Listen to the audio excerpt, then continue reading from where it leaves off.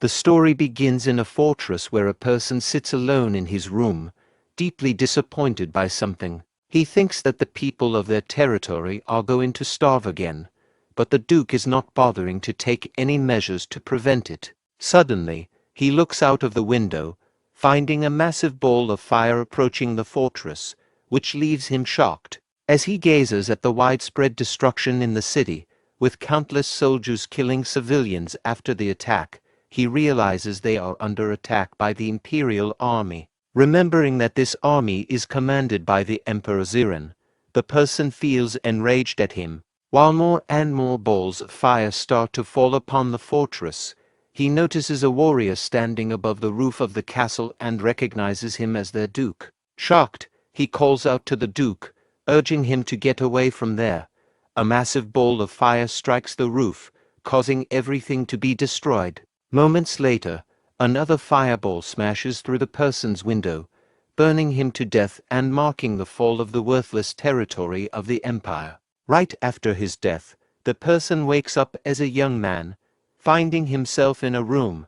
He looks at his reflection in the mirror, becoming shocked, considering that he was supposed to die. He remembers this face belonging to the Duke when he was young, about 20 years ago. The person becomes surprised, realizing that he has regressed as Duke Aaron as a result of something completely unexpected happening to him. Aaron becomes shocked, locks himself up in a room, and stops eating and drinking while continuously cursing the Emperor for killing him.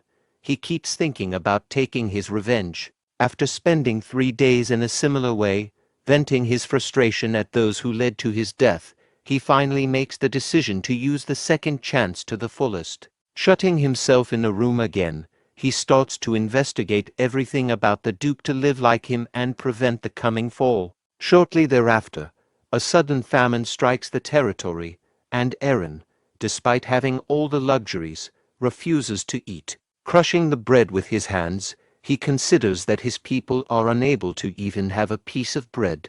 Aaron becomes frustrated, remembering that the real Aaron never paid attention to his people, who were dying of hunger. Watching him crush the bread like that, Cheryl, his sister, becomes angry and stops him from doing that, remarking that it is very precious, and she got it after a lot of effort. Seeing her, Aaron quickly puts the bread back, stating that he was doing it because he can digest it better in crushed form. Asking if she has time, Aaron suggests going somewhere, making her confused. After some time, both of them go to visit the Knight Captain Rommel, who states that Aaron already ordered him to manage the food supply and asks why he called him with his armor on. In response, Aaron reveals that Emperor Zerone is going to kill them all, making both Rommel and Cheryl shocked and unable to believe it. Cheryl asks why he would do such a thing despite being their uncle and considering the promise he made with their late father.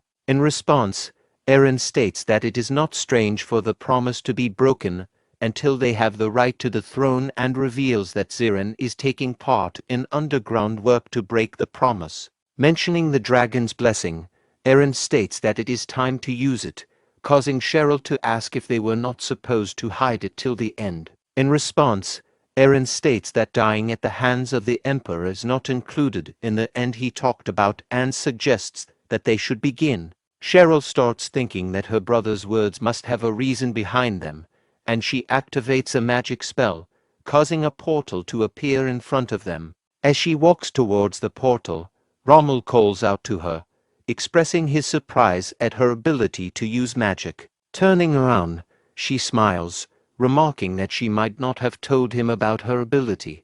Crossing through the portal, all three of them enter a frozen land and reach the end of a cliff. Cheryl states that it might not work since she has not tried it for a long time. She begins casting, and a huge ball of fire forms above them. Casting similar spells simultaneously, she causes a huge wheel of inferno to form, leaving Rommel shocked. Using that spell, she strikes a mountain far away from them, causing its tip to get separated, which intensifies Rommel's astonishment. Cheryl, who seems unmoved by her spell, remarks that it was barely over the 7th circle, causing Rommel to express his astonishment at her high-tier magician abilities. Acknowledging that Cheryl is indeed a high-ranking magician, she states that it's still not enough to face the entire Imperial army. Eren agrees, noting that she needs to become more powerful while feeling astonished since, according to the Duke's diary, she was only a 5th circle mid-ranked magician, not an archmage. Meanwhile, Cheryl mentions that her skills are nothing compared to her brother's, prompting Rommel to turn to Eren and ask if that's true. In response, Eren suggests that he should give it a try and draws his sword. Feeling a little nervous, he remembers that the previous day he was reading the diary of the Duke and came to know that he is a Grandmaster-ranked swordsman. Wondering if he really had such great power, Eren got up from the chair and walked towards the book rack. Considering that no one was powerful from the start, he took out a book on basic Imperial swordsmanship and started to learn the technique from it. Remembering that, Eren raises his sword in the air, charging it with overwhelming energy, and uses the technique of piercing wind, launching a powerful slash. As a result of such a powerful move, the mountain gets divided into two, followed by its complete destruction. Considering that, despite not going directly for that mountain, his attempt was successful, Eren stands confidently while Rommel is taken aback by his power. The next day, a dragon flies above the territory and suddenly senses the blessing it granted a human several millennia ago. Taking a flip in the air, the dragon rushes toward the territory, transforming into a bird, and then lands on the ground, assuming a human form. Looking at the capital in front of him, the dragon wonders if he should go and see the humans who received his blessing. A few days ago, when Eren regressed as the Duke, he read the diary of the Duke and learned that Uncle Zerone, with the help of the feudal lord, pressurized his father and usurped the throne.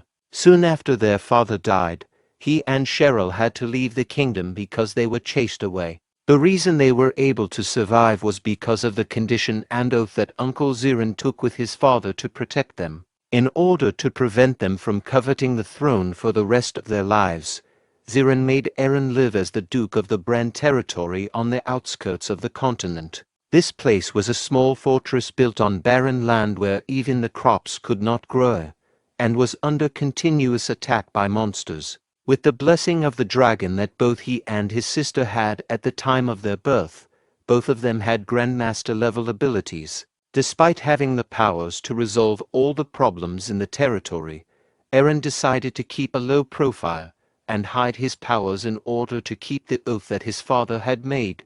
Reading all that, Eren closed the diary, wondering if a promise to the dead was more important than the lives of the living. Meanwhile, in the territory plaza, a child who was badly hurt while playing a game receives treatment from a saintess, causing his hand to become completely fine without even hurting. She states that his parents must be worried.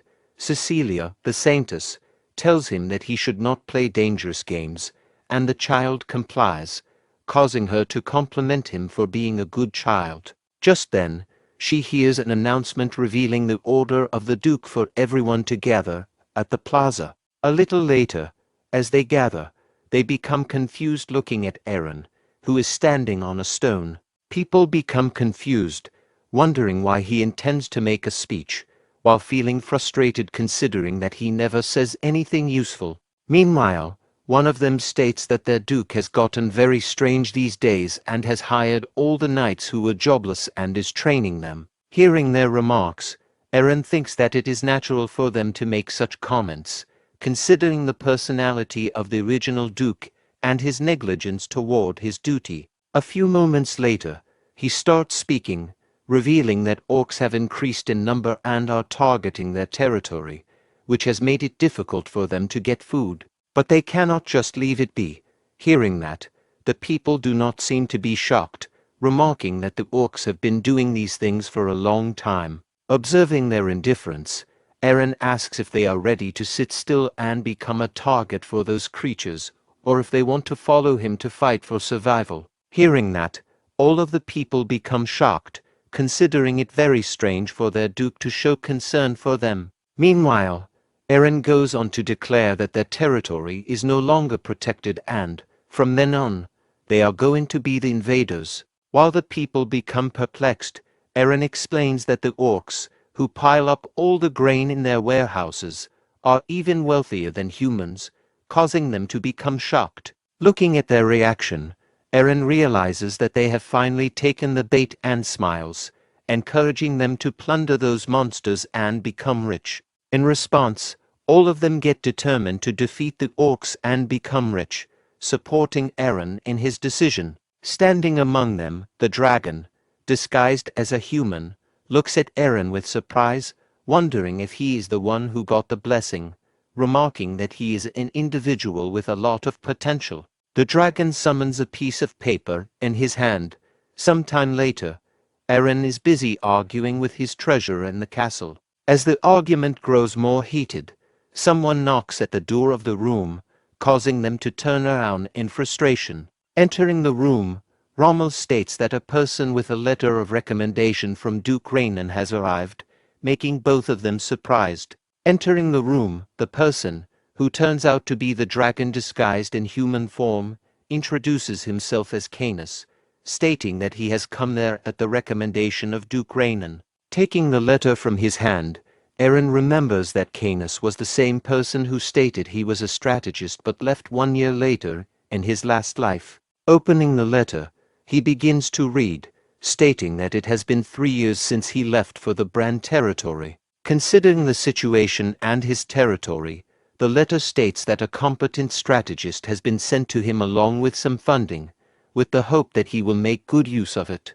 Reading the letter, Eren recalls that Duke Rainan was a very loyal servant of his father, but then becomes surprised upon reading about the funding sent to him. Hearing about the funding, the treasurer also becomes surprised, while Canis reveals it to be 50,000 gold. Considering it to be a very small amount, the treasurer becomes disappointed, stating that the Duke has become less generous after losing his power. However, Eren, who seems satisfied even with the little amount, states that this will help him with more armor and keeping the territory clean. Hearing that, the treasurer becomes confused. Eren explains that it is better to invest the leftover money, and if they maintain cleanliness, people will not fall sick, which will indirectly contribute to the stability of their territory. Considering it to be a little unrealistic yet good logic, Canis becomes astonished, realizing that Eren cares a lot about his people along with hygiene. However, the treasurer becomes frustrated with his plans and walks out of the room, stating that he's not going to play any part in it. After he leaves, Eren turns to Canis, considering his arrival to be perfect timing. However, he remarks that despite being sent by Duke Rainan, he cannot put him in a position of great importance right away, and Canis agrees. Eren states that he would like to see his capability as a strategist in the Orc campaign, asking if he can do that. Despite feeling frustrated at a human testing his capability, Canis states that strategy is his specialty, telling him to leave it to him. While Eren shares his wish to get along well, Eren then thinks to himself about taking a lot of benefit from Canis in the next 3 years. On the other hand, Canis also finds him to be a very interesting individual. While he is thinking, Eren shares his intention of making dungeons after the war is over, asking what Canis thinks about it. This turns out to be something very strange, which makes Canis shocked. 1 week later, Eren stands on a rock in front of numerous knights and states that they are already aware of the strategy, asking if anyone needs more explanation. In response, everyone stands silent. Observing this, Eren takes it as a sign that they have understood everything and orders them to depart right away. He declares that this day is going to be the day when they will destroy the orcs. In response, the entire army raises their weapons in determination, and the palace gates are opened with Eren leading the army as they depart for the mission. Standing in front of the Black Forest within his territory, Eren remembers an event that took away his castle and made it the hiding place for creatures. He recalls how those creatures cut off all their food supply lines, leading to starvation in their territory after a few years. Clenching his fist, he vows to get rid of the root of all these problems beforehand. While he's thinking, Rommel approaches him and states that they have found a group of kobold skirmishers, causing Eren to ask how many there were. In response, Rommel reveals that there were 5 groups, each comprising 6 members. Hearing that, Eren calls out to Cheryl, who looks out of the camp and sees Eren giving her a signal, which she understands. She states that she will be coming out. Taking her magic staff, she exits the camp and summons a fireball, launching it towards the forest. In the forest, the groups of kobold skirmishers, who are getting instructions from their group leader, are struck by these explosions and die. Realizing that the explosions were much greater than anticipated, Eren becomes anxious and turns to Cheryl, forbidding her from using such powerful attacks that would gather the attention of the Emperor. However, in response, she starts to tease him, causing him to think that he should not have brought her with him if he had known her intentions. Seeing his expression, Canis remarks that the truth has to come out sooner or later, and he cannot tell his troops to keep quiet just for fear of getting noticed. Understanding this, Eren turns to Canis and asks if he found the location. Canis agrees. One day before their dispatch, Canis had explained to him the strategy of bringing out all the monsters to a favorable location and then fighting them there. Hearing this, Eren became a little confused, but Canis explained that it would decrease the number of casualties for them. Canis revealed that the Orc tribe had 2,000 members while they only had 500, which would still lead to a great number of casualties no matter what. While everyone sat quietly, Canis went on to state that since they were going to be on the offensive, they needed to be more careful regarding the area they would be fighting. Canis explained that they would need 100 cavalrymen to lure the Orcs, which surprised Eren. He asked if they would be using the cavalrymen as bait, but Canis explained that their soldiers would be mobile, making it difficult for the monsters to catch them. On their way, the monsters would also be targeted by the other soldiers. He further stated that they would lure the rest of them to the bottom of the hill and surround them with shieldmen, forcing them to surrender. After hearing the entire plan quietly, Eren decided to go with it, finding it to be an impressive one. As a result of the massive explosion in the forest, the Orcs come out of their tribe, finding the countless dead bodies of kobold skirmishers. Picking those dead bodies up, they begin to walk back inside. Realizing that the monsters are on the move, Canis states that these are not normal Orcs and are likely preparing for battle as soon as they realize something is wrong. In that case, he suggests Eren capture them and use them as slaves. Hearing that, Eren turns around in surprise, while Canis explains that it is going to be beneficial for the dungeon development, which Eren had mentioned earlier. Hearing this, Eren remarks that it is a good idea but wonders if the Orcs are going to follow the orders of a human like him, considering that such creatures only follow the orders of dragons. In response, Canis states that Orcs are the type of creatures that follow the orders of anyone with overwhelming power, and he does not need to be a dragon for that. Stating that he will think about it later, Eren remarks that he does not want extra casualties to occur just because of his greed. To begin their plan, Eren calls out to Cheryl, instructing her to move to the woods with her troops, while Rommel is tasked with creating a formation with the shieldmen behind the hill. He then turns to Canis, telling him to stay at the top of the hill and wait, to which Canis complies. Eren, pulling out his sword, then commands the remaining troops and proceeds forward with them. Meanwhile, the leader of the Orcs, Kuruk, sits on a chair, feasting on meat, when another Orc approaches him, informing him of the arrival of humans. Hearing this, Kuruk, the Orc chief, becomes frustrated and asks where they are. His subordinate reveals that they are in the Black Forest. Chief Kuruk, remarking that the cowardly people hiding behind the castle walls have finally come out, declares that it will be the death of all of them. Going to the top of his castle, he tells the Orcs about the arrival of humans, commanding them to kill them all and raid the castle. He orders them to release the Minotaur, and they open the doors of the prison house, leading a gigantic Minotaur to emerge. Letting out a loud roar, the monster joins the army of Orcs, while Kuruk encourages them to kill the humans and commands them to leave the castle with his army. Flying above the hill, Canis, having transformed into a small bird again, suddenly hears a voice and finds the entire orc army proceeding forward at great speed. Watching this, he captures the image in his magic ball, anticipating the power of humans during this war. Meanwhile, Eren also proceeds forward with his army and finds the orcs coming toward him, prompting him to command his army to get into a charge formation. Raising his sword in the air, he commands his knights to charge.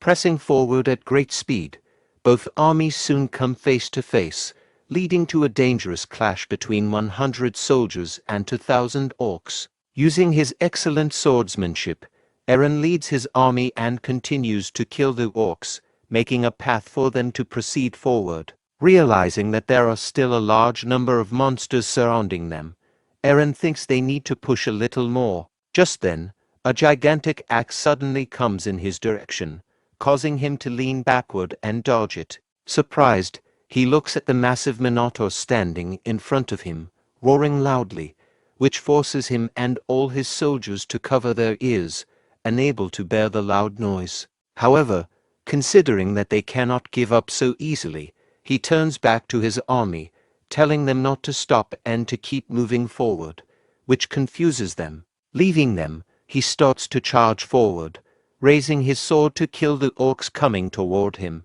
However, he remembers Canis's suggestion to use these creatures to fulfill his dungeon development motive. Considering this, he avoids killing the creatures and simply hits the orcs with his sword, knocking them down. Seeing the orcs continuously coming at him, Eren realizes that his army has angered them enough. Having fulfilled his motive, he turns back to his army, stating that the monsters are too many and instructs them to retreat. They start running away, which confuses the orcs. Realizing that the humans are fleeing after initiating the battle, the orcs start shouting, determined to catch them. Making its way through the orcs, the Minotaur comes forward and starts to follow them at great speed. Seeing the monster closing in, the knights become anxious and call out to Eren, stating that it is about to catch up to them. In response, Eren declares that he will deal with the monster himself, telling all of them to hurry up and run to the hill. With that, he turns again and moves toward the monster while all of his soldiers keep running towards the hill.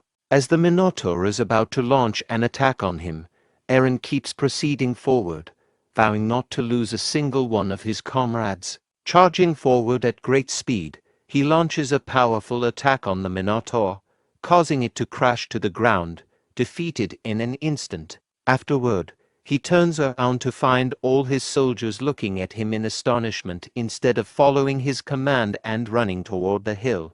Relieved that he won't have to carry the monster on his own, he calls out to one of the knights, instructing him to tie up the Minotaur and hide it in the forest. Confused by this order, the knight asks if he's not going to kill it, to which Eren agrees, stating that it might be useful to them later. The knight complies. While they are tying up the Minotaur, one of them points in a certain direction, revealing that the orcs are coming after them again. Standing at a distance, Kuruk, who is leading the orcs, vows to defeat the humans instead of allowing them to escape the forest. Just then, the sky suddenly lightens up, causing them to look up and find countless balls of fire above their heads. These balls of fire lead to a massive explosion, killing many of the orcs. Realizing that Cheryl is shooting them recklessly instead of leaving some of them for his dungeon project, Eren has no choice but to retreat and go away. Watching him, Kuruk becomes enraged and commands the remaining monsters to catch him, vowing to avenge his fallen brother at the hands of those humans. Following the soldiers, Kuruk reaches the bottom of the hill, determined to catch them, when he suddenly collides with something and falls back. Confused, he looks up to find countless strong shields held by the knights, blocking their path, which shocks him. Appearing from behind the shields, Eren states that all the orcs have been surrounded. He presents them with a way to get out alive through a duel between two leaders, with the losing one becoming the slave of the other. In response, Kuruk states that he cannot trust humans, while feeling a little frightened at the thought of losing to them. Meanwhile, Eren declares that he will swear on his pride as a knight, telling Kuruk to do the same on his pride as an orc. However, Kuruk replies that humans do not have any pride in the first place, which enrages Eren.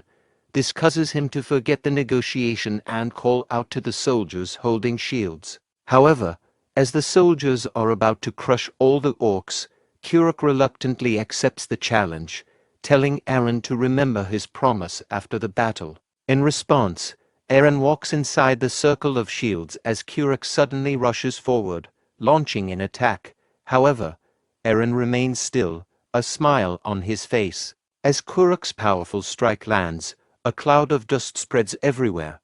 But as the dust settles, Kuruk finds Eren standing beside him, unscathed, and becomes confused. He realizes that Eren successfully dodged the attack. Eren continues to dodge Kuruk's charging blows, realizing that the blessing of the dragon is helping him.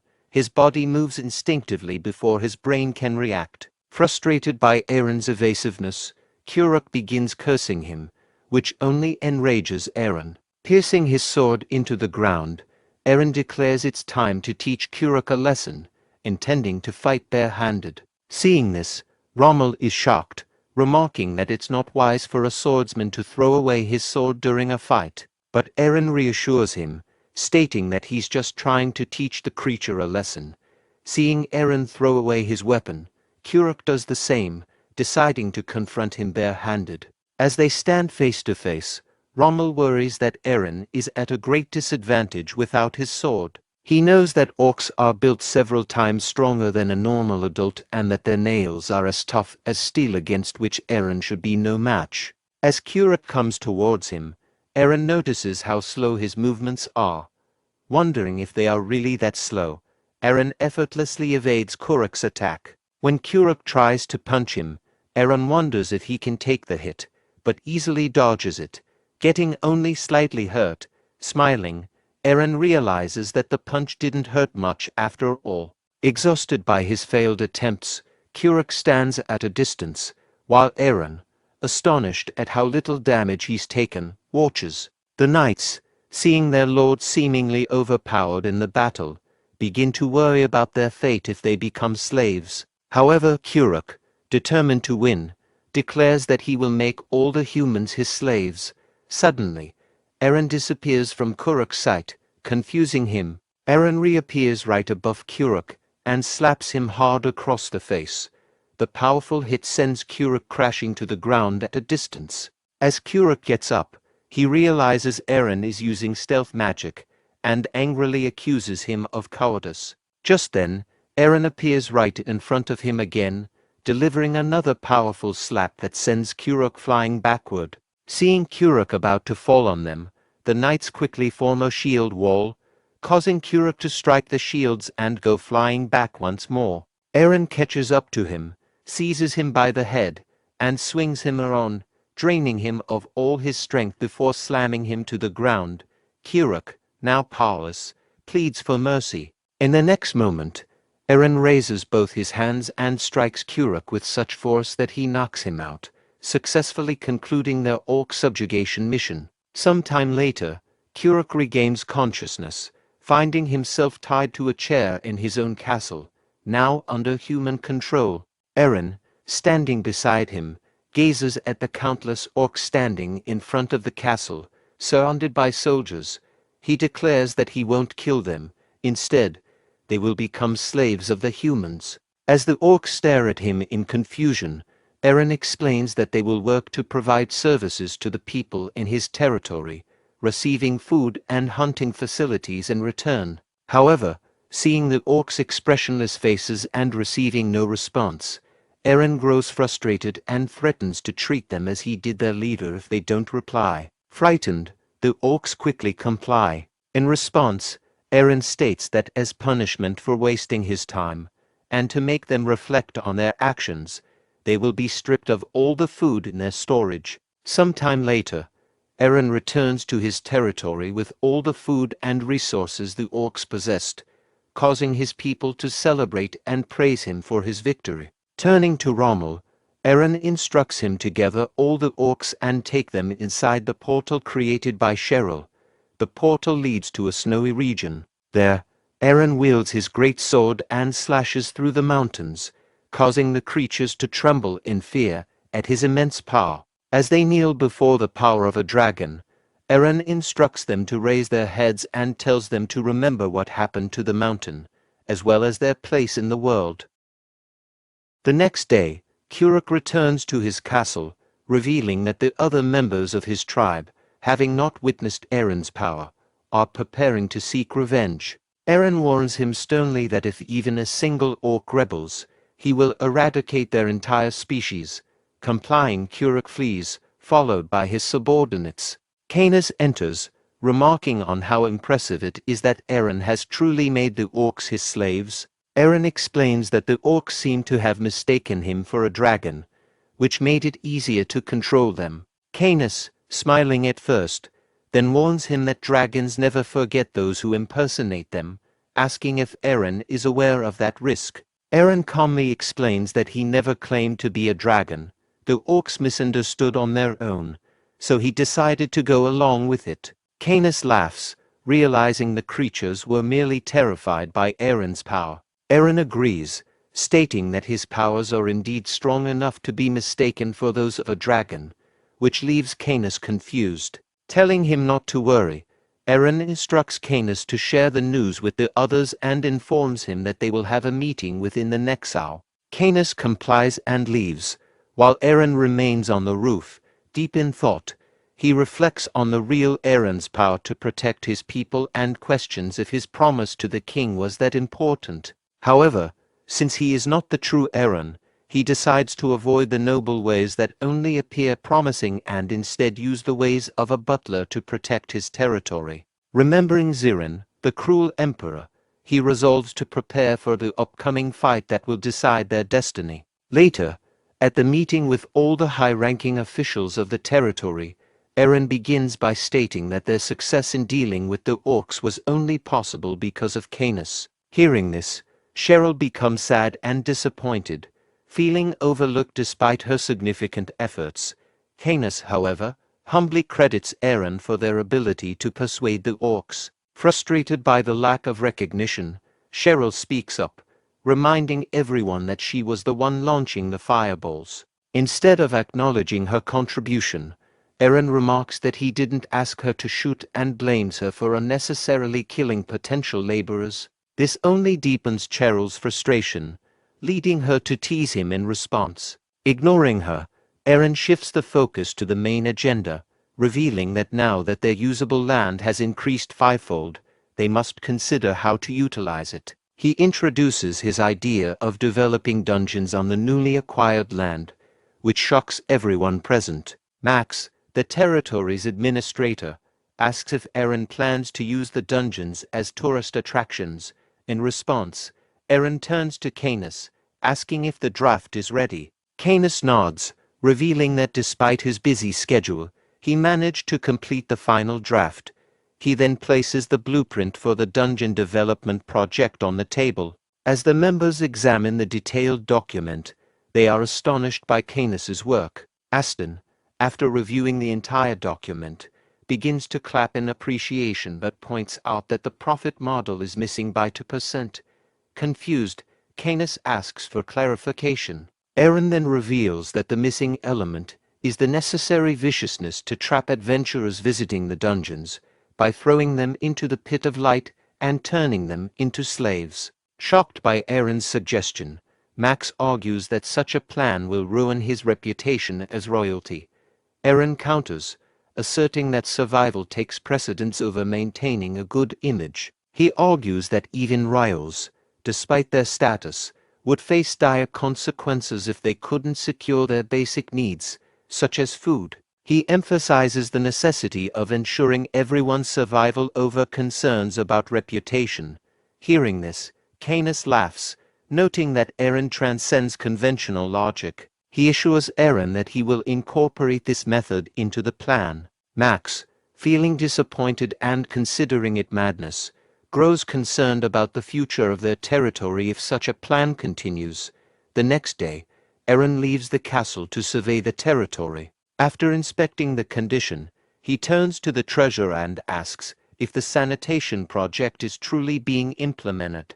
The treasurer confirms, stating that he is dedicating all his efforts and even using the winter food budget to support the project, trusting that it will ultimately bring more food to the territory. Hearing that, Aaron reveals that he is not going to do anything like that, and they should have at least a little leftover budget. The treasurer asks what he means by leftover budget. They have already spent a lot on buying armor for the orc raid. However, looking at his surroundings, the treasurer states that their territory has already become much cleaner, and they will not need to spend more money on maintaining hygiene. Enraged to hear that, Aaron asserts that they need to keep their environment clean in order to avoid diseases spreading, telling him to never stop the process. Disappointed to hear that, the treasurer remarks that they are all going to die at this rate of spending, while being aware of the possibility of failing to keep up the sanitation as well as arrange food in the future. Aaron wonders if there is a solution to this problem. While he is wondering, a soldier comes to Rommel, informing him of a priest illegally performing surgery again. Hearing that, Aaron quickly turns around with surprise, looking at a huge crowd of people gathered at a distance. Walking towards the crowd, Rommel tells him that the Vivian Order priest must be healing people again. Hearing about the Vivian Orders, Aaron remembers that it is the religion that gets overshadowed by the Perse Order and disappears in a few years. However, hearing about healing, he suddenly gets an idea. Meanwhile, a soldier goes near the crowd of people and declares that a person from an authorized religion healing people on this land is strictly forbidden. Hearing that, the people turn around and start to leave the place quietly. Sitting in the middle of the crowd, the priest, who turns out to be Cecilia, apologizes, saying that she was not aware of it, and starts to walk away. Calling out to her, the father of the child she was healing states that his child is going to die if she leaves like this, while other people also start protesting against this rule. Going near the soldier, the person starts to express his anger, asking if they are going to take responsibility if his son dies. Trying to calm them down, Cecilia states that they are going to return some other day and it is best for all the people to go back. However, just then, Aaron calls her out, telling her to stop, causing her to turn around in confusion. Walking towards them, Aaron states that they can continue healing, making them surprised. Remarking them to be good people helping his citizens, he says that he does not have any reason to kick them out and they can continue what they have been doing. Hearing that, all of the people start to celebrate, while Cecilia expresses her gratitude for such a decision. Aaron instructs that the rest of the priests can continue with the treatment and Cecilia should follow him, and she complies. Considering that their affiliation to a different religion does not matter to him, until they are providing treatment for free, Aaron decides to make them continue healing like this. Sometime later, in the conference room, Cecilia expresses her excitement by embracing him, making him shocked to see her doing this. Saints should not do this. With her face beaming with happiness, Cecilia asks him if he was serious about his decision to build a temple on his land. In response, Aaron states that there is no reason for him not to do that, causing the treasurer to become frustrated.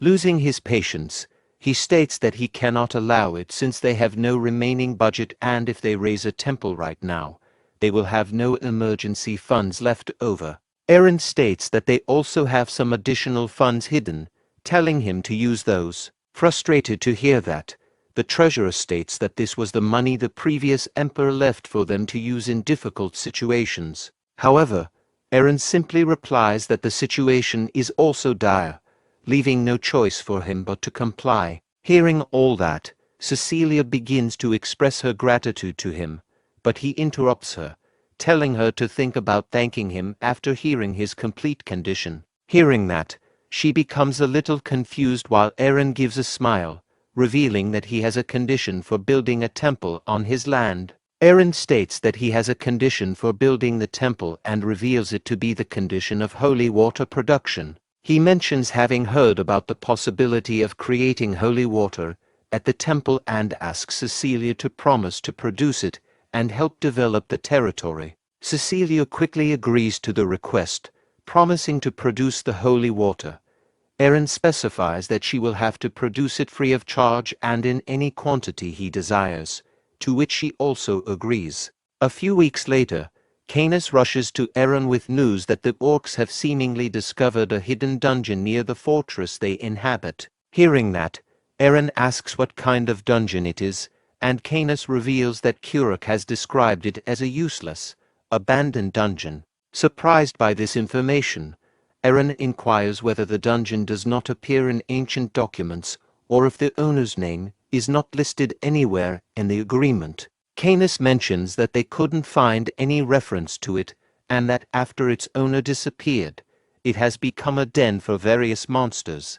Eren asks if Canis plans to develop the place, to which Canis responds that he doesn't see any way to bring in adventurers, no matter how he looks at it. Revealing his idea to be related to the elixir of eternal life, Eren states that they will spread a rumor that a cure-all potion exists in that dungeon. Asking if he is curious, Eren tells him to follow him and takes him to the temple, where different priests are busy healing the people. Looking at Cecilia, Canis becomes surprised, sensing the strong divine power surrounding her body, and wonders if such a thing could occur in this kind of place.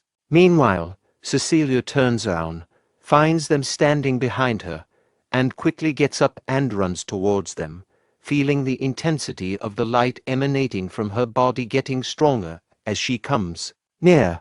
Canis looks at everyone acting normally and wonders if they are unable to see that power.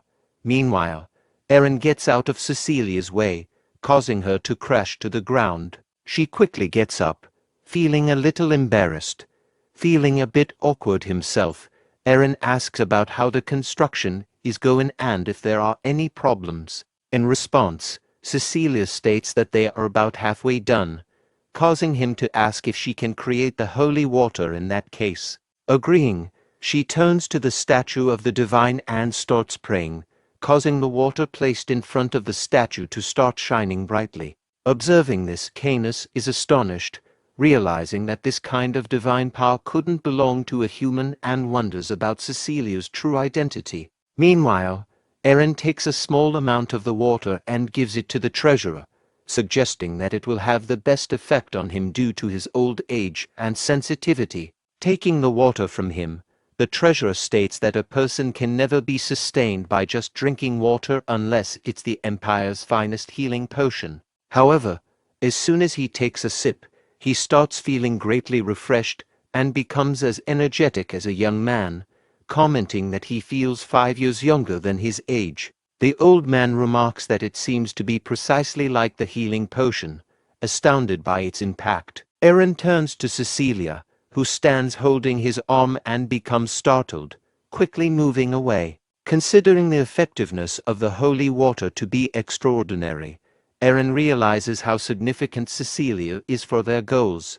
He calls out to Canis, who steps forward to listen. Approaching him, Eren whispers if there will be any problems if they use this water to spread rumors about the elixir of eternal life. In response, Canis states that there isn't a single place on the entire continent where holy water is as effective as this, and it should suffice to fulfill their purpose. With the supply settled, Eren states that they should now prepare to conquer the dungeon, remarking that it is completely all right. Cecilia states that she wants to introduce him to someone, making him confused about who it is. Cecilia reveals it to be the Holy Knight Captain of the Vivian Order, causing Eren to express his surprise and ask if the Vivian Order also has warriors. She explains that, unlike other warriors, the knights belonging to the Holy Order specialize in defense. They cloak their bodies and divine power under masks, neutralizing their opponent's attacks with their defense power, which is considered to be equivalent to an entire castle. However, she feels a little sad, stating that she is the only remaining captain in the entire order. Eren comes closer and asks if that's why they decided to come to this territory. Just then, someone calls out to him from behind, prompting him to turn around and see a woman dressed as a knight, stating that a person like him cannot approach the saintess. Confused by this remark, Eren gazes at her silently while she mentions that she came to the territory because she heard a temple was to be built, but in reality, it's a very weak territory. She considers the territory to be in a very hopeless condition, prompting Cecilia to interrupt, addressing her as Lady Bianca and stating that she cannot behave this way towards the Lord. Meanwhile, Eren shares his confusion about her calling it a weak territory, to which Bianca responds that, unlike Cecilia, she will only show loyalty to those who are strong. Eren asks if she has ever sworn loyalty to anyone in that case, to which she replies that no one has ever been strong enough for that. Responding with a smirk, Eren asks if she would like to make a bet, which leaves her confused. Eren states that the person who lands 3 good hits during their fight will be considered the winner, and if she loses, she will have to swear her allegiance to him. Hearing this, Bianca also smirks, considering him a very arrogant individual, while Eren responds with a smile. Sometime later, both Eren and Bianca stand face to face with each other, ready to fight. The battle starts with one of the knights stating that there is no point in watching, as the results are obvious. Another knight gives a sigh, while another states that, without even using his sword, their lord utilized the sleep destruction magic to defeat the orc, which proves how powerful he is. Considering that there is a possibility for Bianca to get severely injured, stating that there is nothing else they can do, one of them suggests calling the castle knight order captain. Meanwhile, Eren picks a twig from the ground, causing Bianca to get enraged, remarking that it was very arrogant to go against her with a mere twig. In response, Eren states that even the twig will be sad upon hearing those words from her, causing her anger to intensify. Putting her shield in front of her, she starts to pray to the divine to bestow upon her the power to destroy her enemy. A few moments later, an overwhelming energy starts coursing through her veins, while Eren, who seems bored after watching her, asks why she is taking so long to prepare for the attack, telling her to stop teasing him. Bianca proceeds forward at great speed while Eren raises the twig in the air, charging it with overwhelming energy. He then brings it forward and launches an attack, causing the powerful strike to hit Bianca's shield, leading her to crash to the ground. Teasing her again, Eren states that she cannot look down on the twig if she is going to faint after a single attack. With that, he strikes the shield with the twig again, causing it to start cracking and then shatter apart, leaving Bianca shocked and realizing how incredibly powerful he is. Bianca kneels down in front of him, while Eren repeats the condition of winning, to land 3 strikes on the opponent. He brings his twig forward and launches the first hit, causing her to crash to the ground while all the soldiers cover their eyes, unable to witness such cruelty. Meanwhile, Eren launches the second hit, causing her intense pain, yet she has no choice but to bear it. Launching the third and final hit, Eren causes her to crash to the ground, stating that he has met the condition of landing 3 hits. Eren warns her never to insult him or his territory again. However, instead of feeling embarrassed, Bianca gets up and turns to him with a smile, stating that he is the first person to have been mean to her. As she is about to say something further, Cecilia covers her mouth, causing Eren to become confused. Apologizing for her behavior, Cecilia states that Bianca must be confused after the battle. While feeling a little awkward, Eren states that it is all right and turns to Rommel, instructing him to gather those who went for the dungeon subjugation. After some time, the troops gather in front of him along with Cheryl, Canis, and Rommel himself, remarking that there are only 100 soldiers who can be mobilized, excluding those on territory defense. Eren remarks that this is very little, stating that the population of their territory is 5,000. Canis explains that their protection can only be possible if they mobilize only 1/10 of the soldiers. Agreeing with this, Eren states that they need to attract more population, for which they will need to develop their territory further. Canis assures him that he will formulate a strategy to do so. Just then, Eren suddenly remembers that in his past life, around this time, because of what happened earlier, Count Grey and Count of Men's territory had a large number of migrants. Watching him engrossed in his thoughts, Canis calls out to him, causing him to realize that he had to address the soldiers. Turning to the soldiers, he states that they are going on a mission of dungeon subjugation, in which they will capture the place and dig up the treasures. Raising their weapons in determination, all of them then begin to move towards the dungeon. As he reaches near the dungeon, Kuruk, who is waiting for him at the entrance, kneels down, paying his respect. Surprised to see him, Eren dismounts the horse and asks if everything is all right. Kuruk, who seems a little worried, replies that there is something wrong, making Eren confused. Entering the dungeon, Kuruk leads them to a place where a lot of orcs are lying dead on the ground. Kuruk reveals that they started to act weird all of a sudden. Calling out to them, Cheryl, who seems to be feeling cold, asks if everyone is feeling this way or if it is just her. Just then, the orcs that were lying dead on the ground suddenly begin to rise with fierce killing intent in their eyes, making them confused. Watching Eren and his fellows in front of them, the orcs raise their weapons and start to rush towards them to attack. Seeing that, Kuruk becomes shocked, considering that Eren will annihilate their race if they do that. In order to stop them, he proceeds forward and raises his weapon in the air, hitting one of them who falls upon the rest of the monsters, leading them all to crash to the ground. However, as soon as they crash to the ground, a spirit suddenly appears, causing Canis to become shocked and reveal that they are ghosts. Just then, the ghost starts to rush towards Kuruk, who tries to hit it just like the orcs. However, instead of falling back, it passes through Kuruk's weapon and proceeds forward towards Eren at great speed. Watching that, Eren pulls out his sword and blocks the ghost with it, causing it to disperse. Then a lot of similar but smaller ghosts start to move around them, making them shocked as they watch the countless ghosts swarm them.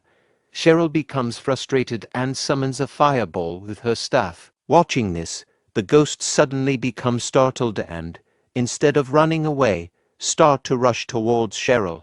However, before they can get near her, Eren comes forward and slashes them with his sword while Cheryl uses her magic of fire spray simultaneously. As a result, the fireball she summoned begins to spew fire, burning all the spirits and causing them to disappear. Just then, Rommel calls out to Eren and Cheryl, and they turn around in confusion, finding him and Kuruk fighting with the ghosts. Rommel remarks that these creatures are impossible to cut through with a sword. Stating that he forgot to mention something, Canis reveals that since they are spirits, only magic can work against them. Hearing that, Rommel becomes frustrated, asking why he did not mention this earlier. Meanwhile, Cheryl brings her staff forward, telling everyone to stand still and causing numerous fireballs to emerge from it and strike the weapons of all their fellows. This causes their weapons to get imbued with magic powers, while the wooden weapon of Kuruk burns to ashes,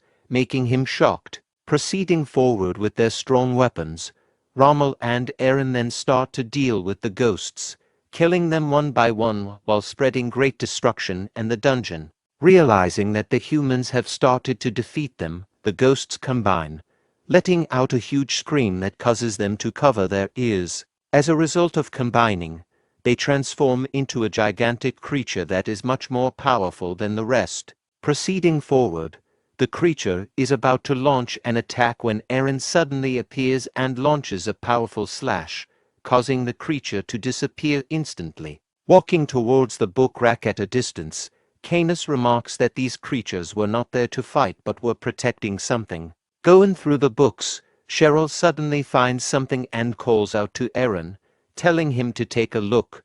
Confused, he turns to her and finds a book in her hand titled Legacy of the Ancients. She reveals that during the era of the Demon Empire, a group of people called monks practiced something in this place. Reading further, she finds it to be a guide related to mental strength training and becomes astonished, while Eren becomes confused about its meaning. Cheryl explains that, unlike magicians who normally use magic, these people introduced a completely different idea called mental strength. Hearing about the mental strength training, Eren expresses his astonishment, remarking that this is the first time he has heard of such a technique. He recalls that in his past life, this method was known to increase the capacity for storing mana within the body, even with age. Turning to Canis, Eren inquires if he has heard of anything like this before. Canis explains that if Cheryl's description is accurate, it means even normal people can acquire magical abilities through mental strength training.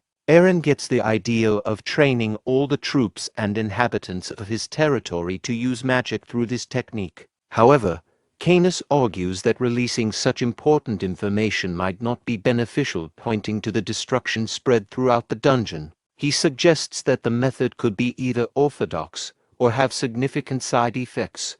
Eren agrees and decides to keep this information to himself. Proceeding to the next floors of the dungeon, they continue exploring and gain valuable treasures. After completing the exploration, Eren turns to Kuruk, instructing him to take half of the treasure and leave the rest for everyone else. Canis then asks if he can take the gold. Confused, Eren asks what Canis plans to do with it. Canis explains that the dungeon's ordinary layout makes it difficult to create a sense of suspense for adventurers. Eren agrees and states that he wants additional funds to add more interesting features to the dungeon. After some time, the renovation process of the dungeon begins under Canis's supervision. After setting up the basics, Canis activates the powers of a dragon and spreads his energy throughout the dungeon. As a result, the scattered bones join together to form gigantic skeletons, and the spirits of the ghosts rise again, spreading throughout the place. To add the final touches, he adds something to the holy water in one of the compartments.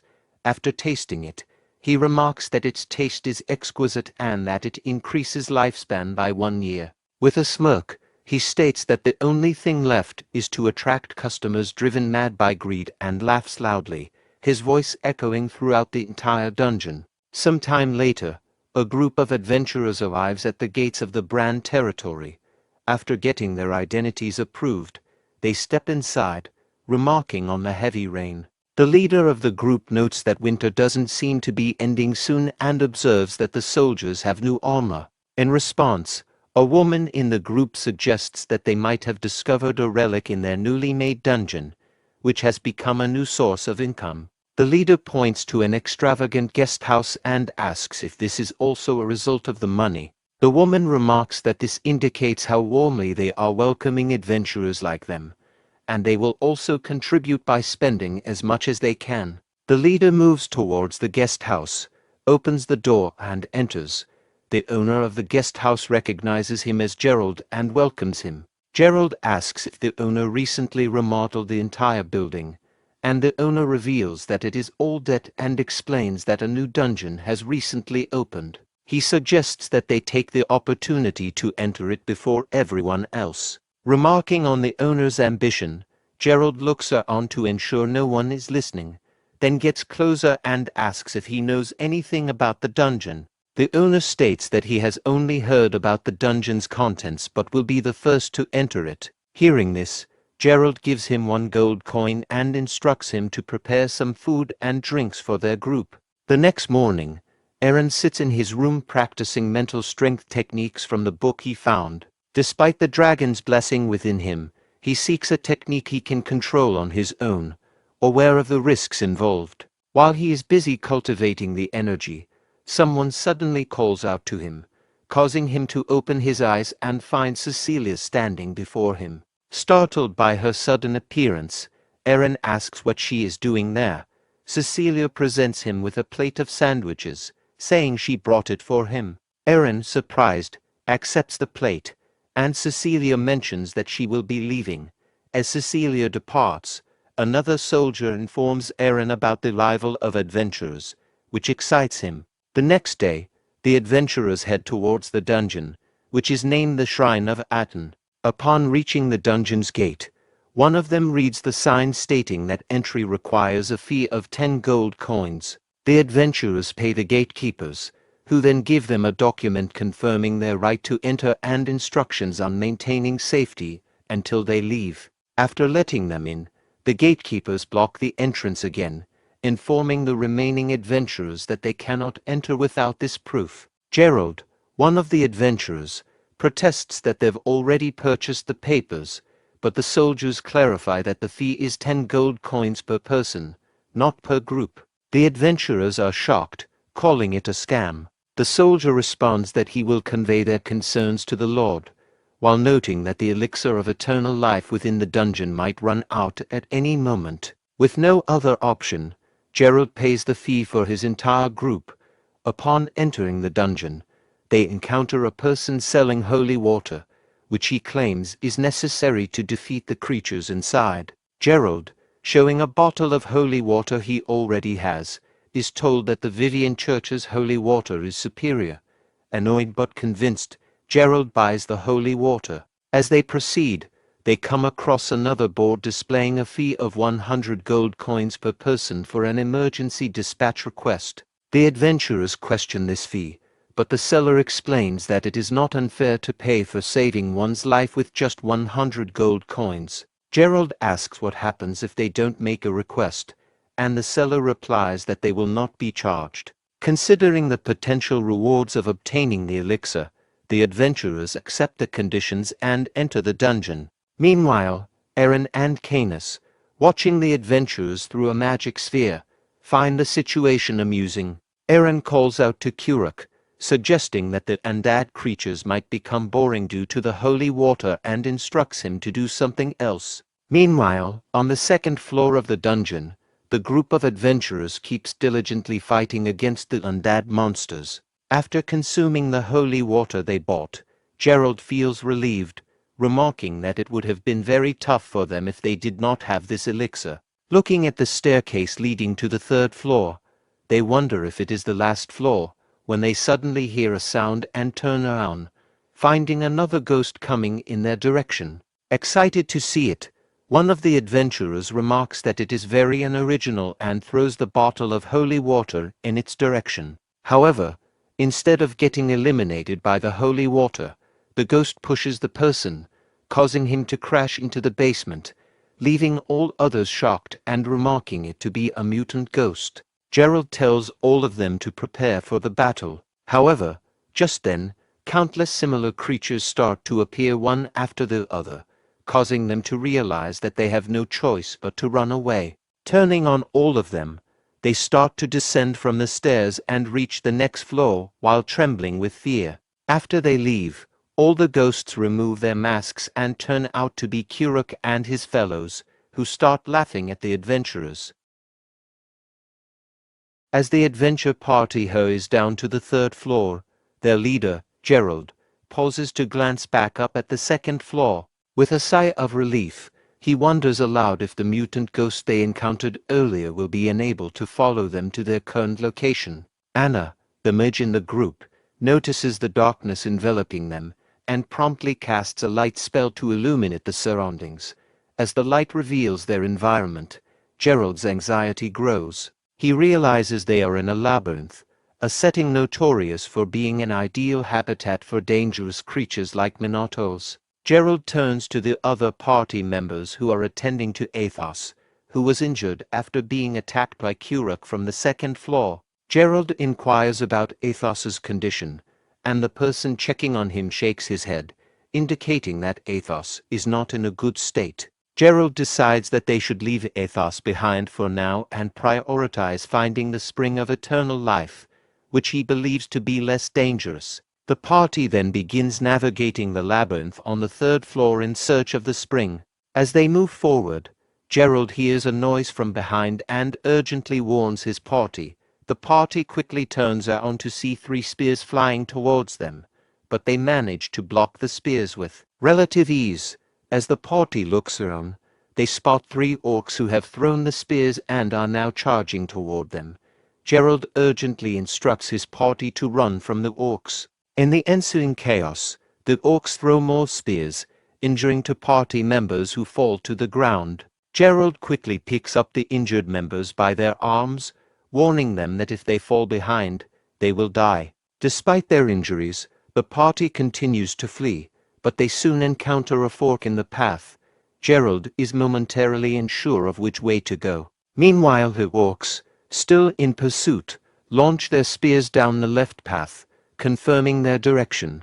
Gerald directs his party to take the right path. As they move to the right, Gerald instructs Anna to block the path.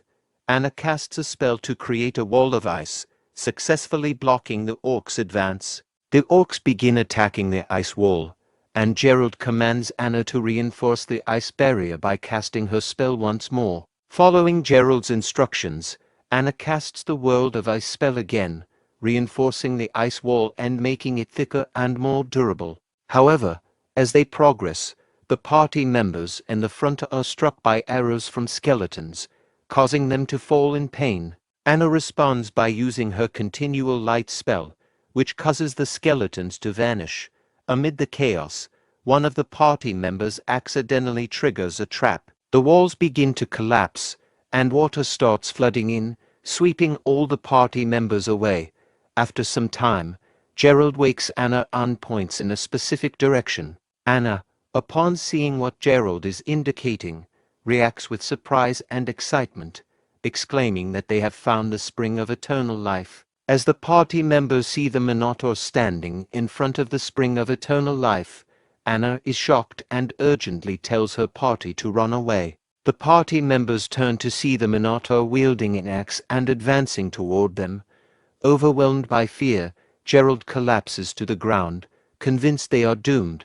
In his moment of despair, a sample device he had pocketed falls to the ground. Gerald recalls that he was told pressing the 3 shiny stones on the device simultaneously would rescue him and his party, but he hesitates, thinking the cost of 100 gold per person is too high. With the Minotaur closing in, Gerald decides to act. Despite his previous hesitation, he presses all 3 buttons on the device, hoping for a last-minute escape. The 2 party members with shields attempt to block the Minotaur's attack, but are completely overpowered. The force of the Minotaur's blow sends them crashing into the wall. In the midst of the chaos, Anna casts an ice bolt spell that hits the Minotaur, causing it to pause briefly. However, the Minotaur quickly recovers, grabs Anna, and slams her to the ground. As Gerald continues to frantically press the buttons on the device, he shouts in desperation, "Why aren't they coming?" Meanwhile, the Minotaur raises its axe, preparing to attack Gerald. In a state of terror, Gerald closes his eyes, resigning himself to the thought that he is about to die. Just as Gerald is about to face the Minotaur's attack, a group of knights arrives and intervenes, blocking the Minotaur's strike. Frightened by the knights, the Minotaur flees, dropping its axe as it retreats. One of the knights approaches Gerald and asks if he is all right. Gerald, visibly shaken, questions if he looks okay. The knight reassures him that, despite the situation, he saved Gerald's life and the spring of eternal life. Gerald then stands up and fills a bottle with water from the spring. The knight inquires if they should leave now, and upon receiving Gerald's approval, the knights begin to escort Gerald and his party back toward the exit. Meanwhile, in a different part of the labyrinth, Kira comforts the Minotaur, who is crying and distressed by the recent events. When Gerald emerged from the dungeon, he exclaimed in relief that they had survived. However, his joy quickly turned to confusion when he saw priests waiting for him. Surprised, he asked why the priests were there. The priests, smiling, told him they were there to provide treatment and handed him a document to sign with his thumbprint. Gerald read the document carefully and found several conditions.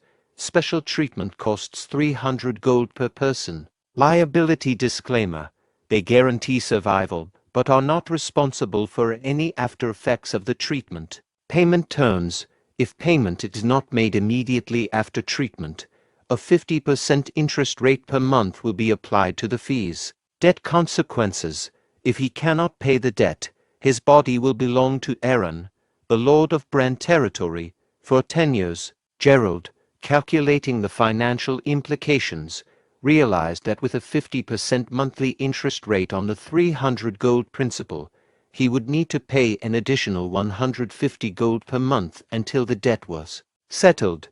This realization was cut short by the priests, who urgently reminded him that his comrades were dying and that he needed to act quickly. Flustered and seeing no other option, Gerald signed the document with his thumbprint.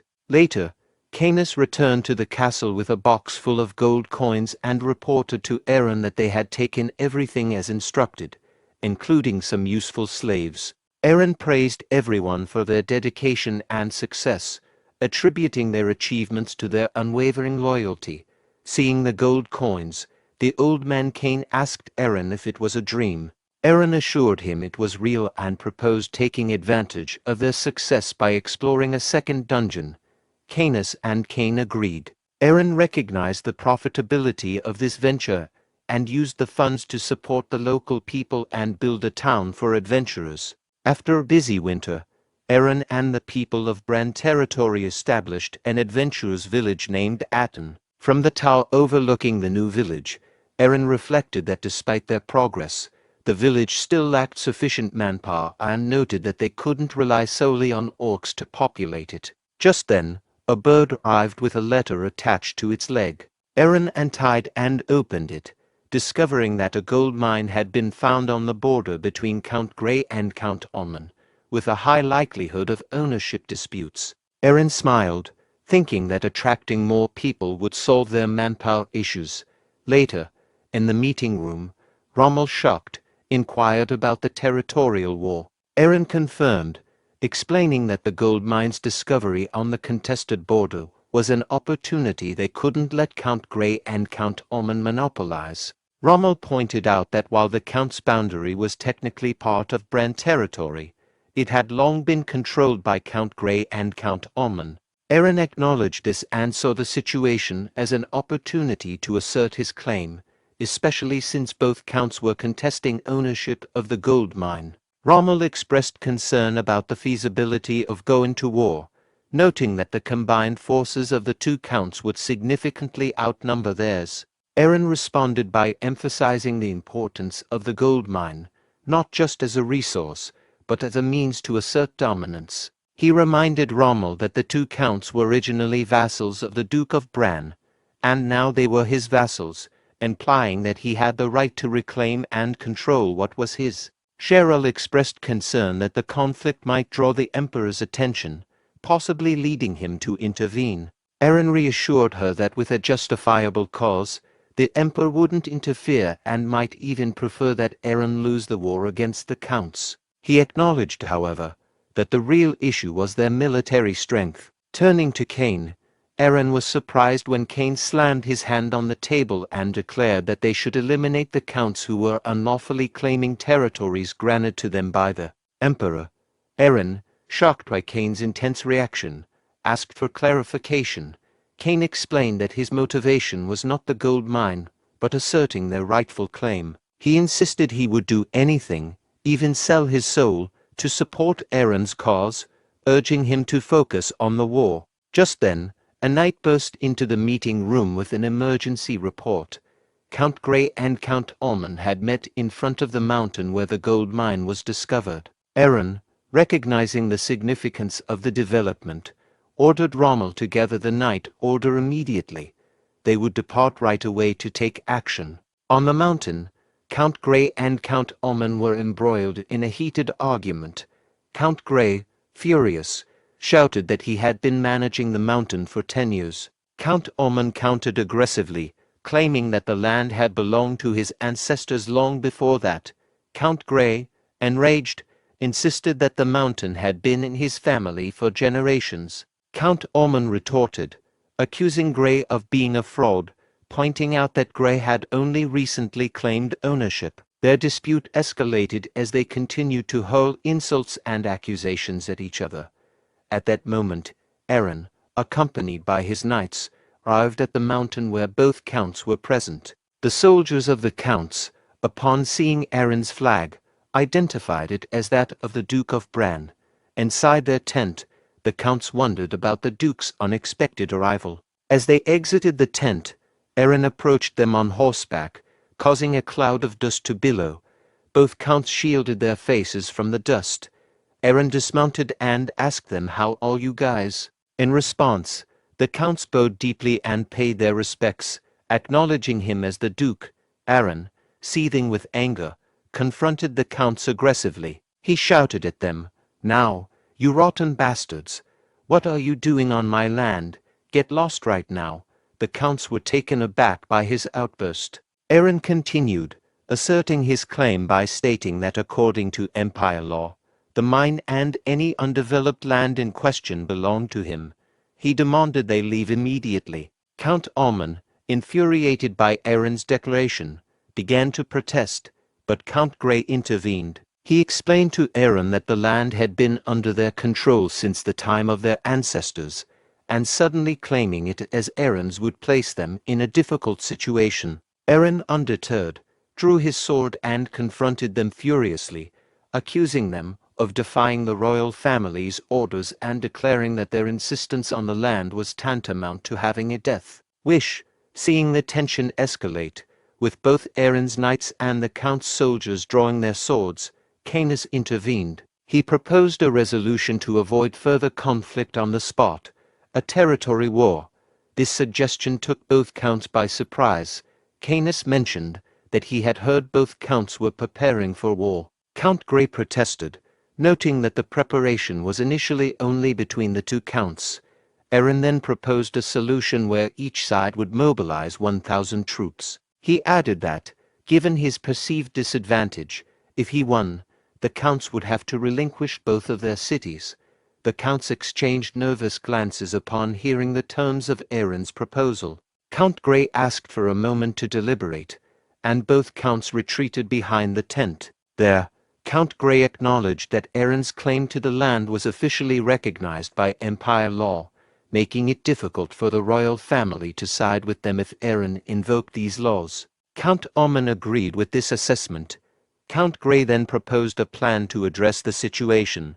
Once they had dealt with Aaron, they should split the profits from the gold mine equally. Count Oman agreed and suggested formalizing their agreement to also divide any additional profits from any other gold or silver mines discovered. Canis, observing the counts, expressed doubt to Aaron, suggesting that the stakes of losing 2 villages might be too high for the counts to accept. Aaron, smiling, reassured Canis by saying, "Don't worry, there's no end to human greed." When Canis asked how Aaron was so confident, Aaron revealed that the gold mine was not just any mine, but an incredibly large one. He then whispered to Canis that this was merely a rumor he had spread.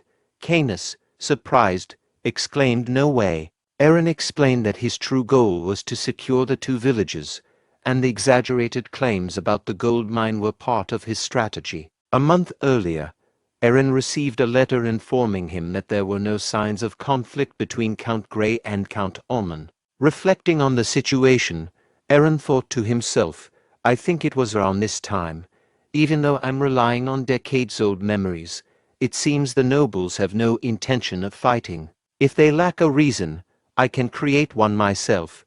Determined to stir up trouble, Aaron decided to take matters into his own hands. He wrote a letter and gave instructions to spread a specific rumor that a large gold deposit had been discovered within the mines controlled by both Count Grey and Count Oman. This would serve as the catalyst for the conflict he needed. In the present, Count Grey addressed Aaron, stating that they accepted his condition for the territorial war. However, he added that they had 2 conditions of their own. The first was that they would choose the location of the battle, which would take place where they currently were. Aaron could choose the timing of the conflict. Aaron then inquired about the second condition. Count Grey explained that if they won, they wanted the mountain containing their mine, along with both of their territories, to be excluded from the Bram dukedom. Additionally, this agreement would need to be formally written, signed, and notarized by the king himself. Aaron pretended to be shocked by the idea of being notarized by the king, just as Count Grey had predicted. Grey then quietly pointed out to Count Oman that his prediction was correct. Count Grey then made it clear that without notarization by the king, there would be no territorial war. Aaron appeared to consider this deeply and then agreed, stating that they would plan the battle for 1 month from now. He began signing the document. Seeing this, both counts believed they had outmaneuvered Eren and that his agreement to their terms would seal his defeat. Eren internally realizes that the knight is about to seek the king's permission to surrender their territory, a move that aligns perfectly with Eren's own goals. As Eren and the knight descend from the mountain, Canis voices a concern, acknowledging that while the plan is unfolding as Eren intended, some challenges remain. When Eren inquires about these issues, Canis points out two key problems. First, they only have about 500 troops, which is a relatively small force. Second, since the results of their actions will be reported directly to the king, it will be challenging for either Eren or Lady Cheryl to influence the outcome significantly without drawing unwanted attention. Eren acknowledges the situation, agreeing that the presence of orcs in their territory is already causing suspicion. He suggests that they might ask Lord Cain to hire mercenaries to bolster their forces. However, Canis points out another problem. There is no gold mine, and if Lord Cain, who is funding their war efforts, discovers this truth, he might do everything in his power to prevent the war from occurring. Eren responds by considering that, while it could be difficult, they might still find a way to convince Lord Cain. He advises Canis to feign ignorance for the time being. Internally, Eren hopes that Cheryl will successfully fulfill her part of the plan. As Eren and his group approach the city gate from a distance, he notices a commotion there, which surprises him. At the gate, guards are brandishing their spears at a figure standing before them, telling the person that the Lord isn't present and to leave. The figure turns out to be an elf, who politely requests a meeting with the Lord. At that moment, Eren arrives at the gate and demands to know what's happening. Recognizing him, the god addresses Eren as my lord and acknowledges his return. The elf, hearing this, turns around and sees Eren behind her, mounted on a horse. The elf, who introduces herself as Keisha, immediately kneels before Eren, pleading for his help. She reveals that she is the daughter of the elf chief. Eren questions why the elves are now seeking his assistance after having killed innocent people within his territory. He explains that the elves from the far north, living in the forests near the dragon's nest, have chosen to isolate themselves from other species, including humans, in order to create a peaceful environment for themselves. While the elves have tried to protect their peace, their militant methods have made it difficult for the people of Bram territory, including Eren, to forgive them for their past actions. She reveals that their village was recently attacked and devastated by undead forces. Keisha offers to assist Eren if he helps them this one time, promising that the elves will then welcome his people as friends. Eren asks if she is proposing an alliance and reflects that he needs to address both the undead and the elves eventually. He agrees to help but indicates that an alliance alone is not sufficient. Keisha responds that they have some gold, which humans use, and are willing to provide it as part of their offer. Eren rejects Keisha's offer of gold and demands instead that the elves become citizens of the Bram territory. Keisha is initially surprised by this request. Eren then infers that if she has come alone, she must be in command of her people and presses her to accept his offer. Keisha responds that she lacks the authority to make such a decision. Seeing her hesitation, Eren decides to withdraw his proposal, prompting Keisha to quickly agree to his terms. Eren instructs her to follow him to draft a contract. In the meeting room, when Keisha mentions Death Knight, Rommel, Cain, and Max are shocked and rise from their seats in surprise. Keisha explains that the undead attacking her village were led by a Death Knight, accompanied by thousands of zombies and skeletons. Eren suspects that the attack might have been orchestrated by demons or a high-ranked necromancer and realizes he must act quickly to save any remaining elves. He orders a gathering at the orc stronghold in 3 hours. Rommel is tasked with preparing the Night Order, Cecilia with organizing the priests, and Bianca with mobilizing the Holy Knights. Eren and Canis will head to the orc stronghold immediately.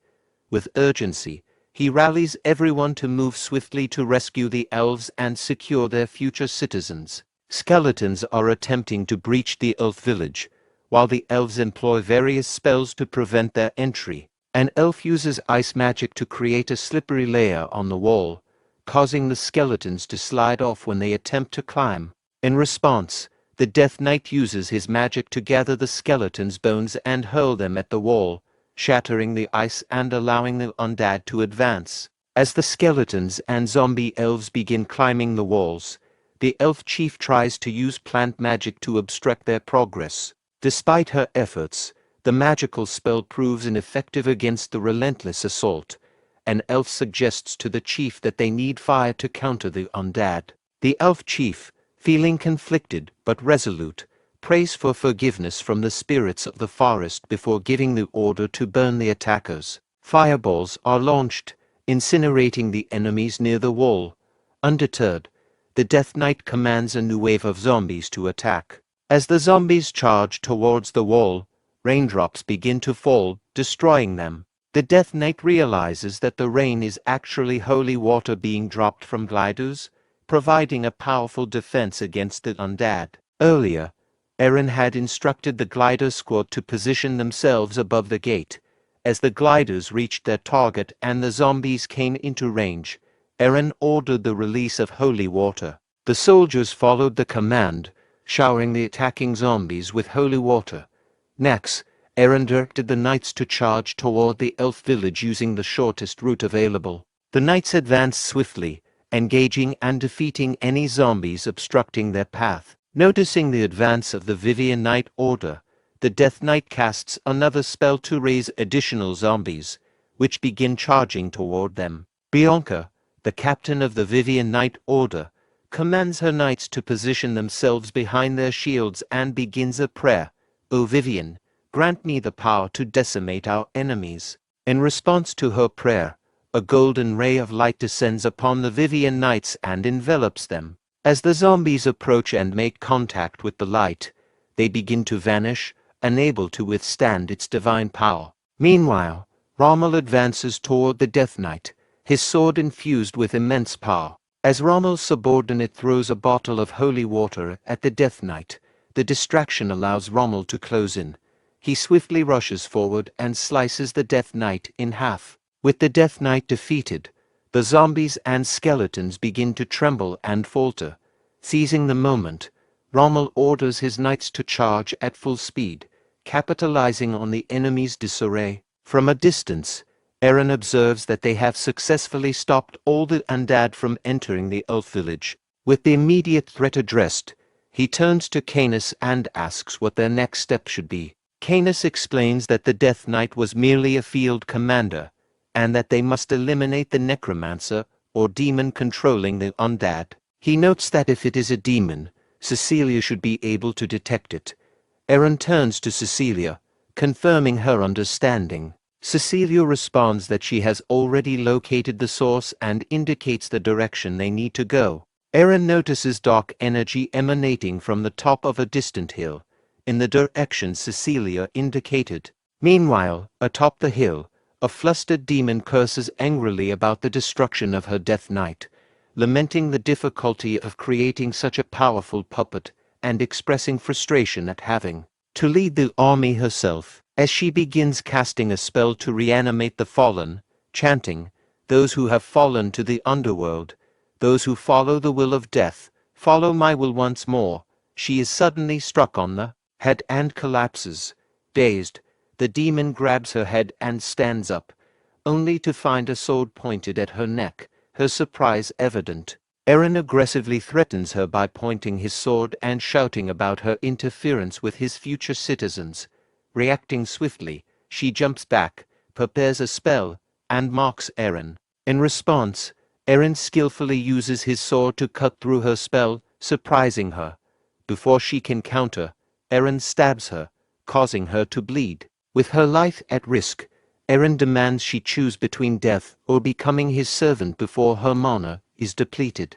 The demon Eleanor realizes her mana is rapidly depleting and recognizes that Eren's power is extraordinary. When Eren doesn't get a response from her, He assumes she prefers death. Eleanor then asks for his name, and upon learning it's Aaron, she introduces herself as Succubus Eleanor. She agrees to become his subordinate. As she pledges her allegiance, a magic circle begins to glow on Aaron's sword. Meanwhile, the elves, seeing the undead retreat, start celebrating their victory over them. Canis searches for the elf chief, wondering about his absence. Just then, Aaron arrives with a woman on his horse and praises everyone for their efforts. Canis bows and inquires about the demon. Aaron responds that he couldn't kill her as she escaped, but reassures that she won't return soon. Cecilia, noticing the woman, questions her identity. Aaron explains that she was a hostage of the demon, and Cecilia, sensing a strong evil aura from her, suggests that they need to cleanse her. Aaron intervenes as Cecilia insists on cleansing Eleanor. Cecilia questions his reasoning, but Aaron requests that she hold off and promises to explain later. Earlier, after Eleanor became Aaron's subordinate, he instructed her to bring the undead back instead of destroying them. Eleanor was puzzled by this command, but Aaron clarified that he intended to use the undead as resources. Now, Aaron explains this plan to Cecilia, who accepts and understands his decision. Aaron thanks Cecilia and informs her that he has other matters to attend to. At this moment, the elf chief approaches Aaron to express gratitude, acknowledging that they would have been defeated without his help. Aaron responds that he was merely fulfilling the contract. The elf chief insists that he will also honor the contract, affirming that the elves do not lie. Aaron presents the contract and implies that it should be straightforward for the elves to become his subjects. The elves are stunned upon seeing the contract. At this moment, Keisha apologizes to the chief, explaining that the situation left her no choice but to comply with Aaron. Aaron then asks the chief if they are trying to break the contract. After a moment's consideration, the chief kneels before Aaron and agrees to serve him, asking how he should be addressed. Aaron responds that he prefers to be called my lord by all his subjects. Aaron integrates the 1,500 elves, who have lost half their population in the undead invasion, into the city of Brahn. The elf chief observes the empty village and is surprised. Aaron explains that the town is called Aten, a place for adventurers that often lacks labor, and mentions that the elves will need to find their own food supplies. The elf chief expresses concern, noting that they have only brought a few days' worth of provisions. Aaron offers the elf chief two options, a good deal and a bad deal. The chief chooses to hear the good deal first. Aaron proposes to provide a month's worth of food for 1,000 elves. The chief thanks him, but notes that this would leave 500 elves without food. Aaron clarifies that he will also cover the remaining 500 elves' food, but the bad deal requires selecting 500 elves capable of fighting and sending them to Brahn Castle within a week. Confused by Aaron's offer, the elf chief is taken aback. Aaron suggests that both deals are advantageous. Meanwhile, at the imperial capital Javan, Emperor Zerone is engaged in a game with the continent champion. The champion admits defeat and acknowledges that no one on the continent of Karen can surpass the emperor in skill. Emperor Zerone tells the continent champion that, as the champion, he would have ended the game quickly if he had fully committed. An old man then enters, informing Zerone that it's time for his afternoon duties as the vassals are waiting. Zerone expresses a desire to spend the rest of the day with his friend if there are no pressing matters. The old man replies that Count Grey and Count Ormond have requested notaries for the territorial war. Emperor Zerone, upon learning that the notary document concerns a territorial war with his nephew, Duke Aaron, decides to postpone the game with the continent champion. He leaves the room, thinking to himself about Aaron's apparent recklessness. In the meeting room, Zerone addresses the issue, mentioning that news of the Battle of Brahn in the north is already circulating widely within the empire. He seeks opinions on whether he should approve the territorial war with Aaron. Duke Gran, aligned with the emperor, observes Zerone's thoughts and comments with a smile. He supports Duke Aaron's right to assert his claim on the gold mine, arguing that the war should be approved. Duke Rainan, from the neutral faction, warns that the war is unfavorable for Eren, suggesting that if he loses, the Bran territory will be lost as well. In response, Duke Gran questions why there would be an issue with powerful figures waging war according to imperial law and challenges Rainan's opposition to the war, implying that it conflicts with imperial regulations. Duke Rainan acknowledges Duke Gran's point but reflects on his promise to protect the late Emperor's children. Emperor Zerone agrees with Rainan's concerns but concludes that they do not outweigh the need to uphold imperial law. He approves the territorial war and instructs for the official documents to be issued. Later, in the game room, someone knocks on the door, and Emperor Zerone invites him in. Duke Gran enters and responds to Emperor Zerone's summons.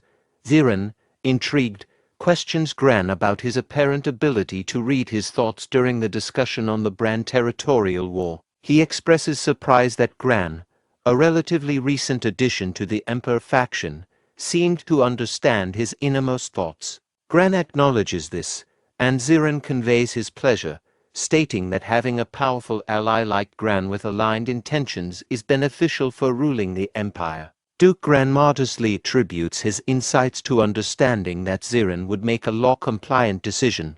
Zerone then asks Gran for his prediction on the territorial war's outcome, wondering if the Count Union will win as expected. Gran interrupts, confidently asserting that the Union will indeed win, citing the significant numerical advantage 1000 versus 2000 as a decisive factor in Duke Eren's anticipated loss.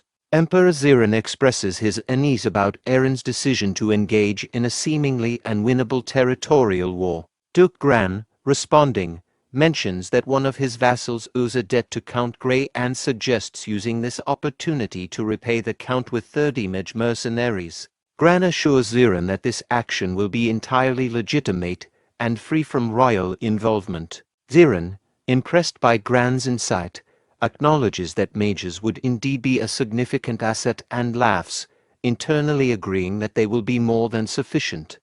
In the kingdom's capital, Jovan, Cheryl finished her shopping and was told by the manager, "They will be waiting for her, come again."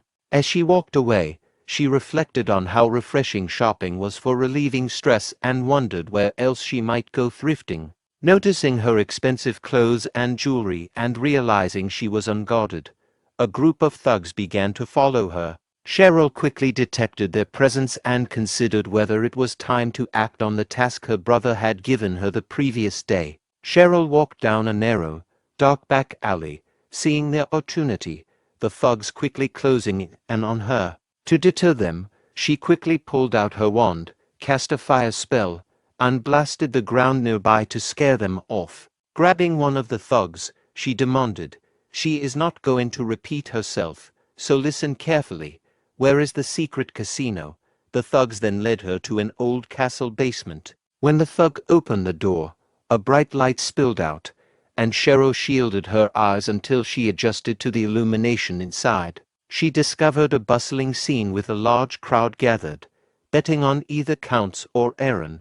Cheryl examined the board and saw the announcement for the main event, Battle in Bran, featuring Duke Eren against the alliance of Count Grey and Count Ormond, with betting open for 25 days. Delighted, she declared that she found it. A dwarf then took the stage, introducing the casino and expressing gratitude to the visitors. His speech was abruptly interrupted by someone in the crowd shouting at him and giving him a ticket. Upon hearing the insult, the dwarf became enraged and summoned the guards, who swiftly apprehended the disruptive individual despite his protests. The dwarf then addressed the crowd, clarifying that the man was not being removed for insulting him, but for wasting the valuable time of the customers. He emphasized that the establishment values their customers' time as if it were gold. This statement calmed the crowd. The dwarf then thanked them for their patience and announced that they would resume the predictions for the Battle of Bran, the day's main event and a highlight of the kingdom. After the dwarf's announcement, one person in the crowd placed a bet of 100 gold on Count Alliance, followed by another with a 500 gold bet on the same side. A third person then wagered an astonishing 100,000 gold on Count Alliance, and soon others joined in, quickly filling the Count Alliance bucket with their tickets. Amidst the flurry of bets, Cheryl raised her hand and shocked everyone by betting 3 million gold on Duke Aaron, a surprising choice given his low odds of winning. As she approached the dwarf, he addressed her, remarking that she might have misunderstood the situation, as they only accepted cash. He then inquired with curiosity and a hint of disbelief, if he may ask, how did she bring 3 million gold in here? Cheryl questioned the dwarf's skepticism, urging him to accept the money without further questions. To back her words, she picked a check out of her pocket and presented it to the dwarf. The dwarf, upon inspecting the check, recognized it and asked, "This is from the Moria Trade Group." Cheryl confirmed, explaining that the check was for 3 million gold from the prestigious Moria Trade Group, one of the 3 major trade organizations in the kingdom. After the interaction, Cheryl used a portal to return to Brand territory. There, she was surprised to find Aaron waiting for her. Curious about his presence, she asked why he was there. Aaron explained that he couldn't just sit idly by, given the importance of the situation, and then inquired about how things had gone. Cheryl informs Aaron that she made the bet at the secret casino as he requested. She then inquires about his progress in convincing Cain, reminding him that he borrowed money using a land deed as collateral. Aaron admits that he hasn't yet spoken to Cain because he was busy approving new citizens. However, he reassures Cheryl not to worry about convincing Cain, quoting the saying, "It's better to beg for forgiveness than to ask for permission." Later, when Aaron finally speaks with Cain, Cain angrily confronts him, demanding to know what he means by saying there's no gold mine. Cain is also alarmed by the amount Aaron borrowed against the land deed. Aaron reveals that the sum is 3 million, leaving Cain even more frustrated and concerned. Cain, overwhelmed with emotion, begins to cry and laments how he has failed the former emperor. Feeling that Aaron has ruined everything the emperor entrusted to him, he despairs over how he will ever explain this failure. Aaron reassures Cain by saying he has a plan. However, Cain, still furious and distraught, shouts back, accusing Aaron of having a plan that will leave them all doomed to live on a small patch of land after everything falls apart. Growing irritated, Aaron abruptly stands up from his chair and, without further explanation, commands Cain to follow him, promising to show him what he has planned. Cain, now confused by Aaron's sudden assertiveness and mysterious promise, is left uncertain about what to expect. A little later, Aaron and Cain step through a portal created by Cheryl, emerging in a frozen land. Once there, Aaron demonstrates his power, which leaves Cain in shock. After showcasing his skills, Aaron confidently asks Cain if he saw it and questions why Cain can't trust his plan. Cain, still processing what he just witnessed, mutters something in a light voice that Aaron doesn't catch. Puzzled, Aaron asks, "What is he saying now?" Trying to understand Cain's reaction to this unexpected display of power, Cain announced that they would commit fully to their plan and promised to contact Moria to secure additional gold. This left Cheryl and Aaron confused and anxious. A few days later, guards allowed a carriage into Brand City. The head of Moria, Grim Moria, emerged from the carriage and surveyed his surroundings, contemplating whether this would soon be his new territory. Grim Moria, known as Blood Coin and a fallen aristocrat, is the owner of the Moria Trade Group, which amassed wealth through generations of land projects. About 30 years ago, Aaron's late father, the Emperor, enacted the Land Trade Prohibition Act, leading to Duke Moria's purging for his fierce opposition. To recover his family's fortunes, Moria engaged in an illegal private loan business in Javan, targeting small business owners and earning a reputation for brutality. Despite his controversial methods, he became the owner of the Moria Trade Group, one of the top 3 trade groups on the continent. Upon arriving in Brand City, Grim Moria surveyed the area and wondered if it would soon become his territory. Grim Moria's subordinate reminded him that, due to the Land Trade Prohibition Act, purchasing Brahn territory directly with money was not possible. However, if Duke Aaron failed to repay his debts, Moria could take over his territory instead. The subordinate saw this as a perfect opportunity for revenge against the late emperor, who had purged Duke Moria. Grim Moria agreed, eager to show Duke Aaron the power and fear of blood coin money. Later, when they met Aaron, Grim Moria and his subordinate both kneeled and offered their respects, with Grim Moria formally addressing Aaron as the Duke. Aaron greeted Grim Moria with a smile, asking if his journey to the north had been comfortable. Grim Moria replied if there are clients who borrow his money, he did even go to the Black Continent, not to mention the north. Of course, the same goes for when he is collecting interest and the principal borrowed. As they exchanged a glance, Aaron thought about another person who wished for his failure, while Grim Moria wondered if Aaron would still be smiling after experiencing a loss in the territory war. During their meeting, Cain asked Moria if he understood why he had been summoned.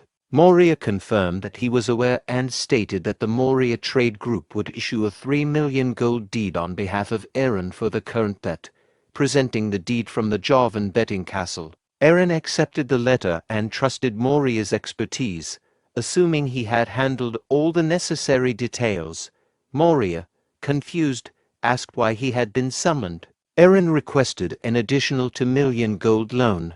Moria expressed concern about lending the money if it involved hiring mercenaries, as this might affect his relationships with other clients. Aaron clarified that he would not use mercenaries but only the soldiers of Brahn territory for the war. When Moria asked what the money would be used for, Aaron explained it was for investment purposes, planning to invest in the territory's development in advance, anticipating that winning the territorial battle would eventually bring in more money. Moria thought to himself that even if Aaron lost the territory battle, Moria would still benefit by acquiring the territory, and thus he would not lose out. He was puzzled by Aaron's apparent confidence in victory. Grim Moria agreed to lend the money if Aaron provided a contract for investing in the territory. Aaron, smiling, agreed to draw up the contract. However, Cain, visibly angry, objected, warning that if Aaron lost the war, he would be burdened with debt. As the treasurer and chief butler, Cain could not approve such a contract. Aaron interrupted and stated that they just need to win. Grim Moria, thinking this was a chance to gain lordship and financially entrap Aaron, was frustrated by the situation. He wondered if there was anything he could do to make it work. Then he had an idea and offered an interest-free loan.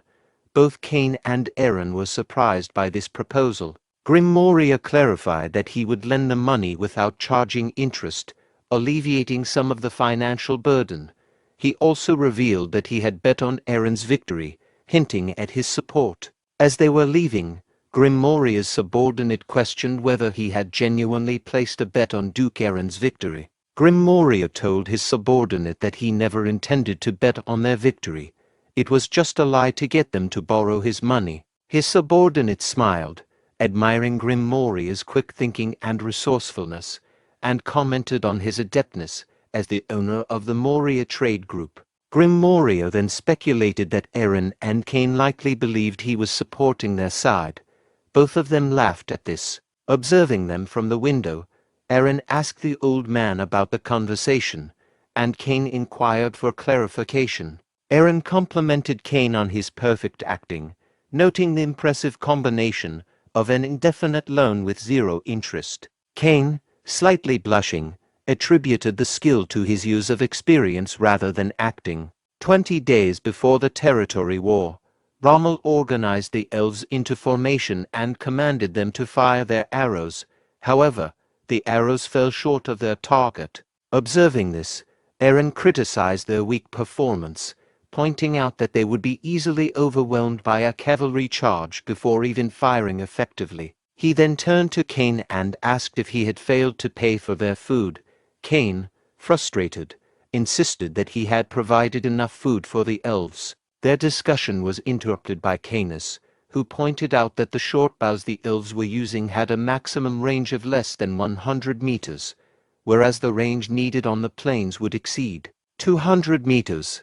Eren noted that an ambush would be challenging on the open plain and expressed concern about taking the lead from a distance, especially with the whole empire watching. He was uneasy about getting directly involved.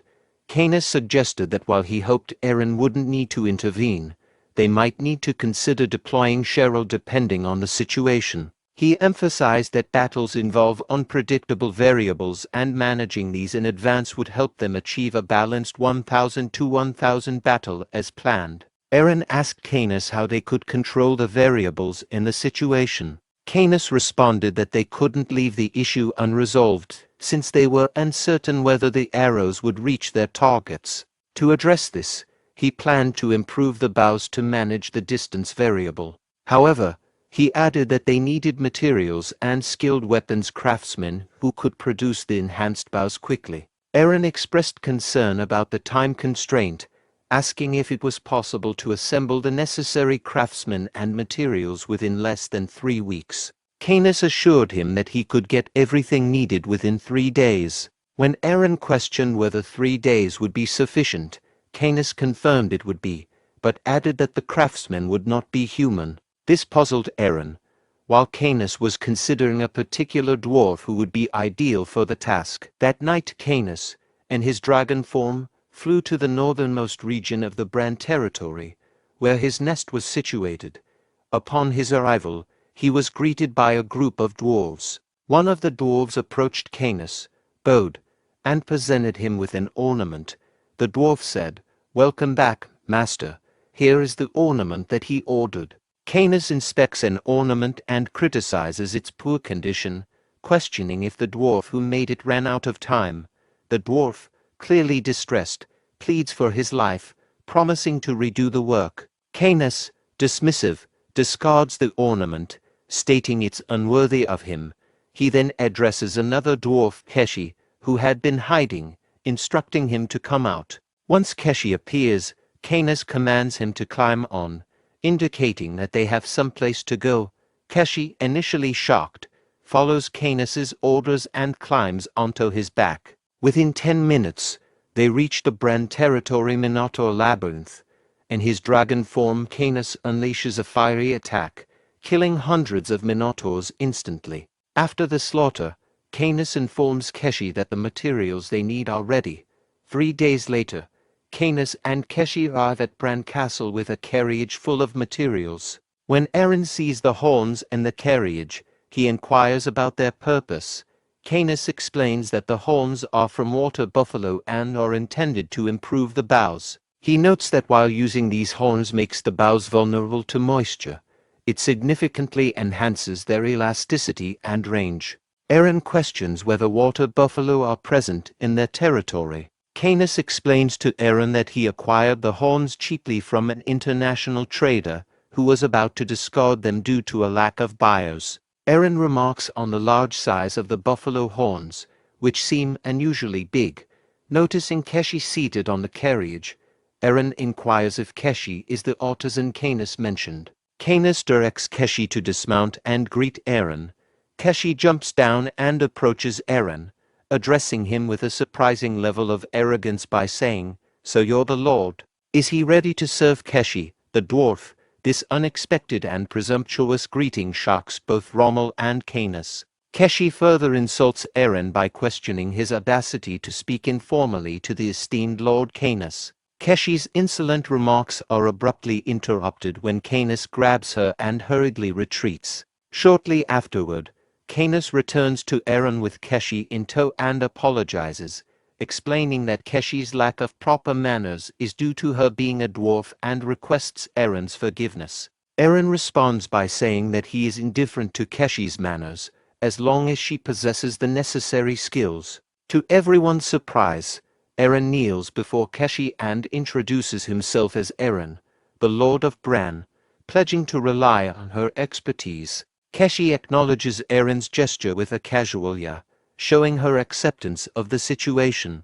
With 2 weeks remaining until the territorial war, Keshi, now granted full authority over weapons manufacturing by Aaron, began working on improving bows. Her perfectionist approach and the citizens' frustration with her young, rude demeanor led to occasional conflicts. However, Aaron's mediation helped ensure that the weapon upgrades continued relatively smoothly. 3 days before the war, as Canis inspected the battlefield, he reflected on the strategic challenges. He noted that the emperor was closely observing the war and recognized that both the lord and his sister were unable to reveal their full power. He realized that merely relying on improved bows wouldn't suffice to efficiently overcome forces twice their size.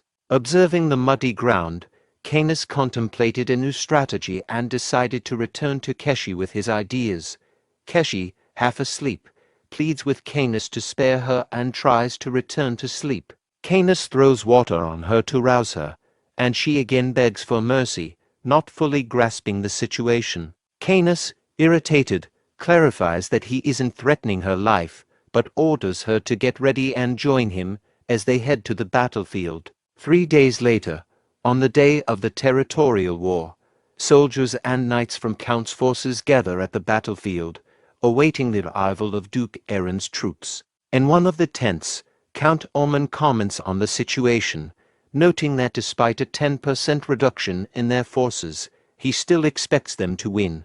Count Gray inquires about the amount Count Ormond has bet, to which Ormond responds that he has wagered around 500,000 gold. Ormond had intended to gather more funds but found borrowing from Moria awkward. Count Gray agrees, noting that Moria's money feels uncomfortable. Gray then speculates that after today's battle, merchants like Moria will be eager to align with them, as they are set to gain control of the gold mine.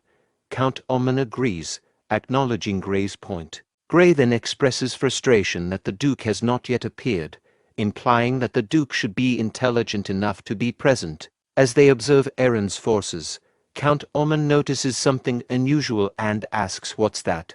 Both counts are shocked to see a siege tower, which surprises them. Both counts, upon seeing the siege tower, begin to laugh, mocking the decision to bring such an apparatus to a plains battle.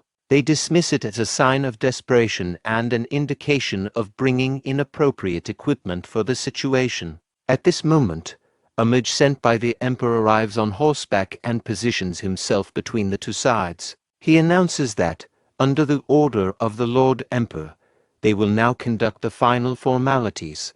He requests representatives from both sides together for this purpose. Both sides approach the mage, with Count Ormond and Count Gray moving from one side and Duke Aaron and his entourage from the other. Upon arrival, they dismount from their horses. Count Ormond sarcastically remarks to Duke Aaron, commenting on his appearance and praising his effort for bringing what he calls trash to the battlefield. Duke Aaron responds sharply, thanking Ormond for his concern but retorting that he does not look worse than Ammon's own fat gluttonous face. Count Ammon's anger is provoked by Duke Aaron's retort. The mage steps in to clarify the battle terms once more. He states that if Duke Aaron wins, he will gain control of 2 villages from the Count Union and the gold mine will be recognized as his. Conversely, if the Union wins, Duke Aaron will lose jurisdiction over the 2 territories, and the counts will retain the gold mine. The mage asks if there are any concerns regarding these terms. When no objections are raised, he instructs the representatives to return to their respective sides and prepare for the battle's commencement. As the representatives mounted their horses and prepared to return to their sides, Duke Aaron suddenly turned down and told them to watch your head, while pointing upwards. The counts, puzzled, covered their heads, and sure of Aaron's intent. The mage then cast a spell, signaling the start of the territorial war between Duke Aaron's 1,000 troops and the Count Union's 2,000 forces. Upon returning to his side, Duke Aaron informed Rommel that the commissioner was actually a spy for the emperor. He also mentioned that neither he nor Cheryl would be participating in the fight and instructed Rommel to follow the plan. Rommel acknowledged his instructions. Rommel ordered the archers to raise your bows, and the elves complied by drawing their bows and shooting arrows. However, the arrows fell short, barely reaching the center of the battlefield. Count Oman, observing this, laughed and mocked Duke Aaron, commenting on the ineffectiveness of the arrows and expressing frustration with what he perceived as Aaron's antics. Oman then offered the cavalry captain 5,000 gold to end the battle before his tea cooled, with an additional 5,000 gold as a bonus if the task was completed promptly. The cavalry captain agreed, assuring Oman that they would finish the battle before his tea was cold. He then instructed his knights to drop their shields and complete the task as quickly as possible. Upon hearing the captain's orders, all the cavalry knights discarded their shields. The cavalry captain rallied his troops, urging them to pummel those bastards and leading them in a charge. As the enemy cavalry advanced towards them, Rommel prepared to respond. He instructed the archers to ready angled fire. The elves then discarded their old bows, equipped their newly made bows, and prepared their arrows. Once the enemy was within range, Rommel commanded the elves to fire. The new bows significantly extended the range of the arrows, allowing them to hit the advancing cavalry. Realizing they were in a trap, the cavalry captain ordered his troops to run into the arrow fire. He then instructed them to run horizontally and spread out to the sides to minimize casualties. In response, Rommel ordered the siege tower to be readied. The soldiers on the siege tower prepared for action. When the enemy was within range, Rommel gave the command to fire. A net with large, heavy spears was launched from the siege tower, effectively trapping and isolating the cavalry within it. Inside the net, the trapped enemy cavalry struggled to free themselves, with some trying to cut through the metal with their swords. They exchanged frustrated comments about the metal being too tough.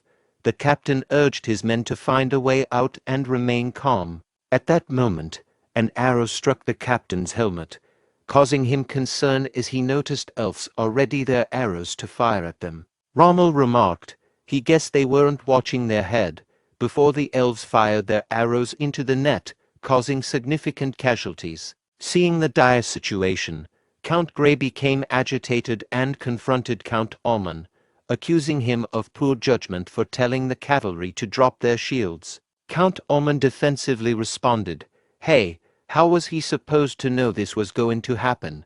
Count Grey ordered infantry to rescue the trapped cavalry. Rommel responded by directing his forces to attack the enemy infantry, aiming to prevent them from aiding the cavalry.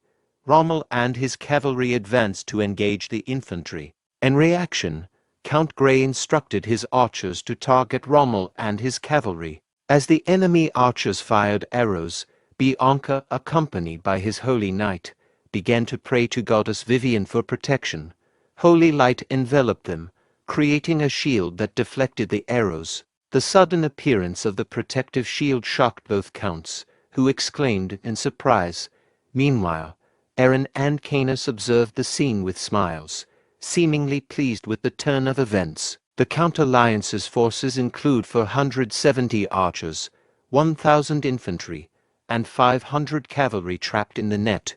In contrast, Aaron's forces consist of 200 cavalry, 200 archers, and 600 infantry. Count Grey commanded his infantry to attack the enemy's cavalry on the right side. Rommel, surprised by this maneuver, quickly adjusted his strategy. He ordered half of his cavalry to follow him, while the rest dealt with the enemy cavalry. As the battle commenced, Rommel's cavalry engaged the 1,000 Count infantry. Rommel's unit inflicted significant damage, reducing the morale of the Count's infantry soldiers. The soldiers were visibly shaken as Rommel led his cavalry, creating a path through the chaos. An enemy cavalry knight managed to escape from the net and briefly felt relieved, but he was swiftly killed by Lady Bianca. As Rommel's forces continued to engage the infantry, Bianca's unit focused on the enemy cavalry. Both counts, seeing the situation deteriorate, urgently turned to the mercenary mages and demanded that they intervene.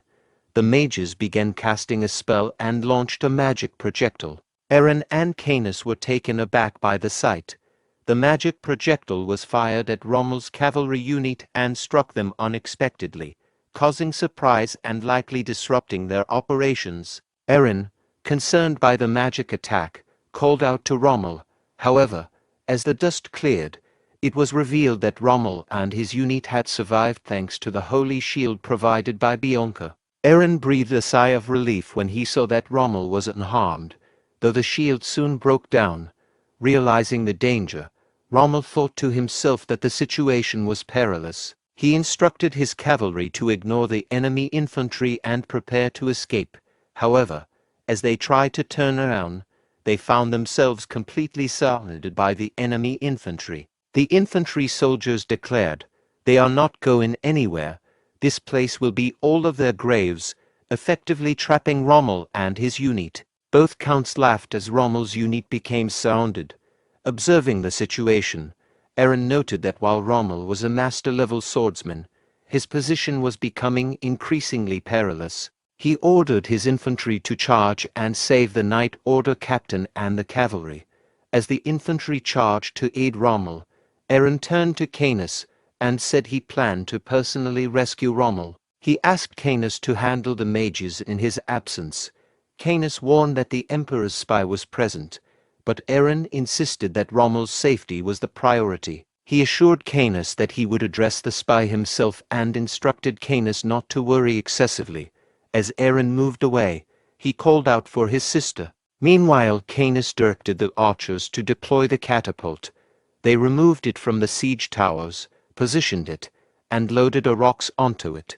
Canis then ordered them to fire. The catapult launched the rocks, which struck and killed many enemy cavalrymen trapped in the net, reducing their number from 500 to 253. The attack further decreased the count to 197 cavalrymen. Seeing the impact, Count Grey instructed the mercenary mages to break the rocks. The mages responded by casting magic projectiles at the rock, shattering it into pieces. Seeing the effectiveness of the catapult attack, Count Grey laughed and mocked the effort as insignificant compared to magic. He then instructed the mages to target the catapult itself rather than the projectiles it was launching. One of the mages acknowledged that hitting the catapult was possible but would take some time. Count Grey agreed, deciding to prepare for a large-scale attack. Canis, observing the scene, reflected on the situation. He noted that the enemy had twice the number of troops and mages, and he was surprised by the complexity of the situation compared to his initial expectations. He wondered about the whereabouts and actions of the Lord, concerned about the evolving battle dynamics. Canis saw Eren and greeted him, noting the substantial mana energy around him and reflecting on how unusual it was for a human to possess such power. He speculated whether its Cheryl's illusionary magic was at play, as he had not immediately recognized human illusion magic while he was not in his true form. Canis then observed Eren emerging from the forest, dressed differently and wielding a dagger, and thought to himself that Eren seemed to be continually revealing new tricks. As Eren moved closer to the soldiers, he considered the need for caution despite the spy being at a distance. He began searching for an item and soon found a helmet. Putting it on, he thought to himself, "Here he comes, hang in there a little longer," as he prepared to assist Rommel in the battle. Canis commanded his soldiers to prepare the catapults, and they began loading them with rocks. While they were doing this, enemy mages launched a magic attack, destroying one of the catapults. In response, Canis ordered the soldiers to fire the remaining catapults at maximum range, aiming for the mages. The soldiers obeyed and launched the rocks. As the rocks flew through the air, Canis remarked, "Now this is what you call watch your head." Noticing that the rocks were about to fall short of their target, Canis cast a spell called Feather on the rocks, accelerating their speed and guiding them directly toward the enemy mages. A spy mage from the Emperor, witnessing Canis's spell, was surprised and thought, "Flight magic." When the rocks approached, Counts, shocked by the unexpected range, quickly ordered the mages to block the incoming projectiles. The mages responded by launching magic attacks to break the rocks. However, Canis cast protection magic on the rocks, shielding them from the mages' spells. As the magical attacks hit the rocks, smoke formed, but the rocks emerged unscathed and continued their descent. The mages attempted to dodge, but some were struck by the rocks. Witnessing the aftermath, Count Omen, confused, asked, "What's happening?" An injured mage on the ground pointed towards the sky in response. Both counts quickly turned to the sky, and Count Grey exclaimed, "They're coming again." To think that Eren also had a mage.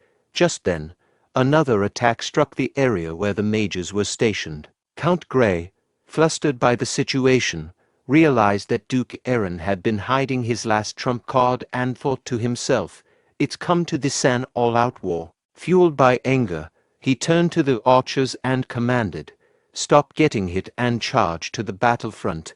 Engage in hand-to-hand combat." The archers, hearing the order, rushed to the front lines. Then Count Grey turned to the mages and ordered, "Destroy the catapults. Keep the main camp safe." The leader of the mages, under pressure, expressed that they couldn't proceed without first destroying the catapults. Count Grey, frustrated, urged them to act immediately. The mage leader ordered the mages to target the boulders and defend the camp. The mages responded by using a water ball spell to block the rocks and telekinesis to throw them aside. Observing this, Canis thought the mages were using trivial tactics and smirked, suggesting a more formidable challenge. He then instructed the elves to prepare their fire arrows and shoot them as far as possible. The elves readied their bows and fire arrows, preparing to launch them. Canis ordered the elves to shoot their fire arrows, and they launched them into the air. As the arrows descended, Canis used flight magic to guide them towards the enemy camp. The mages, seeing the incoming arrows, quickly deployed a water ball spell for defense. However, the arrows maintained their speed and trajectory, soaring above the water ball, which puzzled both counts and the mage leader. In a surprising move, Canis then cast gravity reversal, causing the arrows to drop directly onto the mages. This unexpected shift led to the mages' deaths and resulted in the complete destruction of the count's mage forces. Eren, disguised as an enemy soldier, observed the battlefield and thought about how he had instructed to prevent magic use, yet the enemy mages were wiped out. He noted the impressive range of the reformed arrows and considered joining the fight himself. Meanwhile, Rommel's unit was encircled by enemies. Seeing a dust cloud signaling incoming reinforcements, Rommel grew anxious.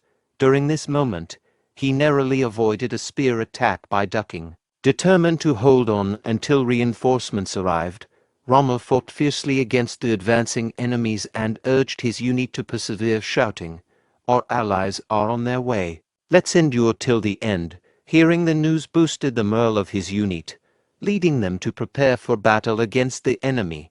Meanwhile, Bianca saw that the cavalry captain was in danger. She instructed the cavalry squad to deal with the enemy cavalry and directed the members of the Crusader Order to follow her. She then moved towards Rommel to provide him with assistance. Overall, the battlefield situation was as follows. The Count's Alliance mage unit had been completely destroyed. They had 470 archers, 750 infantry, and their cavalry was trapped.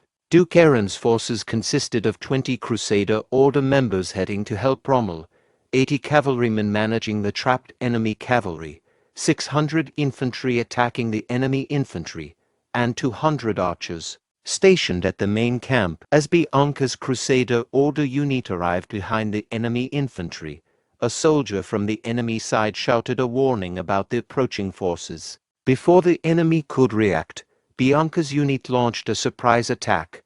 Bianca instructed her knights to destroy them and save the knights' captain. Her forces began pushing through the enemy infantry. In response, an infantry captain from the Count's Alliance ordered his soldiers to block the rear and prevent Bianca's unit from advancing further, instructing them to block the back. The enemy soldiers quickly turned around and began attacking Bianca, who struggled to block their blows with her shield. The force of the attacks pushed her backward. Realizing their response was swift, Bianca prayed to Goddess Vivian, asking for divine assistance. A golden light enveloped her, blinding the enemy soldiers. Seizing their opportunity, Bianca ordered her knights to charge. Observing this, Eren thought to himself that Bianca's actions were impressive and would buy them some time. Aaron's thoughts were interrupted by an infantry captain who commanded his troops, "Open your eyes, and I will kill those who retreat." Recognizing the captain, Aaron took note of him. Meanwhile, the captain continued to issue orders, urging his troops not to retreat and to push forward, referring to the enemies as poisoned rats. At that moment, the captain was struck and fatally injured by a dagger from behind. The captain, trembling in pain, turns around to see his attacker and finds Aaron standing there. Aaron declares, "He is the rat that came here to kill him." With that, the captain collapses and dies. Aaron then surveys the area and spots two more captains. Determined to save Rommel, he decides to eliminate the enemy's key leaders. Moving swiftly and unseen, Aaron kills the Count's alliance infantry commanders and another captain. Both fall to the ground simultaneously, causing the soldiers to stare in shock. At that moment, Aaron shouts, "The commander has fallen, all troops, retreat." The enemy soldiers become anxious and confused, questioning how the situation unfolded with their commander's fall. The commander of the archers realizes the commander has been defeated and issues an urgent command. He instructs the remaining troops to stay focused and not be misled by what he perceives as enemy sabotage. Aaron, noticing the confusion and realizing he missed one of the commanders, becomes flustered. The archer commander orders no retreat and commands a charge against the enemy forces that they have surrounded. Following the archer commander's orders, the enemy soldiers charge forward and successfully defeat all of Rommel's knights. Rommel, witnessing the outcome of the battle, reacts with intense anger. Roaring in frustration, Aaron, sensing the escalating situation and feeling nervous, starts sweating. He resolves to take immediate action, thinking he needs to act quickly. Aaron rushes towards the commander, preparing to attack him from behind. He is determined to eliminate the last remaining commander and mentally prepares for the kill. As Aaron is about to strike, his attack is unexpectedly blocked by the commander's soldiers. The commander reveals that the situation was a trap set specifically for Aaron, indicating he had planned this contingency in advance. Contrary to what the commander anticipated, Aaron begins to laugh. This reaction surprises the commander, hinting at a twist or a deeper strategy on Aaron's part. Aaron, questioning the need to plan ahead, swiftly retracts his dagger, using it to eliminate the soldiers blocking his path to the commander. As the commander realizes he is about to be defeated, he issues a desperate final command to his troops to charge and kill his allies. Despite the commander's order, Aaron beheads him, ensuring his death. After dispatching the commander, Aaron calls out Rommel's name with evident worry, suggesting he is concerned about Rommel's safety or involvement in the unfolding events. Rommel, exhausted, is under threat from enemy soldiers poised to kill him with spear attacks. Just in time, Bianca's unit arrives and intervenes, saving Rommel from imminent death. Aaron's infantry arrives on the scene. Their commander seizes the opportunity created by the enemy's loss of their commander, instructing his troops to kill all remaining enemy soldiers. The enemy soldiers, now leaderless and in disarray, are easily defeated by Aaron's infantry. The battle ends with Duke Aaron's camp achieving a decisive victory. The numbers are 1,000 soldiers from Aaron's camp versus 2,000 from the Count's alliance, marking a complete victory for Duke Aaron. Aaron advances towards the main camp of the Counts, which is now surrounded by his forces. He observes the anxious expressions on the faces of both Counts. Aaron comments on the nervousness of the Counts, taunting them by recalling his earlier warning about being cautious. Count Ormond, bewildered by Aaron's ability to maneuver through the chaos of arrows and boulders, tries to draw his sword.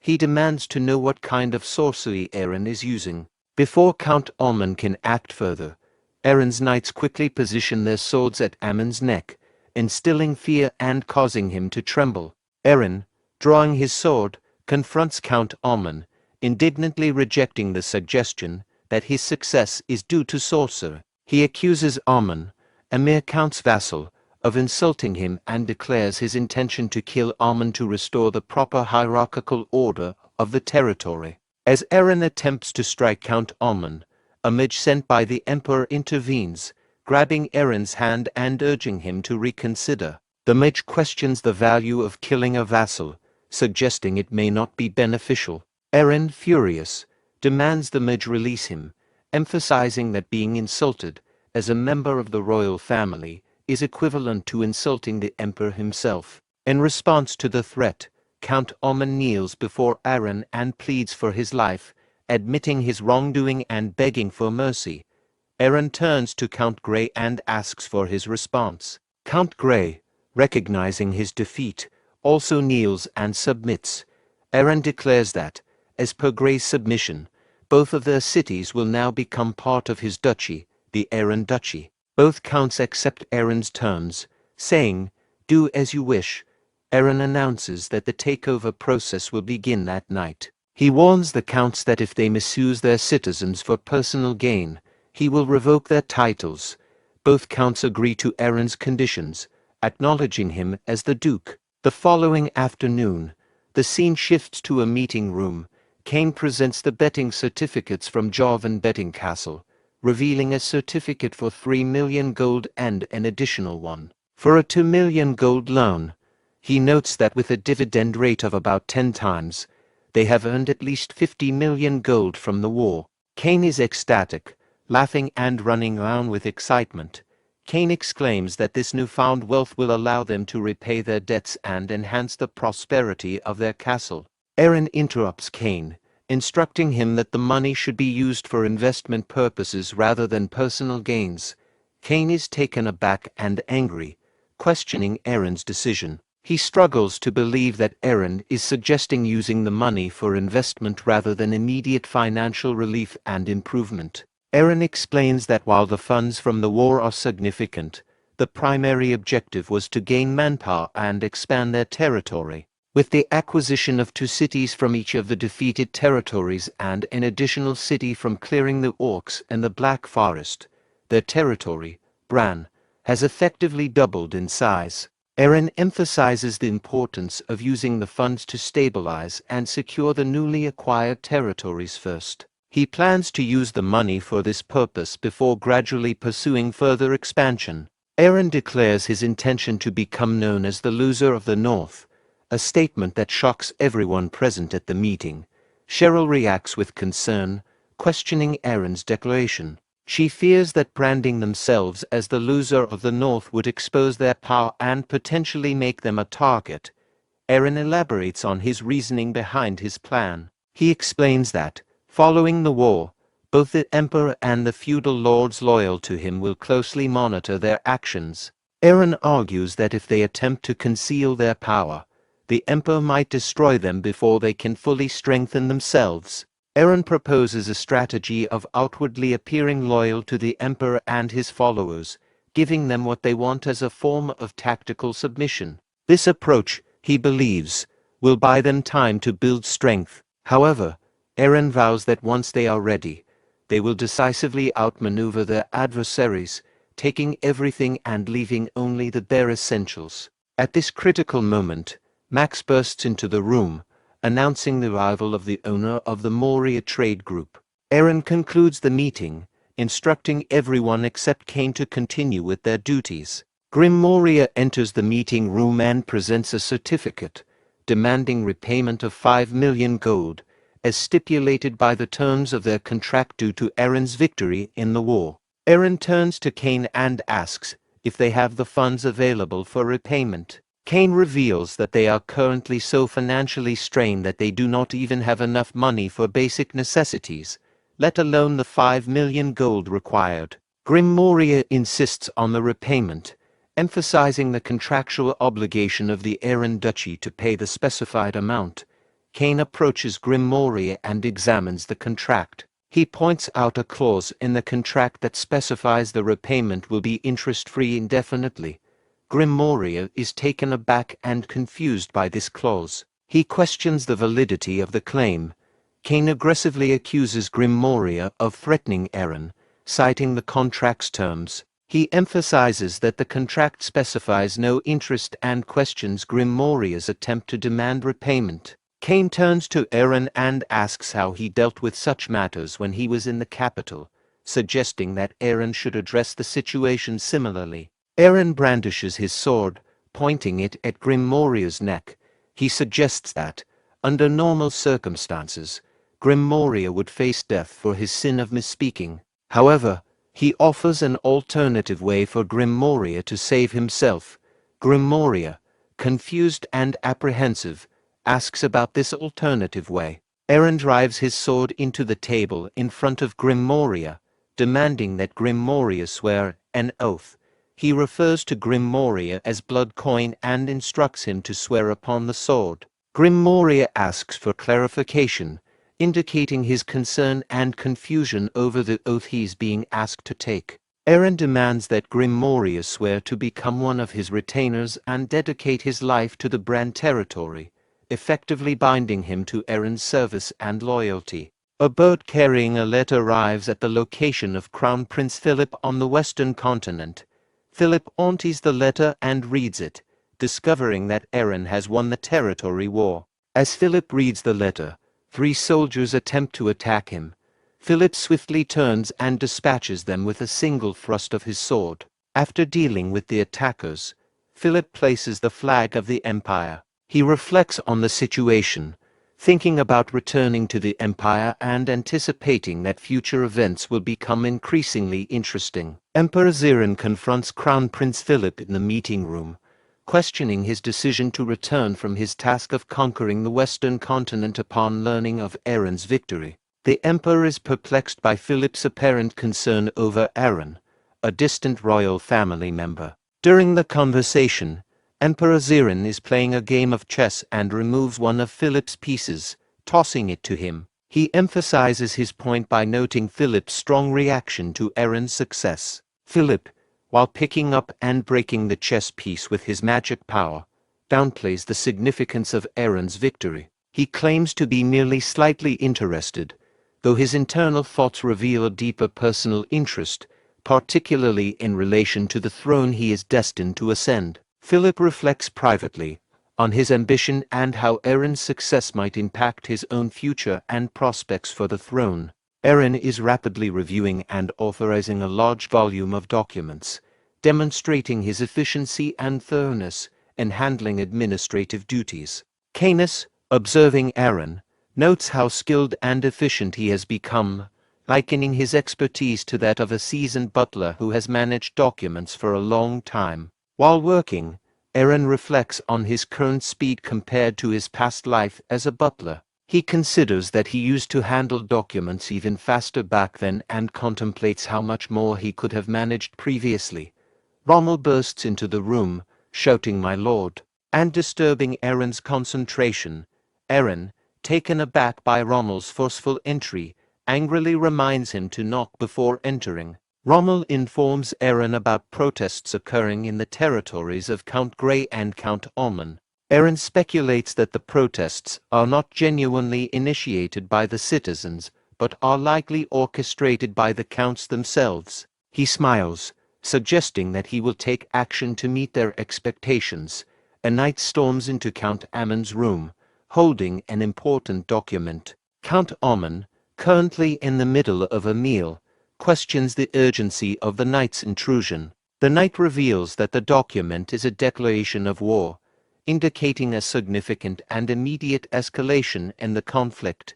Count Oman, astonished by the knight's announcement of a declaration of war, reacts angrily and incredulously, questioning the validity of the declaration. In the meeting room, Cain is surprised and asks Aaron for the reason behind the declaration of war. Aaron explains that the declaration is based on charges of treason. He accuses Count Oman of orchestrating a protest by disguising his soldiers as civilians and breaking his oath by not surrendering his territory after losing the battle. Rommel expresses concern that the declaration of war might be premature and reckless, given that the Count's regular forces are significantly larger than Aaron's. Aaron admits that the declaration was indeed reckless, showing an awareness of the risks involved in his decision. Cheryl asks Aaron why he declared war despite the risks. Eren explains that the declaration aligns with what the Emperor would expect and is grounded in truth.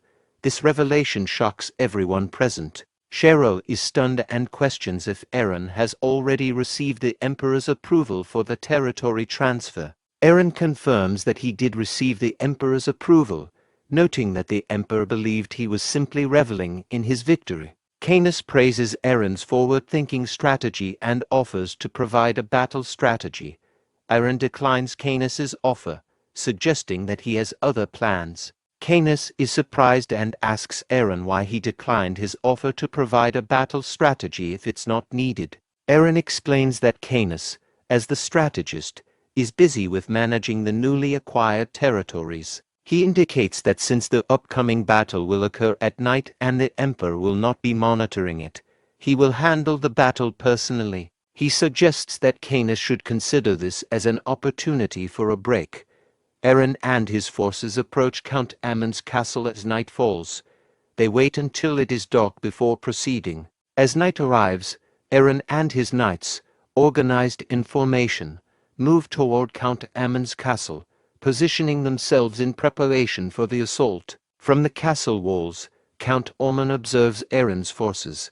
He notes the lack of siege weapons and concludes that Eren's troops, being leftovers, will not be able to breach the castle walls.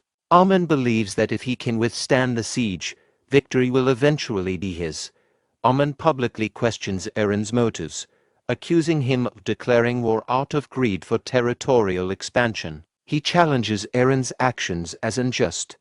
Eren responds by accusing Count Ammon of treason, citing evidence of Ammon's involvement in protests and betrayal. Despite this, Eren offers Ammon a chance to avoid further bloodshed. He proposes that if Ammon surrenders and opens the gates, he will spare his life. Count Ammon becomes anxious upon hearing Eren's offer and realizes that Eren must have evidence of his treason. Despite his growing concern, Ammon remains defiant, believing he can win the battle eventually. He challenges Eren, daring him to break into the castle if he's confident. Eren responds with anger, condemning Ammon for his arrogance and promising that the battle will be severe for his transgressions. He then calls for his sister, Cheryl. Cheryl, standing beside Eren, is asked to assist. She casts the spell Flame Shower to attack the castle. However, the castle's defenses are effective, as the attack is blocked by a magical shield surrounding the castle. Count Ammon mocks the Cheryl, confidently stating that the magic shields created by the Ivory Tower wizards are too strong to be penetrated by what he deems low-level magic. Cheryl, infuriated by Ammon's insult, retorts angrily, calling him a bald head in frustration. Cheryl, determined to prove Ammon wrong, casts another spell by swinging her wand through the air and striking the ground. Cheryl's spell conjures a powerful wave of water that crashes against the castle, but it is once again deflected by the castle's protective magic shield. Count Ammon, witnessing this, laughs and questions the nature of the magic involved, making a remark about the need to quench thirst before beginning. Cheryl responds to Count Ammon by summoning a multiple number of massive worms from the ground. These worms begin to assault the castle. The worms' attack causes significant damage to the castle, leading to the collapse of the castle walls. As the walls begin to fall, Count Ammon narrowly escapes by jumping away from the collapsing gate wall. Count Ammon, stunned by the destruction, expresses his disbelief and confusion about the situation. Eren seizes the opportunity presented by the fallen wall and commands his knights to advance and capture Count Ammon. The cavalry, having received the order, advances with the goal of capturing Count Ammon. From his position on the wall, Count Ammon commands the archers to shoot arrows to prevent the enemy from advancing. The archers' arrows strike the leading cavalry knights, causing them to fall. Observing the success of the archers' attack, Count Ammon laughs and instructs them to keep shooting. Rommel, noting the progress of their assault, urges his fellow knights to charge into the castle. During the chaos, one of Count Ammon's archers becomes anxious and ceases firing, trembling in fear. Count Ammon, infuriated by the archer's hesitation, approaches him and delivers a forceful kick to his stomach, sending him crashing to the ground. Count Oman, enraged, yells at the archer, demanding an explanation for why he ceased firing despite explicit instructions. The other archers are startled by the outburst. Count Oman warns them harshly, threatening to kill them himself if they display similar incompetence. Eren, observing Count Amon's behavior, decides to intervene, thinking of the future loyalty of the soldiers. As he moves to act, Cheryl halts him, leaving Eren puzzled. Cheryl informs Eren that their agreement covered only the flame shower, and that an extra 100,000 gold is required for the use of the mud worms. Eren protests, arguing that Cheryl's use of the mud worms was a personal decision made out of anger, and should not be subject to additional payment. While Eren is speaking with Cheryl, he detects an arrow aimed at him and catches it effortlessly. Observing the archers, Eren comments on their audacity or recklessness. Eren agrees to the additional payment for the mud worms, instructing Cheryl to record the amount in the ledger.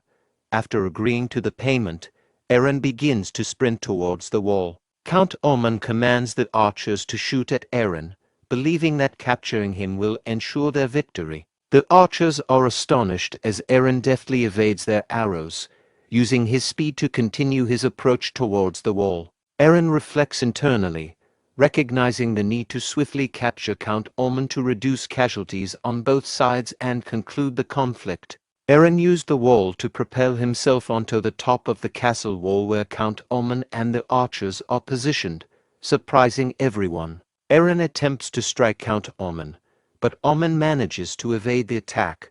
Noting Eren's furious expression, Count Oman becomes visibly nervous and instructs the archers to engage Eren. The archers charge at Eren to impede him, but Eren swiftly defeats them with ease. Observing the chaos, Count Oman flees the scene, eliminating his own archers who obstruct his escape. Eren, infuriated by Count Amon's disregard for his own men, reflects on Amon's inability to safeguard his troops and his callous attitude towards their lives. Count Oman forces his way toward the stairs, eliminating anyone who obstructs him, while reflecting on Eren's unexpected strength. Eren unexpectedly appears in front of Oman, blocking his access to the stairs. Eren offers Oman a chance to surrender, promising that his family and soldiers will be spared if he complies. Oman inquires about his own fate under Eren's terms. Eren coldly informs Oman that he will be killed regardless of his surrender. Oman, searching for an escape route, finds that his own soldiers are obstructing his way. Oman attempts to clear a path by attacking his own soldiers, but one soldier retaliates by using a spear to injure Amon's sword hand. This injury causes Oman to drop his sword and collapse in pain. Count Amon's soldiers urge him to surrender. Oman, frustrated and realizing escape is impossible, appeals to Eren for mercy, offering to become his vassal and pledge loyalty. Before Oman can finish his plea, Eren executes him, stating he has no use for a vassal who disregards his own people. Eren declares Amon's death and announces victory, signaling the end of the battle. Eren claims all of Amon's lands, except for a small fortress, as part of his domain, Brahn. Count Gayle, upon learning of Amon's death, decides to surrender and cede half of his estates to Eren to ensure his own safety. With the Duchy of Brahn restored, Eren begins strategizing to expand his territory and consolidate power, aiming to become the dominant ruler in the north and prepare for a significant future conflict with the Emperor. In the imperial capital Javan, Emperor Zerone, visibly agitated, questions whether Eren has secured another victory.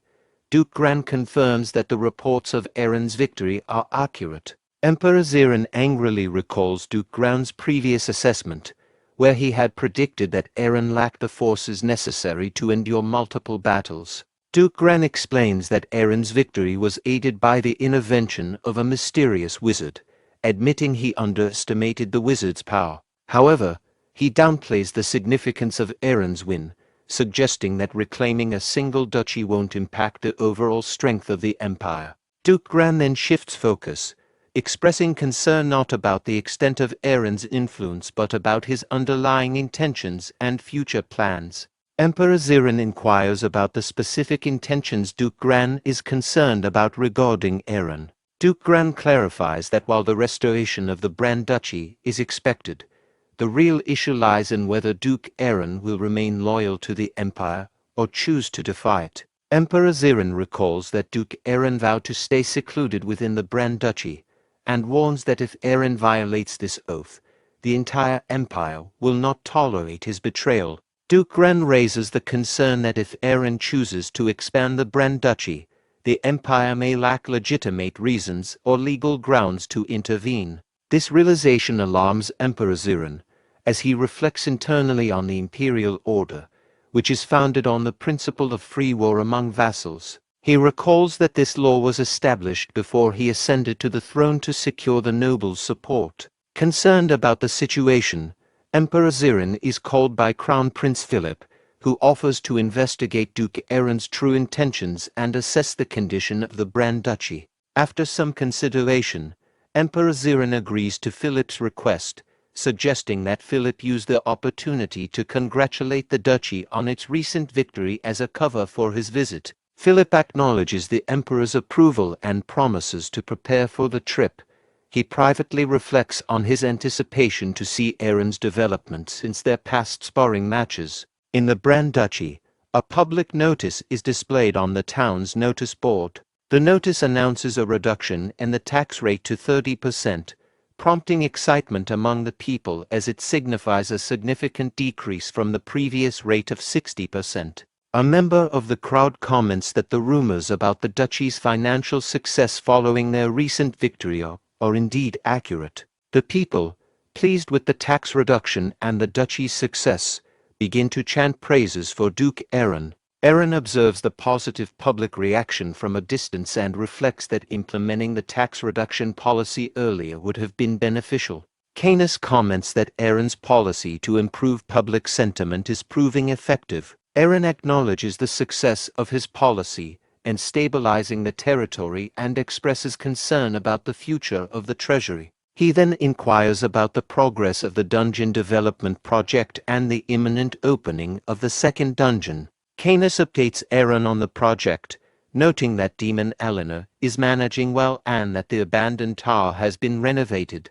He also confirms that the Dark Knights are stationed on the top floor. Aaron agrees with Canis's assessment of Demon Eleanor's management, but is surprised to learn that Canis is aware of her true nature as a demon.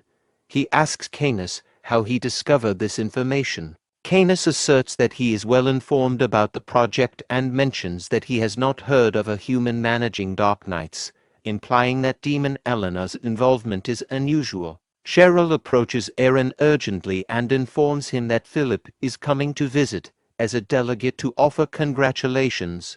Aaron is taken aback by the mention of Philip and internally questions why Philip's visit is so alarming to Cheryl. He wonders if there is someone significant that he is unaware of. Cheryl clarifies that Philip is the person who physically assaulted Aaron in his youth. Aaron realizes that Cheryl is referring to Philip, the Crown Prince, and confirms this in his thoughts. Cheryl explains that Philip is indeed the Crown Prince, but because Aaron hates that, why she prefers to call him Philip. Aaron regrets his previous actions or decisions in light of the situation with Crown Prince Philip. Canis interrupts Aaron's thoughts to point out that Philip's visit is not just a congratulatory gesture but a way to monitor or control Aaron. Aaron reflects on the danger of Philip's scrutiny and fears the consequences of any mistakes. He anxiously considers how he might make Philip view his territory unfavorably to prompt a quick departure. Aaron observes the workers and comes up with a plan to influence Philip's perception. 2 days later, Philip arrives at the Brand territory and comments on the height of the walls, noting their impressive stature for a frontier region. A knight accompanying Philip explains that the high walls are a defensive measure against frequent monster attacks, providing context for their height. Philip comments on Aaron's efforts to use his resources wisely, despite acquiring them through risky means. He notes that Aaron appears to have studied strategies for becoming an effective leader. As Philip approaches the Brahn territory gate, a knight announces his arrival with the imperial flag, formally introducing him as the crown prince. The gate opens, and Aaron and Cheryl kneel in greeting. Aaron expresses his gratitude for Philip's visit. When Philip does not immediately respond, Aaron looks up and sees Philip standing directly in front of him. Aaron is struck by Philip's presence and demeanor, noting his impressive and distinguished appearance, which makes Aaron hesitant to form any judgments. Philip observes that Aaron's eyes are still as intense and lively as they were in their youth, reflecting on how little Aaron has changed. Philip greets Aaron with a handshake, acknowledging their past relationship. Aaron accepts Philip's handshake while still kneeling and inquires about his well-being. Philip shifts his attention to Cheryl and compliments her appearance. Cheryl responds to Philip's compliment with irritation, expressing her displeasure at receiving such remarks. Aaron scolds Cheryl for her disrespectful behavior towards Philip. Philip reassures Aaron that there's no need for formality and that they should interact comfortably, as they did in the past. Aaron apologizes and pleads for Philip's understanding, admitting his mistake. Philip observes the workers busy on the castle wall. Rommel, showing harsh discipline, orders a worker to speed up and physically assaults him, leading to the worker falling from the wall. The other workers are frightened by Rommel's harsh behavior. Rommel continues to berate them, invoking the name of goddess Vivian to justify his strict discipline. Aaron, noticing the inappropriate behavior, calls Rommel over, reprimanding him for his actions on a day meant for celebration. Rommel is alarmed by Aaron's command and quickly approaches, kneeling and admitting his fault. Aaron angrily strikes Rommel, expressing his outrage at Rommel's behavior, which he believes has tarnished the occasion and displeased the crown prince. Aaron's anger escalates to suggesting Rommel deserves severe punishment for his actions.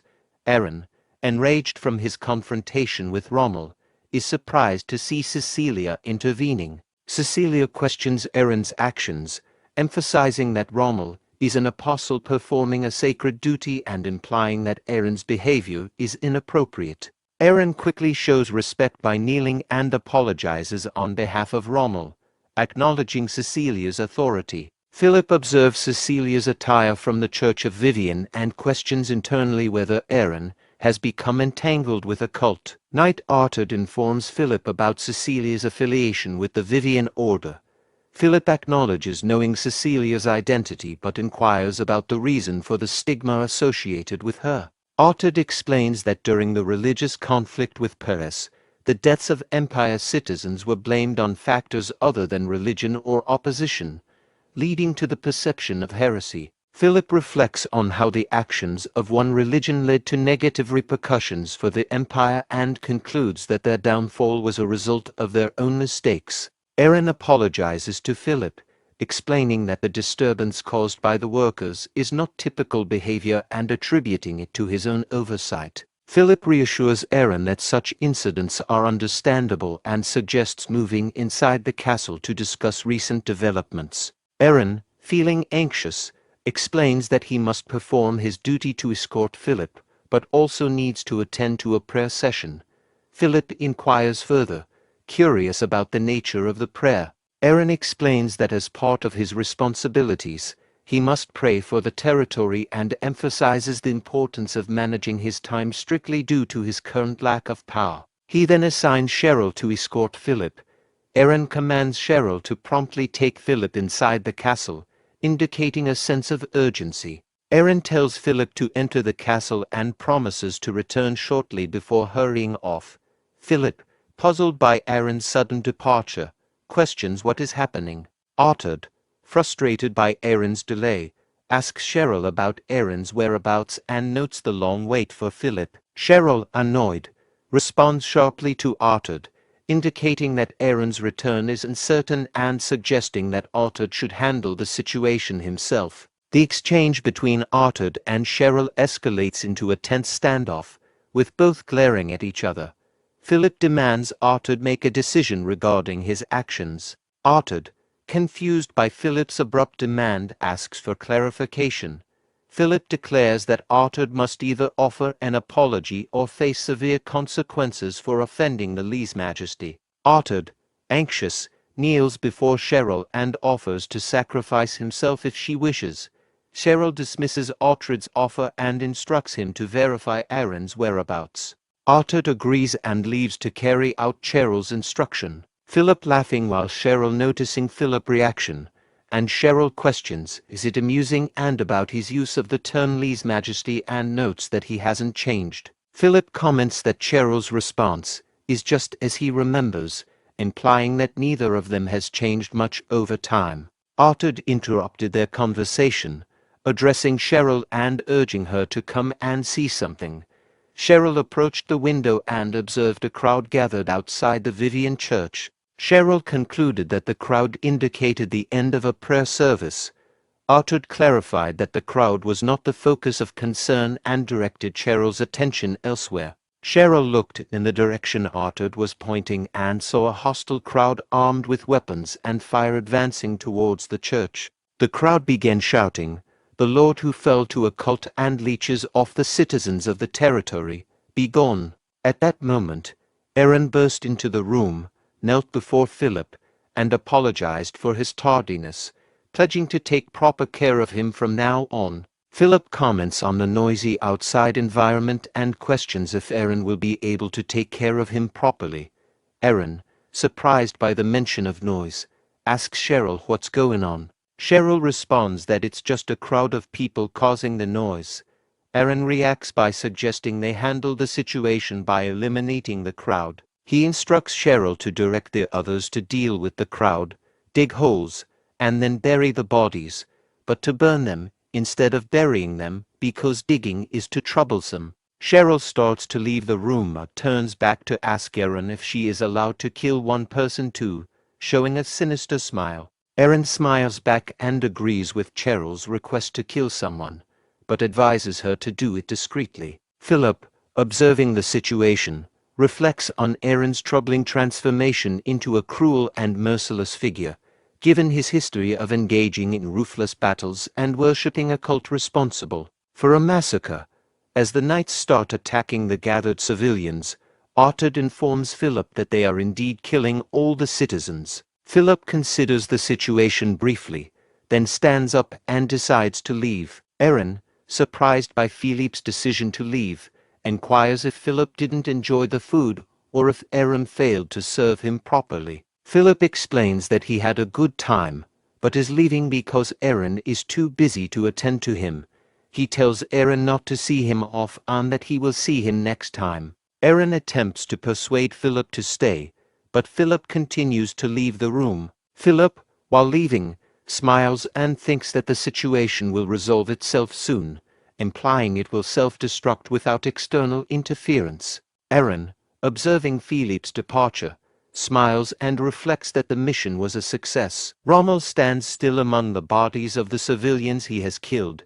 Aaron approaches Rommel from behind, startling him, and then moves to the bodies of the civilians. Aaron comments, "The corrupt Lord has come," addressing the situation. One of the civilians, who has regained consciousness, attacks Aaron and accuses him of being a corrupt lord. Rommel intervenes by punching the revived civilian in the face and tells him to regain control. Aaron declares that the performance is over and instructs to reward the participants with gold coins. 2 days later, Philip returns and Emperor Zerone inquires if Philip has figured out Aaron's intentions. Philip responds that there was no need to figure it out. He simply observed that Aaron is on a path to self-destruct. Zerone asks for clarification on how Aaron would ruin himself. Philip explains that Aaron has succumbed to the corrupt Vivian religion, exploited citizens, and ruthlessly killed those who rebelled. He notes that Aaron and Cheryl seem to take pleasure in the violence. Zerone remarks that while the deaths of innocent people are regrettable, Aaron's extreme actions might actually benefit them. Philip asks for more details about Zerone's perspective. Zerone hints that he has a plan involving Aaron's actions. At Brahn, Aaron takes his position in front of a practice dummy, reflecting on the hidden menacing strength behind Philip's seemingly benign demeanor. Eren wonders about Philippe's current level of power and prepares to attack. He focuses his sword energy and thrusts forward, hitting the practice dummy. Eren enhances his attack with the dragon's blessing, which increases his power, destroying to more practice dummies positioned behind the first. Observing the damage, Eren comments on the inadequacy of his current power and the uncontrollable nature of the dragon's blessing. He acknowledges the need for significant improvements to challenge the Emperor, beyond just considering the development of his territory. Eren then walks away from the practice area, contemplating the journey ahead. A week later, a practice match takes place in one of the practice arenas, with Rommel leading a group of knights against another group led by a different knight, which includes elves. As the match begins, Rommel instructs his knights to form a shield wall, and they quickly obey, creating a defensive barrier. The opposing knight leader orders the elves to shoot arrows, most of which are stopped by the shield wall. The leader then commands the elves to charge, causing them to draw their swords and advance towards Rommel's group. Seeing the elves charge, Rommel tells his knights to hold their position and prepare. As the elves group attempts to leap onto Rommel's shield wall and attack from above, Rommel orders his knights to use high guard spears. The knights follow the order, thrusting their spears upward and hitting the incoming elves, causing them to fall. The leader of the enemy group tries to attack Rommel, but is easily defeated. Rommel taunts the defeated enemy leader, questioning their strategy of jumping on top of his group. Eren, observing the fight, applauds both groups, complimenting their performance. Eren inspects one of the spears, noticing what appears to be blood, and asks whose idea it was. Rommel explains that it was Canis's idea to familiarize the newly recruited soldiers with blood before sending them into battle. Eren agrees that this approach will be beneficial. A person on horseback approaches Eren, shouting that something significant has occurred. The person dismounts and kneels before Eren, informing him that the holy nation of Perse has established an army. Eren responds that the holy nation's army would be insufficient for waging war against the Empire, implying it wouldn't be a major threat. The person reveals that Perse is actually targeting their territory, which shocks both Eren and Rommel. In the meeting room, the territory administrator, Max, reports that their forces number 10,000 troops, while the enemy has 20,000, including the Perse Church's holy knights. Eren asks why the holy nation of Perse is declaring war and why the Empire isn't intervening, considering it's an invasion by a foreign power. Max explains that Perse is using heresy subjugation as their justification for the war and that the Empire is not involved due to its diplomatic ties with Perse. Cecilia, upon hearing this, begins to tremble with worry. Canis suggests that the holy nation's actions might be influenced by a bribe from the Empire. Eren asks Canis to clarify his statement about the situation. Canis explains that the timing of the invasion is suspiciously perfect, noting it occurred shortly after the Crown Prince's visit to the territory. Eren admits responsibility, saying he was focused on deceiving the Crown Prince and failed to anticipate such a crisis. Trembling, Cecilia stands up and declares that they should leave, asserting that there's no reason for the Lord to risk his safety to protect them. Eren considers whether he should send Cecilia and the others away but decides against it, recognizing that his income heavily relies on the Church of Vivian's holy water and the influence of its Crusader order. Eren then calls out to Cecilia. Cecilia responds, acknowledging Eren. Eren admits the situation is his mistake and instructs Cecilia not to blame herself or insist on leaving. Cecilia blushes and responds to Eren's reassurance. Eren stands up and instructs Canis to follow him as they go to confirm the Empire's stance on the war declaration. In Duke Eren's study room, Eren begins the process of communication. Canis casts a spell and channels his mana into a crystal ball, establishing a communication link with Crown Prince Philip Crystal Ball. Eren uses the crystal ball to address Philip, questioning why he has accepted the Holy Nation's declaration of war and asserting that the Brand Duchy is clearly part of the Empire's territory. Philip explains that both he and the emperor opposed the war, but the decision was made by the feudal lords, who are all aligned with the Church of Perse.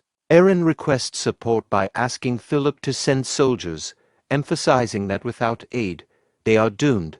He appeals to their shared royal bloodline and asks for help out of old loyalty. Philip, enraged, responds that they are not doomed. Instead, they should expel the Church of Vivian if they wish to avoid disaster. The communication connection is abruptly cut off. Philip reflects with shame, feeling embarrassed for considering Aaron a rival. Meanwhile, Aaron informs Canis of Philip's response. Canis confirms that the Empire's official position is to remain not involved in the conflict. Aaron deduces that the Empire's strategy is to use the Holy Nation to attack him, and he expresses his resolve to counter them, noting that they have underestimated him and he knows the Pope's weakness. Canis asks about the weakness Aaron mentioned. Aaron dismisses Canis's concern, indicating that the weakness is his last resort, and tells Canis not to worry about it. Aaron then requests Canis to hire a painter, as he needs to draft a response to the Holy Nation's declaration of war.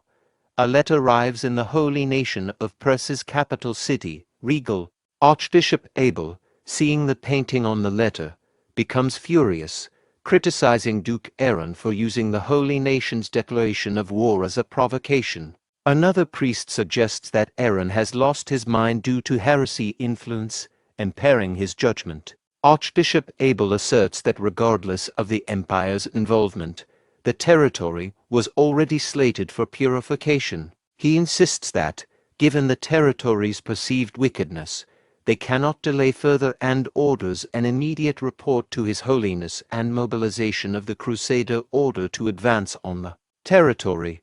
Pope Ignace of the Holy Nation of Perse immediately orders a large-scale purification of the Brahn territory. The purification force assembled includes 500 knights from the Crusader order and about 20,000 soldiers from other orders, totaling around one-fifth of Perse's military strength. In the meeting room at Brahn Castle, Canis begins to explain the war strategy. Canis outlines that the enemy has approximately 20,000 troops, while they have only 10,000. He emphasizes that their strategy will be defensive rather than offensive, focusing on endurance and securing supplies. Canis stresses the importance of blocking the enemy's advance at Sophia's forest to prevent them from entering. Aaron inquires about the detailed plan for blocking the enemy. Canis replies that they will use chaos and fear as tactics, specifically deploying the divine magic bomb used by the Vivian religion in past wars. The mention of the divine magic bomb shocks everyone present at the meeting. Cheryl questions the use of the divine magic bomb, noting that it is a forbidden weapon and that the methods to manufacture it are lost. Canis explains that he has called Sister Cecilia for this reason, implying she has knowledge or resources related to the bomb. Cecilia protests, stating that the manufacturing methods for the divine magic bomb are lost. Canis clarifies that they don't need the manufacturing methods, they only need Cecilia to demonstrate the divine power of the Church of Vivian, and asks if she will help. Cecilia explains that the divine magic bomb is designed to neutralize the divine power of the Church of Perse, not to harm people. Aaron reflects on Cecilia's explanation, questioning why their strategist would want to use a non-lethal weapon in their strategy. Canis responds that he will be adding something to the divine magic bomb to make it lethal, addressing Cecilia's concern. Cecilia is confused by the plan involving the divine magic bomb. Canis explains that it will actually be Cheryl who will handle the task, and he provides her with a document. Cheryl questions why she is assigned this task and begins reading the document, becoming shocked by its contents. 5 days later, at the Black Forest, an elf on watch duty spots the advancing Holy Nation of Perse army. The elf jumps down from the tree and quickly reports to Aaron about the incoming army. Aaron remarks that the army is quite formidable and notes that it will take at least a week for them to cover the distance to their location. Canis notes that the enemy arriving 2 days earlier than expected suggests they are lying about their schedule and are likely fatigued. He adds that the enemy commander's impatience indicates they have no plans to withdraw safely. Eren concludes that the enemy has come merely to fulfill their orders. Eren then calls for his sister, Cheryl, who emerges from the tent and asks what is needed. Eren inquires if Cheryl has properly disguised that, referring to the object involving the divine magic bomb. Cheryl, frustrated by being asked to disguise the object after her hard work, expresses her anger towards Eren, calling him a wicked lord bastard. A scouting unit of the holy nation of Paris returns, and their leader reports to Archbishop Abel that there have been no ambushes. Archbishop Abel comments that it would be suicidal for the enemy to confront their great army and acknowledges that Duke Eren is not entirely foolish. He orders that the purification of the Brahn territory begin before sunset, instructing all troops to advance and proclaiming that God Press is protecting them. Eren, overhearing this, reflects to himself that the enemy is making it clear that they want to provoke him into action. Eren orders all troops to their positions, and the troops quickly comply, taking their assigned places. The holy nation of Per's army begins to advance, while Archbishop Abel contemplates how he will use the war to further his career, aiming to become a cardinal and eventually the pope. As the army moves forward, they experience loss of their divine power, but Archbishop Abel urges his troops not to panic and to continue advancing. Explosions occur, startling Archbishop Abel, who immediately recognizes them as divine magic bombs. From his vantage point atop a tree, Eren observes the situation and prepares to initiate their counteraction, expressing his anticipation for the battle to begin. 5 days earlier, Cheryl was surprised upon reading the document. Canis explained that it detailed the manufacturing method for magic landmines, which are lethal compared to the divine magic bomb. The strategy involves first using divine power to evoke the traumatic memories of the divine magic bomb from the religious war, and then deploying the explosive magic landmines to cause further chaos and destruction. In the present, priests of the holy nation of Paris are shouting for help, panicked by the appearance of the divine magic bombs. A frontline knight rushes to inform Archbishop Abel about the divine magic bombs, but accidentally steps on a magic landmine, resulting in an instant explosion that kills him. Witnessing the explosion, Archbishop Abel starts to sweat heavily, realizing that the divine magic bombs should not be lethal and deducing that this is a new type of weapon. Abel concludes that the enemy is using this new weapon to create chaos and then eliminate them. In frustration, Archbishop Abel curses Eren and orders his army not to panic, instructing them to continue their advance. Eren interrupts Archbishop Abel, declaring that he will pass judgment on them in the name of Goddess Vivian, insulting the holy nation. Archbishop Abel, infuriated, responds by shouting at Eren for insulting Sir Paris. Abel prepares and launches an attack at Eren, who easily dodges it. Eren, initially confused by Abel's actions, notices that Abel is smiling. The attack on Eren was a diversion. The real threat is a massive fist descending from above, which Eren narrowly avoids by jumping down from the tree. Archbishop Abel begins laughing, seemingly unfazed by the chaos and the deaths of his soldiers. Eren, observing Abel's reaction, thinks to himself that Abel's laughter is inappropriate and decides to take further action. Eren commands the knight order to charge and eliminate Abel, calling him a cultist. The knights who had been hiding start to advance towards Archbishop Abel. Angered by being called a cultist, Abel shouts back, indignantly defending his position as a disciple of Sir Paris, and declaring his intention to purify Eren and his forces. Before Abel can rush into battle, one of his knights intervenes, advising him to retreat instead. Archbishop Abel, enraged by the knight's suggestion to retreat, attacks him with his wand, accusing him of abandoning the fight against those who insulted Sir Paris. The knight, after being struck, seizes the archbishop's wand and insists that if ordered, he will lead the crusader order to fight until the end. However, he warns that if they fail, all Parisians on the expedition will be killed by the cultists. The knight pleads with Abel to order a retreat for the safety of his men. Flustered by the situation, Archbishop Abel reluctantly commands all soldiers to retreat and instructs the Crusader Order to prepare a divine shield, as divine power can still be utilized. Soldiers begin blowing whistles to signal their retreat. As the enemy retreats, Rommel's cavalry unit arrives and, seeing the retreat, becomes angry and starts to chase them. Eren stops Rommel, surprising him, and explains that the earlier command to attack was a strategy to facilitate chasing the retreating enemy. Eren warns that reckless pursuit might lead to stepping on landmines, so he will pursue the enemy himself while instructing the Night Order to go out in the forest and block the enemy's escape route. As the Night Order departs to block the enemy's escape route, Eren reflects on the situation, apologizing to Rommel and acknowledging that most of the landmines have already exploded, revealing something he didn't want the soldiers to see.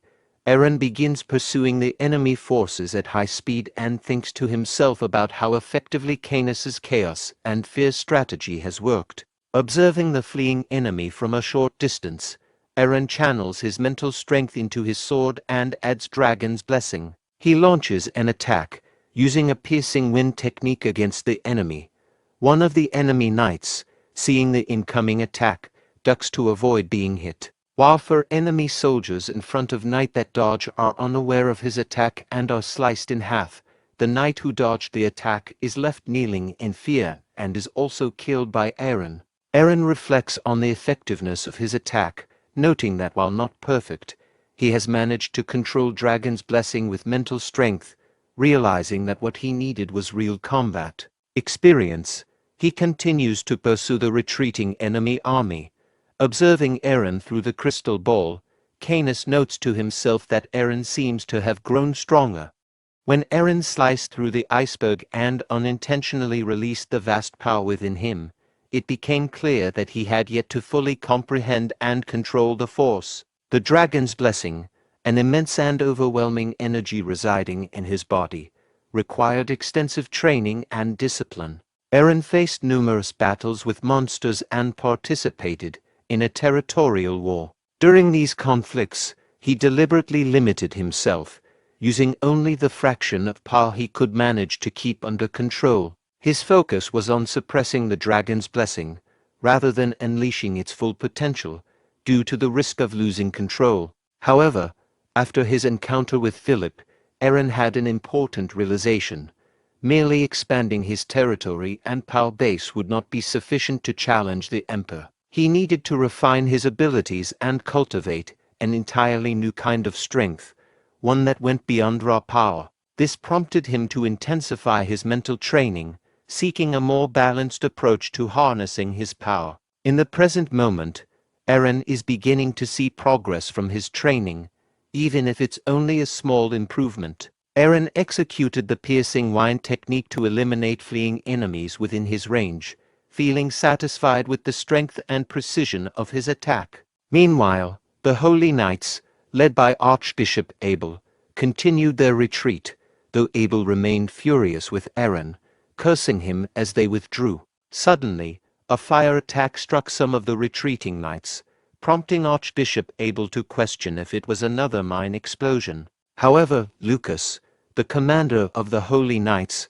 pointed to the sky, revealing that the fireballs were coming from above. In response, Archbishop Abel summoned his immense power to manifest several giant fists to block the incoming fireballs, proudly smiling and as he believed he had successfully neutralized the threat. However, after the fireball spell, Cheryl used another magic spell, unleashed an even more powerful attack known as Flame Shower, directing it toward the retreating knights. Lucas was visibly shocked by the intensity of the attack, but Archbishop Abel, confident in his abilities, he assured him he could handle the magic and urged him to continue retreating without worry. As Archbishop Abel was preparing to handle the magical onslaught, he was taken by surprise when Rommel and his cavalry suddenly arrived on the scene. Without hesitation, Rommel charged at Abel with his sword, aiming to strike him down.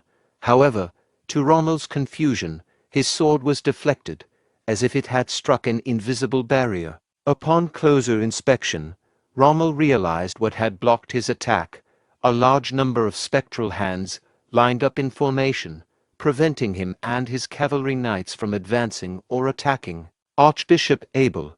The protective spell had been cast by Lucas, the commander of the Holy Knights. Lucas, aware of the danger they were in, called out to the Holy Knights and Archbishop Abel, urging them to retreat, and he assured them of divine protection and advised them to escape quickly. Taking Lucas's advice to heart, Archbishop Abel and the Holy Knights immediately began their retreat, using the opportunity provided by the Lucas to make their escape without further confrontation. Seeing the Holy Knights and Archbishop Abel retreating, Rommel ordered his knights them to pursue those leaving the canyon. However, Aaron, who had just arrived, intervened and warned Rommel that the enemy is probably gathered outside the canyon. Their chase will end here. Aaron reflected on the situation, realizing that the divine protection of Purus, the god of protection, was likely at play. He noted how a single holy knight, Lucas, had managed to halt their advance with the divine barrier, which rendered Cheryl's magic ineffective and deflected their attacks. Recognizing the formidable nature of the divine barrier, Aaron decided to act. He drew on his sword aura and directed it towards Lucas's barrier, aiming to test and potentially breach the powerful defense. As the dust settled, it became evident that Lucas's divine barrier remained intact despite Aaron's earlier attempt with his sword aura. Lucas declared that the impenetrable wall demonstrates the power of God Purus. Aaron, frustrated by the failure of his sword aura, considered alternative approaches. He questioned whether this could penetrate the wall if the sword aura couldn't. He rushed toward the barrier, applying mental strength to his sword attack. However, he quickly realized that even with added mental force, the attack of his sword was deflected by the barrier. Determined to find a solution, Aaron discarded his sword and removed the armor from his arm. Lucas asked Aaron what he was doing, confused by his actions. Aaron then swung his bare fists at the divine barrier. The sheer force of his punch, combined with his determination, managed to break through the barrier and push Lucas backward. Aaron, having successfully breached the divine barrier with his bare fists, smiled and remarked on the wall's impenetrability. He then ordered his knights to capture Lucas. As the knights advanced to apprehend Lucas, his expression grew dark with despair. Realizing the dire situation, he wondered if this was the end. In a desperate move, he pulled a dagger from his pocket and attempted to take his own life, while pledged his loyalty to God Purus. However, Aaron swiftly intervened, rushing to Lucas and striking the dagger from his hand, causing it to fall. He then seized Lucas by the neck and he warned him that this was just the beginning. The Blanche Fortress is one of the two castles in the Holy Nation that borders the Empire. In peacetime, it functions as a bridge for missionary activities in the eastern regions. However, during wartime, it becomes a strategic outpost and a critical route for advancing into the east. The Pope plans to expel Aaron's besieging forces from the outpost by deploying a substantial force of 50,000 auxiliary troops to undertake the purification of the Brahn territory. This battle comes after the loss of Lucas, the commander of the Holy Knights, and Archbishop Abel, who has become isolated within the Blanche Fortress and is now solely focused on his own safety. The impending arrival of reinforcements from the Pope is seen as a divine intervention by Archbishop Abel. Standing before a statue of Purus, Abel vowed to avenge both himself and Lucas. He was filled with determination and smiled as he read the letter from God Purus commanding him to seek revenge. The auxiliary troops from the Holy Nation are expected to arrive in 5 days. Upon learning that the Holy Nation's auxiliary troops were on the move, Aaron took immediate action to capture the Blanche Fortress as swiftly as possible. Despite deploying every available strategy, including various types of arrows and siege weapons, none proved effective against the Purus Church's divine barrier. Aaron observed that the barrier remained unbroken, prompting him to conclude that conventional methods were insufficient.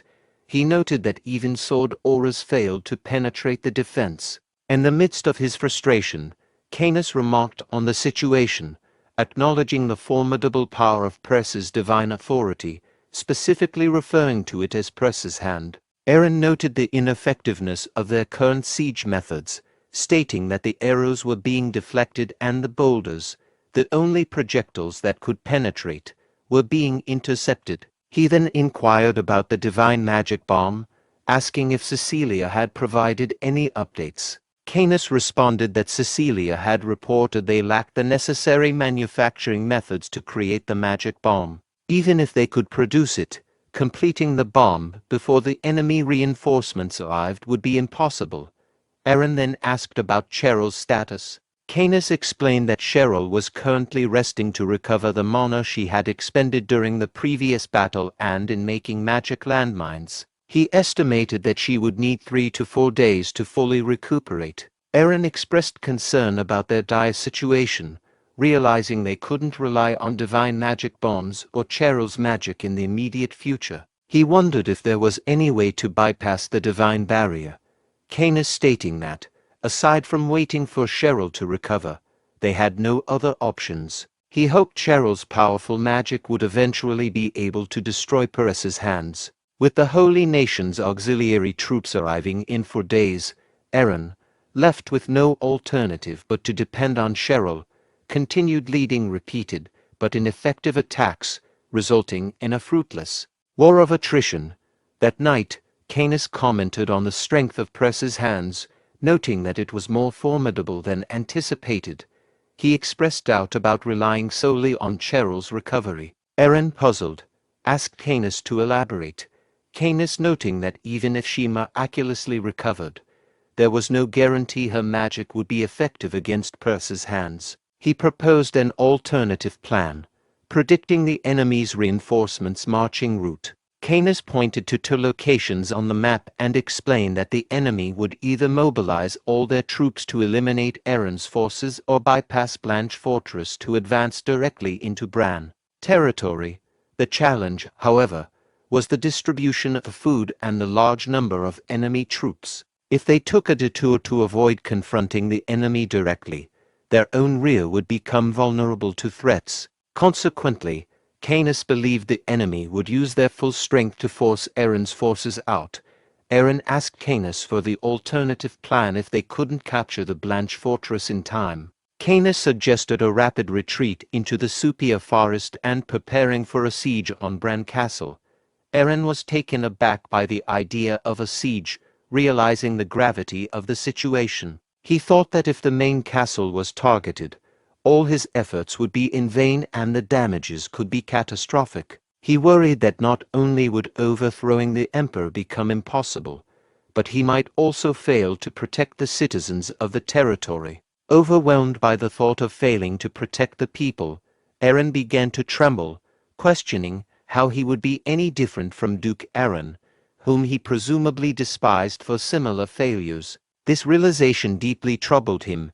Eren, enraged and frustrated, slammed his hand on the table and reflected on his situation with despair. He chastised himself for letting a few victories inflate his confidence, feeling that he had acted recklessly and not with the prudence expected of someone in his position. He was distressed by the thought of his hasty decisions leading to potential disaster. Seeing Eren's turmoil, Canis reassured him, saying that even if they were besieged, it didn't necessarily mean losing the war. He believed that with the Duke's and Cheryl's power, they could withstand the siege. Canis acknowledged that while there would be damage and some loss of citizens, they could endure the situation and potentially negotiate an end to the war afterward.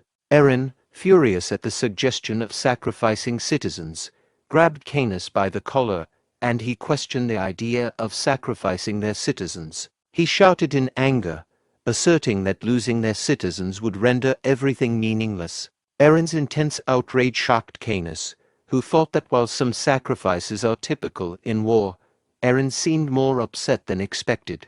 Rommel then intervened, advising Eren to channel his anger towards the Holy Nation rather than directing it at his own subordinates.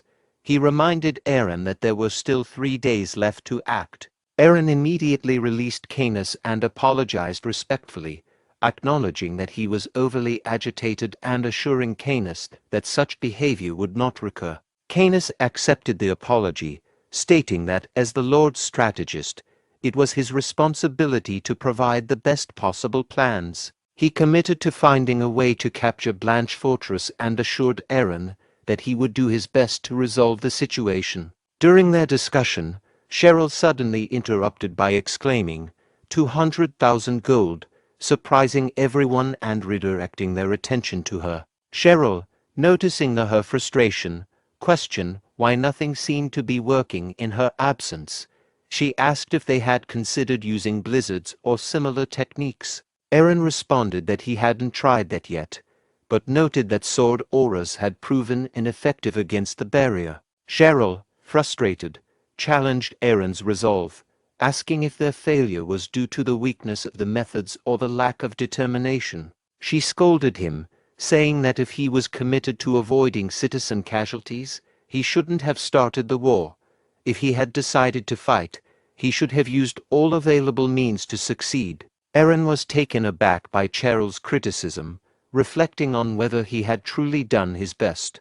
As Cheryl began to walk away, Rommel inquired about the 200,000 gold she mentioned.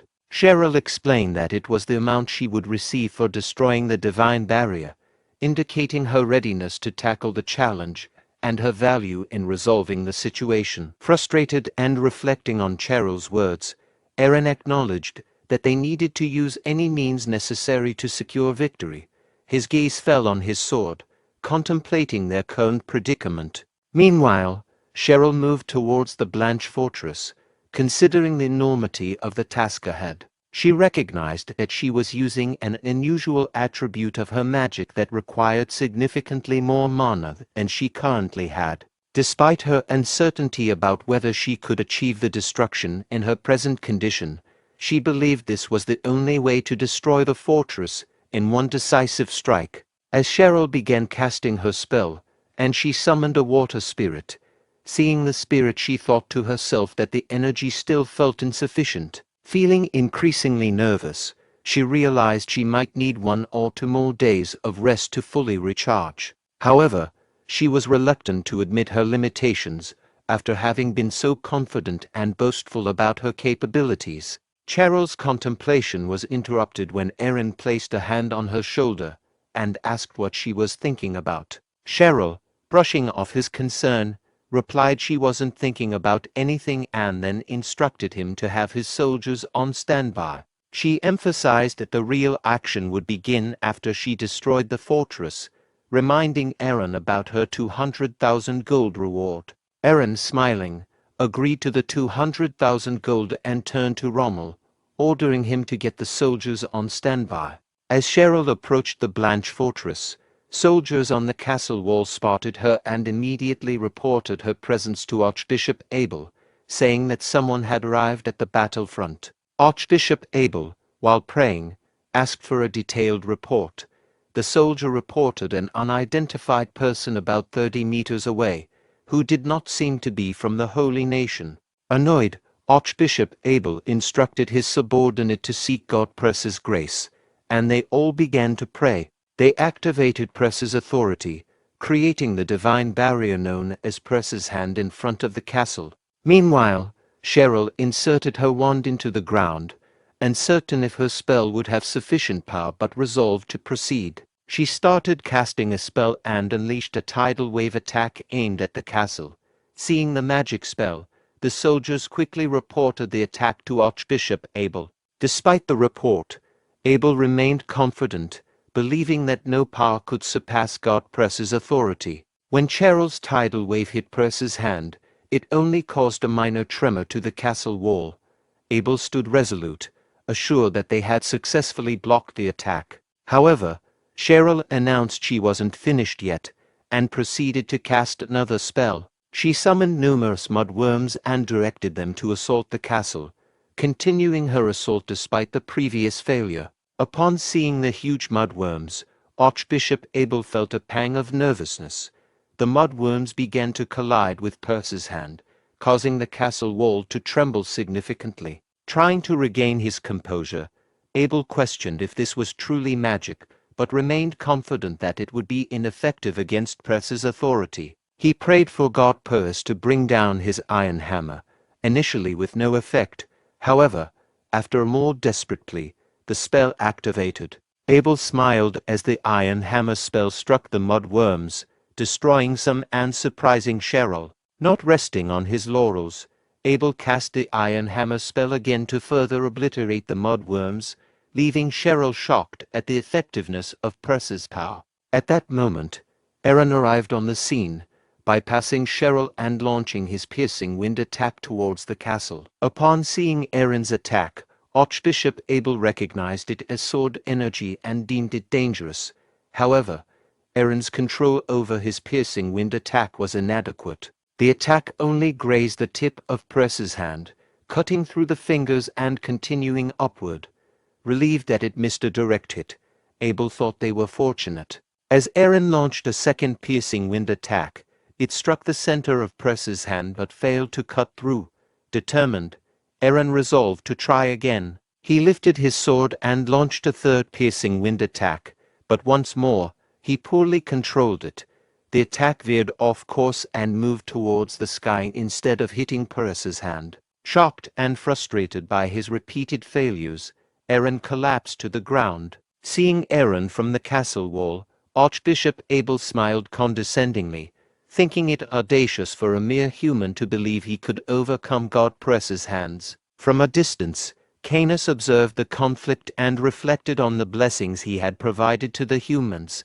He realized that these blessings might not be sufficient to surpass divine power. Considering the gravity of the situation, he contemplated stepping into the forbidden domain to aid Aaron. Canis recalled that, long ago, when humans worshipped dragons, the gods were displeased with this shift in worship. The gods felt that dragons were excessively interfering in human lives and prohibited such practices. When their commands were ignored, they delivered divine punishment, an act that was later referred to as the forbidden domain among dragons.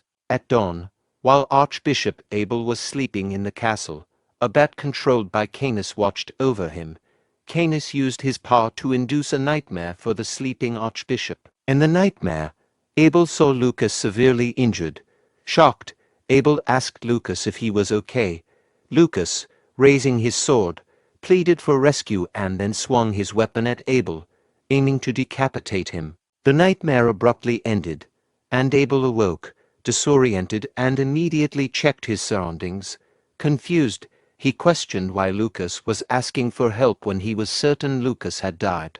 Archbishop Abel began praying, asking God Perse to comfort Lucas's soul and grant him the power to save Lucas if the dream was real. From the perspective of his controlled bat, Canis observed Abel's distress and thought that if they couldn't break through from the outside, he would need to undermine them from within. Canis then felt a chilling sensation, suspecting it was a sign of divine retribution from the forbidden domain. He looked to the sky, resigning himself to the belief that he would soon face God's punishment. The next afternoon, 2 days before the arrival of reinforcements, Abel stood on the castle wall, contemplating the revelation that Lucas was still alive. Archbishop Abel was interrupted by a soldier reporting that the enemy seemed to be retreating. Abel questioned whether the retreat was real. At that moment, Aaron approached the castle, which surprised Abel. Aaron stopped and sent a pigeon carrying a letter through Perse's hand. The pigeon landed on Abel's hand, and Abel retrieved and read the letter. The letter promised that while they will retreat today, Aaron will eventually destroy the cult entirely. To prove his words are true, he will execute a cultist in their grasp to demonstrate his resolve. Fuming with anger after reading the letter, Abel cursed Aaron, referring to him as a cultist bastard. Archbishop Abel noticed 3 catapults in the distance and observed that Lucas and several knights were tied to the stones of the catapults. He realized that his nightmare had not been a dream. Meanwhile Lucas, bound and facing the catapults, shouted at Canis and the soldiers, condemning them and claiming that God Perse would judge them. Canis instructed a soldier to prepare and cut the rope of the catapult. However, Lucas yelled for them to stop. Abel, growing anxious, understood that this was the execution Aaron had mentioned in the letter. As the soldier raised his axe to cut the rope, Lucas pleaded with Archbishop Abel to save him. Meanwhile, Canis ordered the soldiers to fire the catapults. He cut the rope, and the stones, along with Lucas and the other holy knights tied to them, were launched towards the castle. Canis, observing the scene with a smile, thought to himself that this kind of spectacle was only possible while in human form. He found the situation enjoyable and was determined to continue despite the impending divine punishment. As the catapults were fired, Aaron, Cheryl, and Rommel prepared to launch their attack, ready to act when the opportunity. During early morning mission planning, Canis instructed them to follow his directives precisely without raising objections due to the limited time available. He asked if everyone was ready, and they responded with serious attention, indicating their readiness to comply with his plans. After giving his initial instructions, Canis began to explain the mission details them. At the same time, as the catapult stones were nearing the castle, Cheryl remembered Canis's earlier order to summon fire spirits once the catapults were in use. Recognizing that the moment had arrived, she cast the spell to summon a fire spirit and directed it towards the ongoing stones. The fire spirit concealed itself behind the rock, remaining unnoticed by the enemy. As the stone carrying Lucas approached Perez's hand, Archbishop Abel panicked, fearing that a direct hit would fulfill his nightmare. He quickly ordered his subordinates to deactivate the divine barrier, Perez's hand, and to stop their prayers. With the divine barrier removed, the stone and the concealed fire spirit moved unhindered into the castle, reaching their targets without obstruction. Cheryl activated the fire spirit, causing it to expand its enormous hands, that first destroyed the stone it had been hiding behind. The spirit then began attacking the castle wall, leaving Archbishop Abel shocked by the unexpected assault. Meanwhile, Aaron remembered Canis's instruction from their earlier meeting to charge into the castle without hesitation once the initial attack began.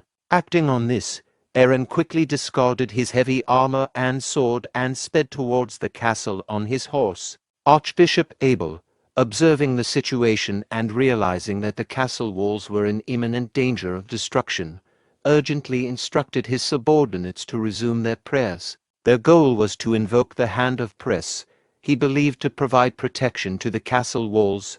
Additionally, he sent a subordinate to check on Lucas's condition. At the same time, Cheryl took action by summoning the spirit of Inferno and directing it toward the castle wall. Archbishop Abel and his subordinates began their prayers, and the hand of Pres began to envelop the castle wall in protective energy. However, before the protection could be fully established, the Inferno spirit, summoned by Cheryl, attacked and destroyed the already damaged part of the wall. This caused concern among Abel's subordinates, who turned to him for guidance. Abel reassured them, saying that as long as the hand of Pres was active, the enemy would be unable to breach the castle walls. Archbishop Abel was taken aback when he saw Aaron entering the castle on horseback, surprised by how quickly Aaron had arrived. Aaron, pointing directly at Abel, proclaimed that he had come to personally claim Abel's head.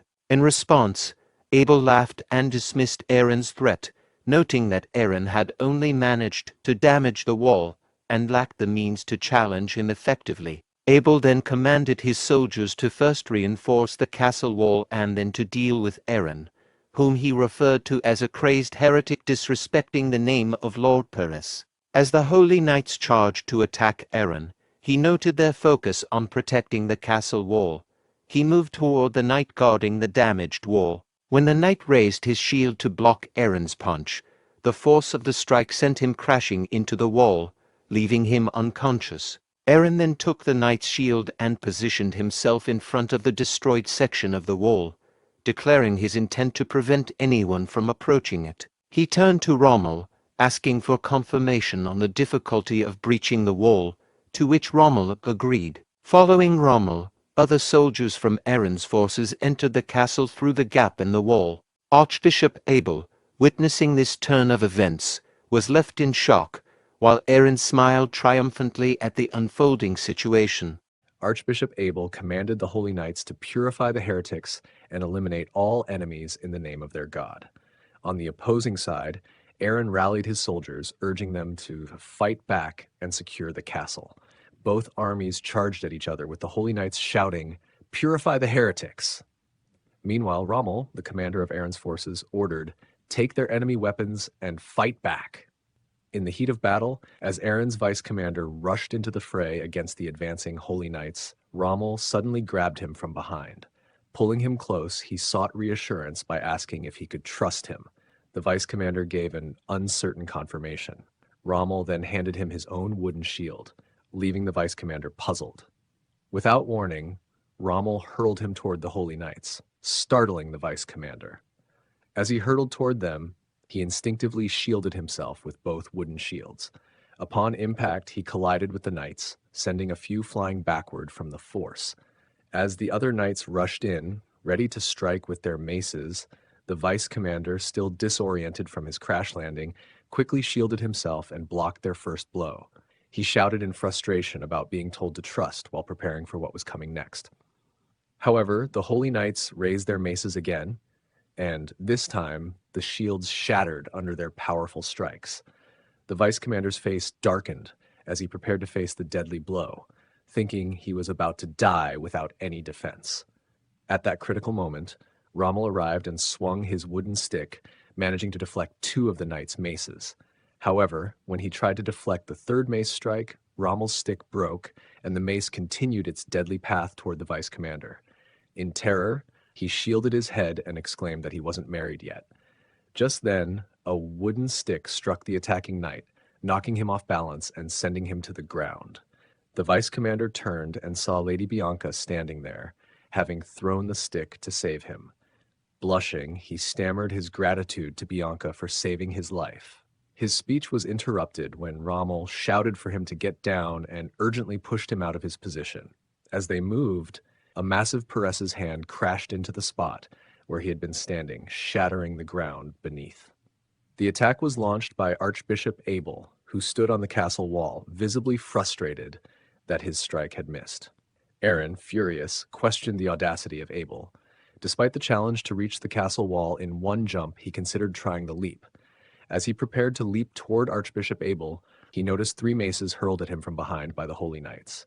He quickly dodged them and turned to see a large group of Holy Knights charging at him. Aaron channeled his mental strength into his stick and swung it forcefully, sending the knights flying back. While distracted by the Holy Knights, Archbishop Abel manifested Peres's hand to attack Aaron, which he barely managed to dodge. Then Aaron spotted a group of Holy Knights and immediately charged toward them. Alarmed by his approach, the knights quickly drew their shields, forming a solid wall of defense. Undeterred, Aaron used their shields as stepping stones, propelling himself into the air toward Archbishop Abel, who stood high on the castle wall. Aaron landed gracefully on the wall, surprising the archbishop. Shocked, Archbishop Abel questioned the situation, and Aaron ominously declared that Abel was next. Without hesitation, he rushed toward the archbishop. Sensing the danger, Archbishop Abel called out to the Holy Knights, ordering them to stop Aaron. The Holy Knights quickly moved in front of their leader, raising their shields as they began chanting a prayer. In response, Peres's hand formed in the air, intended to block Aaron's path. Undeterred, Aaron charged forward, his stick glowing with his mental strength. He struck the giant hand, but to his surprise, the hand deflected his attack. Aaron was startled to realize his mental strength had been blocked. Archbishop Abel watched with a smug smile, confident in his defense. Refusing to back down, Aaron continued his relentless assault, pouring more and more of his mental energy into each strike. However, just as he thought he was breaking through, his stick snapped under the pressure. In that moment of vulnerability, Archbishop Abel prepared a massive Peres's hand, but Aaron swiftly dodged, leaping backward to avoid the blow. His eyes narrowed, realizing the battle was far from over. Archbishop Abel expressed disdain and threatened Aaron and his subordinates with severe punishment for their heretical actions. Abel's laughter and harsh words indicated a complete lack of sympathy for Aaron's situation. Aaron, in response, became anxious and started sweating heavily. He reflected on his previous decisions and regretted not taking more decisive action when his team's morale was still strong. Aaron remembered Kynas's words from the morning planning meeting.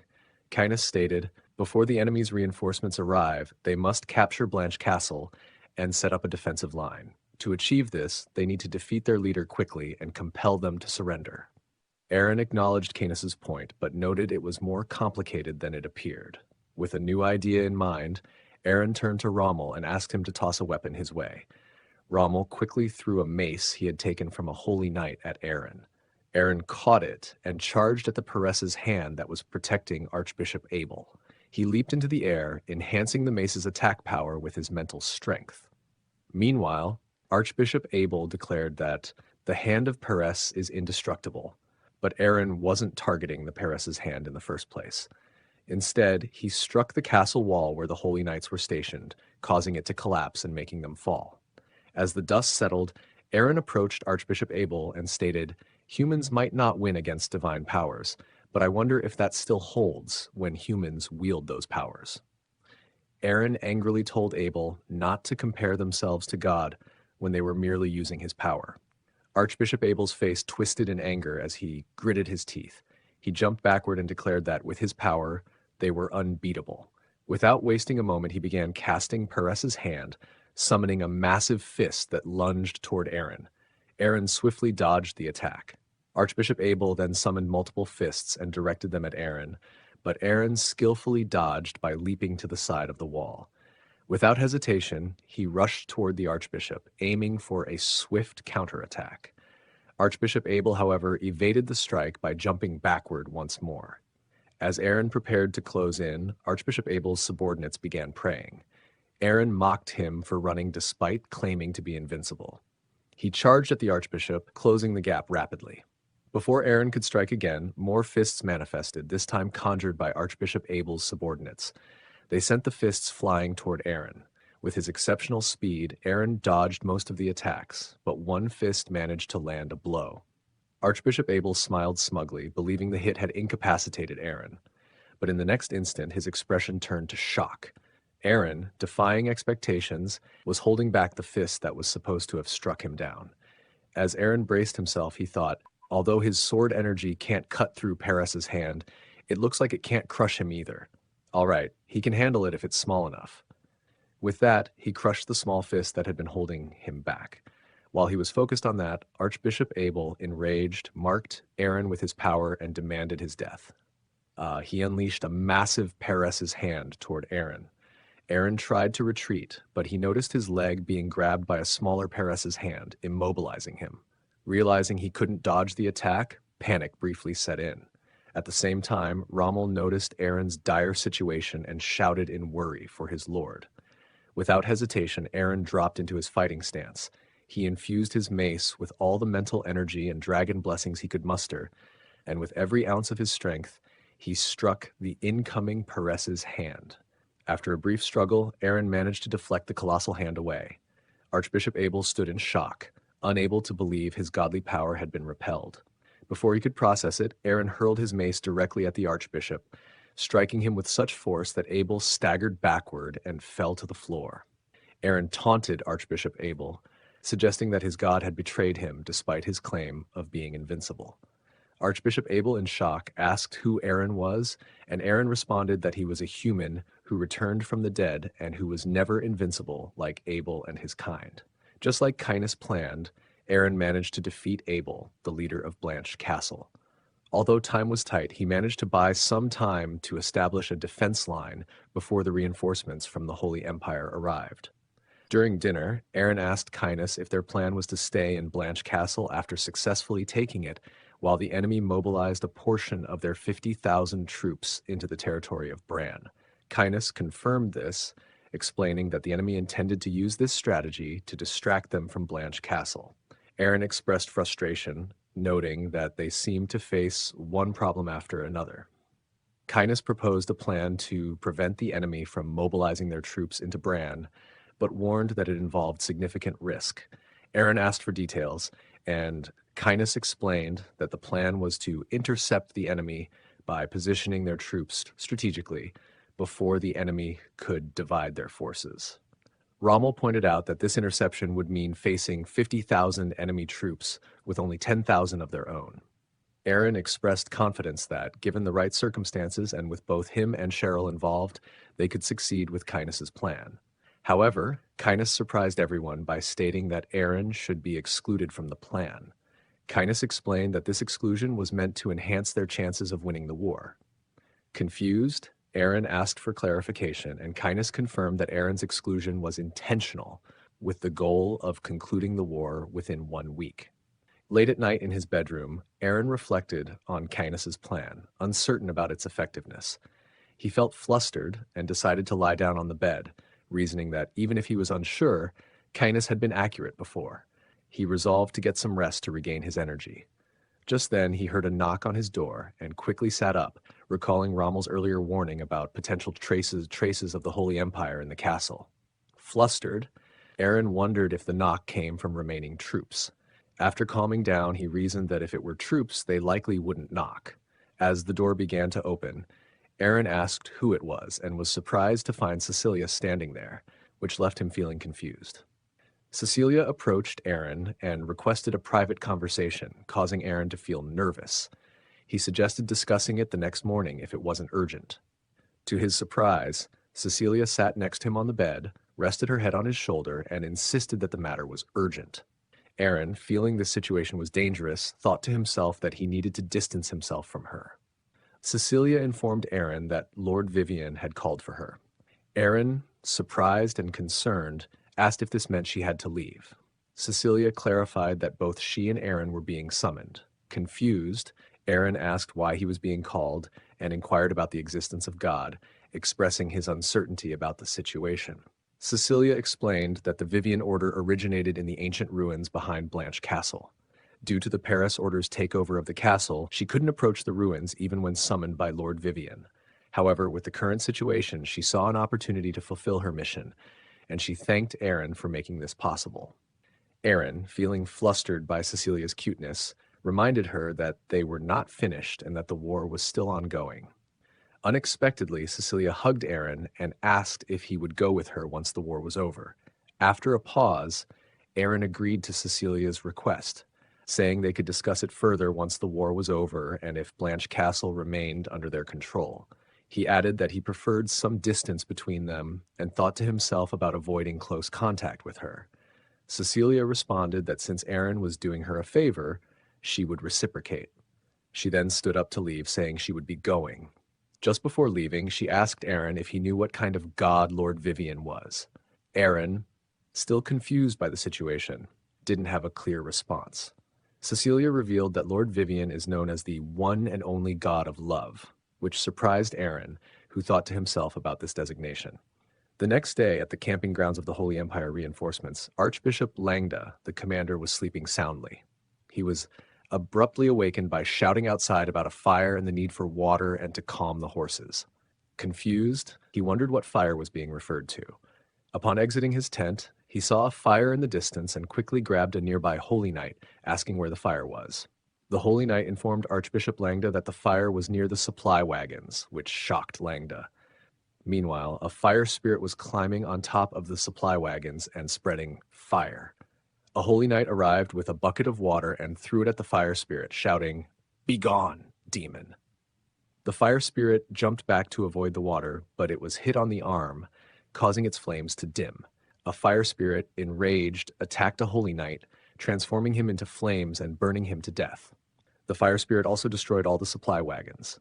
Archbishop Langda arrived, noticing the burning wagons, and realized the rations had been lost. Just then, a watchguard warned of a sneak attack, prompting Langda to see Rommel and Lady Bianca leading a cavalry assault on their camp. After a period of chaos and fighting with the disorganized Holy Knights, Rommel spotted the approaching cavalry. The cavalry captain of the Holy Knights identified them as the Crusader Order and commanded his knights to ensure none of Rommel's forces escaped.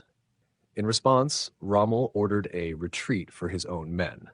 As both the Crusader Order and Rommel's knights pulled back, Archbishop Langda observed from a distance and expressed his anger toward Duke Aaron, blaming him for the attack on the servants of Lord Paris. Kynus, observing the situation through his magic crystal ball, reflected on the nature of war. He noted that while strategy and counter-strategies are important, people are crucial to fighting wars. With the enemy's food supplies destroyed, he predicted that their strength would wane. He concluded that if they could endure for one more week, their chances of success would improve significantly. In this battle, both Canis and Archbishop Langda made critical errors. Canis believed that destroying the enemy's food supplies would weaken them, but instead it ignited their faith in their god, which fueled their determination and allowed them to overlook their immediate need for food. Consequently, they advanced against Aaron's troops sooner than expected. Archbishop Langda, on the other hand, relied heavily on his numerical advantage and employed a strategy of pushing forward with brute force. This approach backfired as he faced unexpected and troubling news, revealing that his overconfidence in his numbers had failed to account for other strategic factors. Archbishop Langda was shocked to learn from a holy knight that the enemy had captured Aventra Castle and cut off all their supply routes. Confused, Langda inquired how this could have happened if he believed all enemy troops were at Blanche Castle. The knight revealed that Duke Aaron was the one who had taken over Aventra Castle. Before the Holy Nation's reinforcements arrived at Blanche Castle, Canis divided his forces into two squads, the Interceptor Squad and the Special Operations Squad. The Interceptor Squad was tasked with delaying the reinforcements, while the Special Operations Squad aimed to seize Aventra Castle, a key supply source. Though the Special Operations Squad, led by Aaron, successfully captured Aventra Castle and cut off the enemy's food supplies, the Interceptor Squad struggled and suffered significant losses in their effort to slow the enemy's advance. Despite their best efforts, the Interceptor Squad managed to delay the Holy Nation soldiers for a few days. Faced with these setbacks and the ongoing shortage of supplies, Archbishop Langda decided to continue the assault on Blanche Castle, while urgently requesting additional supplies from the Holy Nation. However, Canis intercepted these emergency supplies. With his troops in dire condition and facing inevitable defeat, Archbishop Langda was left with no viable options. He ultimately chose to surrender Blanche Castle in exchange for food. Upon receiving the news at the imperial capital, Jarvan, Duke Gran, hurried to Emperor Zerone's chambers, addressing him with urgency.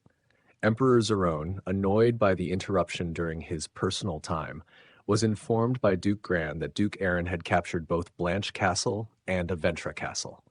Zerone, enraged by the failure to defend these key locations despite having ample troops, demanded to know if there was more to the report. Duke Gran revealed that the Pope had requested the Emperor's intervention to mediate the dispute. The Pope, unable to surrender to the heretics and seeking to end the conflict, asked Emperor Zerone to step in and halt the war. This request for mediation shocked Emperor Zerone. Emperor Zerone, infuriated by the unexpected turn of events and the failure to manage Duke Aaron, expressed his frustration at the situation. He felt betrayed and angered by the defeat and the Pope's request for mediation. Meanwhile, Duke Aaron was equally enraged upon learning of the Emperor's involvement in mediating the conflict. He slammed the table in frustration. Canis, recognizing the severity of their situation and the significant losses they had incurred, advised Aaron that it would be prudent to engage in negotiations rather than continuing the war. He emphasized the risks of antagonizing the Emperor and suggested they focus on making the negotiations as favorable as possible. Aaron, initially unwilling to calm down, eventually considered Canis's advice and began thinking of strategies to benefit from the forthcoming negotiations. A week later, at the conference hall of Aventra Castle, Duke Aaron and Pope Ignace met to discuss the terms of the mediation. Pope Ignace, reflecting on the situation, considered how he would feel if the Emperor intervened in a war they were already winning. Despite his frustration, Ignace recognized that having the Emperor mediate was preferable to outright surrender, as it preserved the pride of the Paris Order and acknowledged that the Emperor had originally sanctioned the war. During the negotiation, Pope Ignace informed Duke Aaron that Lord Paris had decided to show him mercy. Aaron questioned the nature of this mercy. Ignace explained that Lord Paris had instructed him to halt the war with Aaron. He indicated that continuing the conflict would have inevitably led to the complete destruction of the Brahn territory. Aaron, observing Pope Ignace's attempt to act tough now that a fight was no longer imminent, thought to himself that he had his own plans. He asked Canis if he had ever seen the Pope on the battlefield, to which Canis responded that he had not. Archbishop Langda, who was standing behind Pope Ignace, interjected, rebuking Aaron for showing disrespect to the Pope, who who he claimed was akin to a king. Aaron retorted by pointing out Langda's audacity in speaking after having begged them for food. Although Langda was enraged by Aaron's comment, he chose not to respond, acknowledging that Aaron's statement was, in fact, accurate. Aaron addressed Pope Ignace with contempt, accusing him of misunderstanding the battlefield situation and misleadingly speaking of mercy. He made it clear that Duke Aaron and his forces were the ones who had shown mercy to the starving enemies, not the Paris order. Aaron demanded that Ignace stop playing games and pay close attention to their requests if he wanted the return of the prisoners of war. Pope Ignace, amused by Aaron's bluntness, acknowledged his reputation for militancy and agreed to listen to the requests. Aaron then demanded the capital of the Holy Nation, Regal, located in the central continent. Pope Ignace, visibly nervous and sweating, questioned in his mind whether Aaron was insane for making such a bold demand. Aaron, unfazed, taunted the Pope, asking if something was wrong. At that moment, Emperor Zerone arrived at Aventra Castle with his knights. Pope Ignace, standing up in a mix of anger and disbelief, confronted Aaron, accusing him of being disrespectful. Aaron, in response, ordered Cainus to either put all prisoners to work in slave camps or sell them to slave traders. As tensions escalated, one of Emperor Zerone's knights announced the arrival of the emperor, commanding everyone to rise and acknowledge the dignity of his majesty, Emperor Zerone.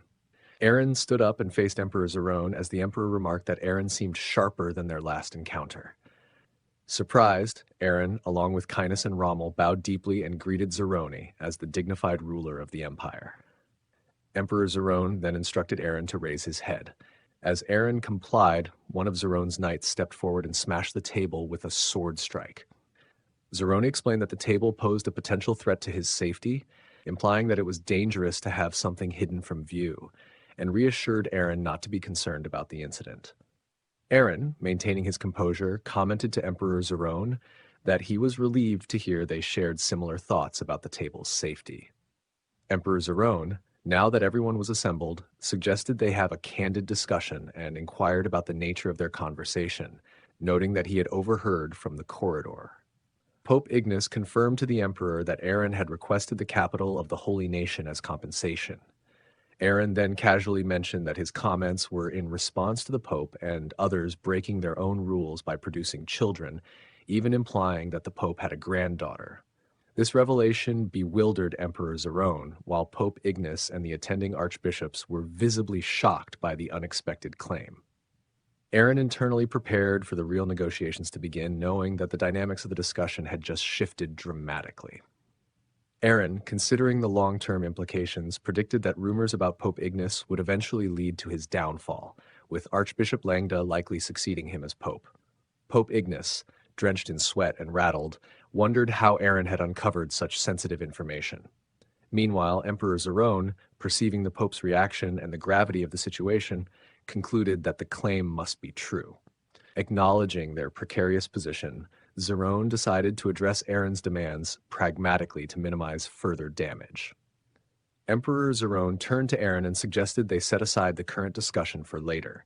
He urged Aaron to clearly state his demands, emphasizing that they were gathered for negotiation. Aaron addressed Emperor Zerone, asserting that the influence of a religion led by someone who undermines the honor of the empire could harm their great nation.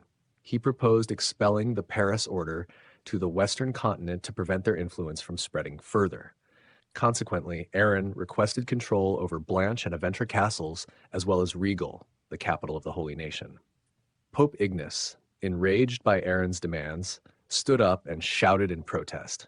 Emperor Zerone quickly intervened, instructing the Pope to maintain courtesy, causing Ignace to return to his seat. Zerone then turned to Aaron, asking if he knew the magnitude of his demands and the seriousness of the situation. Aaron acknowledged the gravity of his demands, but emphasized that they were necessary to protect the honor of the empire. Emperor Zerone expressed understanding of Aaron's desire to safeguard the empire, but questioned the truth of Aaron's claim about the Pope's granddaughter. Pope Ignace vehemently denied the claim, insisting it was false. Aaron then posed a provocative question, asking if the Pope would accept his granddaughter becoming a slave if she were found. Ignace, insisting that no such granddaughter existed, questioned how Aaron could make her a slave if she didn't exist. At this point, Aaron called upon Sir Rommel, who responded affirmatively.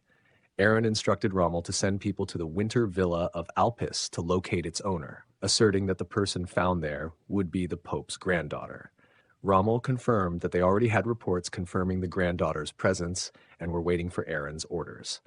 Pope Ignace, now visibly distressed, stood up and declared no, contradicting his earlier denial of having a granddaughter. Aaron challenged Ignace, questioning his denial in light of the new evidence.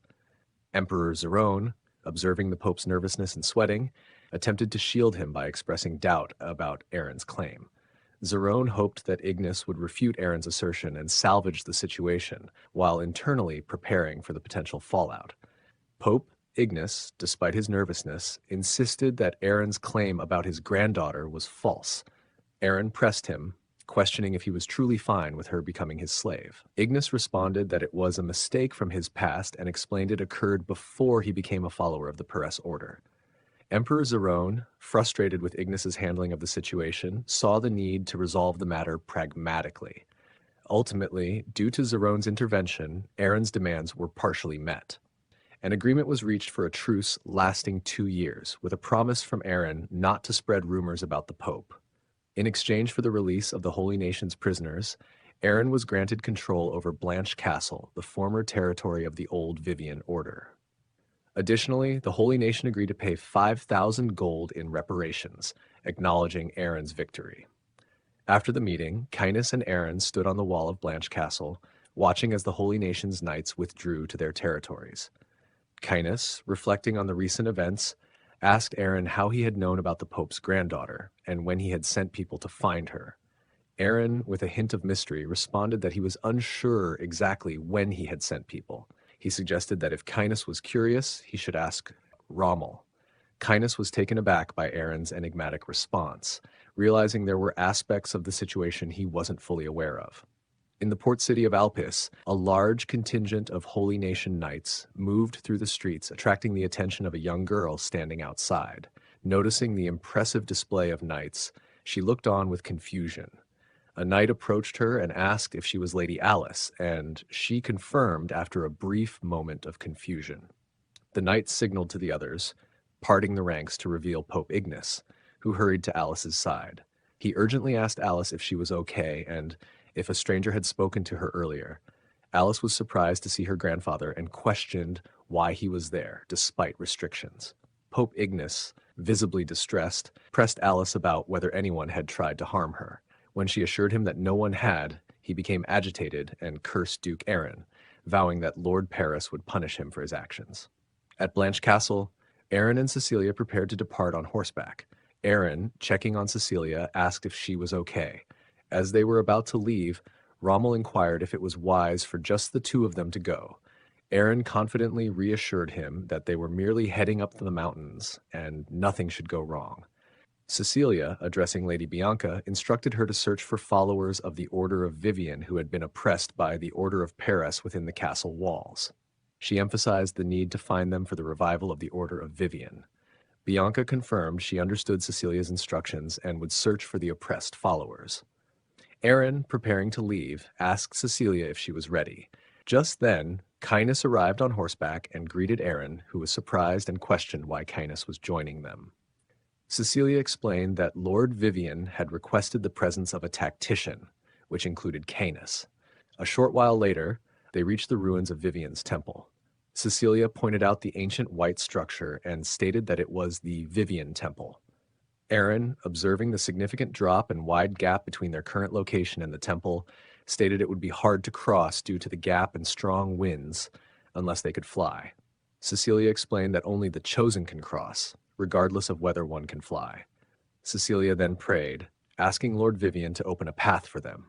Miraculously, a bridge formed, connecting them to the temple. Cecilia invited both of them to proceed inside. As they entered, Aaron noted the large yet empty space and spotted a figure in a black cape. To his astonishment, the figure turned out to be a child. Cecilia bowed and addressed the child as Lord Vivian, confirming the child's identity as the divine figure. Lord Vivian approached and sternly asked Cecilia how long she expected him to wait, leaving both Aaron and Cainus in shock at the revelation. Cecilia explained to Lord Vivian that unfortunate circumstances had delayed her arrival. Lord Vivian acknowledged this, but expressed dissatisfaction with the delay, though she decided to overlook it because Cecilia had brought them with her. Aaron, puzzled by the reference to them, was unsure about the context. Lord Vivian then addressed Aaron directly, asking if he had a problem. Aaron quickly reassured her that he didn't, while reflecting that, given her divine status, he had expected Lord Vivian to exude a more mythical presence. He then realized that she might be able to read minds. At that moment, Kindness bowed to Lord Vivian and asked for the reason behind their summoning. Lord Vivian gave him an irritated look and, telepathically, chastised him for his impatience, instructing him to wait. Nervously, Kindness agreed. Lord Vivian then instructed Aaron to close his eyes and took both of his hands, surrounding herself and Aaron in her aura. They instantly vanished from Kindness and Cecilia's view. When Aaron opened his eyes, he found himself and Lord Vivian on a mountain behind the temple. Lord Vivian reassured him not to worry about falling and asked if he understood the reason for their meeting. Aaron admitted he was unsure. Lord Vivian remarked that everything in the world has a reason, using this to justify her actions as she kicked a massive boulder off the mountain. Aaron, alarmed, watched as the boulder rolled toward the temple where Kindness and Cecilia were. The boulder crashed into the temple, destroying it and sending dust into the air.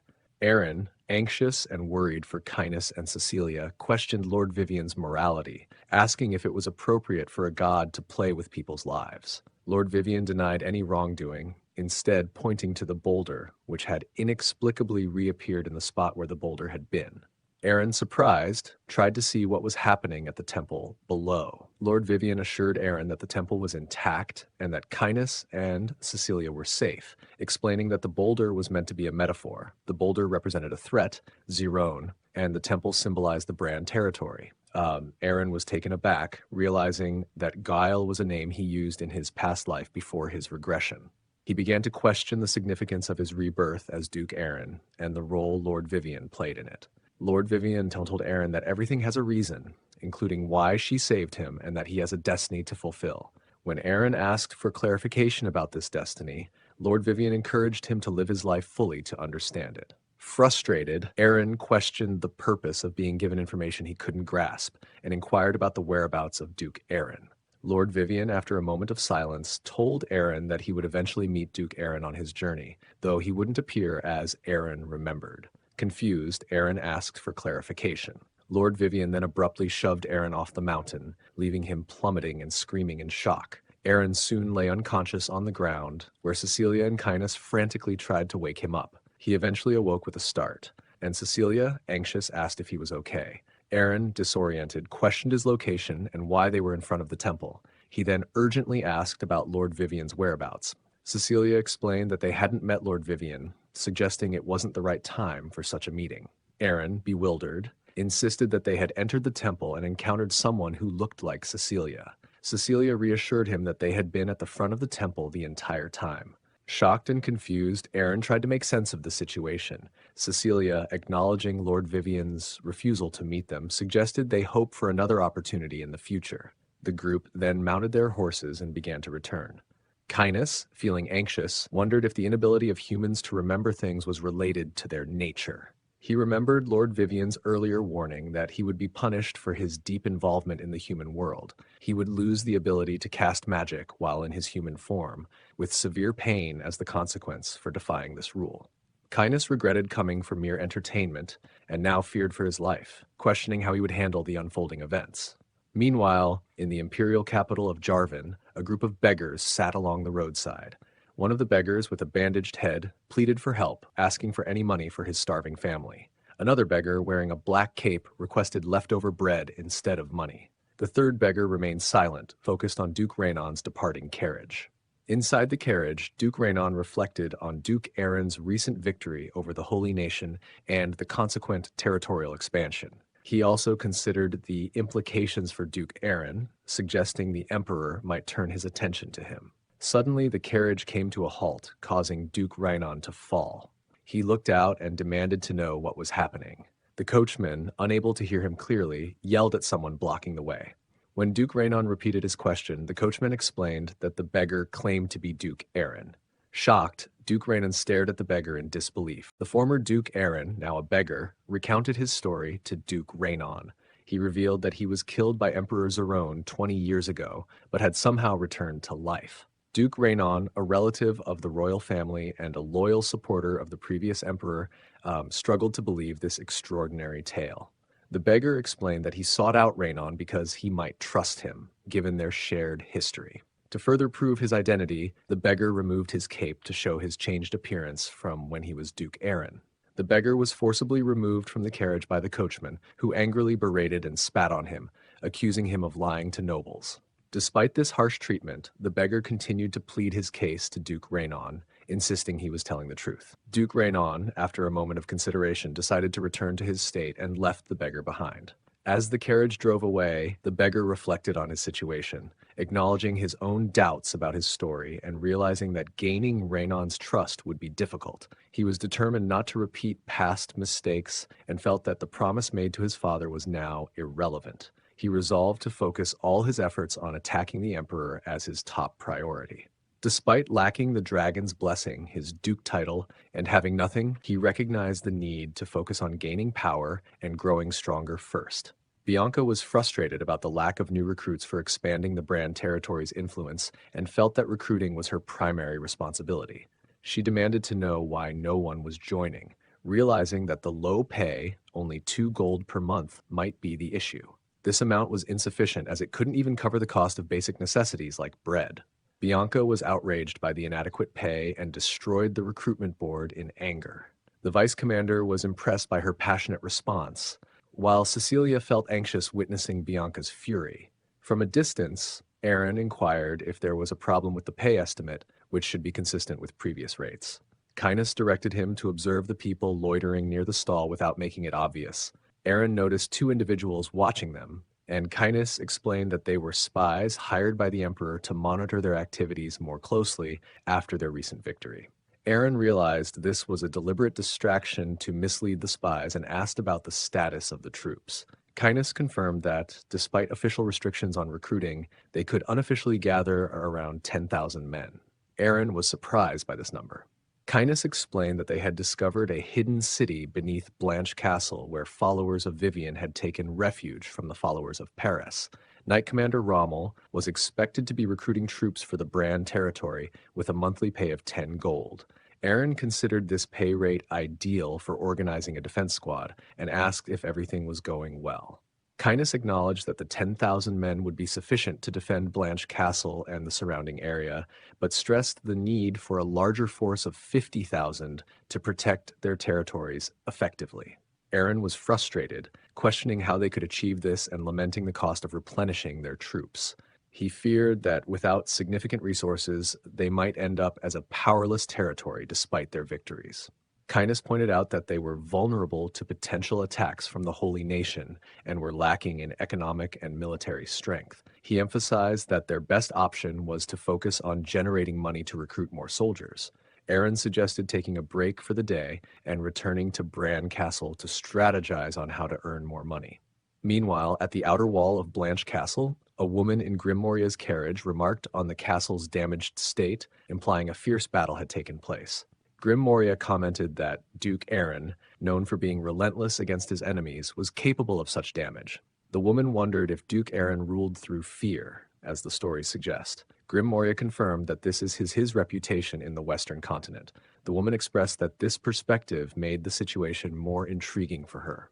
In the conference room at Blanche Castle, the woman and Grim Moria joined Aaron and Kynes. The woman didn't introduce herself and stated that she was there to see the ruler of the North. Aaron questioned this title, and she responded by highlighting his achievements and conquests from the Holy Nation, implying that he deserved such a title. Annoyed, Aaron told her to get to the point. She began to talk about merchants seeking profit, but was interrupted when Aaron drew his sword and pointed it at her, threatening her to stop wasting his time with her irrelevant talk. Grim Moria gave Aaron a thumbs up, thinking that using the rumors about Aaron to their advantage could be beneficial during negotiations. Aaron then demanded to know the purpose of their visit and insisted on revealing the woman's identity. She removed her mask and introduced herself as Princess Luvia of the Samad Kingdom, an island nation between the central and western continents. Despite its small size, Samad Kingdom controls a significant portion of the trade between these continents, and Princess Luvia leads the most influential trade group in the kingdom. She came with a business proposal. Aaron thought about the Samad Kingdom and its fate in the upcoming conquest of the Western continent in 10 years. He then invited Princess Luvia to present her business proposal. Luvia proposed building a storage area for goods coming from the Western continent. Aaron found this unusual and asked if they hadn't had such a facility before. Luvia explained that while the castle was under the control of the Holy Nation, they had been unable to secure approval to build a storage area because the Holy Nation viewed them as heretics. Aaron understood that since ownership of the castle had changed, Princess Luvia wanted approval for her proposal to build a storage area. Luvia confirmed this with a nod. Aaron then inquired about what she could offer in return. Luvia promised that with more trade goods passing through the area, they would have the opportunity to collect more taxes. Aaron's demeanor shifted to seriousness, and he indicated he needed to rest, instructing Canis to see the guests out. As Aaron began to leave, Luvia, flustered, abruptly mentioned holy water. Aaron was puzzled by this sudden statement and asked for clarification. Luvia then specified that while the current tax rate was 15%, she was proposing that, in exchange for increasing the tax rate to 20% on their trade goods, she wanted control over the distribution of holy water. Aaron, still confused, asked for further details about this request. Luvia began by asking if Aaron knew about Gerald the Adventurer. Aaron responded with surprise, recognizing the name but not immediately recalling why it was familiar. Canis reminded Aaron that Gerald was the first adventurer they encountered at the shrine of Etun. Luvia explained that she had asked Gerald to locate holy water because they had been unsuccessful in finding effective medicine from the west and central continents for her father's condition. Holy water was the only remedy that had helped. However, they later discovered that this holy water was produced by the Order of Vivian, which led her to look toward Grim Moria. Aaron, realizing that Grim Moria must have disclosed confidential information about the holy water, became visibly upset. He was frustrated because he believed that all information regarding the holy water was meant to be kept strictly confidential. Aaron, after a deep sigh, asked Luvia if her intention behind wanting control over the holy water was to sell it in the central continent. Luvia clarified that this was not her aim. Instead, she believed that the decision to withhold distribution of the holy water was connected to Aaron's complex relationship with the Emperor. She proposed that by gaining control over the distribution within the Western continent, they could support the war efforts against the Emperor and ultimately weaken his forces. Canis then advised Aaron that while Luvia's offer could potentially provide significant funds, it might be more prudent not to grant her control over the distribution. He suggested that it would be more advantageous for them to manage the distribution directly rather than delegating it to Luvia. Aaron reflected that, while selling holy water to the central continent would be more profitable, he was concerned that it might end up in the hands of soldiers in the Emperor's army. This was why he had limited the supply outside their territory. He acknowledged Luvia's keen market insight and negotiation skills, which made her capable of persuading anyone. Despite this, Aaron was troubled by the prospect of mass destruction looming over her country and felt a strong inclination to prevent it.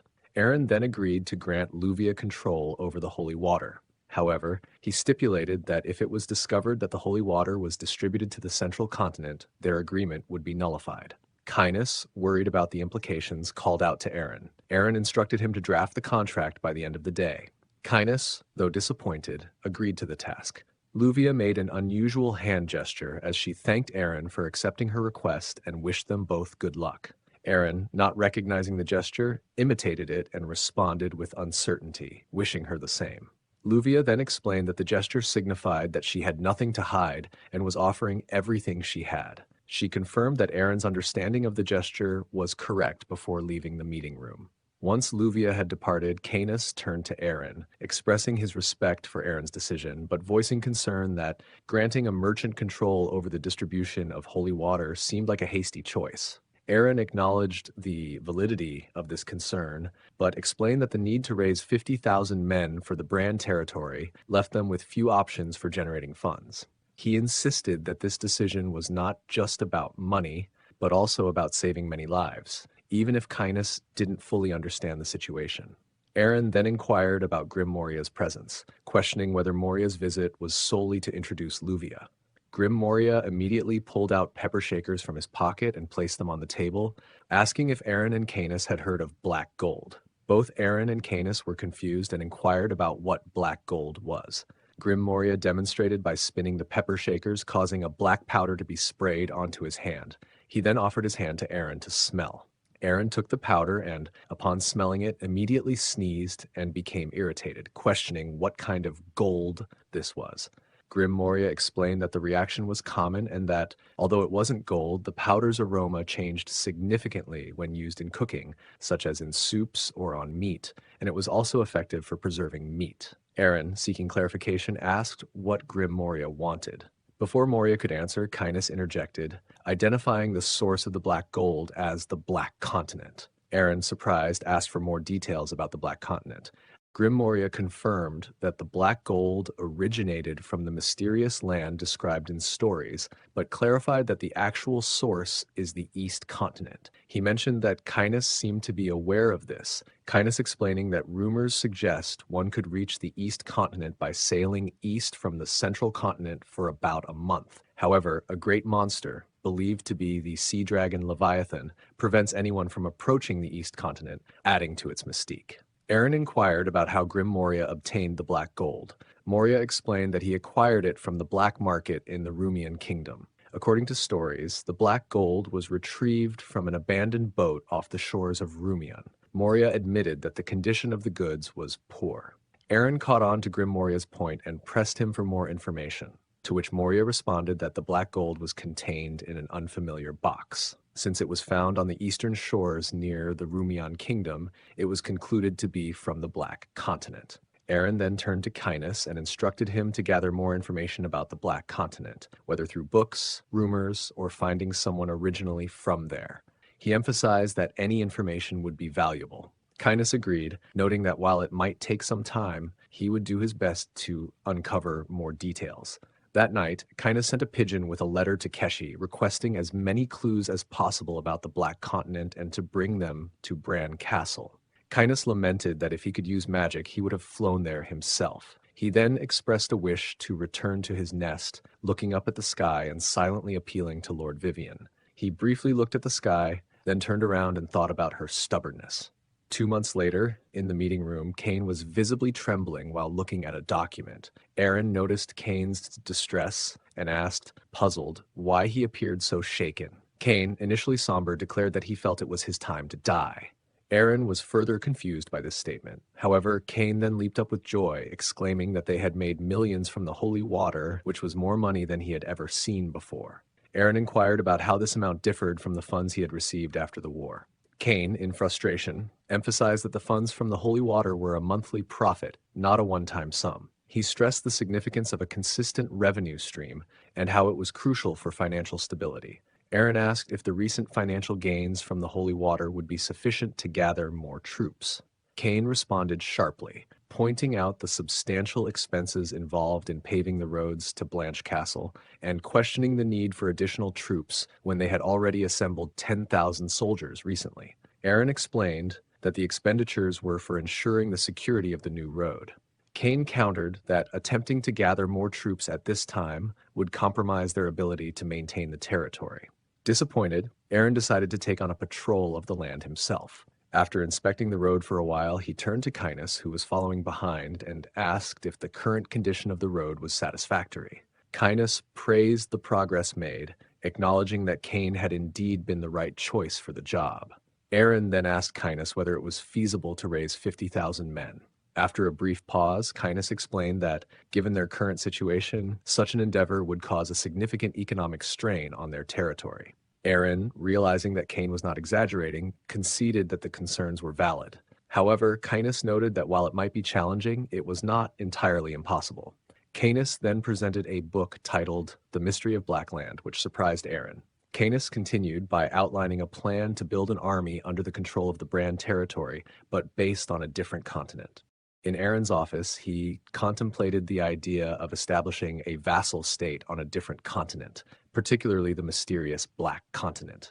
Given the significant funds required for their territory, he saw this as a prime opportunity. However, he was concerned about whether the potential value justified leaving their current territory and embarking on such a journey, fearing it could be a complete waste. As he began reading the book Kindness had given him, he encountered a preface from the author, who described being labeled as crazy or insane by others. The author recounted how, during the 10 years he was missing, even his own family considered him mad due to his obsession with the Black Continent. Despite the rejection and skepticism from those around him, he persisted in sharing his findings and chose to document his experiences for future readers who might seek the truth. Aaron pondered the author's claim about the truth as he continued reading.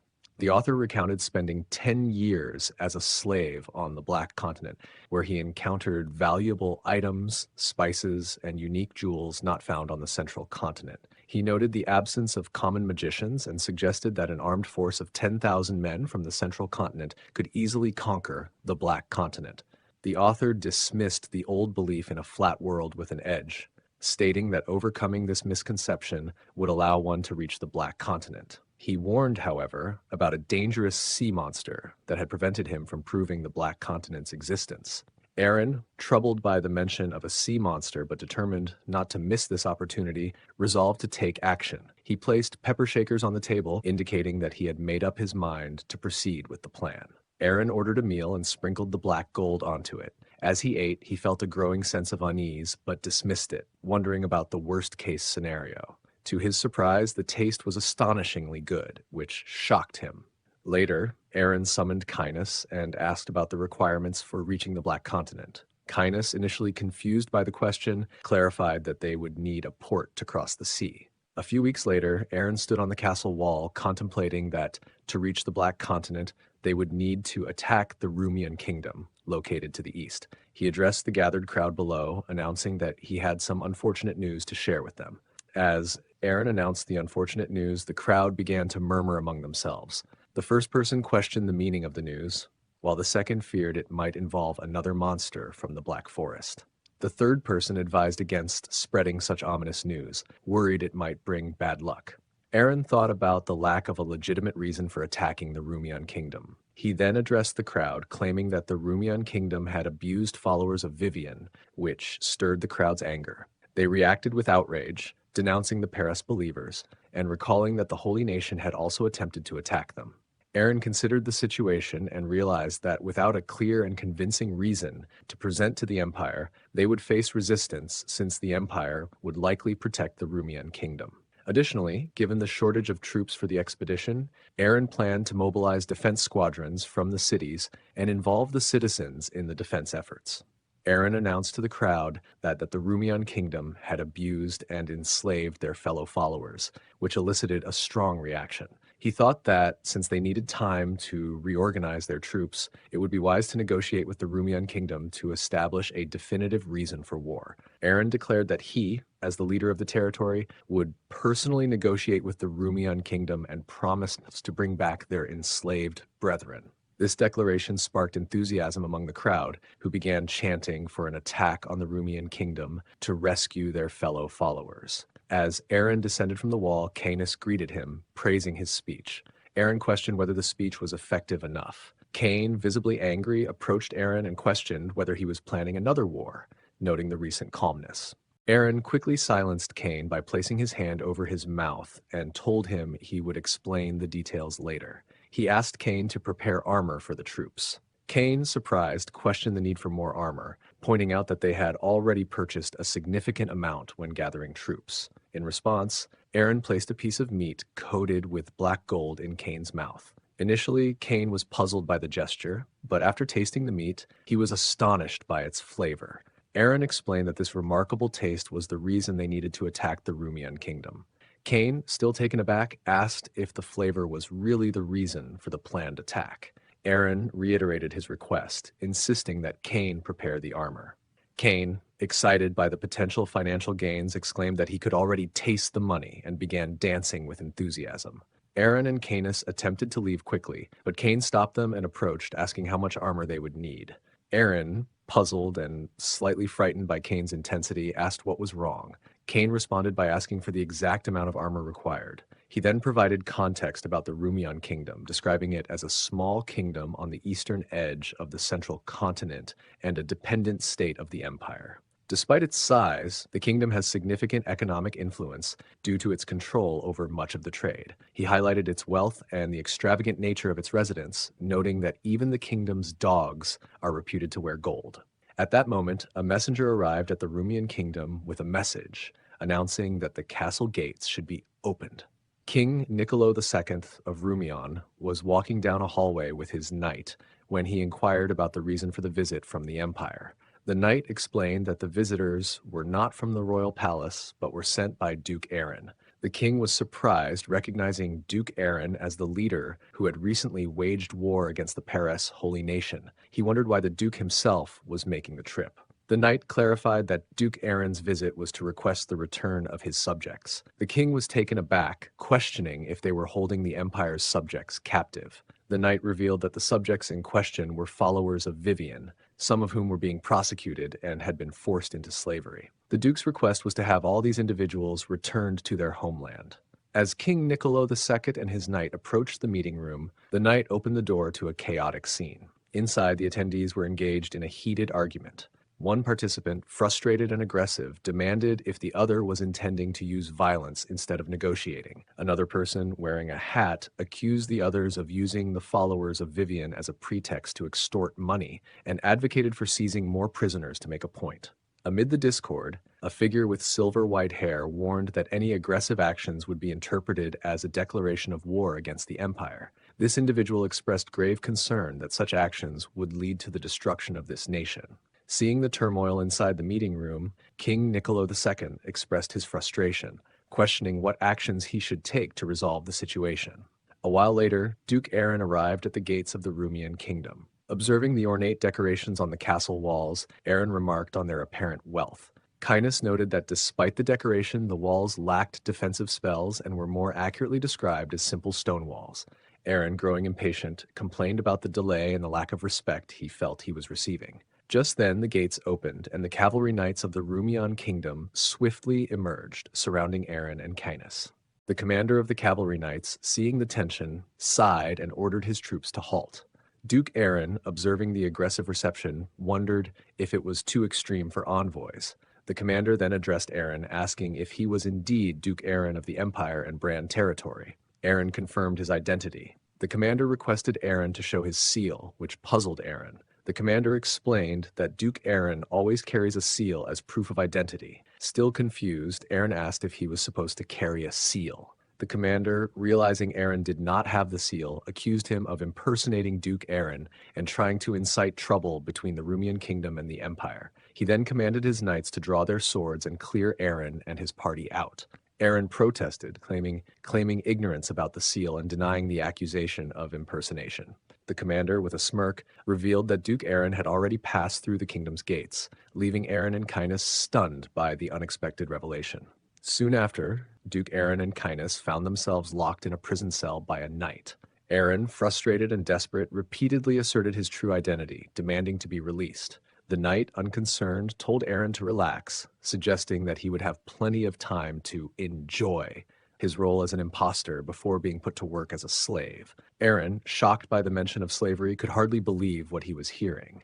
Meanwhile, in the meeting room, King Niccolo II expressed his gratitude for capturing the imposters, thanking Duke Aaron for his assistance. Rex, who was impersonating Duke Aaron, responded with false modesty, claiming the efforts were for the benefit of both the Empire and the Rumian kingdom. He shifted the credit to Cainus, who was also an imposter, highlighting his role in tracking down the false Duke Aaron. The fake Cainus added that it was the impostor's own fault for attempting to impersonate Duke Aaron without the proper seal, further solidifying their deception. King Niccolo II praised Rex and Cainus for their skills and humility, noting the advantage of working with someone so close to the throne. Rex then inquired about the fate of the impostors. The king explained that due to a shortage of labor, criminals in the Rumian kingdom are typically subjected to forced slave labor, which would likely be the impostor's fate. Rex, however, deemed slave labor too lenient for the crime of impersonating high-ranking figures from the empire and suggested execution as a more fitting punishment. The king was surprised by this proposal. Rex stated that given their week-long stay in the Rumian kingdom, he would prefer to witness the executions before departing. The king expressed concern that executing prisoners could lead to riots, as executions had not been carried out in the kingdom for some time due to its small population. After considering Rex's request, the king agreed to fulfill it but requested something in return. Rex invited the king to make his request. The king told Rex that if he withdrew his request to remove the followers of Vivian from the Rumian kingdom, he would agree to the execution proposal immediately. A few days later, a crowd, including the king and Rex, gathered at the execution site to witness the event. Grim Moria arrived at the scene and bowed before King Niccolo II, greeting him formally. The king acknowledged Grim Moria's presence and inquired about his recent activities. Grim Moria reported that he had successfully established a small currency exchange office within the Rumian kingdom, attributing its success to the king's support. The king complimented Grim Moria on his swift and effective work in facilitating currency access for the kingdom, praising his success.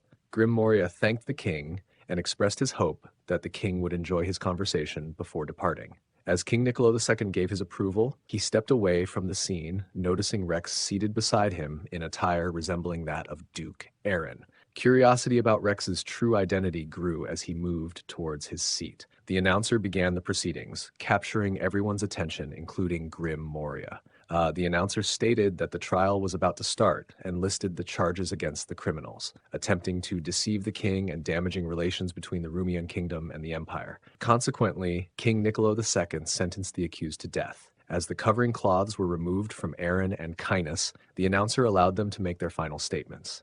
Aaron, looking up to the sky, proclaimed loudly, "I am a noble of the empire, the sole owner of the Brand territory. I am Duke Aaron."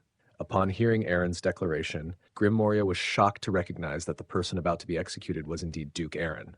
Alarmed, Grim Moria shouted, questioning why Duke Aaron was being executed. The king, surprised by Grim Moria's outburst, asked him why he was asserting that the individual was Duke Aaron. Grim Moria urgently requested to know why Duke Aaron was on trial. The king, noting Grim Moria's genuine concern and the sincerity in his eyes, began to suspect the possibility that Aaron was truly who he claimed to be. Realizing the gravity of the situation, the king quickly turned to address Rex, who had been seated next to him. However, Rex had already departed, having fled when he realized his deception had been uncovered. The king was left staring at an empty chair, puzzled by Rex's sudden disappearance.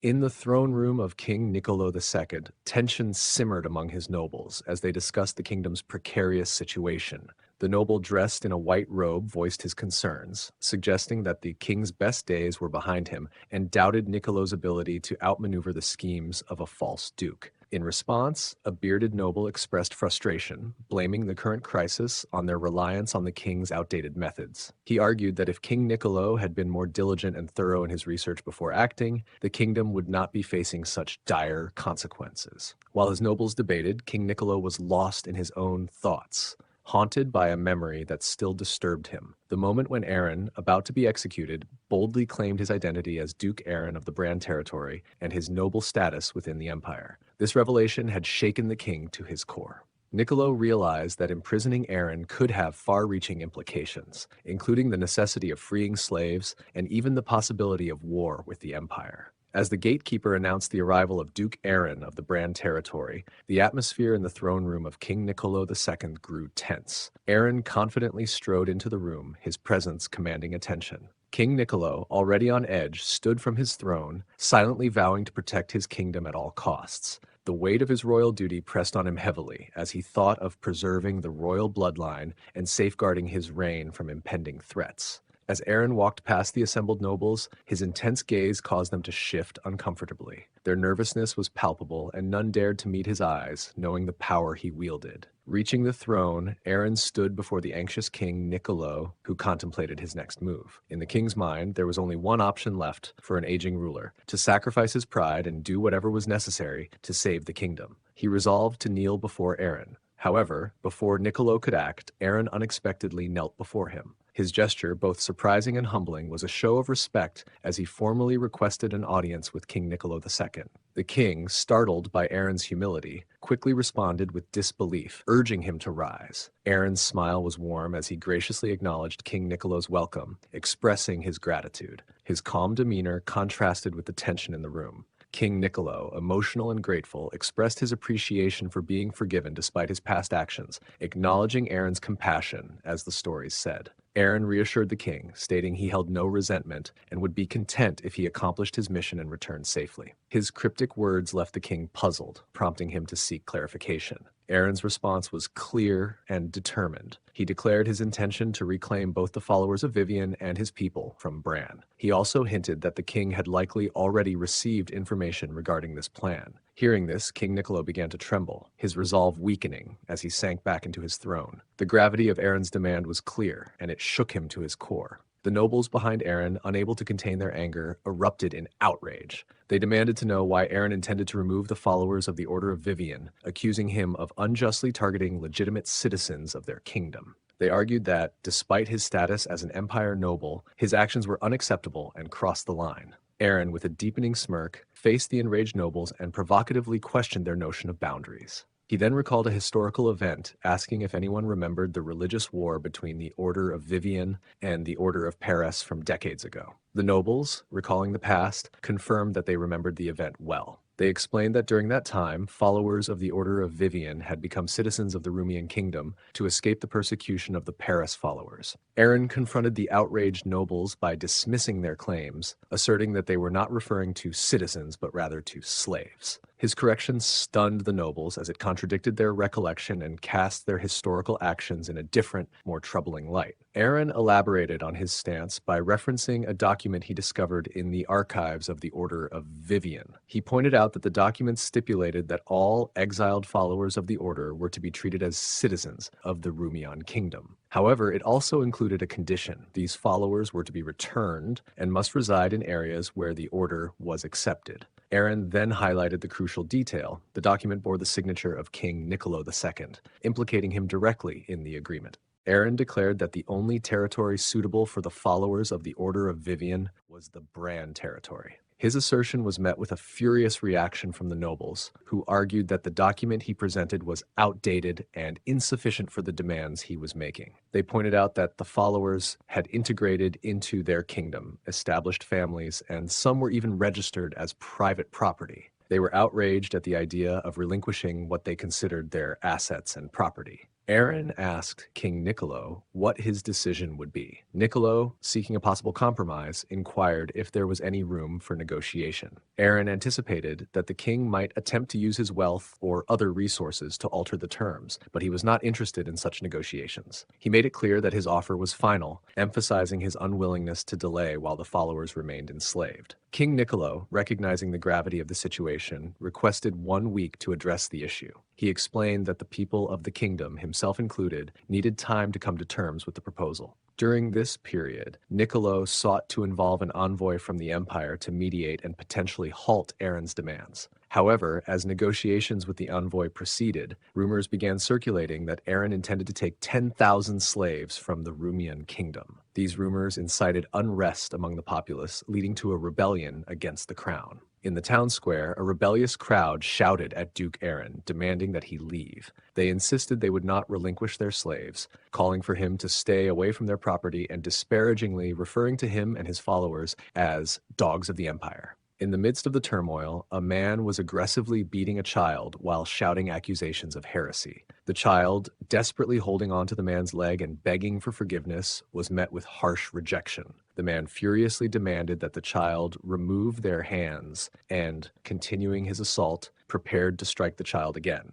Amidst the uproar, Aaron intervened by striking the man who was attacking the child. He then proceeded to the center of the square, where he climbed onto a water fountain. From this prominent position, he addressed the crowd and announced to them that he, Duke Aaron, was present and ready to address them. The crowd, initially focused on their anger against Aaron, shifted their attention to him, murmuring among themselves. Aaron declared to the crowd that he was there to liberate the followers of the Order of Vivian and end their enslavement. His statement only fueled the crowd's anger, who responded by insisting that slaves were their property and demanding his departure. Amidst the chaos, Rex threw a stone at Aaron, knocking him unconscious. The enraged mob then attacked Aaron, trampling him in a violent frenzy, driven by their anger and fear of losing their slaves. In the imperial capital of Jarvan, Emperor Zerone was puzzled when an envoy from the Rumian kingdom arrived with a box of gold coins. The emperor questioned why the envoy was there, since the regular tributes had already been made. The envoy requested the emperor's intervention to stop Duke Aaron, fearing that his actions might destroy their kingdom.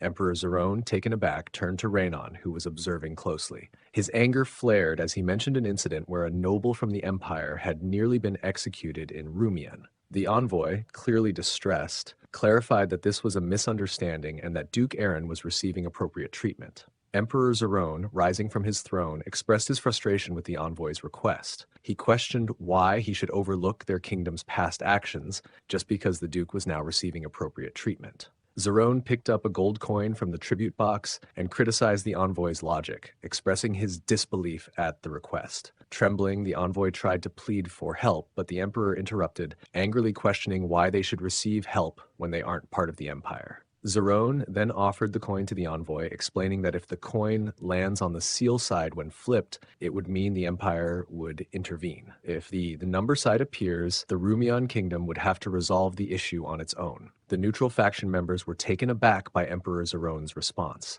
The envoy, bewildered, asked if the fate of the Rumian kingdom would be decided by a coin flip. Zerone retorted that he would address the issue with the same level of absurdity as the envoy's request. The envoy was left stunned, and Zerone reiterated by handing the coin to the envoy, stating that the kingdom's fate was now in his hands. Later, in a meeting room, Emperor Zerone, Duke Gran, and Crown Prince Philip convened. Duke Gran inquired whether Zerone would have actually intervened if the coin had landed on the seal side. Emperor Zerone clarified that the coin flip outcome would not have changed his decision. He would not interfere with the Rumian kingdom's issues due to his commitment to the honor of the throne. Duke Gran questioned this stance, and Zerone explained that, despite his personal differences with Duke Aaron, Aaron was still a noble of the empire. Intervening too deeply in noble affairs could undermine the empire's authority and weaken its image. Duke Gran mentioned Zerone's involvement in the war against the Holy Nation, to which Zerone responded that although the Order of Paris is not the official religion of the empire, it is widely followed by the people. If the Holy Nation were destroyed, the public might blame the empire and use Duke Aaron's situation as a pretext. Zerone argued that Aaron's actions were justified since he was wronged by the Rumian king and was only seeking the return of his people, not raising an army. Thus, Zerone saw no reason to intervene. Duke Gran, impressed by Emperor Zerone's strategic insight, reflected on how Zerone seemed naturally suited to be emperor, skillfully using even minor incidents for political gain. Zerone, reminiscing about the earlier encounter with the envoy, laughed at the envoy's reaction, which also amused Duke Gran. At that moment, an old man knocked and entered the room. Zerone immediately asked for the purpose of his visit. The old man reported that Duke Aaron had been attacked in the streets of the Rumian kingdom and had been kidnapped. The shocking news left everyone in the meeting room stunned. Meanwhile, King Niccolo's butler informed him of Duke Aaron's attack and disappearance. King Niccolo, trembling with fear, speculated about the motives behind these events. He questioned whether it was a scheme by nobles or if it could be Duke Aaron's own plan to use the situation as a pretext for an attack on his kingdom. King Niccolo, overwhelmed by the realization of Duke Aaron's possible scheme, collapsed to the ground. His son, the prince, saw this as an opportunity to claim the throne. He quickly helped his father up, pleading with him not to abandon him. As King Niccolo regained consciousness, he issued a final command to his son, insisting that the kingdom's slaves must be protected at all costs. Shortly after, King Niccolo died in the prince's arms. The prince, relieved that his father was no longer a burden, pretended to mourn to maintain appearances with the nobles. Meanwhile, Duke Aaron, who was waiting in a chair, expressed his frustration with the inactivity and asked Rex when he could resume his activities. Rex informed him that he could leave whenever he wished, making Aaron's eyes light up with excitement. Rex informed Aaron that while he could leave any time, it would result in getting beaten up again. This comment caused Aaron to lose his enthusiasm, leading him to accept that he was stuck in this place. He then inquired about when Rex would return to Castle Bran, mentioning the need to meet with Rommel. Rex expressed his reluctance to see Rommel, criticizing him for assigning tasks like gathering information and causing conflicts, while also dictating how Rex should perform his duties. Aaron acknowledged Rex's grievances and apologized, noting that Rex was the only one capable of handling the current task effectively. Rex responded by suggesting that if Aaron recognized his skills, he should avoid giving him pointless tasks and consider increasing his pay. Aaron agreed to Rex's request, promising to address his concerns and offer better compensation in due time. Just then, Kynus burst into the room, prompting Aaron to ask if he had convinced Cheryl to participate. Kynus reported that while Cheryl had come, she refused to take part in the plan. Aaron questioned why Cheryl wouldn't act as if she had lost her brother and what their next steps should be. Meanwhile, Cheryl, along with the cavalry, was on her way to the Rumian kingdom. She found the plan unsettling and thought to herself how creepy it all felt. Prince Agulius, seated on the king's throne, angrily demanded to know why the knight commander had not yet located Duke Aaron, emphasizing that Aaron should be somewhere in the kingdom, whether dead or alive. The knight commander responded that despite their best efforts and the deployment of numerous troops, the search was being hindered by angry citizens. Prince Agulius erupted in frustration, blaming the citizens for obstructing the search despite being the cause of Aaron's disappearance. The knight commander explained that rumors about the potential release of the slaves had spread, which had incited the public's hostile reaction and complicated the search efforts. Prince Agulius, visibly trembling with frustration, was met with increasing vocal input from the nobles. One noble advised that they should quickly locate Aaron and agree to his demands, or otherwise clarify their position on the potential release of the slaves. Other nobles opposed this, questioning how they would manage the loss of labor if slaves were freed. The debate grew heated, with another noble suggesting they should wait for the empire's stance before making any decisions. Amid the chaos, Prince Agulius, feeling overwhelmed and frustrated by the competing opinions, thought to himself that everyone was trying to dictate his actions. He then yelled for silence, grabbing one of the nobles and asserting his new authority by stating that he was now the king of the country, no longer merely a prince. Then the noble pointed out that Prince Agulius had not yet been officially coronated. Agulius was about to respond in anger. However, an envoy burst into the room, shouting for the prince. Agulius, irritated, corrected the envoy by stating his new status as king. The envoy delivered shocking news. The emperor had declared he would not involve himself in the Rumian kingdom's affairs. This announcement stunned everyone present. At that moment, the butler entered, urgently calling out for the prince. Still fuming, Agulius reiterated his claim to the throne. The butler then informed him that an attack had been declared. Overwhelmed by the news, Prince Agulius collapsed to the ground, unconscious. In the imperial capital of Jarvan, during a meeting, Duke Gran suggested that the recent events, a public execution, a disappearance, and a declaration of attack, seemed orchestrated by Duke Aaron to gain control of the Rumian kingdom. Emperor Zerone inquired if Aaron intended to use force to take over the Rumian kingdom, and if the situation had escalated to a point where the empire should intervene. Duke Gran agreed that, given the Rumian kingdom's importance to the empire, intervention was necessary. However, he cautioned that retracting the emperor's earlier stance might make the throne appear weak and indecisive. Emperor Zerone contemplated Duke Gran's concerns about the potential weakening of the throne. Prince Philip then suggested that if Duke Aaron expanded his territory, it would become part of the empire, allowing the empire to benefit from the Rumian kingdom's resources and increase tax revenue. This expansion could also provide the empire with a legitimate reason to apply financial pressure on Aaron. Emperor Zerone, intrigued by this strategy, ordered the Central Army to patrol the border near the Rumian kingdom, but instructed them to avoid direct involvement in any conflict. He pondered Aaron's next move, wondering if he would proceed with his plans despite the new conditions. Prince Agulius lay unconscious on a bed with his head resting on the lap of a woman. As he woke, he realized the woman was Elena, who was actually the demon succubus Elena in human form. She informed him that he had passed out in the throne room and asked if he was okay. Prince Agulius, noticing his position, asked if he was really resting on Elena's lap. She assured him it was fine for him to stay there as long as needed. However, Agulius, feeling the weight of his responsibilities, insisted he needed to get up to make crucial decisions for the kingdom. Elena gently pulled him back onto the bed and positioned herself on top of him, suggesting that she had a better idea. She invited him to hear her proposal, which made Agulius look at her with curiosity. As Aaron looked out the window, he saw a crowd protesting and demanding the release of the slaves to end, and even calling to find and kill Aaron. He reflected on how the kingdom was on the brink of collapse, while the people focused solely on their own interests. Aaron hoped that Elena could successfully distract Prince Igulius, fearing that if his plans were discovered and the Vivian followers were released, his efforts would be in vain.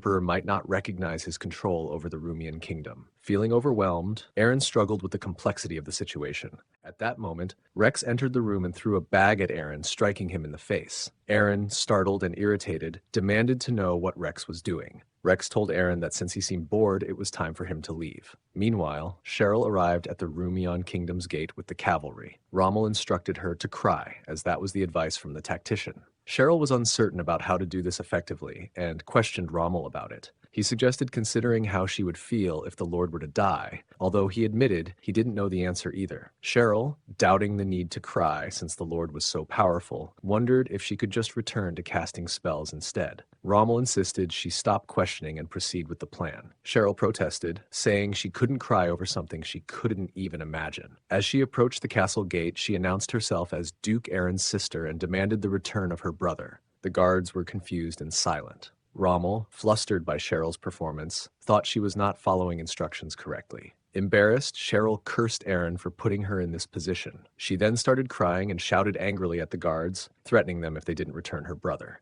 Rommel, relieved to see Cheryl finally crying, felt she had managed to meet the tactician's requirements. At that moment, Prince Igulius arrived and inquired about Cheryl's actions. He then ordered the release of the slaves. As the gate opened and the slaves began to be escorted out, Prince Igulius declared that if anyone did not leave immediately, here, Elena tried to manipulate Prince Igulius by suggesting that Duke Aaron genuinely cared about the followers of Vivian. She advised that instead of releasing them, he should threaten their execution to deter Aaron from approaching the Rumian kingdom. Prince Igulius expressed concern about angering Aaron and the potential backlash from the nobles, who would demand an explanation. Elena reassured him that both the nobles and slaves were considered property of the Rumian kingdom, and as king, he had authority over this property. Agreeing with Elena, Prince Igulius embraced his role as king. Elena then hugged him and whispered, encouraging him to assert his authority as the rightful owner and king of Rumian. Under Elena's influence, he would execute them. Cheryl was shocked by this threat and questioned the possibility of such executions. Prince Igulius added that he was indifferent to Duke Aaron's fate and demanded that everyone leave his kingdom without further complaints. Angered by the prince's threats, Cheryl prepared to use her wand. Prince Igulius, satisfied with his firm stance, thought it was best not to negotiate and to have asserted his position from the beginning. His confidence was interrupted when a fireball struck the wall, causing chaos. The prince turned to his knights, who were urgently calling for the healing priests to help with the situation. Cheryl, preparing another fireball and smiling, commented that she should have taken such action from the start, instead of crying. Prince Igulius, alarmed by her threat, shouted that she was crazy and ordered his knights to execute the slaves immediately. As a knight raised his sword to carry out the execution, one of the slaves tried to escape but stumbled and fell because of a rope tied around his leg. As the knight approached, the slave revealed his identity as Duke Aaron. This declaration shocked Prince Igulius. Immediately ordering a verification, Prince Igulius watched as the knight removed the slave's clothing, confirming that it was indeed Aaron. Trembling and tearful, Aaron condemned the prince and his men, questioning if their attempt to kill him once was not enough. Confused, Prince Igulius asked Duke Aaron why he was among the slaves. Meanwhile, the Rumian kingdom's knights, observing the situation, debated among themselves. One knight suggested that releasing Duke Aaron might prevent war, questioning their hesitation, while another expressed fear about their impending doom. Responding to the knights' concerns, Prince Igulius ordered Duke Aaron to be released. However, Elena, manipulating his thoughts, whispered in his mind to assert his authority as the owner. Distressed, Prince Igulius rejected Elena's manipulation, recalling his father's last words that releasing the slaves was essential for protecting the kingdom. He was torn between his father's advice and Elena's influence. Realizing he needed to act to protect the kingdom, Prince Igulius turned to address Duke Aaron. Masked figures on horseback suddenly arrived and attacked Aaron. One of the attackers used a rope to ensnare Aaron, slamming him to the ground. Both Cheryl and Prince Igulius were alarmed by the attack and quickly ordered their knights to rescue Aaron. The masked group, having captured Aaron, was led away by their leader, who instructed not to let Aaron escape. Igulius, fearing the consequences if Aaron were killed, told the knight commander to deploy all troops to intercept the attackers. The knight commander acknowledged the order and prepared to act. Prince Egulius instructed the gate guards to open the castle gates to buy time, but they informed him that there were no castle gates. Realizing the situation, he ordered the knights to defend the bridge, as it was the only way for the attackers to enter. Meanwhile, Rommel's cavalry charged toward the castle, aiming to pass through them and enter the castle. Rommel led the charge and commanded his knights to maintain their line and push through to rescue Duke Aaron. As they approached, Molotov cocktails were thrown at them, setting the front line of knights on fire. Despite the flames, Rommel urged his troops to charge forward and push their fellow knights into the water. The burning knights were pushed into the water by their comrades, but when the next row of cavalry crossed the flames, they were shocked and called for a retreat. Confusion spread among the knights as they faced the flames and barriers. One knight rushed back to report that barriers had been set up and advised a fallback. Upon receiving the report, Rommel ordered his forces to stop and retreat. Prince Egulius shouted for his forces to remain vigilant,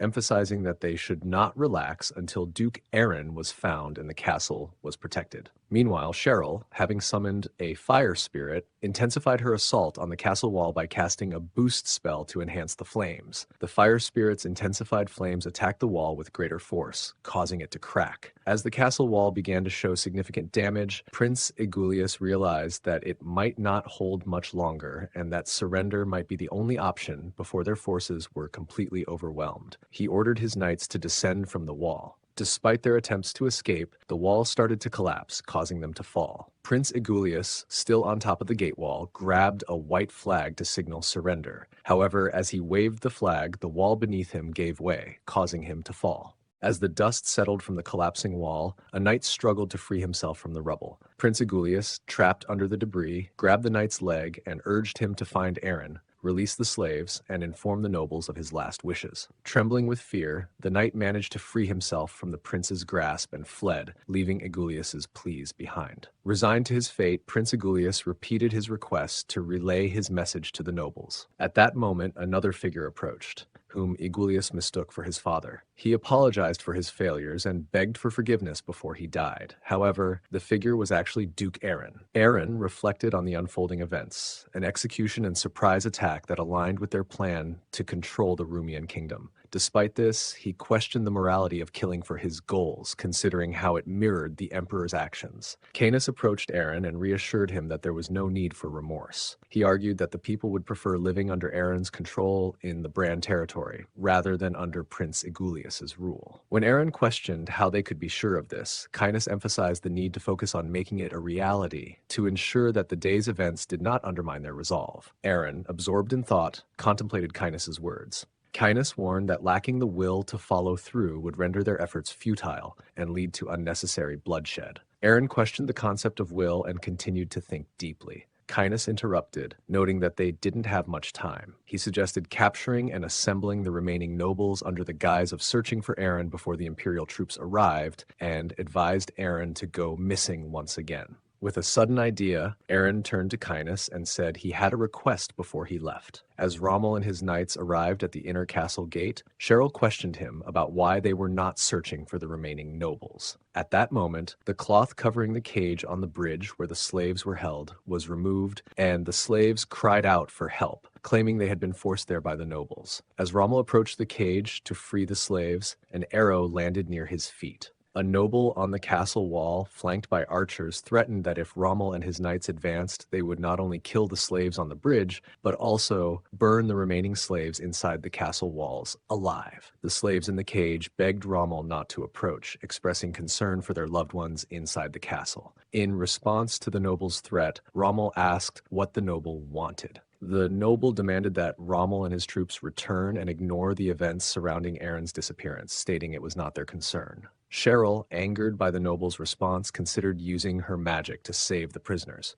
She believed that despite potential casualties, she could rescue the majority of the 3,000 prisoners. As she prepared to cast her spell, Canis intervened, urging her to call off the attack. He emphasized that their goal was to bring the Rumian kingdom under their control and that they needed to avoid unnecessary casualties. In the exchange, Cheryl was incensed when Canis relayed Duke Aaron's orders to her. She felt overwhelmed, as Aaron's demands seemed contradictory and unreasonable, especially after his earlier request for her to mourn her brother. Cheryl expressed her frustration by refusing to comply and storming off. Kynes, reflecting on Aaron's earlier instructions, recalled Aaron's concern about the Rumian subjects' opposition to his leadership. Aaron feared that an attempt to seize control by force would provoke unpredictable and possibly severe reactions from them. Kynes had responded by suggesting that these issues could be addressed later, similar to how they had managed similar challenges during the conflict with the Holy Nation. Aaron discussed the situation with Kynes, emphasizing the differences between their current challenge and the past conflict. He explained that previously, they were dealing with their own people and a stronghold that supported their cause, so there was no significant issue. However, the situation with the Rumian kingdom was more complex because the land rightfully belonged to its subjects, and they were now considered intruders. Aaron initially thought about using force to secure the land before their planned move to the Black Continent, but realized that stabilizing the region first was crucial since they would use it as an outpost. Kynes agreed with Aaron's assessment and offered his assistance. Aaron then requested that Kynes take care of Cheryl, indicating that she would be a key part of the solution. Later that night, outside the inner castle gate, Aaron's knights confronted civilian protesters who were vocally opposing their presence. The protesters demanded that the intruders leave, asserting that Duke Aaron's absence was not their concern, and declaring that the land, along with the slaves, belonged to them. As Aaron arrived on the scene, he carried a large rock, which drew murmurs of confusion and surprise from his knights, who were puzzled by his appearance and the rock he brought. The protesters, who were hostile towards the intruding forces, turned their attention to Aaron as he dramatically slammed the rock onto the ground, causing a startled reaction from everyone present. Aaron then stood on the rock and addressed the protesters, announcing his presence and acknowledging their claim that he and his forces were trespassing on their land. He declared that their intention was to liberate the followers of the Order of Vivian. The protesters reacted with anger, demanding that Aaron and his forces leave immediately and expressing their disdain for his presence. In response, Aaron calmly offered 300 gold coins. This unexpected offer silenced the protesters and left them confused. Aaron continued his speech by offering 300 gold coins for the freedom of each follower of the Order of Vivian among the slaves held by the protesters. He asked those who had such slaves to raise their hands. The protesters exchanged nervous glances, but eventually one man with a Vivian child as a slave raised his hand. Aaron promptly threw him a bag of gold coins, leaving the man astonished by the sum. After freeing the first slave, Aaron declared that the child was now a subject of the Brahn territory and asked if anyone else wished to be rewarded. The crowd hesitated at first, but some began to raise their hands, indicating they also had followers of Vivian among their slaves. One protester pointed to a cage where his slaves were kept. Seizing the moment, Aaron redirected the crowd's anger by claiming that he did not control their property. Instead, it was the nobles inside the castle who were actually in control. He questioned whether it was he who was trying to take control or the nobles who had seized their property and isolated themselves in the castle. By doing this, Aaron effectively shifted the crowd's hostility away from himself and toward the Rumian kingdom's nobles. The agreement to trade slaves for 300 gold each led to a shift in public anger from Aaron, who had trespassed, to the nobles who took the slaves from the citizens. The people protested vigorously, demanding the release of their slaves and calling the nobles to account. In response to the growing unrest, the nobles became nervous. In a meeting, one noble questioned why the citizens were demanding the release of the slaves. Another noble explained that Aaron was rumored to be buying the slaves at 300 gold each, leading to a perception that the nobles were being deceitful. A third noble dismissed the public's reaction as foolish because they were siding with the trespasser for a little gold. A noble in a dark blue outfit then intervened, stressing the urgency of the situation. He warned that conceding to the people's demands might prompt Aaron to retaliate, while refusing to release the slaves could lead to losing public support. Hearing that, the room fell silent, as the noble in the dark blue outfit warned of impending doom if the situation continued to escalate. Another noble, dressed in blue and yellow, asked for actionable solutions. The blue noble replied that he would address this, but first needed to discuss an important matter. Their spy had reported that imperial forces were on their way to the kingdom. Although the empire had officially refused to support them, they might still offer assistance. To secure their help, the nobles would need to make an offer 10 times larger than initially planned. Meanwhile, in a noble's bedroom, Arthur lay on the bed contemplating his situation. He marveled at the luxury of the room and imagined sharing it with his beloved. Despite his feelings, he doubted whether such a dream was feasible, given his status as a mere centurion compared to his beloved's greater strength. Arthur, considering his position and abilities, looked at the wig and outfit he used to impersonate Cainus and had a realization. He decided to focus on becoming a strategist instead of relying on physical strength. He thought that by becoming smarter, he could still achieve success and wealth without risking his life in battle. Meanwhile, in a storage room, Cainus, Aaron, Cheryl, and Rex discussed their plans. Cainus expressed concern that offering 300 gold per slave might negatively impact the economy. Aaron asked Rex to provide more details. Rex reported that out of 10,000 slaves, about 80% were owned by nobles and 20% by common citizens, meaning they might need around 60,000 gold, which he considered manageable. Cheryl raised a concern about the remaining 8,000 slaves not covered by the gold offer. Aaron replied that they would need to force the remaining owners to surrender their slaves, but he was unsure whether this would involve violence. With the Imperial army approaching, Aaron felt pressed for time and regretted not having a chance to persuade the remaining slave owners peacefully. As the meeting progressed, Rommel entered and reported that they were running out of the funds allocated for the people. He asked if he should tell them to wait longer. Upon seeing Rex, Rommel excitedly greeted him as his brother. Rex, however, rejected Rommel's recognition, pushing him away and declaring he had no brother before storming out, leaving Rommel shocked and hurt. Meanwhile, Cainus heard a noise outside and discovered a bird carrying a letter from the dwarf Keshi. After reading it, Cainus turned pale, thinking the news could not be worse. Aaron, noticing Cainus's distress, inquired about it. Cainus tried to downplay the situation, hiding the letter and suggesting Aaron should keep a low profile for now. Just then, Arthur burst into the room, announcing his achievement. He dragged in a person bound by ropes and wearing a black cape, drawing everyone's attention. After torturing the captive in the black cape, Aaron confirmed that the nobles in the castle had reached out to the nobles outside for help from the Emperor. Realizing that time was running out and the Imperial army would arrive before they could locate and deal with all the nobles,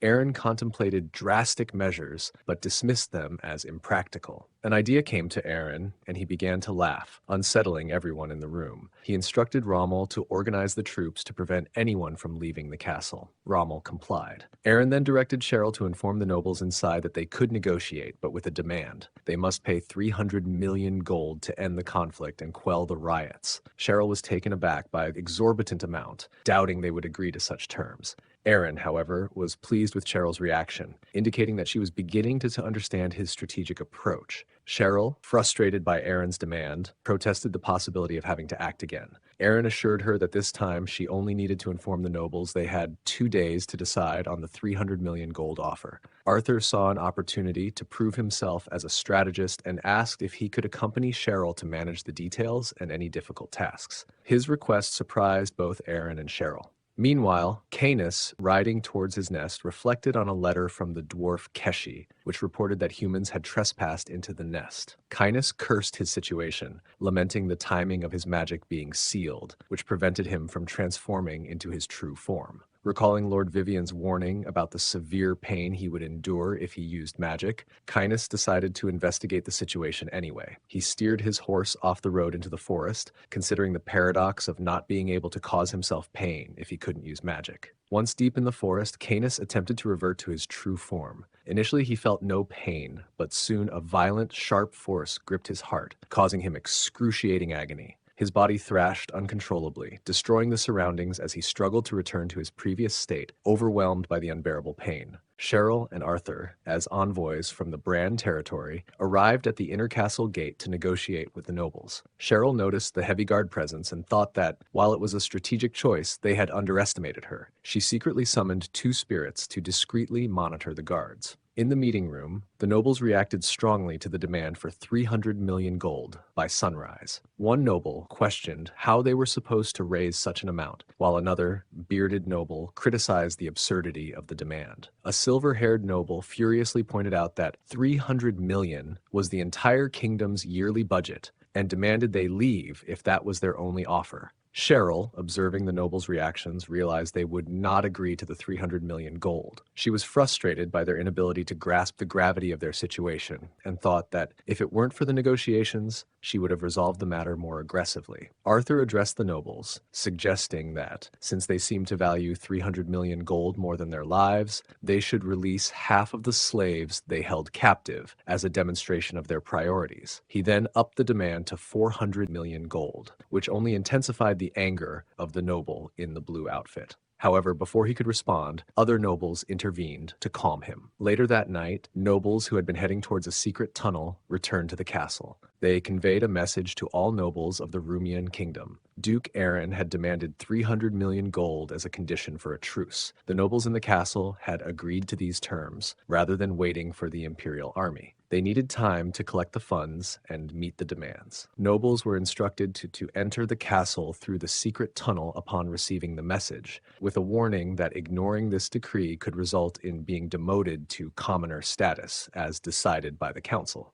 Rex reported to Aaron that all the nobles who had been heading for the secret tunnel had now entered the castle. Aaron then asked Rommel about the status of the nobles' houses, to which Rommel confirmed that they had thoroughly checked both the houses and all buildings within the castle walls. Satisfied, Aaron instructed Cheryl to leave. Cheryl, irritated, reminded him not to shout when she was close by. In the throne room, the nobles were in a heated debate about how to gather the 300 million gold. One noble complained about not having 10 million gold, while another suggested using funds from a shipwreck sale on the black market. The first noble claimed he could only provide 100,000 gold, which was met with disbelief and frustration from others who insisted that this money was crucial for their survival. Outside the throne room, knights overheard the argument. One knight questioned how long the nobles had been discussing the issue, and the other remarked on the rarity of such a gathering, even during the reign of the king. The first knight expressed skepticism about the nobles' ability to resolve their situation, noting that their discussions seemed unproductive and full of arguments.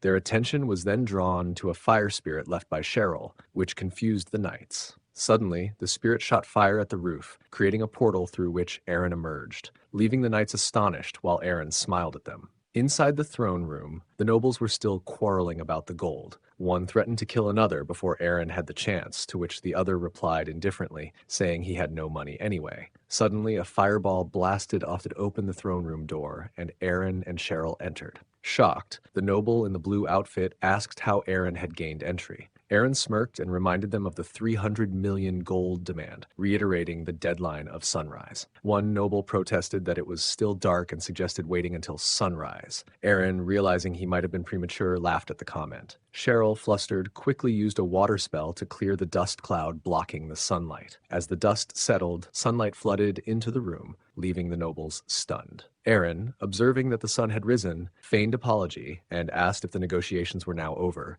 as the enraged nobles charged at him with the intent to kill. He smiled and braced himself for the confrontation. Meanwhile, in the forest, Cainus, having successfully reverted to his true form, regained consciousness and attempted to fly back to his nest. Despite the initial success, he was struck by intense pain in his heart and fell to the ground. After a brief struggle, he managed to continue flying and crashed into his nest. Upon arriving, Cainus discovered numerous dead dwarf bodies scattered around. The dwarf Keshi, in tears, approached Cainus and asked why he had arrived so late. Cainus inquired about the cause of the destruction, and Keshi, still crying, revealed that the giants of the north were responsible. Cainus, enraged by the attack on his nest, resolved to take action. He instructed Keshi to gather information on the damage to his treasures, but then shifted focus, asking if any of her family were alive. When Keshi shook her head in sorrow, Cainus blamed himself for leaving the nest unguarded and regretted not marking his presence to deter intruders. Cainus offered Keshi vengeance for her family's deaths. Initially shocked, Keshi agreed, expressing her desire for revenge. Cainus, acknowledging her grief, observed enemy footprints leading south from his nest. He instructed Keshi to get on his back and began flying south toward the Brahn territory, following the trail of the attackers. When Keshi asked about checking the nest, Cainus dismissed the concern, stating that even if something was taken, it was of no consequence to him. Keshi climbed onto Cainus's back, and together they flew south, tracking the enemy's trail. Aaron's negotiations with the Rumian kingdom's nobles played out as he had planned, allowing him to seize control of the kingdom without any bloodshed. Later, while seated on the throne, Aaron reviewed a letter from Emperor Zerone, which congratulated him on his victory and informed him that the empire would support his rule due to the Rumian kingdom's attempt to harm him, an imperial family member. However, the letter also detailed that Aaron would need to cover an estate acquisition tax of 500 million gold and a yearly tax of 50 million gold within 2 weeks. Failure to meet these conditions would result in the Rumian kingdom coming under direct imperial rule. Aaron was taken aback by the exorbitant demands and questioned why the empire had deployed troops if their real intention was simply to facilitate his control. He wondered why the imperial forces hadn't crossed into Rumian's borders if they truly aimed to prevent his takeover. Aaron, realizing the true intent behind the imperial troops' deployment, began to laugh, recognizing that the empire had manipulated him. Their plan was to impose a steep estate acquisition tax if he succeeded in taking control and maintain ties with the Rumian kingdom if he failed. The troops had served to distract him from the financial demands, ensuring his focus was solely on the takeover. Determined to make the kingdom part of his territory, Aaron resolved to navigate the situation despite the empire's cunning strategy. 1 week later, Aaron, exhausted and resting his head on the table, lamented that, despite gathering all the nobles' wealth and property, he had only amassed 200 million gold. He turned to Cheryl for suggestions, but she had none. When Aaron asked Cheryl to repay some of the money she had borrowed, she angrily protested her lack of funds. Aaron advised her to stop buying things and wished Canis were present to assist. Then Arthur interjected, suggesting they might negotiate with the empire to reduce the taxes or offer an alternative to gold. Cheryl dismissed the idea of negotiating with the empire, arguing that if such tactics would have worked, the empire would have granted them control without the exorbitant taxes. She questioned what alternative they could offer, suggesting that holy water or a dungeon wouldn't suffice, and remarked on Aaron's previous success in similar situations. Aaron considered her points and realized they needed to offer something unique. As he pondered this, Rex burst into the room with urgent news. Giants were reported approaching from the north of Brahn Castle. Aaron was shocked, noting that giants from the frozen land would have to cross the Black Mountains to reach Brahn Castle, a feat that should be impossible. He questioned whether the giants had breached the Barrier of Iron, a formidable fortress established by the first emperor to block giants from entering imperial lands. The Barrier of Iron, guarded by about 20% of the imperial troops, had not been breached in 50 years. Aaron was concerned about the possibility of Brahn Castle being threatened and recognized that he couldn't ignore the potential danger. Inside the Rumian kingdom's inner castle, knights, including Arthur, were assembled. Arthur reflected on his current status as a centurion, despite Aaron's promise of organizing troops, and expressed a personal longing to see Bianca again. Rex then called the assembly to attention, announcing Aaron's arrival. As Aaron entered, everyone saluted him. Aaron bypassed formalities and stated that, due to the lack of a proper police force in the Brand territory, he planned to establish one. He introduced the new chief of police for this organization.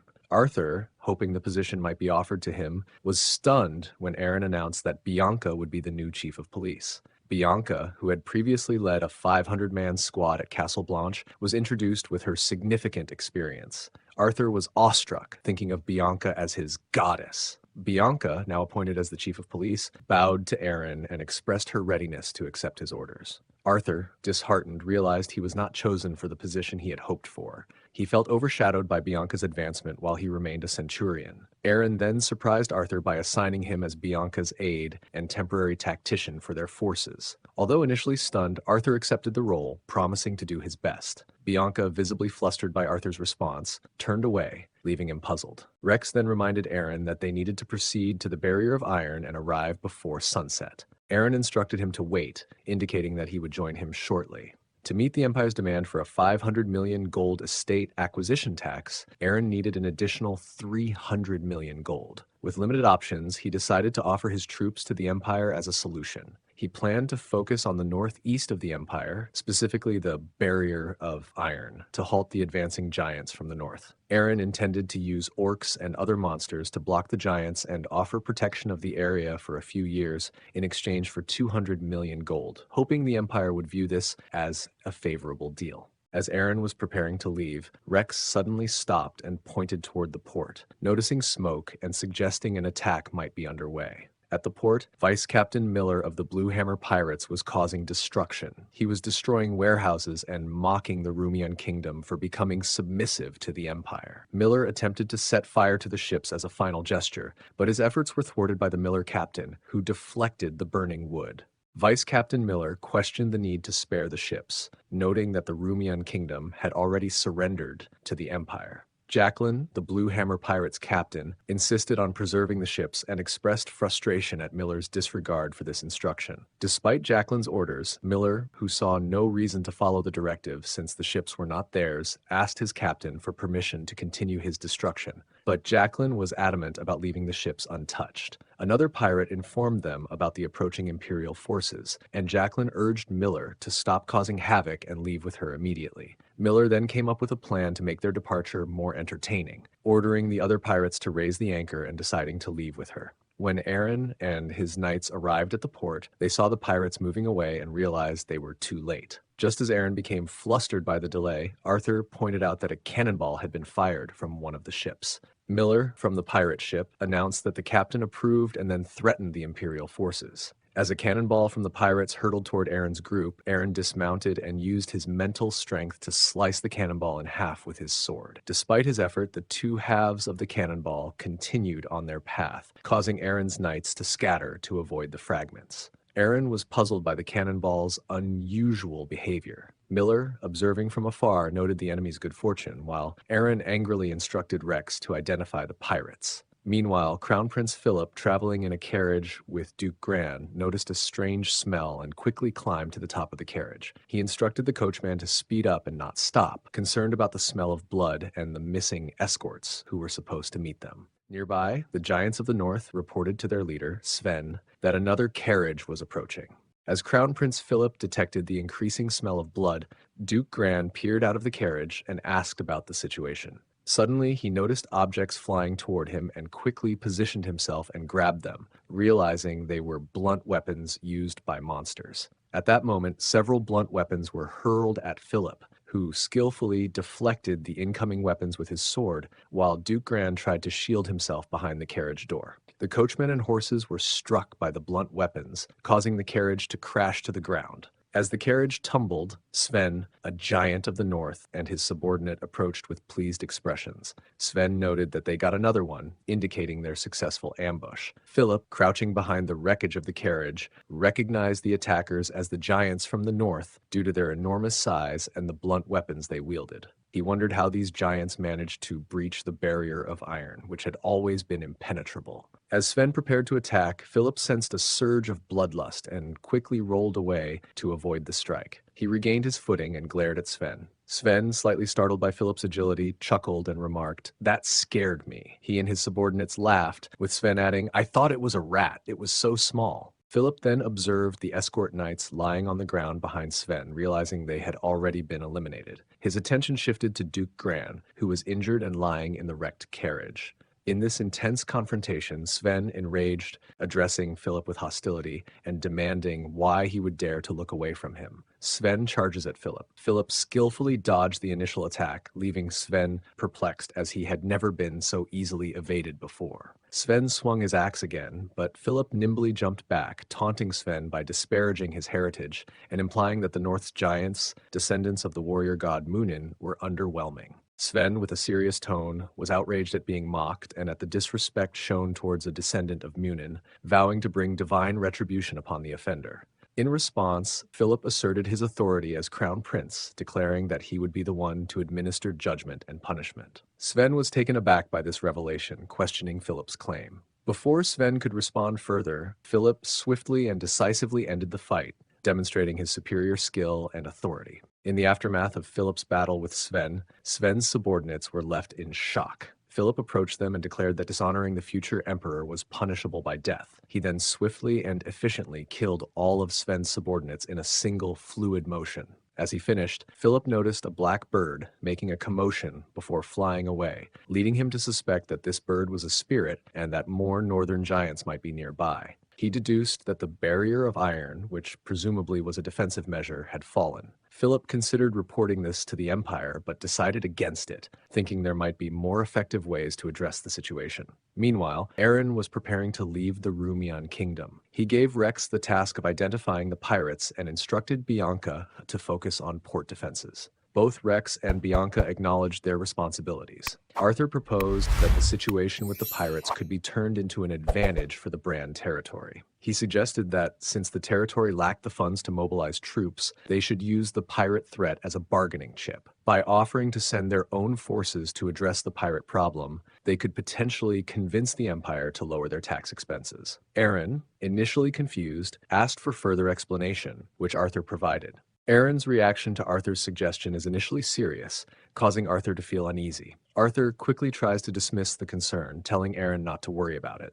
Aaron, recognizing Arthur's astuteness, commends him for his cleverness and promises that if the plan succeeds, he will reward Arthur generously. He then gives a command for his knights to proceed to the barrier of iron, signaling their departure. As Aaron and his entourage set off, Arthur and Bianca say their goodbyes. Arthur is internally excited about the potential to get closer to his goddess, while Bianca feels overwhelmed by the competition to gain the Duke's favor. Bianca then notices Aaron returning with his knights, and upon closer inspection, she sees that Crown Prince Philip is among them. Meanwhile, in the forest, Sven's brother, who has been engaged in killing goblins, spots a bird and realizes it is the same one that belonged to Sven. Consumed by rage upon learning of his brother's death, he throws aside the dead goblin and demands to know who is responsible for his brother's murder, vowing to find and punish the culprit. In the York Castle, a tense scene unfolds as Chief Harold's son sharpens his axe in front of the open castle gates, his posture commanding as he prepares for the impending journey. Behind him, captives sit in a metal cage, their faces a mix of fear and defiance. The atmosphere is thick with anticipation and dread. As Chief Harold's son focuses on his task, one of his subordinates approaches, bowing respectfully before speaking. He mentions that if they travel south, they will find a village populated by Imperials.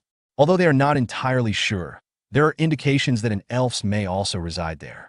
This revelation piques Haroldson's interest. He abruptly stops sharpening his axe and stands up, eager to pursue the opportunity. His commanding presence demands attention, and he orders his subordinate to lead him there. The moment is interrupted by one of the captives shouting from the cage, calling the giants monsters and demanding freedom. This provocation incites anger in Haroldson's subordinate, who rushes over to the cage, striking the bars with his axe and threatening violence. However, before he can escalate the situation, Chief Harold's son intervenes, grabbing the subordinate by the shoulder and slamming him to the ground. His fierce glare sends a clear message. Now is not the time for distractions. Recognizing the gravity of the chief's anger, the subordinate quickly complies, assuring Harold's son that he will lead the way. With a renewed sense of purpose, Chief Harold's son declares, "The warm land is waiting. Let's go," rallying his subordinates to follow him into the unknown. The warm land, a fertile land filled with life. At least that's how the giants of the north view the continent of Karen. A young Harold's son vowed to take control of this land one day. And 30 years later, he finally has a chance to fulfill that vow.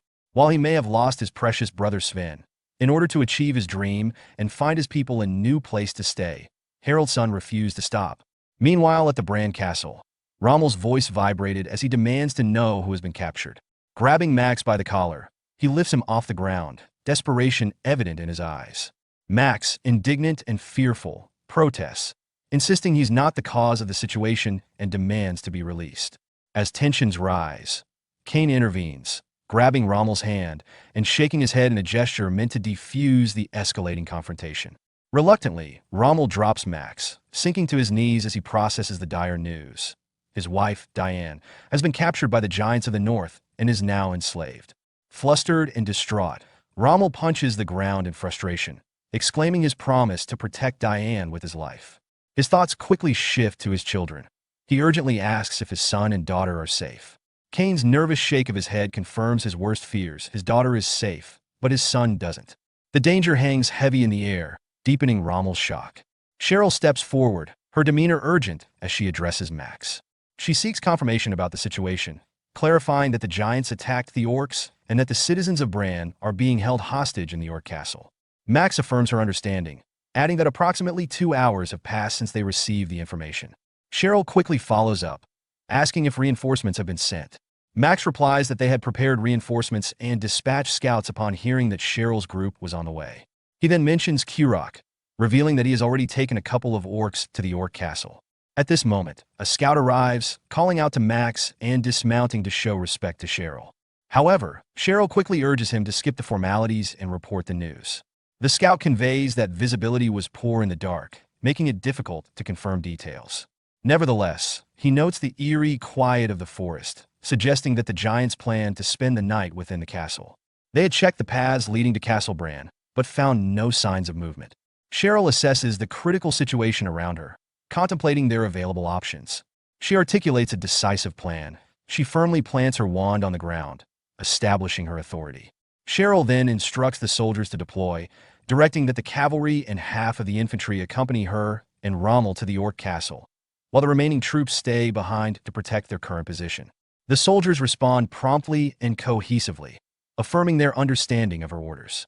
Cheryl notices Rommel still kneeling in despair and decides to intervene. She reaches out her hand toward him, urging him to get back on his feet. By reminding him that Diane is waiting for him, she emphasizes the importance and urgency of their mission. This encouragement serves to rekindle Rommel's sense of responsibility, motivating him to shake off his hopelessness and regain his resolve to act. Kurok and his orc companions are near an elf village also called Aten Village, when Kurok notices a strange scent that raises his suspicions about their surroundings. Feeling that something is amiss, he voices his concern, indicating that his instincts are alerting him to potential danger. To investigate further, he commands his fellow orcs to accompany him, specifically mentioning the presence of a someone starge in the Aten village. As Kurok and his fellow orcs approach the village, they encounter a shocking scene. Harold's son has captured Lord Lesha, the elf chief, and is effortlessly lifting him off the ground by the neck. This alarming sight sends a wave of fear through Kurok, who instinctively calls out, "Lord Lesha."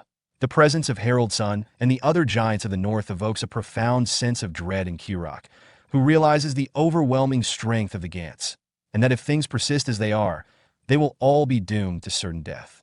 Kurok swiftly instructs his fellow orcs to retreat to the castle for safety, emphasizing the urgency of the situation.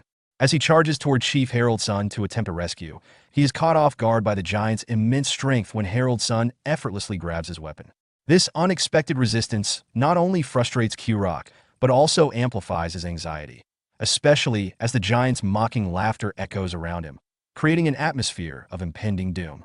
At that moment, the scene shifts back to Cheryl, Rommel, and the soldiers as they arrive near the orc castle. The atmosphere grows tense as a powerful roar reverberates around them, prompting everyone to look up in alarm. They witness Kainuz, soaring overhead in his original form as a dragon. As Kainuz arrived above the orc's castle, he unleashes a devastating breath of fire toward the castle, shocking Cheryl and causing Rommel to cry out in panic for his wife's safety amidst the ensuing chaos. Kainuz is flying over the orc castle when he notices a large gathering of people below, which piques his curiosity and concern. He realizes that the figures he sees do not resemble orcs and questions their presence, contemplating that the orcs may have either fled the area or could be trapped within the castle. As he glides closer, he reflects on his journey that led him to this moment and recalls that those assembled outside the castle are responsible for the tragic deaths of Keishi's parents. As Kainuz readied for battle, he turned to Keishi, who was situated on his back, and declared his intention for revenge. He urged her to witness the downfall of their enemies. Channeling his fierce resolve, he prepared a devastating fire breath attack aimed at the gathered giants of the north outside the orc castle. With a battle cry of "Die, you scum!" he unleashed a torrent of flames, engulfing the giants in a fiery onslaught. As chaos ensued, Rommel desperately called out for his wife, his voice echoing in the tumult. Kainuz recognized the familiar sound, feeling a fleeting moment of confusion at first.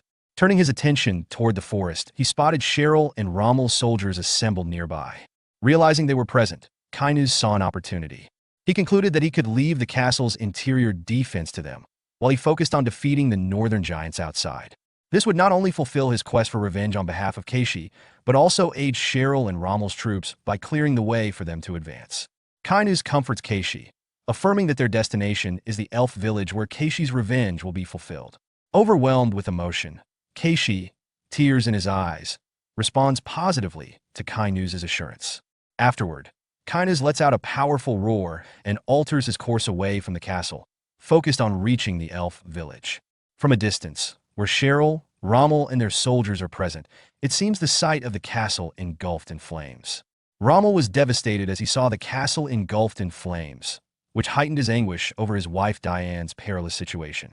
His despair led him to collapse to the ground, desperately calling her name and feeling an overwhelming sense of helplessness. In contrast, Cheryl recognized the urgency of the situation and felt a rush of concern for Rommel, but quickly regained her composure.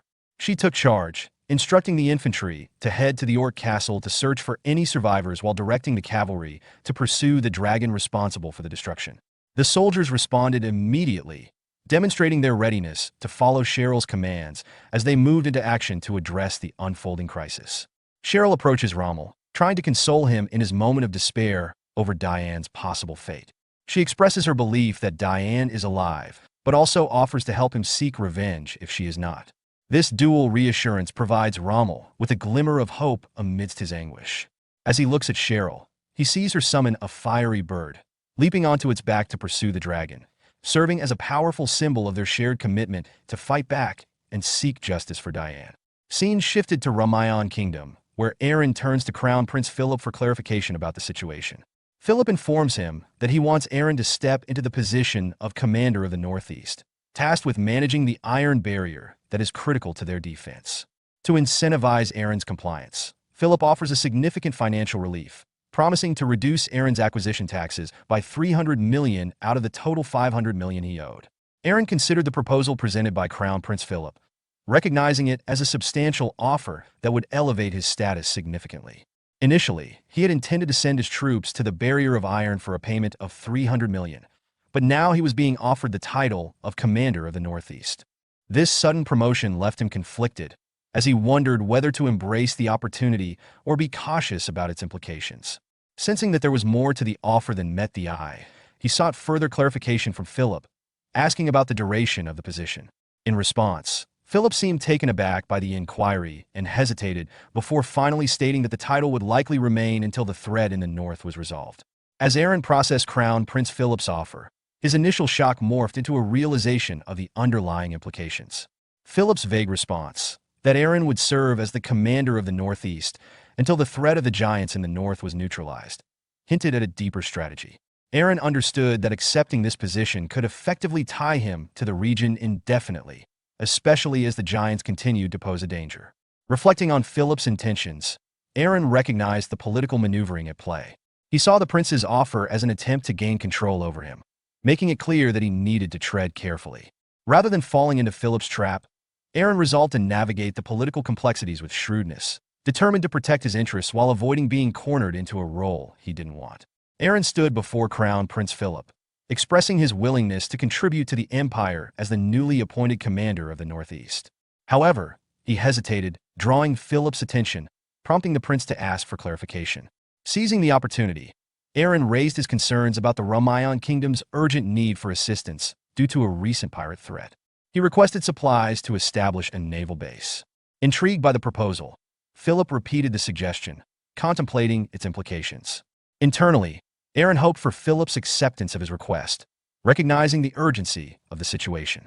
However, Philip responded cautiously, stating that he couldn't provide an immediate answer since he was not in charge.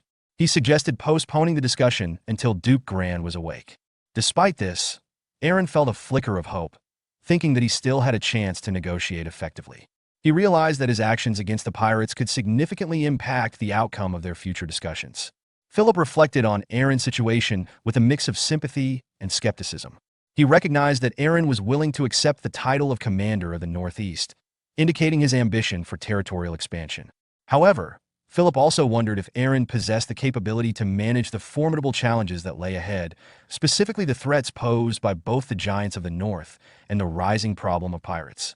Rex sat alone at the bar, feeling disheartened as he reflected on his fruitless day without any sight of the notorious Blue Hammer pirates. He found it odd that there were no pirates around in a place like this. Just as he pondered this, Princess Livia entered the scene, laughing as she made her way down the stairs. She was accompanied by Miller, the vice captain of the Blue Hammer pirates. Rex's confusion deepened at their unexpected appearance.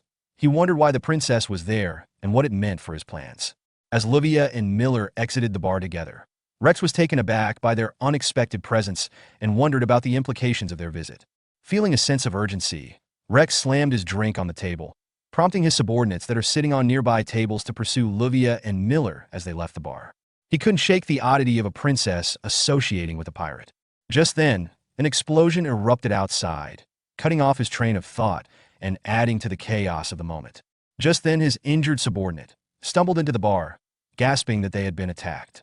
Alarmed, Rex rushed outside, where he saw several other of his subordinates wounded on the ground. In a panic, he demanded to know the whereabouts of the attackers. One of his injured subordinate pointed in a direction, and Rex took off toward it, determined to confront the threat. Rex raced toward the docks, desperate to stop Miller and Queen Livia from escaping.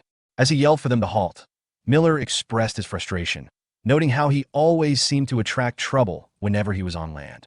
In a defensive move, he retaliated against Rex by throwing gunpowder at him. In retaliation, Rex threw a dagger at Miller, but the pirate skillfully dodged it. Acknowledging Livia with a slight bow, Miller then grabbed a fire torch from her hands. He deliberately waited for Rex to reach the spot where he had spread the gunpowder on the ground. With a wicked grin, he tossed the torch onto the explosive substance. As the torch ignited the gunpowder, he shouted, "You should burn!" The resulting explosion engulfed the area where Rex was standing, throwing him backward and causing severe injuries. The scene shifts to a medical facility where Rex subordinates are recuperating from injuries sustained in a recent attack. Aaron, clearly anxious and worried, bursts into the room, calling out for Rex. His sudden entrance startles the people resting on their beds. From a nearby partitioned area, Rex responds dryly, assuring Aaron that he is still alive and urges him to calm down. Once Aaron reaches Rex's side, he envelopes him in a tight embrace, which Rex finds uncomfortable and tries to escape. After the initial emotional outburst, Aaron settles down, and Rex begins to recount the details of the incident. Aaron learns that a pirate was seen accompanying Princess Livia, prompting a mix of disbelief and concern. Rex confirms that their meeting was not coincidental and suggests a pre-existing relationship between the two. Aaron expresses skepticism regarding Princess Livia's motives, emphasizing her strategic nature and questioning why she would associate with an enemy. Rex counters this by pointing out that if they had ulterior motives, they wouldn't have spared the injured and allowed Rex's men to survive the attack, crediting Livia for their escape. As the conversation unfolds, Aaron finds the situation increasingly complex. Rex, wanting to shift the focus, tosses Aaron a letter with urgent implications. He advises Aaron to read it discreetly, mindful of their surroundings, as other people are present. The letter reveals alarming news. Approximately 500 giants from the north have taken control of an orc castle and captured numerous hostages, including the wife and child of the knight commander. Aaron reflects on the current situation, feeling reassured by the presence of Cheryl and Rommel, who are presumably dealing with the northern giants' takeover of the orc castle. However, he realizes that, as the newly appointed commander of the Northeast, he must consider a response to this new threat. He resolves to head to the castle to address the situation directly. His thoughts are interrupted when Rex, still recovering from his injuries, rises from his bed and asserts his intention to go in Aaron's place. Aaron protests vehemently, concerned for Rex's well-being given his injuries. Rex's determination stems from a personal crisis. Diane, a woman he has deep feelings for, has been captured. Aaron recalls Diane, a beauty known to have received marriage proposals from most men in the Brahn territory. Rex was one of those individuals, but due to the fact that she had feelings for his brother, Rommel, he had no choice but to hide his feelings and stay away. Rex decided to let go of his feelings for Diane. He thought he could congratulate the marriage between Diane and his brother Rommel as a friend. When he found out that he couldn't suppress the feelings he still had for her, he decided to take extreme measures. As a means to prevent hurting Diane's feelings, he decided to leave the Brahn territory. After that, Rex spent years traveling between territories, dedicating his life as a spy for the Brahn territory, hoping to keep his feelings at bay. Understanding Rex's motivations, Aaron reluctantly agrees to let him go, but not without a warning to be cautious. Rex expresses gratitude for Aaron's support before he prepares to leave. Just before departing, Rex suggests that Aaron should simplify matters by asking Princess Livia directly about the pirates. Shortly after, Aaron summons Princess Livia to discuss the situation regarding the pirates. When he inquires about their involvement, Livia reveals that the pirates are her customers. Confused, Aaron asks her to clarify what she means.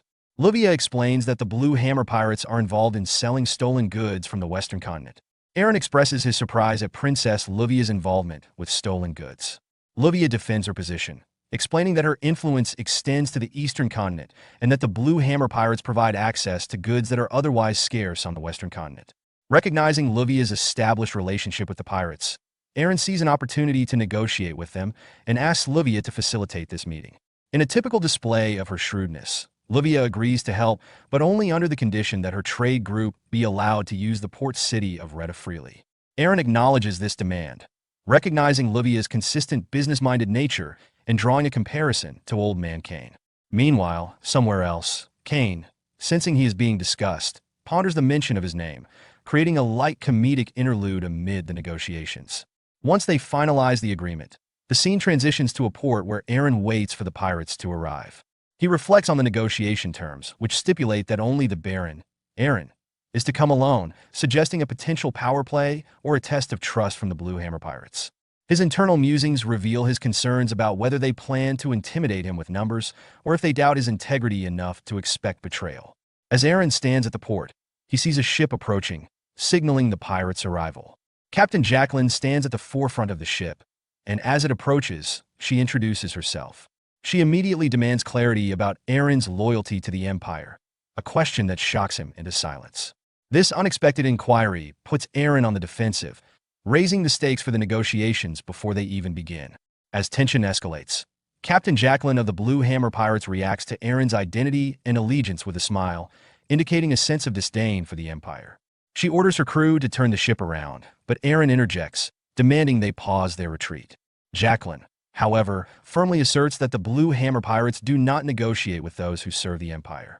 To illustrate her point, she commands her crew to fire a cannon at him, launching a metal ball directly toward Aaron. In response, Aaron curses the pirates, vowing not to let their aggression go unpunished. He draws his sword, which glows with a greenish mana. With a swift motion, he strikes the incoming metal ball, shattering it into a myriad of tiny fragments. This unexpected display of skill catches Jacqueline off guard, revealing Aaron's formidable abilities. Despite the setback, Vice Captain Miller calls for another round of cannon fire, urging them to destroy that Empire scum. In the face of this renewed attack, Aaron prepares a counteroffensive move called Piercing Wind, gathering his energy in his sword and launch it at the pirate ship. Jacqueline, recognizing the sword energy emanating from attack, realizes the potential danger and yells for her crew to brace for impact. Aaron's attack strikes the pirate ship with immense force, resulting in a large explosion of energy that rocks the vessel and highlights the destructive power of his abilities. Meanwhile, the Crown Prince Philip observes the confrontation from a distance. Noticing Aaron's technique, he recognizes it as a basic Imperial sword skill, Piercing Wind, and comments on it with a smile, finding the display of power and skill intriguing. Rex arrives at the Brand territory, his focus immediately drawn to the distant Orc castle, where he fears for the safety of the hostages. He realizes the urgency of the situation. Time is of the essence, and he must act quickly. With a sense of determination, he spurs his horse toward the castle, driven by thoughts of Diane and a promise to rescue her, emphasizing his deep concern for her well-being and the urgency of the situation. Simultaneously, in the Aiden village, Harold's son, the chief of giants, has successfully captured all the elves, solidifying his control over the village. As he surveys his surroundings, he hears the distinctive sound of wings flapping above and glances up, initially dismissing it as a dragon merely passing through. However, he quickly shifts to a more cautious mindset and warns his subordinates to take cover, recognizing the potential threat a dragon poses.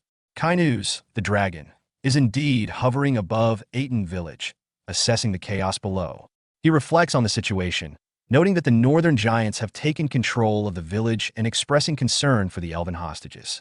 Kainuz contemplates the consequences of using his fire breath to attack the giants, knowing that he could unintentionally harm the captives. He wrestles with his limitations, particularly the Curse of Vivian, which currently prevents him from using magic effectively, and acknowledges that he can't let this obstacle define him or his honor as a dragon. In a moment of resolve, Kainuz decides to use a powerful ability known as Dragon Fear, which unleashes a terrifying roar that disrupts the cognitive abilities of all creatures, except for fellow dragons. This ability will incapacitate the giants and any other foes, providing a strategic advantage without directly harming the hostages. As he focuses on this attack, Kainuz thinks of Keishi, a personal motivation tied to his actions. However, the activation of the Curse of Vivian suddenly causes Kainuz immense pain, forcing a scream from him. Keishi, riding on Kainuz's back, expresses concern for his master.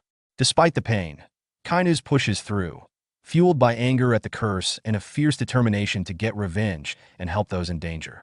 As the scene unfolds, Kainuz, the dragon, suddenly finds himself struck by a fire attack, causing his companion Keishi to tumble from his back. The unexpected assault comes from Cheryl, who is glaring at Kainuz with anger, her fierce demeanor clear. As Keishi falls, Cheryl calls out to him, prompting him to fly toward her, where she manages to grab onto him for safety.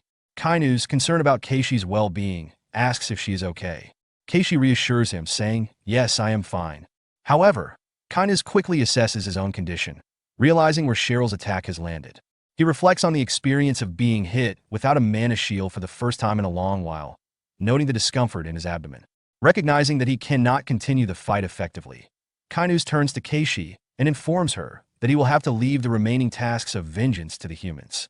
Keishi expresses her gratitude for his willingness to assist her, emphasizing that his support means a lot to her, particularly given her circumstances. Kainuz acknowledges her understanding and decides that returning to his nest to recuperate is the best course of action. With a final affirmation from Keishi, he takes to the sky, leaving Cheryl flustered. Fueled by her determination to seek revenge for Diane, she confidently vows not to miss her target the next time an opportunity arises. Meanwhile, in Aiden Village, Harold's son, the giant leader, grapples with the effects of Kainuz's dragon fear, which has incapacitated his fellow giants and left them immobilized. Recognizing the threat posed by the approaching cavalry, he becomes increasingly frantic. In a moment of desperation, he bashes his head against a nearby wall, trying to shake off the effects of fear, the need to intervene and prevent any further harm, driven by his desire to protect those he cares about. The blood trickling down his face, and with his physical pain, he regained control of his body. As the cavalry draws closer, Harold's son acts quickly, making a desperate attempt to close the village door before they can reach it. The cavalrymen, seeing the door beginning to close, rush toward the village at full speed, but their efforts prove futile. Harold's son manages to shut the door just in time, successfully blocking their entrance and further solidifying his hold over the village. The cavalry captain commands his troops to halt and await Lady Cheryl's orders. Meanwhile, inside the village of Aiden, Harold's son, determined to shake his fellow giants out of the debilitating effects of Kainuz's dragon fear, takes a direct approach. He begins to slap 3 giants one after another, striking them on the face to snap them back to their senses.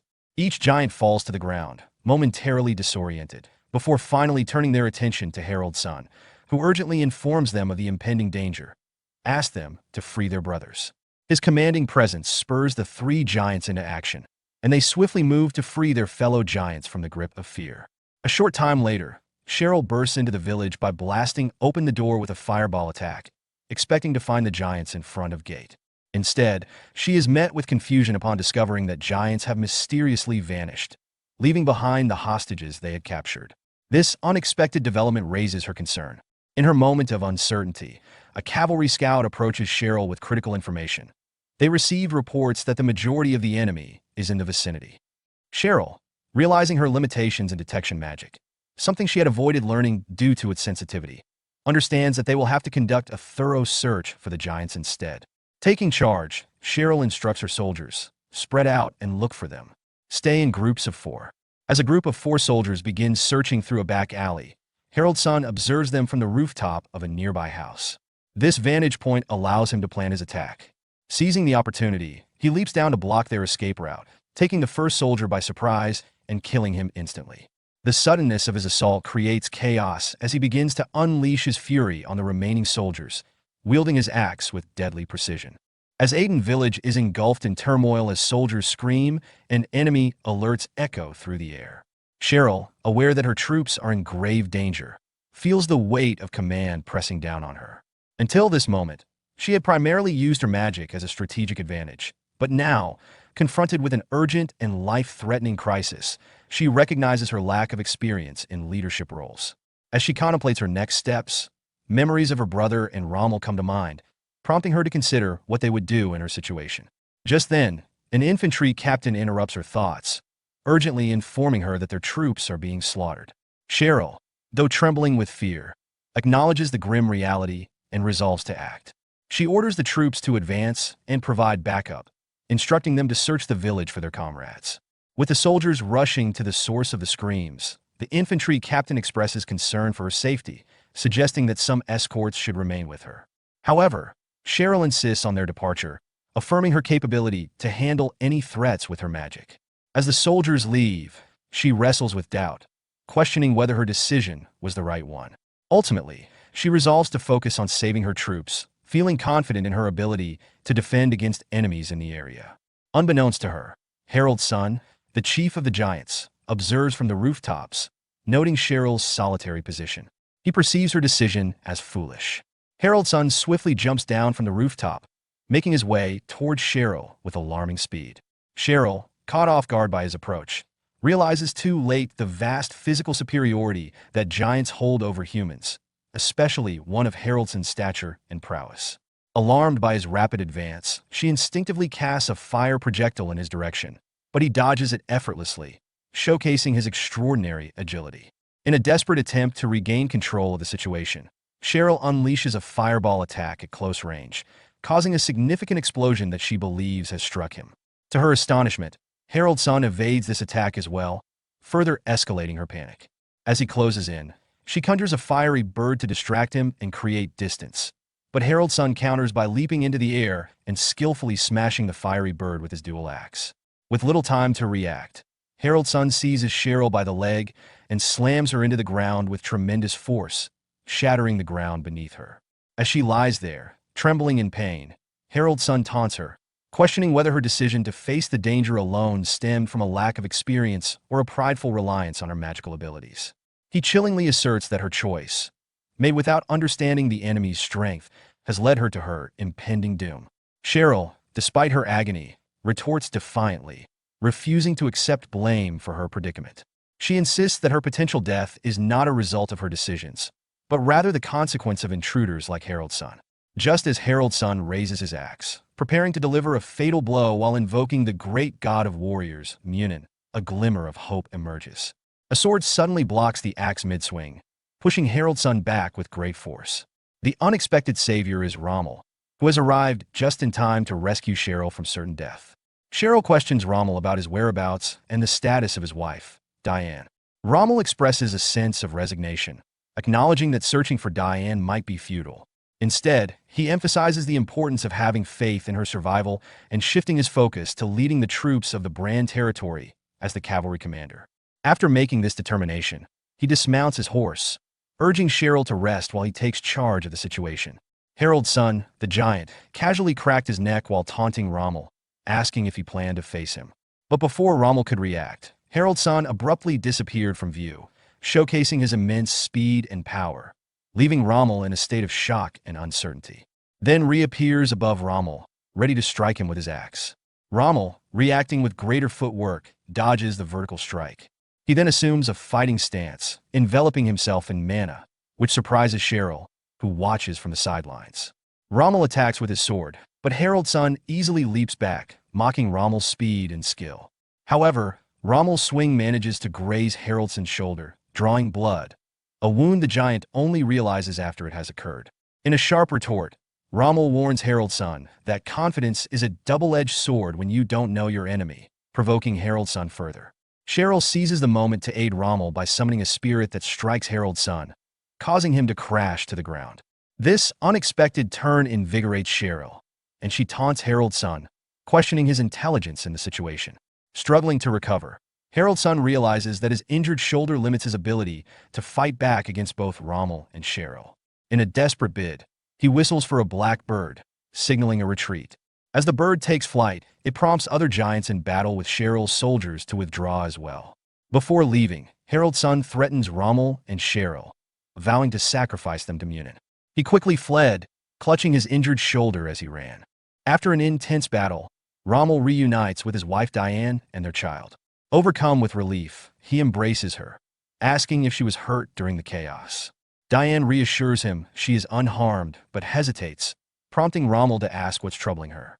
She reveals something that shocks him. She saw Rex after the dragon attack. Rommel is confused, as he believes Rex should be in the Ramayan kingdom. Diane explains that, in the midst of the smoke and fire, Rex appeared and killed a giant that had nearly taken their lives. She is certain it was Rex and recalls hearing him mention something about a lord, deepening Rommel's confusion. The perspective then shifts to Rex, who is standing on a cliff overlooking an orc's castle, reflecting on a conversation with Aaron. When he had advised Aaron to avoid pirates and instead seek help from Princess Livia. Then Aaron mentioned Diane, cautioning Rex not to complicate things, saying they're family. Rex was left puzzled by this, not understanding what Aaron meant by that. Aaron had also suggesting that if he don't have much to communicate, he should simply declare he is here to save her by the orders of the Lord. In the present, Rex regrets how that conversation had unfolded. He feels he bungled his chance to speak clearly, replaying the moment in his mind with frustration. Then the scene shifts to the Ramayan kingdom, where Aaron faces a new crisis. The people are rioting against his order to shut down the port of Retta. Aaron learns from Arthur that the people are so desperate they'd rather be robbed by pirates than face starvation. Aaron is exasperated, realizing they don't understand the long-term consequences of their demands, but he is at a loss for how to make them see reason.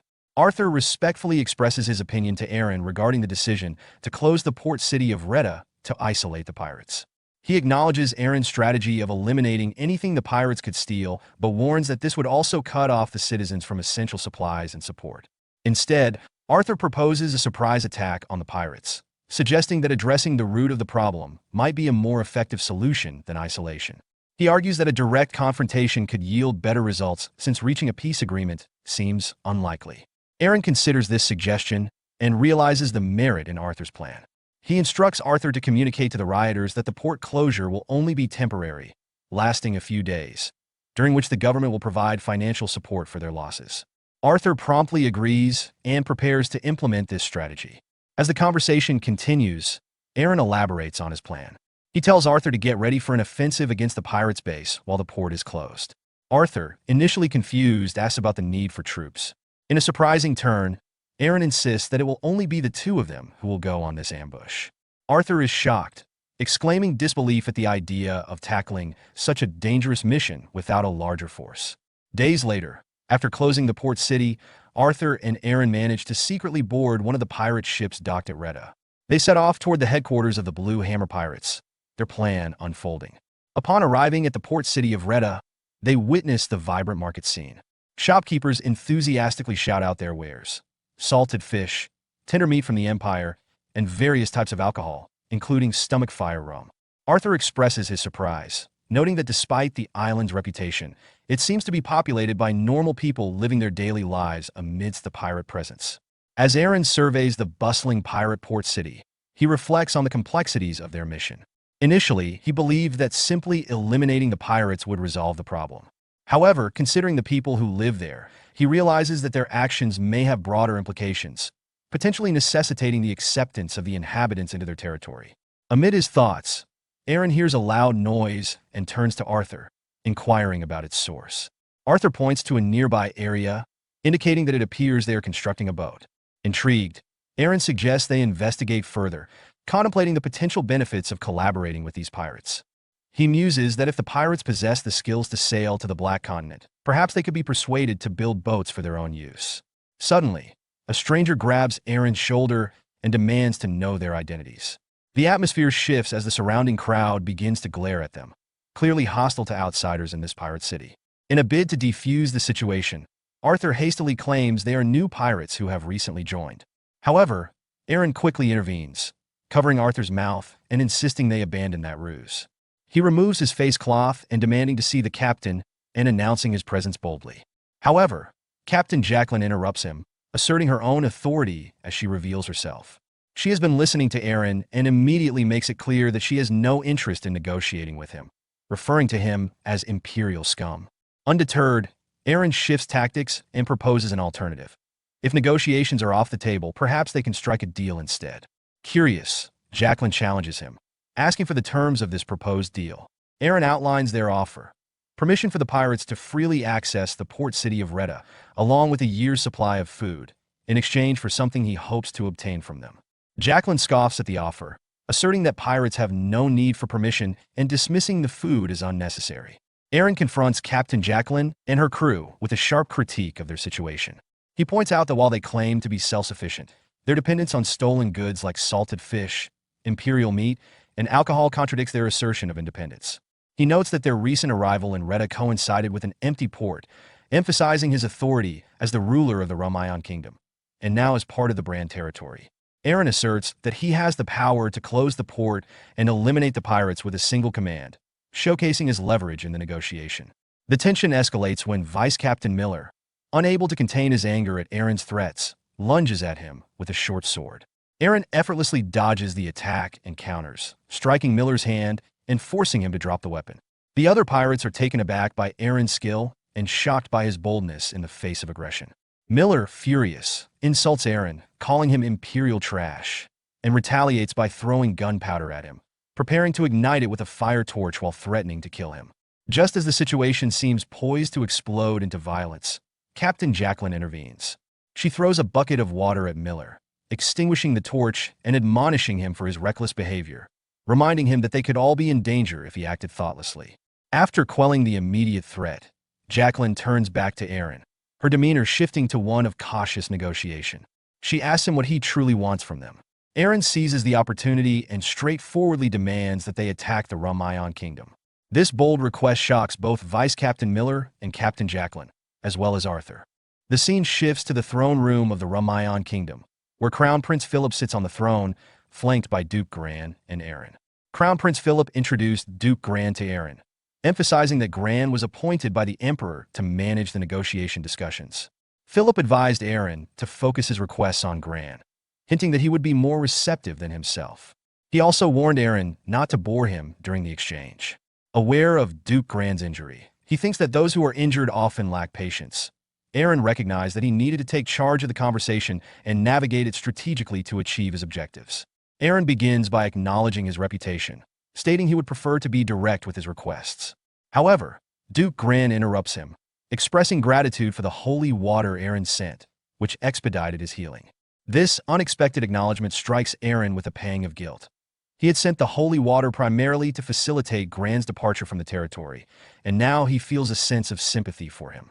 Once the formalities of gratitude are complete, Duke Gran suggests they officially commence negotiations. His calm demeanor surprises Aaron, who had anticipated a more contentious atmosphere. Nevertheless, the negotiations quickly devolve into heated exchanges as both parties assert their demands. Aaron asserts that he requires 200 million gold out of a total of 500 million upfront, with the remaining 300 million to be paid upon completing his service as the commander of the Northeast. Duke Gran counters by pointing out the risks to the Brand territory if the Iron Barrier were to collapse, emphasizing that as its leader, Aaron should continue in his command until the northern threats are neutralized. In response, Aaron raises the stakes, insisting that if the Brand territory is to bear these dangers, they will need support from the Empire to maintain the Iron Barrier and must also establish a naval base in the port city of Retta.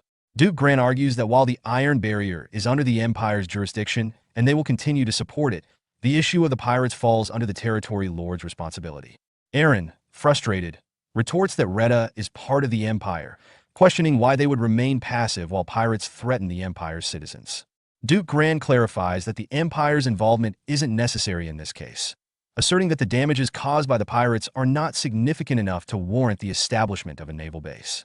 Aaron's frustration grows as he challenges Duke Gran's dismissal of the situation, arguing that the suggestion for a naval base is a preventative measure against future pirate attacks.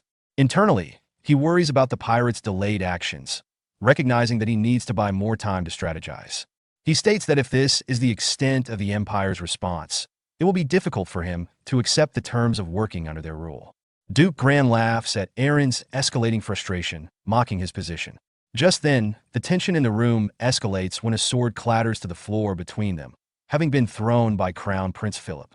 He disrupts their negotiation with a bold proposition to settle their dispute through a duel. This unexpected challenge catches Duke Gran off guard, especially considering his recent injuries from a previous incident.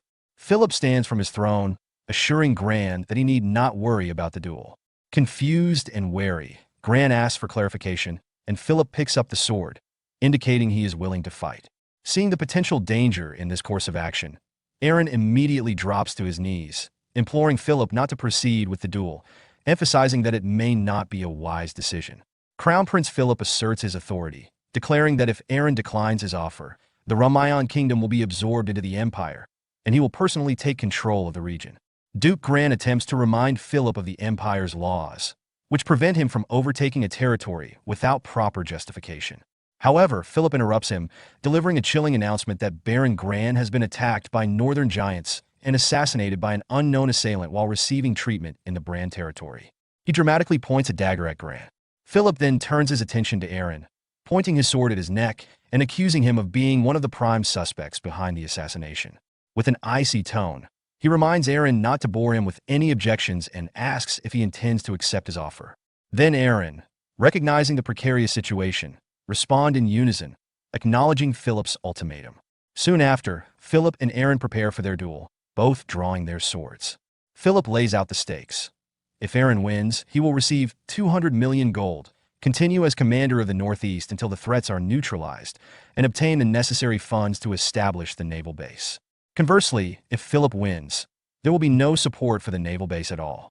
Aaron cautiously asks if it's possible to negotiate a shorter service term as commander, to which Philip smirks and suggests he try negotiating that with Duke Gran after he defeats him. With that, Philip lunges at Aaron to initiate the fight. Aaron successfully blocks Philip's first attack, but quickly realizes that Philip is stronger than he anticipated. Before he can fully process this, Philip launches another strike. Aaron attempts to dodge, but the blade grazes him. In a desperate effort to evade, he moves away, but Philip strikes again, this time slicing his face and drawing blood, which falls to the ground. In this intense duel, Aaron is confronted by Philip, who is relentless in his attacks. Philip questions Aaron's defensive stance, wondering why he isn't fighting back. Aaron reveals his internal conflict. He wishes he could engage more forcefully, but he can't because Philip's attacks are too powerful. His previous victories relied on the advantages granted by the dragon's blessing and basic swordsmanship, leaving him unprepared to face a skilled opponent like Philip. As the duel progresses, Philip grows increasingly impatient and decides to escalate his assault by channeling his mana to exert overwhelming pressure on Aaron. This forces Aaron into a purely defensive role, where he struggles to block Philip's powerful strikes. Philip mocks Aaron for not using his piercing wind technique, which surprises Aaron. He remembers utilizing this skill in a past confrontation against a pirate ship. The fact that Philip is aware of his abilities adds to Aaron's frustration and anxiety, amplifying his feelings of inadequacy. Philip becomes more aggressive, demanding to witness Aaron's imperial sword skills and threatening him with death if he fails to comply. Aaron, under immense pressure, struggles to keep up with Philip's onslaught, managing only to deflect the blows while being pushed further back. The situation becomes dire when Aaron's sword shatters under a particularly fierce strike, leaving him vulnerable to Philip's lethal attack.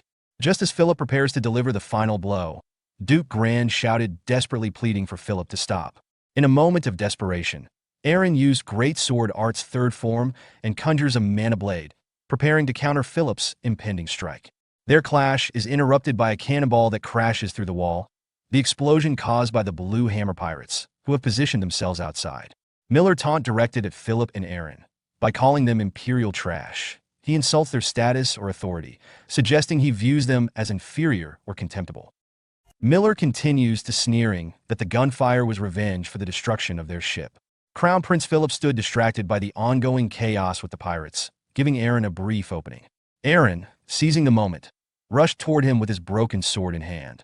Though he pointed the jagged blade at the prince's neck for an instant, his frustration quickly overtook him.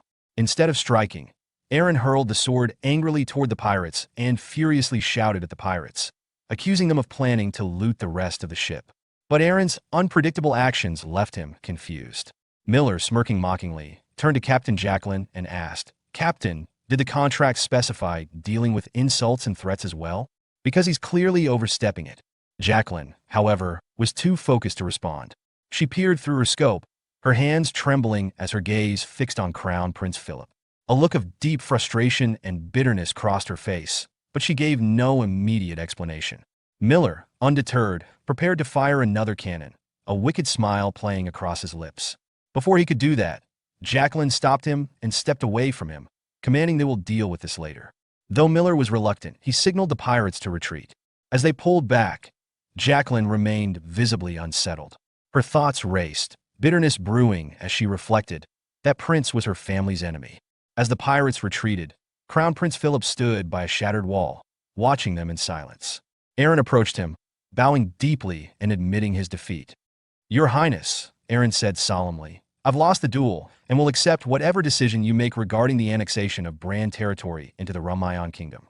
Philip raised an eyebrow in surprise, glancing toward Duke Gran, who subtly approved. Turning back to Aaron, Philip said, "The kingdom will appoint you, Duke Aaron, as commander of the northeastern region until the northern threat is neutralized." Aaron, frustrated, clenched his fists, cursing inwardly. He regretted agreeing to the duel, realizing that his hidden strength had been exposed, giving Philip the upper hand in the negotiations.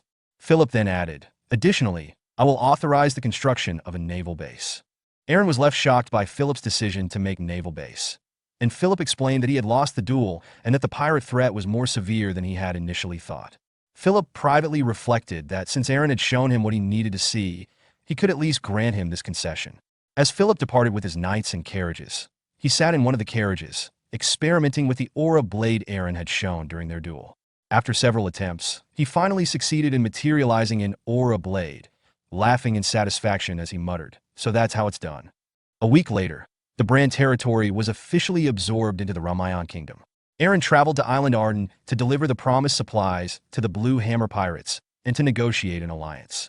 However, when Aaron handed over a sack of supplies, Captain Jacqueline angrily flung it onto ground with unexpected force. Startled, Aaron asked about it. Jacqueline, furious, confronted Aaron, asking why didn't he tell her? Aaron, confused, replied, "Tell her what?" If she is still upset about him cursing her, he already explained. However, Jacqueline interrupted him by punching the sack of food, scattering its contents. Vice Captain Miller rushed to intervene, shouting for Jacqueline to calm down, but she shoved him aside, her glare fixed on Aaron. Jacqueline demanded, "Why didn't he tell her the prince was helping him?" Miller, stunned, asked, "Wait, is she talking about Prince Philip?" Jacqueline confirmed, and Miller exploded with curses aimed at Aaron. Jacqueline, trembling with rage, was lost in painful memories. She recalled the day her family was massacred by Philip, who had orchestrated the destruction of her father, Admiral Harwell. Her father had been framed for treason to cover up the failures of arrogant dukes during a failed naval campaign, and Philip, then newly of age, had led the charge against her family, labeling them traitors. Jacqueline vividly recalled fleeing with an injured arm, only to be cornered by Prince Philip. His cold gaze pierced through her as he coldly declared, "Her sin won't disappear just because she glare at him." Desperate, Jacqueline screamed, asking what sin? What did she do? What did her family do?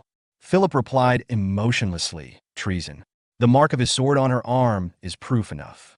Jacqueline angrily accused him of lying, knowing that the Empire had framed her father, Admiral Harwell, for the failed conquest to cover up the incompetence of its nobles.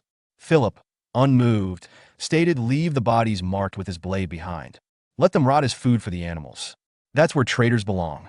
He then raised his sword to finish her, but before he could strike, a series of explosions erupted, distracting him. A rider on horseback appeared, pulling Jacqueline to safety. It was Rex. He gently asked, "Is she okay?" before she passed out. In the present, Jacqueline demanded answers from Aaron, asking why the prince was there for her and what schemes they were plotting together. Aaron, exasperated, asked why she was so angry all of a sudden. Before Jacqueline could respond, Rex arrived and placed a steady hand on Aaron's shoulder, telling him that he will handle this, leaving Aaron confused. Rex then turned to Jacqueline with a warm smile and greeted her. "It's been a long time, Captain." Jacqueline, confused and unable to recognize him, asked who is he? Rex chuckled, covering his mouth and chin, and remarked that it had been a long time. Tilting his head with a smirk, he added, "Let's see if this jogs her memory." When Jacqueline expresses not recognizing him, Rex's smirk fades into realization. She truly doesn't remember him. Behind Jacqueline, Miller suddenly freezes, his eyes widening as he remembers Rex. This triggers a flashback to an earlier time when Rex had saved Jacqueline's life. In the past, Jacqueline had been gravely injured and unconscious. Rex, a mercenary, had carried her to Miller, who was clearly panicked by her condition. Miller had urgently called for Jacqueline to wake up, relieved when she showed signs of life. Rex, indifferent to the situation, pointedly reminded Miller of a debt. He had saved Jacqueline's life, and in exchange, Miller still owed him. Miller, unsure of how to repay, hesitated.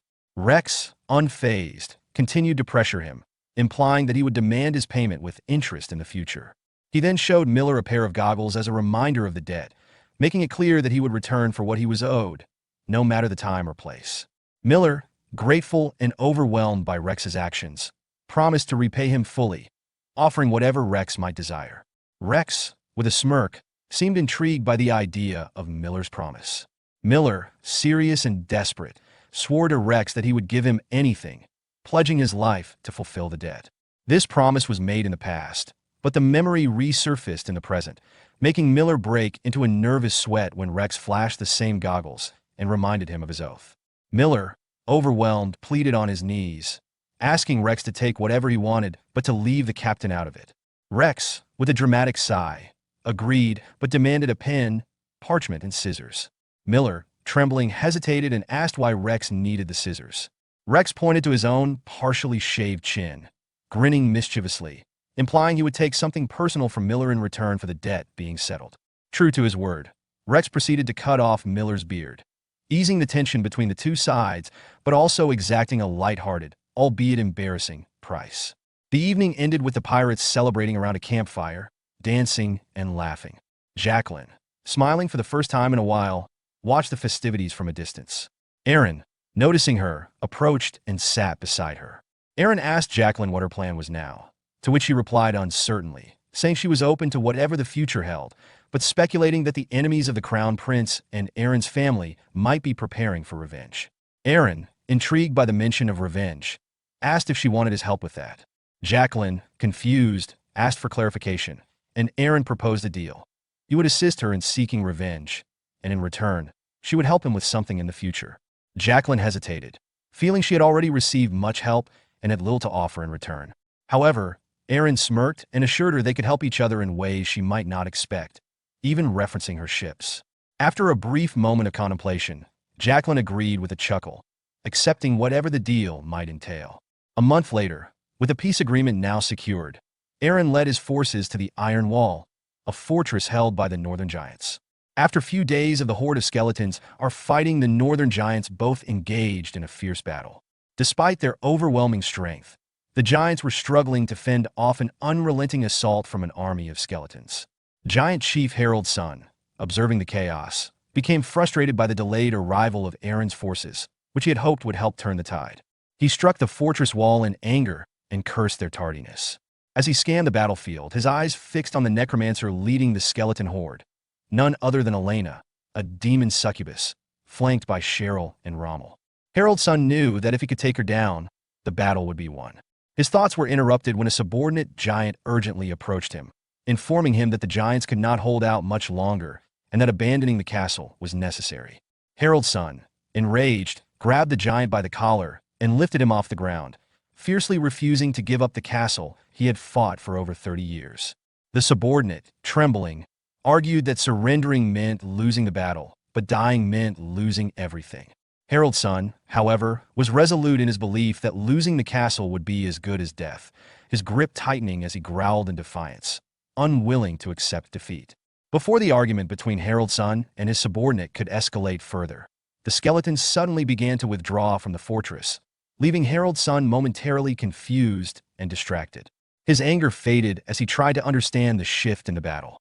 From beyond the battlefield, Aaron's voice rang out, announcing that the giants' defeat was inevitable. He introduced himself as Aaron of Brand territory and offered Harold's son a chance to surrender to avoid unnecessary bloodshed, promising to spare his life. Harold's son, infuriated by the suggestion, demanded that Aaron show himself, dismissing his words as meaningless coming from someone who hid in the shadows. In response, Aaron stepped forward, holding a torch, and boldly declared, "I am Duke Aaron of Brand territory." And he does not hide.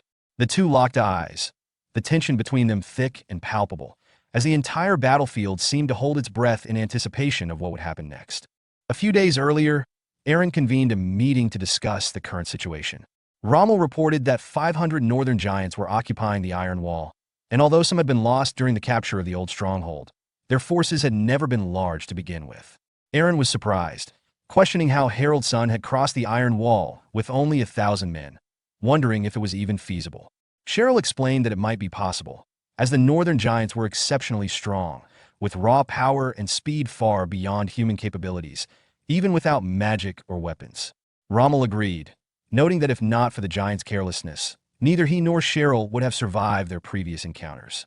Aaron realized that with just 1,000 men, the giants had seized the stronghold, and now, even with 500, they had successfully overwhelmed both Cheryl and Rommel while guarding the Iron Wall. As he pondered strategies to counter the giants and retake the Iron Stronghold, Cheryl pointed out that the stronghold was crucial to dealing with the northern threat. Even if magic were used to destroy it, the structure could recover over time but would remain unusable for a while. Getting an idea, Aaron then instructed Rommel to bring Elena, halting the undead dungeon development project for the time being. His strategy was to use large-scale undead monsters to pressure the smaller number of northern giants defending the castle. This approach would help preserve the Iron Stronghold, keeping it intact for future use. With this initial tactic proving successful, Aaron's focus shifted toward neutralizing the northern giants and negotiating a lasting solution with them. In the present, Harold's son emerged from the Iron Stronghold, twin axes gleaming as he charged at Aaron with a fierce double-axe strike. Aaron quickly blocked the attack with his sword, the clash of their weapons ringing out across the battlefield. From a distance, Cheryl and Rommel watched in shock, recognizing Harold's son as the giant who had almost killed them during their earlier encounters. Harold's son sneered at Aaron, mocking him for being arrogant enough to seek him out after already winning the war. Aaron calmly responded, stating that Harold's son would die regardless of the outcome. As he spoke, a faint blue aura surrounded his sword. This caused Harold's son to hesitate, and he instinctively backed away. Aaron, adopting a battle stance, continued, offering what he called mercy to Harold's son. However, Harold's son, narrowing his eyes, recognized the stance Aaron had assumed. It was the same one used by the opponent who had previously injured his arm. Determined not to be fooled again, Harold's son hurled his axe with deadly precision, using all his strength. Aaron tracked the axe's flight, but was caught off guard when Harold's son suddenly vanished. Before Aaron could react, Harold's son reappeared behind him and swung his axe down, shouting, "I'll send you to Munin." In a split second, Aaron used magic to evade the strike. His glowing blue eyes shows the sign of magic. Harold's son, surprised, wondered if Aaron had used sorcery to escape the attack. However, Harold's son growled, "He is still too slow," and attacked again, landing a blow on Aaron's armor, forcing him to retreat. Aaron, struggling to keep up with the relentless barrage of attacks, found himself increasingly frustrated, unable to see and predict Harold's son's moves clearly. A few weeks earlier at the training ground, Rommel observed Aaron practicing and suggested they stop for the day. Aaron, slightly winded but determined, refused and insisted on continuing. Rommel, trying to get Aaron to rest, threw a small rock at him, hitting his shoulder. Despite the pain, Aaron didn't back down. Rommel threw several more rocks in rapid succession, prompting Aaron to focus his mana to enhance his senses. With this heightened awareness, Aaron easily tracked and dodged the rocks with precision. He then closed the distance and pointed his sword at Rommel's neck with a smirk, demonstrating his skill and resolve. In the present, Haroldson's assault on Aaron was relentless, and one of his strikes landed, forcing Aaron to stagger back. Frustrated, Aaron struggled to keep up with Haroldson's speed. As the giant leaped into the air with his axes raised for a devastating strike, Aaron's focus sharpened. The memory of his earlier training with Rommel resurfaced, and he suddenly saw Haroldson's attack pattern clearly. When the giant descended, Aaron seized the moment, launching a counterattack. Caught off guard, Haroldson instinctively raised his axes to block, but Aaron unleashed his great sword arts, fourth form, Cyclone. The powerful technique shattered Haroldson's axes and left him severely wounded. With a confident smile, Aaron locked eyes with his opponent and declared, "I see you now," signaling his mastery of the situation and his growing dominance in the battle. Haroldson, clutching his bleeding side, struggled to staunch the flow of blood as his mind replayed the events that led to his current defeat. Bitterly, he reflected on how he had crossed the Iron Wall and captured the Iron Stronghold, only for it all to be undone by Aaron. Enraged, Haroldson roared at Aaron, shaking with fury and cursing him. Despite the outburst, Aaron remained calm and unfazed. With a growl, Haroldson lunged at Aaron, swinging his axe with his left hand, but Aaron easily sidestepped the attack. Seizing the opportunity, Aaron kicked Haroldson in his injured side, causing him to stagger backward in pain. Haroldson, desperate and furious, swung his axe again. This time, Aaron struck the weapon with his sword, sending it flying from his grasp. Without hesitation, Aaron pointed his sword at Haraldson's neck and declared coldly, "This is my land now. Take your people and leave. Never even think about returning. Swear it to him." Then Aaron sheathed his sword, leaving Harald's son stunned. He extending his hand in a gesture of negotiation, Aaron offered a solution. He will give him and his people a land where they can live in peace. This unexpected offer left Harald's son speechless, as he stood on the precipice of a choice that would decide the fate of his people. Harald's son froze, stunned by Aaron's unexpected offer of peace. After a moment of silence, he grew serious and declared, "Kill me. I swore my life to Munin, the god of war, to protect this land. I won't break that oath."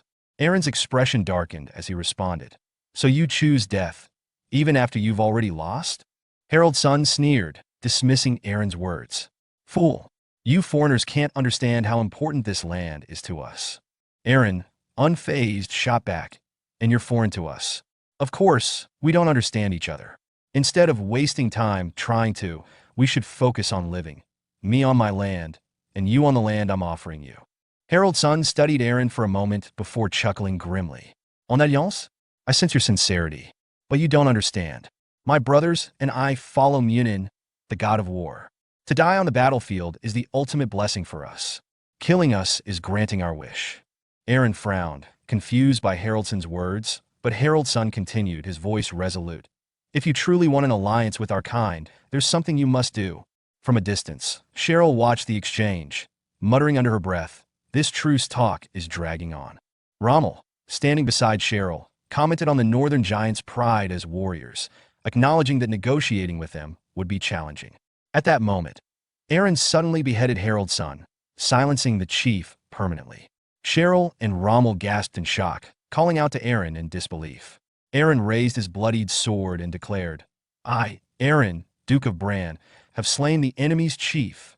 His actions enraged the northern giants within the iron stronghold, but despite their fury, they began retreating, unable to retaliate against their fallen leader. Turning to Cheryl and Rommel, Cheryl demanded to know why Aaron had killed Harald's son when he had promised to negotiate.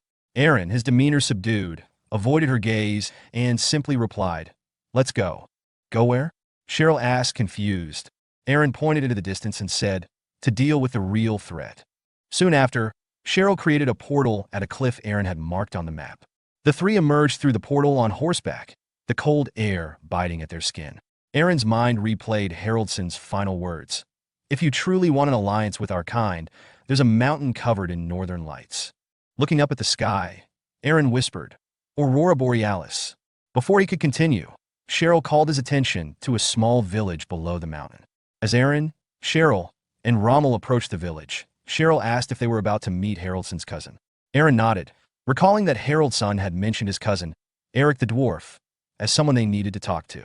Rommel scanned the area warily, questioning if it was safe. Aaron recalled another warning from Harald's son. "That blind crow already knows you're coming. Bring a gift of goodwill." Soon, they encountered Eric. The dwarf eyed them suspiciously and stated that if they sought an alliance, they first needed to prove their goodwill. Aaron pointed to the bags on their horses, but Eric wasn't impressed. After a brief hesitation, Aaron retrieved a bottle of holy water, offering it as a gift. He explained this will extend your lifespan. Eric recognition and acknowledged the gift with a nod. He said this is what he saw in his dream, and he accepting it. In return, Eric offered a prophecy of Munin. Aaron, confused, asked about it. Eric began to recite. "The body blessed by the dragon's gift. A ruler who has walked with a dragon. A stranger who opposes the dragon. An existence that lights the path ahead."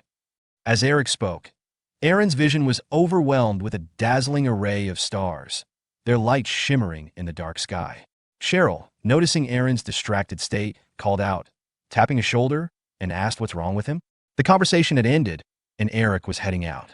Aaron, in a confused state, asked if Eric had sprinkled stars in the sky.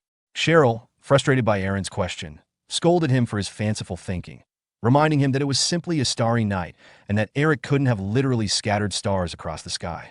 Before his expedition to the Black Continent, Aaron formed an alliance with the northern giant, Eric, to eliminate remaining external threats.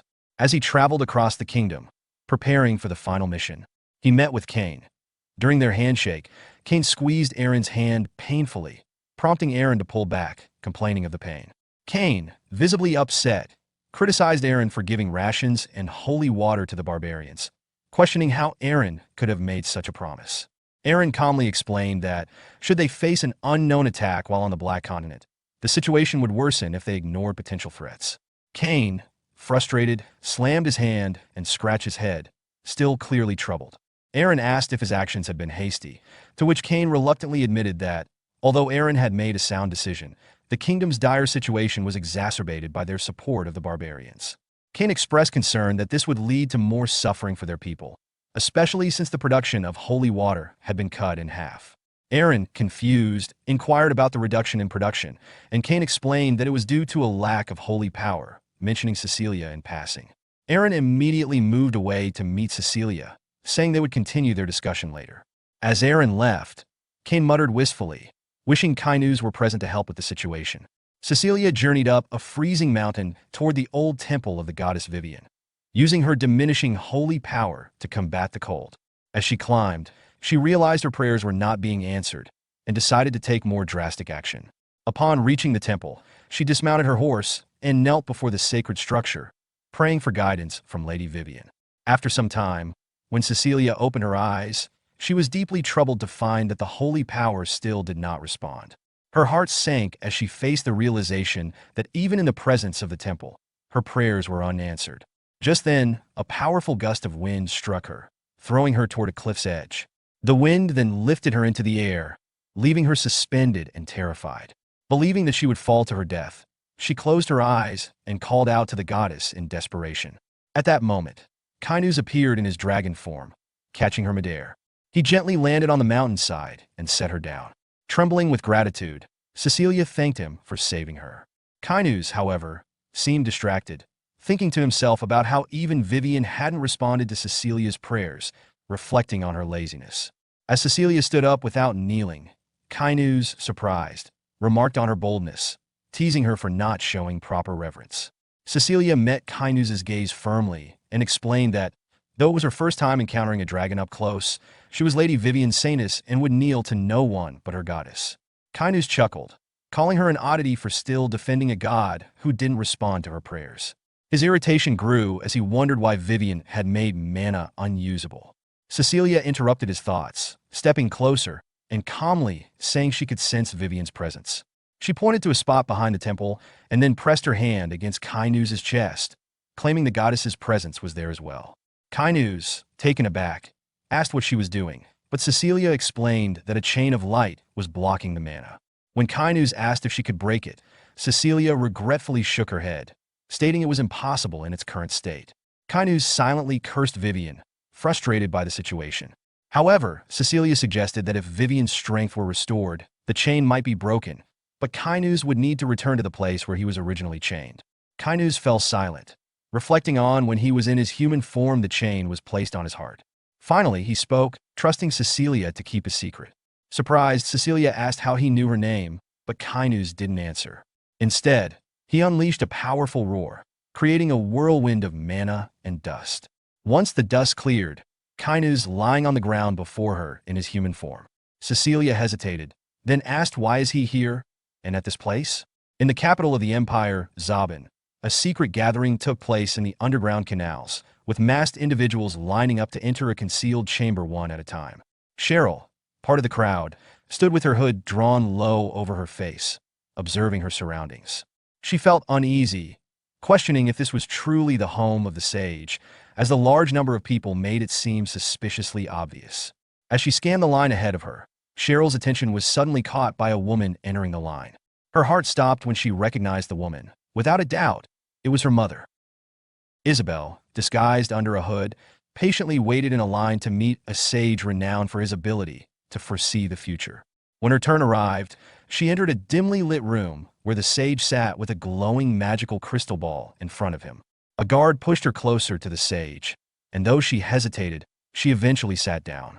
The sage asked what she wished to know, and Isabel firmly replied that she wanted to know the future of her children. The sage explained that knowing the future required a steep price, prompting Isabel to place a heavy bag of coins on the table without hesitation. He warned her that the present continuously shaped the future, making it a fragile subject to reveal. Still, she insisted, saying she would wait as long as necessary. When asked for her children's names, she replied, Aaron Karen and Cheryl Karen. At that moment, the sage froze in shock, and his silence unsettled her. She asked if something was wrong, but he avoided answering directly. Instead, he requested her to remove her hood and place her hand on the crystal ball.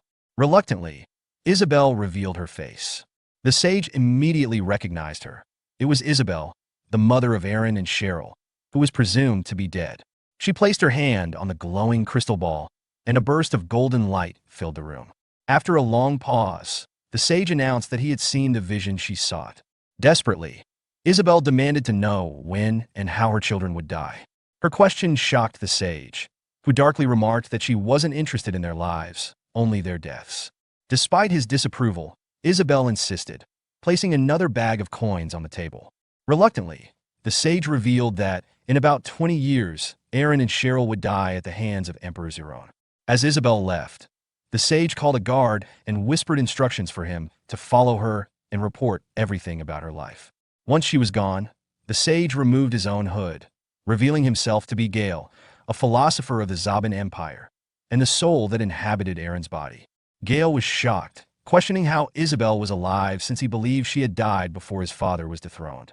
Gayle's backstory revealed that, after being rejected by Duke Rhinon in his quest for revenge, he had started from nothing. Using his knowledge of the future, he gained fame as a fortune teller.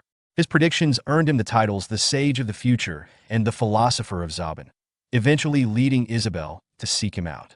Yet, her reason for wanting to know the exact moment of her children's deaths puzzled him. Meanwhile, Isabel, now aware of her children's grim fate, sensed someone following her as she walked through the streets. Reacting instinctively, she drew a hidden dagger and fled. However, a hand suddenly grabbed her shoulder, and she prepared to strike, only to stop when she realized it was Cheryl. Cheryl, overwhelmed with emotion, hugged Isabel and tearfully demanded to know why she had disappeared from their lives. Isabel, her face hidden beneath her hood, tried to convince Cheryl that she was mistaken, but Cheryl's heartfelt cries broke through her resolve. When Cheryl begged her mother for answers, Isabel cryptically explained that she had stayed away to ensure their safety. Cheryl, confused and desperate for clarity, begged her to stay, but Isabel pulled away and said she would return in 1 year. As she walked away, she clenched her teeth in frustration, thinking to herself that she had to correct the mistakes she had made and ensure her family's safety. Unbeknownst to her, Gayle's guard continued to follow her, tasked with uncovering everything about her life. Cheryl, devastated, immediately teleported herself back to her brother Aaron. She excitedly told him that their mother was alive, but Aaron remained calm and quiet, brushing off her excitement. He pointed to the nearly completed ships in the harbor, emphasizing their preparation for the Black Continent expedition. While he feigned understanding of her news, his thoughts revealed his singular focus on the expedition and his obsession with the impending war. Aaron, or rather, Gayle's soul within Aaron, was consumed by his plans for the Black Continent, unaware of the role Isabel would play in his destiny. The story progresses 3 weeks into the advancement unit's perilous voyage toward the Black Continent. The crew, led by Captain Jacqueline, faces growing tension as their mission remains shrouded in uncertainty. Standing atop the ship with her telescope, Jacqueline scans the horizon for signs of the anticipated danger. Below, Aaron anxiously questions her findings, only to hear the frustrating response that nothing has appeared yet. Aaron's unease deepens, his thoughts spiraling as he wonders if the records he relied on were false. His tension contrasts sharply with the disgruntled attitude of his younger sister, Cheryl, who approaches him complaining about the monotony of the journey.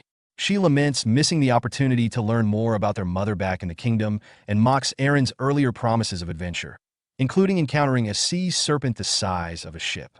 Their sibling banter quickly escalates, with Cheryl expressing frustration over her involvement and Aaron reminding her that she had accepted advance payment in return for her cooperation.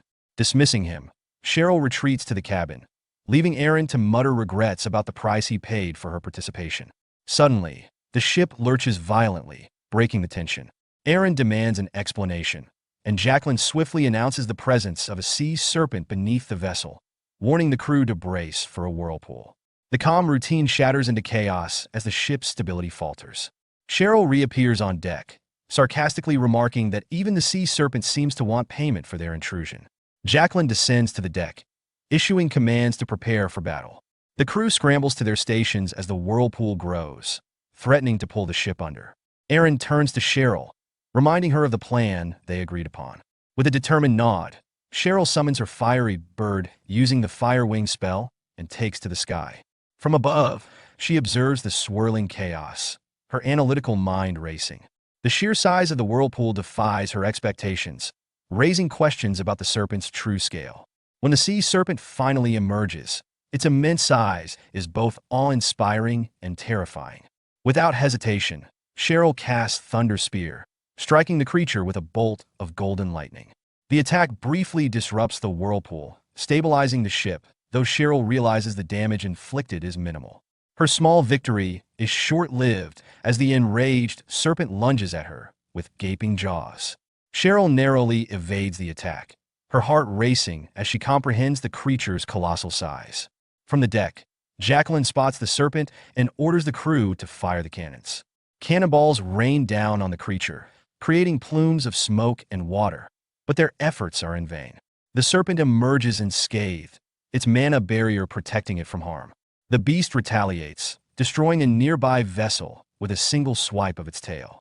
The sight of the ship's destruction sends Jacqueline into a fit of rage, cursing the serpent, while Aaron urges her to steer their ship closer to the creature. Though reluctant to risk their only means of escape, Jacqueline agrees, recognizing there's no other choice. As the ship draws nearer, Aaron unleashes his great sword arts, piercing wind attack, while Cheryl fires a powerful spell strike.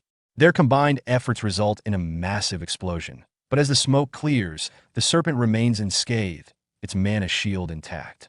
The serpent begins charging a devastating breath attack, leaving the crew scrambling for survival. Cheryl swoops down on her fiery bird, urging Aaron to climb aboard. Moments later, the serpent unleashes its destructive breath, obliterating the ship and forcing the remaining crew into the turbulent waters. As the serpent prepares to attack again, Aaron shouts at Cheryl to ascend, but she remains frozen, her face pale with shock. When Aaron demands an explanation, Cheryl finally speaks, her voice trembling. She reveals the source of her fear. Another threat has arrived. Aaron turns his gaze to the sky and is met with a sight more terrifying than the sea serpent. A dragon, its massive wings casting a shadow over the chaos below, descending toward them. Kainuz, in his dragon form, appeared suddenly, flying toward Cheryl and Aaron.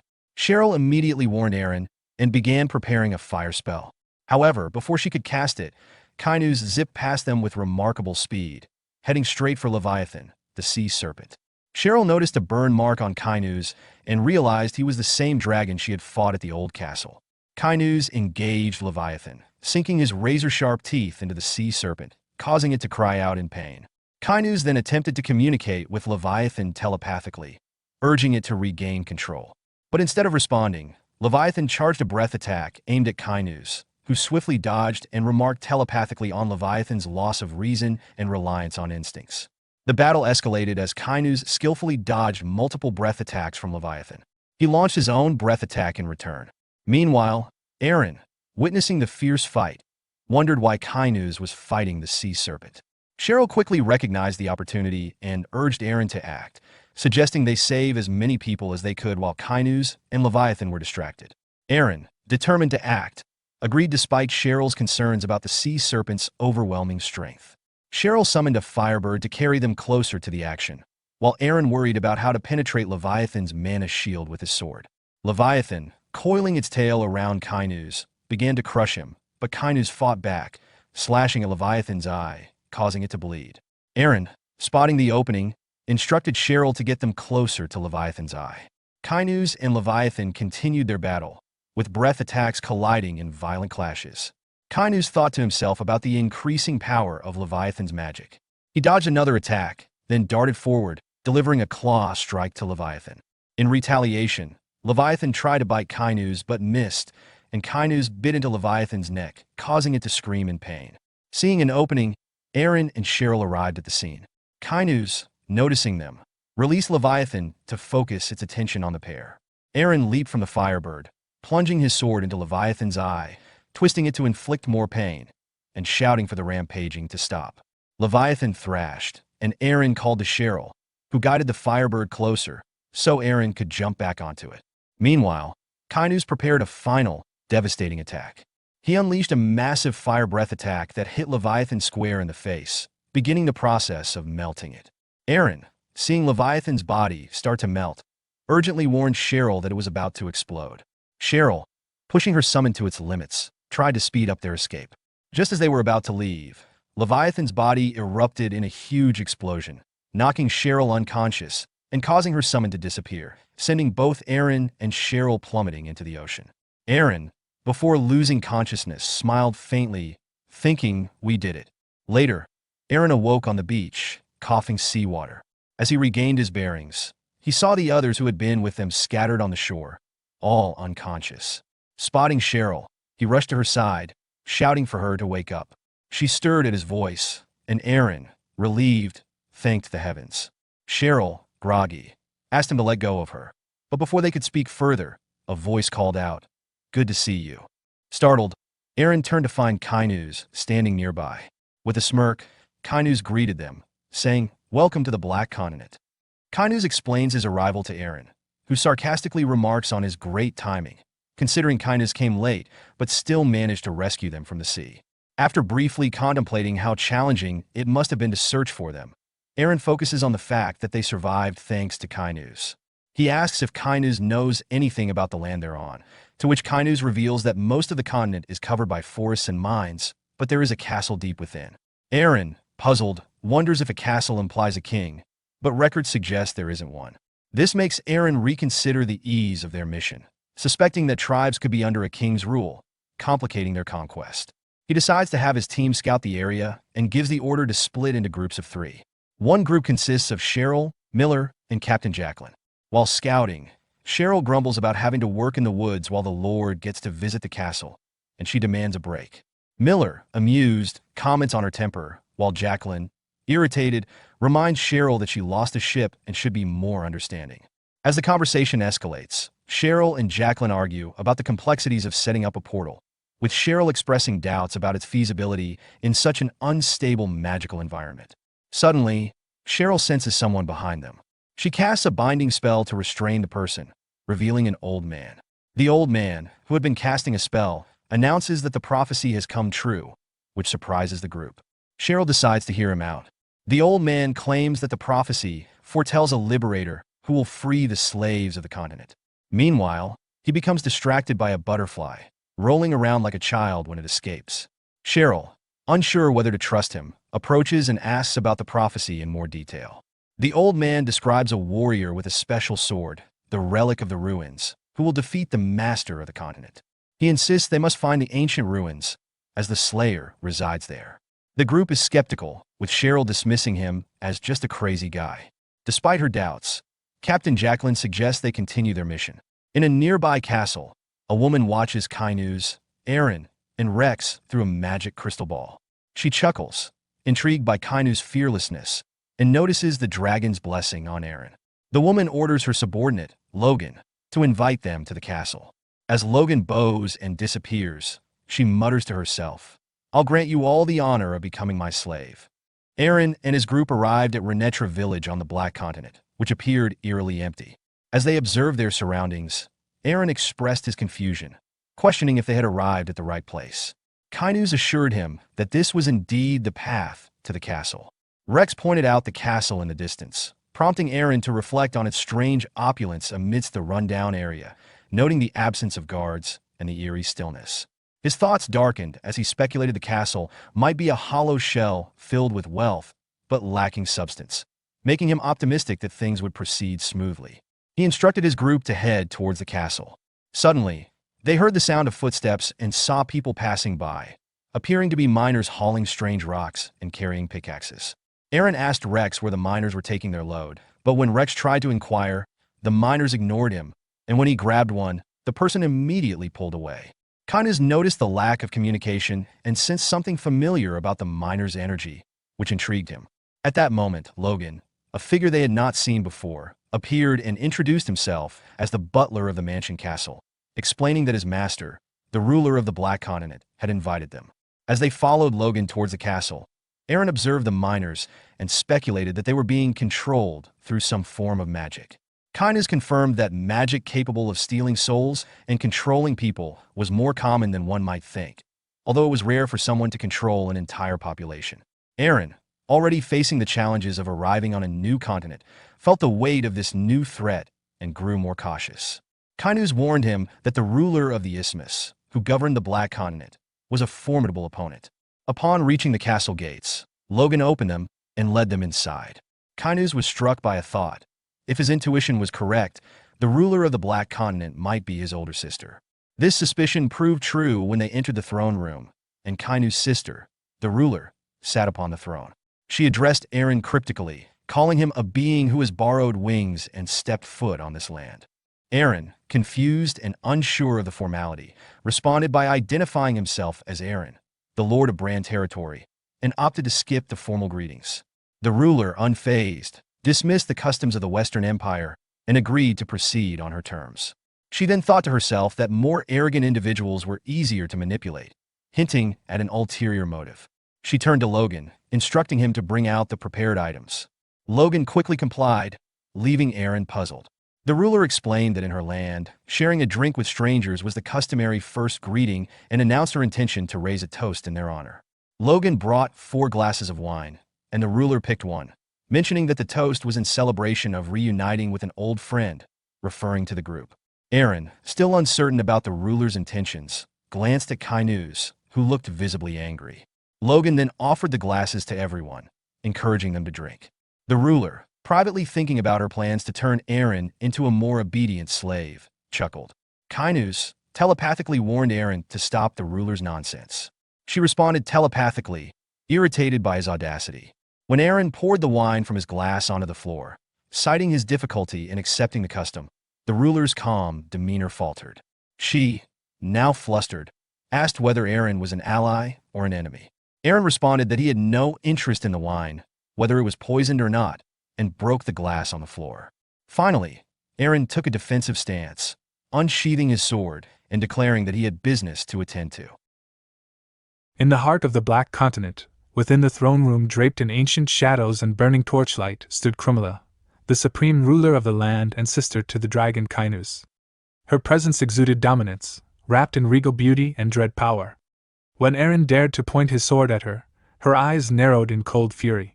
Without a word, she clenched the delicate glass goblet in her hand until it shattered in her grip, crimson wine spilling like blood across her fingers. "You're arrogant, and stupid beyond belief," she said, her voice low and venomous, laced with restrained wrath. Then, without warning, she let out a chilling laugh that echoed through the grand hall, unsettling everyone present. Eren, momentarily unsure of what he had triggered, stood firm, but confusion flickered across his face. Krumla's eyes began to glow with a deep, eerie violet light. A sinister grin slowly stretched across her lips as she whispered darkly, "I will make you regret everything you've done." With that, she unleashed her aura, a monumental wave of pressure that slammed into the room like a storm. Everyone present felt its crushing weight. Her servant, Logan, collapsed instantly, unconscious. Rex dropped to his knees, gasping for air, while Eren trembled violently, barely staying on his feet under the suffocating pressure. Grinding his teeth in frustration, Eren struggled to remain upright and thought, "This woman, she's not just some powerful witch. This isn't the pressure of a monster. It's something far more terrifying." Krumla's voice cut through the air like a blade. "Have you finally realized?" Eren tried to move, but each step felt like dragging chains through a tidal wave. "Damn it. We still have so much to do." Then, before his eyes, Krumla's body began to shift, her form expanding, contorting.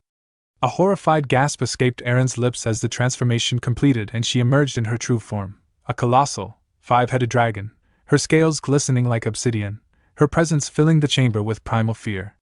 Without hesitation, she lunged at Eren with the full intent to kill.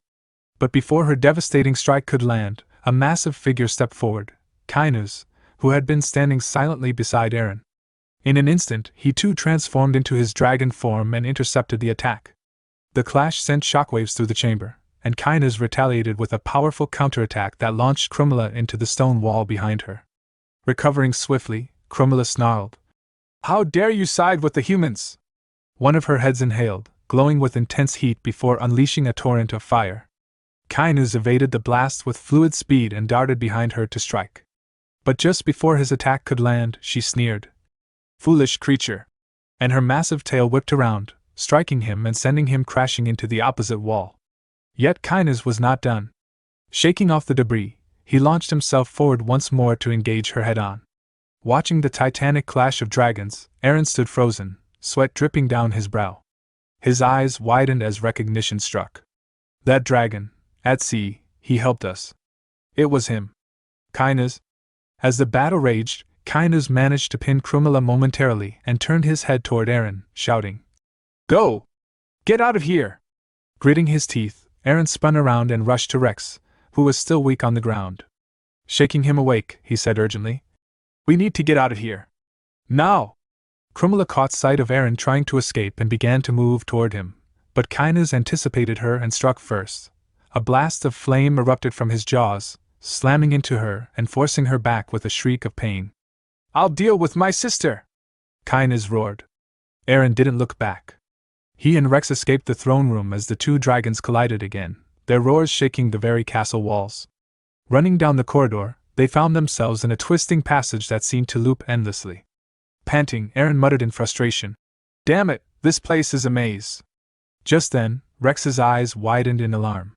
"Something's coming," he warned, drawing his sword. Eren turned toward him, still catching his breath, and saw it too, a swarm of monsters emerging from the shadows. Without hesitation, Eren unsheathed his sword. "Looks like we don't have a choice. Let's finish this." Together, they charged into the fray. Their blades sang as they cut through the horde, their swordsmanship fluid and deadly. One by one, the creatures fell until the corridor was littered with the bodies of the slain. Rex exhaled a breath of relief and asked, "Is that it? Are we done?" But Eren's gaze was fixed beyond him. "No, not yet." Rex turned, confused. "What are you?" Suddenly, from the darkness, the flapping of wings filled the air. Flying monsters emerged, shrieking as they descended toward them. Eren sighed, exasperated. "You're all so tiresome. I'll end this quickly." Raising his sword high, he drew in a deep breath, then shifted into a combat stance. A swirling green aura enveloped his blade. Great sword technique, Scythe of the Wind! A massive blade of wind-infused energy arced through the air, slicing cleanly through the incoming monsters. Their bodies dropped lifelessly to the ground. Eren took a deep breath, lowering his sword, and gestured to Rex. "Come on! Let's go!" But Rex didn't move. "Rex?" Eren turned and saw him standing still, trembling. As he stepped closer, a chill gripped his chest. Rex's eyes had rolled back, and thin streams of white fumes leaked from his mouth. "He's poisoned!"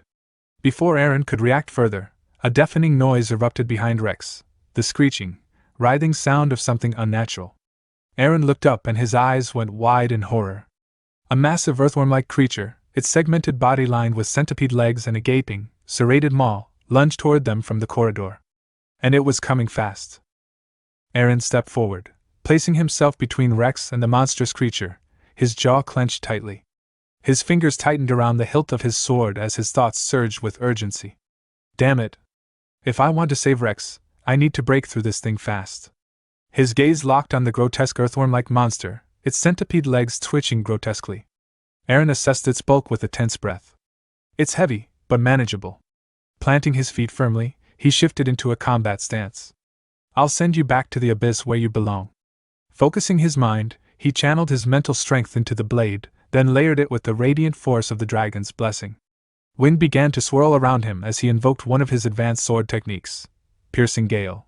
With a roar, Eren dashed forward like a streak of light. In a single, fluid motion, he slashed through the monster's body, cutting it cleanly in two.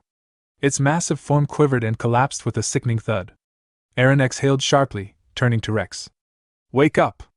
We have to move!" He knelt beside him, lifting his arm to support him. But just as he helped Rex to his feet, an eerie sound rose from behind, a squelching, bubbling noise. Eren froze, turning his head slowly toward the bisected corpse. His eyes widened in disbelief as the severed worm began to writhe, its tissues pulsating. In mere seconds, the two halves rejoined, and the creature stood whole again, only this time, it had grown larger. His chest tightened. It regenerated? And it's getting stronger? The worm lunged again, mouth agape and legs flailing. Cursing under his breath, Eren planted his feet, sword raised. "You damn freak!" he growled, swinging with all his might. The blade cleaved through the worm once more, spraying dark ichor. But to his horror, the creature's body began healing again, faster this time. What the hell is this thing? The worm surged toward him again with terrifying speed. Back in the throne room, the ground trembled as Kynes was hurled into a stone wall by Krumla. Before he could rise, her massive dragon form pounced on him, reverting to her humanoid self mid-leap and driving a brutal kick into his side. Doing your own thing again? Did you really think you could stop me, you little shit? She spat, her voice laced with fury. Blood spilled from Kynes' mouth as he coughed, grimacing in pain. It's for Danui. Krumla's eyes narrowed with rage, and she lunged forward, sinking her fangs into his neck. You think I'll fall for that sentimental crap? Kynes' body trembled from the pain, but he forced out the words. Don't you want to conquer the western continent too? That gave her pause. She released his neck, her eyes narrowing. What are you talking about? I'll help you, he said, voice hoarse but steady. How? She demanded. Kynes gave a weak smile. Right now, through that human. He holds the right of succession. His claim to the throne grows stronger every day. Once he returns from this place, war will erupt. And in that chaos, you can seize control of the West. I'll make Eren yours to use, for your plans, sister. Krumla blinked, momentarily intrigued, then burst into laughter. Still as arrogant as ever, brother, she said, slamming him to the ground and summoning magical chains that bound him. Why would I ever believe you? Sister, stop this. Let me go, Kynes pleaded. She stepped back, reverting into her human form. Her expression darkened as she looked down at him. Clever, cunning Kynes.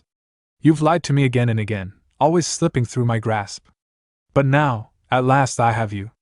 Raising her hand, she snapped her fingers, drawing back the dark energy that empowered Eren and Rex. I'll let them go, just as you asked, she said coldly. But watch as he suffers, completely broken and twisted by my hand. Be tormented by it, forever. Meanwhile, Eren's blade danced through the air as he battled the never-ending horde of monsters. He cursed under his breath, frustration mounting. Why the hell won't they stay dead? Each time he cut one down, it simply regenerated or was replaced by another. But then, the monsters began to vanish. All except one, the giant earthworm. Eren narrowed his eyes. That one, it's the source. The creature began retreating, slithering back into the shadows. I'm not letting you escape, Eren muttered, stepping forward and raising his sword. But just as he moved to strike, a hand seized his shoulder. Duke! Get a hold of yourself! Rex shouted, his voice cutting through the haze. Eren turned, startled. How are you awake? You were poisoned!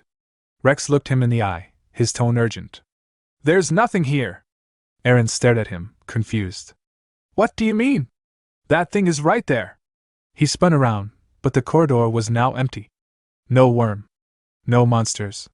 Just cold stone and silence. I don't believe it, he whispered.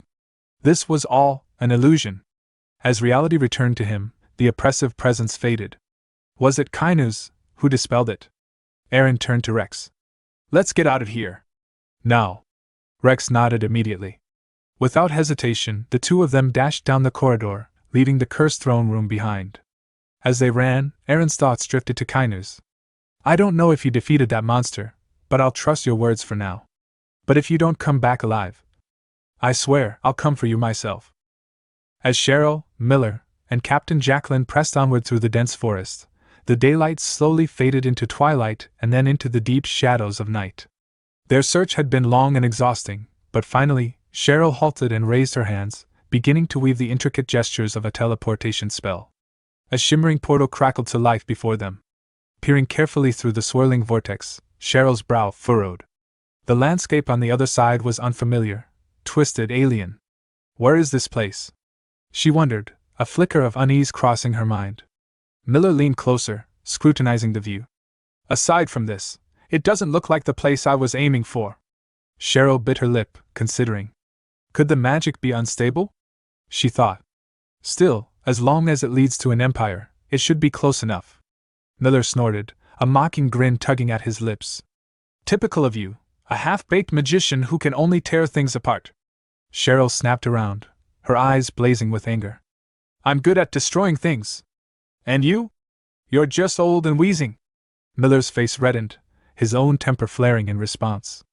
Captain Jacqueline stepped between them, raising a hand. Enough. Just drop it already. Cheryl huffed, crossing her arms. You wouldn't understand the depths of magic anyway. Common folk like you wouldn't. She glanced back at the portal, her voice hardening. The gateway's open.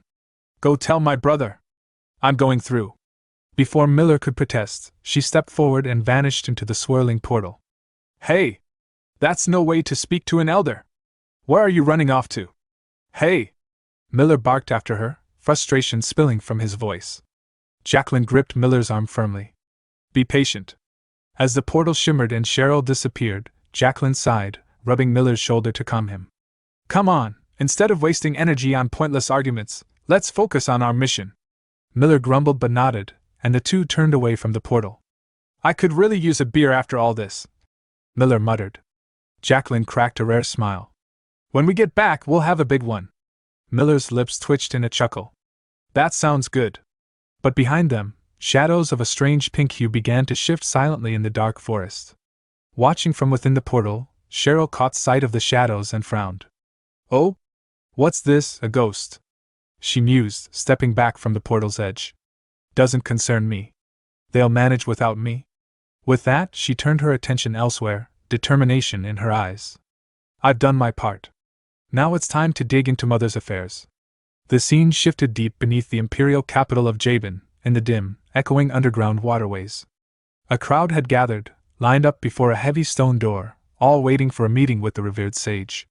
The tension was thick in the stale air. Suddenly, the sage's guard swung the door open and called out sharply. The wise man will not be seeing anyone today. Everyone must leave. Outrage erupted instantly. Voices shouted back in protest. No! How dare you do this after we've waited half a day? This is unacceptable. Even those who've waited deserve an audience. The guard's tone hardened. It is the will of the sage.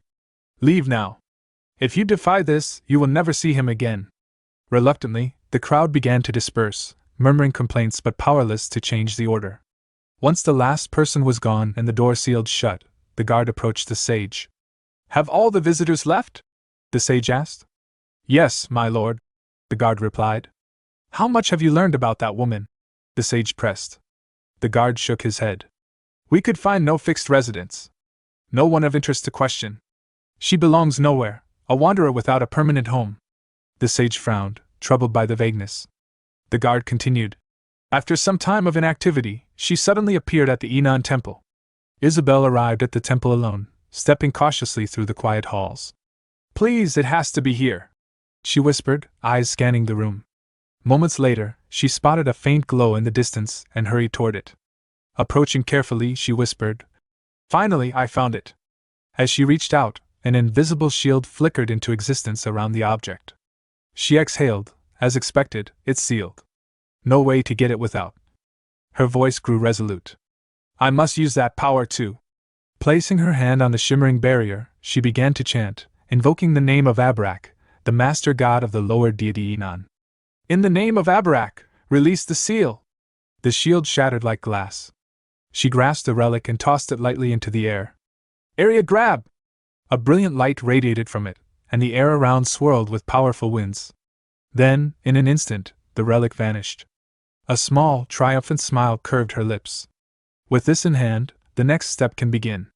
She turned and left swiftly. Behind her, the guard who had been following silently blinked in disbelief. What was that? Things disappearing into thin air, magic? Teleportation? He hurried to report the event to the sage. Back in the chamber, the guard explained everything. That woman made the relic disappear. It was Enon's, yes? The sage asked. Yes, and she spoke the name Abarak. The guard confirmed. The sage's eyes widened. Abarak, long before the fair's religion gained its current might. One of the ancient gods revered before the modern faith took hold. Stealing another faith's relic using divine power, could my mother truly have had divine power herself? And why take the relic of Enon, the once mighty god now fallen? What is she trying to accomplish? Where is this woman now? The sage demanded. She's at an inn near the capital, resting for a time. The guard replied. Shall we bring her in? The sage shook his head, raising a hand. No. Observe her closely. Do not lose sight. and summon the Bloodians. The Bloodians, an elite, shadowy intelligence network founded by the sage himself, were known for their ruthless efficiency.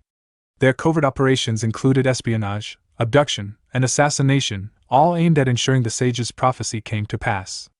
Their only mission was to make the sage's vision a reality, acting as his unseen hands and ears. The sage's lips curved into a grim smile. "See you soon, Mother." Miller and Captain Jacqueline continued their steady march through the dense forest. The shadows grew longer as time passed, and Miller, clearly worn out, finally broke the silence. "Captain," he panted, wiping sweat from his brow. "Are we really going to keep walking until dawn? Maybe it's better if we just camp here for a while." Jacqueline glanced over her shoulder without slowing her pace. "Just a little further. We agreed to meet at midnight. I don't want to owe anyone an excuse for being late." Miller let out a frustrated sigh but kept following her lead. As they walked, something caught his eye, a faintly carved cross mark etched into the bark of a nearby tree. He pointed to it and said, "Captain, isn't that our mark? Looks like we might have come full circle." Jacqueline turned toward the tree, her eyes narrowing as she studied the crude carving. "That's Miller's handiwork," she thought. "We marked our path when we came through here, but what if, are we lost?" A sudden movement in the shadows behind them snapped her attention away from the tree. Dark, indistinct figures slipped between the trees, silent and ominous.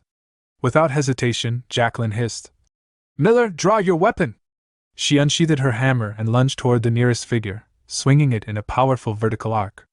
But to her shock, the masked figure vanished like a wisp of smoke, leaving her hammer to crash uselessly against the dirt.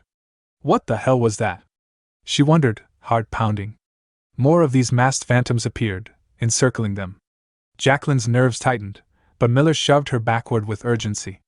"Captain, fall back!" he shouted. Brandishing his short sword, Miller charged forward, yelling, "Hey! You monsters! Think you can scare me?" His blade passed through one of the figures as if it were air. His attacks did no damage. His sword simply sliced through emptiness. "Looks like my sword's useless here," Miller muttered, frustration mounting. "Fine. Then I'll just use my navigation bomb." He slid a hand into his pocket, fingers closing around the familiar shape of his fire bomb. But then Jacqueline's eyes caught the phantoms. Each one held their empty hands out, palms open and calm. "They're not attacking," she thought, narrowing her eyes. "Are they trying to get us to follow them?" Miller raised his arm, ready to hurl the bomb, but Jacqueline grabbed his wrist firmly. "They don't mean to hurt us," she said with certainty. Miller blinked in confusion and looked to her for explanation. Without hesitation, Jacqueline stepped forward toward the ghostly figures. "Why have you appeared to us?" she demanded. "What is your purpose?" One of the ghosts spoke with a voice like a distant whisper. "We are those who once lived here. We have something to show you."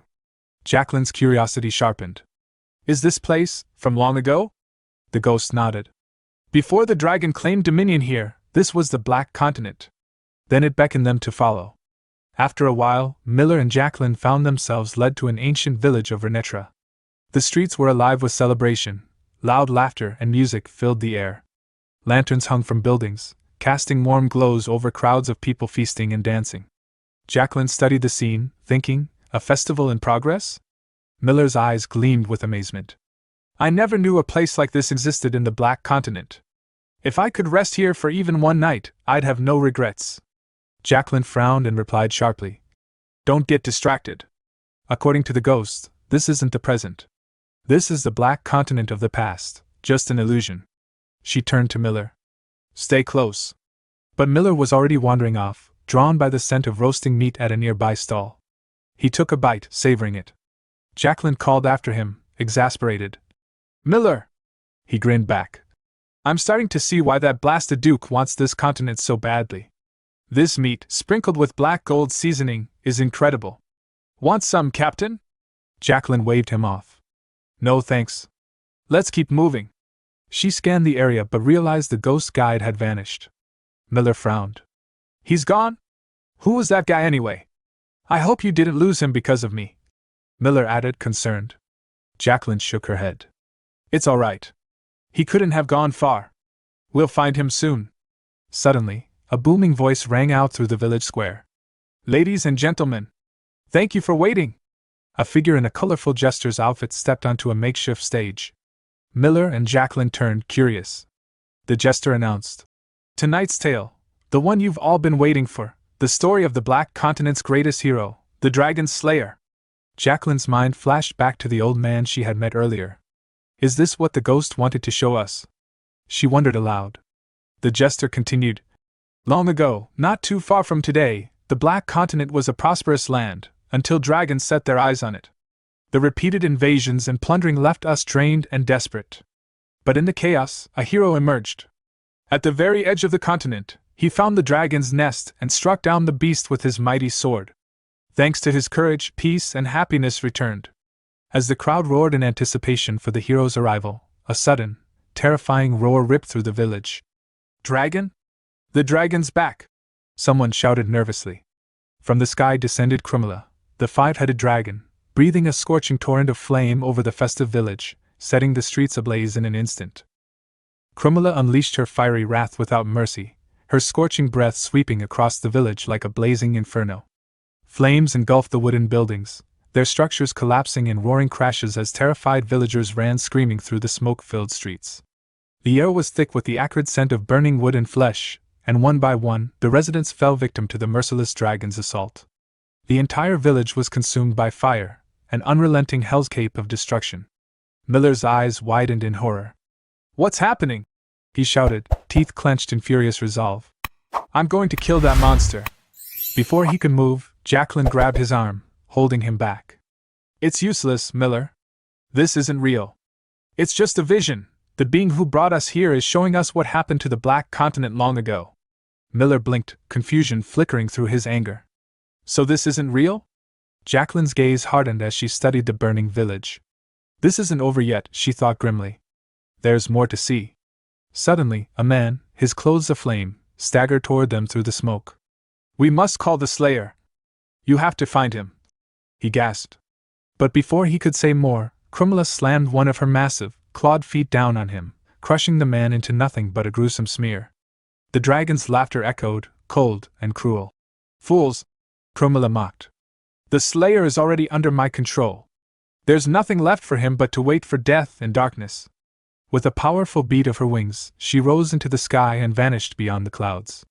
Jacqueline stumbled backward, collapsing onto the scorched earth. Miller rushed to steady her. Captain, are you all right? She forced herself to sit upright, her voice trembling despite herself. I know it's only an illusion, but it's terrifying all the same. Why is he showing us this? A ghostly figure materialized before them. Its voice was soft but filled with sorrow. I show you how the dragon took this land. After this day, all the survivors of the Black Continent became slaves to Crumula. Their souls bound by her spell, they were forced to gather jewels as offerings. When deemed useless, they were cast out into the forests to perish. Jacqueline's eyes widened. So that's what happened to the old man, the one I met earlier today? The ghost nodded solemnly. Yes. He was just a child when Crumula conquered this land. He is one of the few who still remembers the Slayer. Jacqueline's brow furrowed. Then what about the old man's prophecy? The ghost's expression grew grave. There is no prophecy. But it has long been known that only dragons, or those with power like dragons, can open the gate to the ruins. Inside those ruins, where the people once worshipped their old gods, the Slayer is imprisoned. Once the gate closes, it will remain sealed forever. The only one who can open it is the man named Aaron, the one who came to this land with you. Tell him this story. Save the Slayer. Only then can the dragon be defeated. And with that, the ghost vanished, the heavy darkness lifting as bright sunlight flooded the forest once more. Miller scratched his head in bewilderment. What in the world is going on? Jacqueline's eyes caught sight of the ruins ahead. She pointed decisively. Miller, over there. No need to overthink it. Let's go see the Duke. Meanwhile, Aaron and Rex emerged from the castle gates, making their way toward Miller and Jacqueline. Breaking the silence, Rex said cautiously, Your Grace. Aaron turned sharply toward him. If you're about to suggest we go back to Brahn, don't. Rex hesitated. But haven't you noticed? This is the land of dragons. The dragon has 5 heads. How do you expect us to defeat something like that? Aaron's gaze hardened. I don't care if I take the Black Continent or not. My priority is saving Kainuz. Rex's voice rose in alarm. But Kainuz is a dragon too. He knows the monster that rules this place. We have to let the dragons settle their own conflicts. Humans shouldn't interfere. Aaron's patience snapped. He drew his sword, pressing the tip dangerously close to Rex's throat. Say one more foolish thing, and I'll strip you of your status as a Brahn resident. Rex swallowed hard and fell silent. As you wish. Jacqueline and Miller soon arrived, and Jacqueline raised an eyebrow at the tense scene. So, the ruler of Brahn threatens his own subordinate to save another? Disappointing. But if you promise not to do that again, I can teach you how to protect your people as their lord. Interested? Without waiting for an answer, she led them toward the ancient ruins, recounting the ghost's words along the way. Aaron stepped before the massive gate of the ruins and asked, "So this is where I'll find a way to defeat the dragon?" He drew his sword and took a deep breath. Assuming a combat stance, he unleashed a powerful greatsword technique, the Wind Cutter, sending a sweeping slash crashing against the gate. As the dust settled, not even a scratch marred the ancient door. Confused, Aaron tugged at the heavy gate, trying to force it open. When his efforts failed, Miller chuckled. "Your skills suck? A strong door like this needs bombs." Jacqueline quickly intervened. "This door might not be one you can force open." She recalled the ghost's words. The man named Aaron, who has power similar to dragons, is the only one who can open it. Turning to Aaron, she said, "The ghost said you have power like a dragon. That's why you can open this door." Rex scoffed. "Lord Aaron has dragon-like powers? That's ridiculous." Aaron laughed lightly. "Is that so?" His smile puzzled everyone. "You should have told me sooner," he added. "I wasted my energy for nothing." The scene shifted to Cheryl, who had teleported to a remote location somewhere on the continent of Karen, deep within the Empire. She stretched her stiff limbs and muttered to herself, "My body feels so sore. I'm glad to be back, but why here of all places? I can't even get a decent night's sleep." Frustration crept into her voice as she suddenly shouted, "Why do I have to suffer like this?" She attempted to cast a fire wing spell to lift her spirits, but to her dismay, the magic failed to activate. "Not you too!" She sighed in disbelief. Just then, her stomach growled loudly. She grimaced, thinking, "I should really get something in my stomach. I don't even have the strength to cast spells right now." Deciding to find food, Cheryl made her way down to the nearby village. She approached the door and knocked, but there was no answer. She knocked again, this time harder, and called out, "Excuse me? Is anyone in there?" Still no response. Growing more desperate, she banged on the door and shouted, "Can someone please come out? I'm starving. If no one answers, I'm going to have to open it myself." Just as she was about to try the doorknob, a woman appeared nearby. "The owner of this house has already left town," the woman said without looking Cheryl in the eye. Cheryl turned to face her. The woman's eyes narrowed as she took in Cheryl's appearance. "What's a lady like you doing in such a rundown place? This town's no longer habitable. My family's leaving soon, too," she said, then began to walk away. "Wait," Cheryl called, catching up to her. "What do you mean? Why isn't this place habitable anymore?" The woman glanced back and asked suspiciously, "You're not from around here, are you?" Cheryl forced a nervous smile. "No, but a distant relative of mine used to live here. Seems they left already. I'm just curious. I want to know what happened." The woman hesitated, then said, "If you really want to understand, it's better if I show you instead of just telling you." A short while later, the two arrived at an old well. The woman pulled on the rope, and a bucket filled with water was drawn up. Cheryl immediately covered her nose, grimacing. "What's that horrible smell?" the woman said. "That's the town's drinking water now. At first, some people thought it was just the color, and nearly drank it. But no one could, because the stench was unbearable." Cheryl's eyes widened. "When did this happen?" "About half a month ago," the woman replied. "There was a rumor about a red river flowing in a distant city. Back then, everyone here thought it was nonsense. But a week later, the rumor proved true. People were shocked to find their drinking water stained red. After that, everyone left town to find somewhere safer to live." Cheryl thought to herself, half a month ago? That means it happened after Aaron and I left for the Black Continent.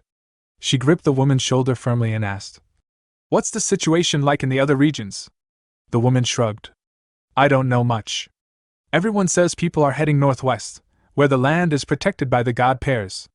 We're in the south. Folks say the Holy Kingdom is a better place to live." Hearing this, Cheryl pondered, I wonder if the same thing is happening across the Empire. If the West is doing better, then Brahn might be alright. It's closer to the Holy Kingdom. But whether the people there are ready for whatever's coming, that's another question. Cheryl reached into her pocket and pulled out a gold coin, handing it to the woman. Here. Consider this a reward for answering my questions. I hope it helps with your move. The woman bowed respectfully. Thank you, miss. No, I mean, my lady. Cheryl smiled and waved her off. As the woman walked away, Cheryl thought to herself, I'll have to put looking into my mother on hold for now. First, I need to get to Brahn and find out what's really happening in the Empire. The root of the crisis was the Red River. This river's toxic waters spread across the Empire, devastating small villages that relied on it for drinking water. Those who fled became refugees, gathering in larger cities that were quickly overwhelmed. Supplies of food and water stored in the castles dwindled rapidly. To make matters worse, an epidemic broke out. Castles still intact stopped accepting refugees, but this was only the beginning. Eventually, even the fortified castles that turned away refugees succumbed to calamities. Rumors spread that these disasters were the wrath of a god, causing people to repent their sins. Yet, no one knew the identity of this angry deity. The scene then shifted to the papal palace of Pears, where Pope Ignace stood gazing out the window. A group of paladins entered, and he turned to them gravely. Indeed, it is deplorable, he said. All of this suffering is because of the pagans. The god Pears is angry. Servants of Pears, prepare an envoy for the imperial capital, and send messages to all the lords. We must convene with the emperor, and present him with a solution. One of Paladin asked. Do you know a way to resolve this? Pope Ignace nodded.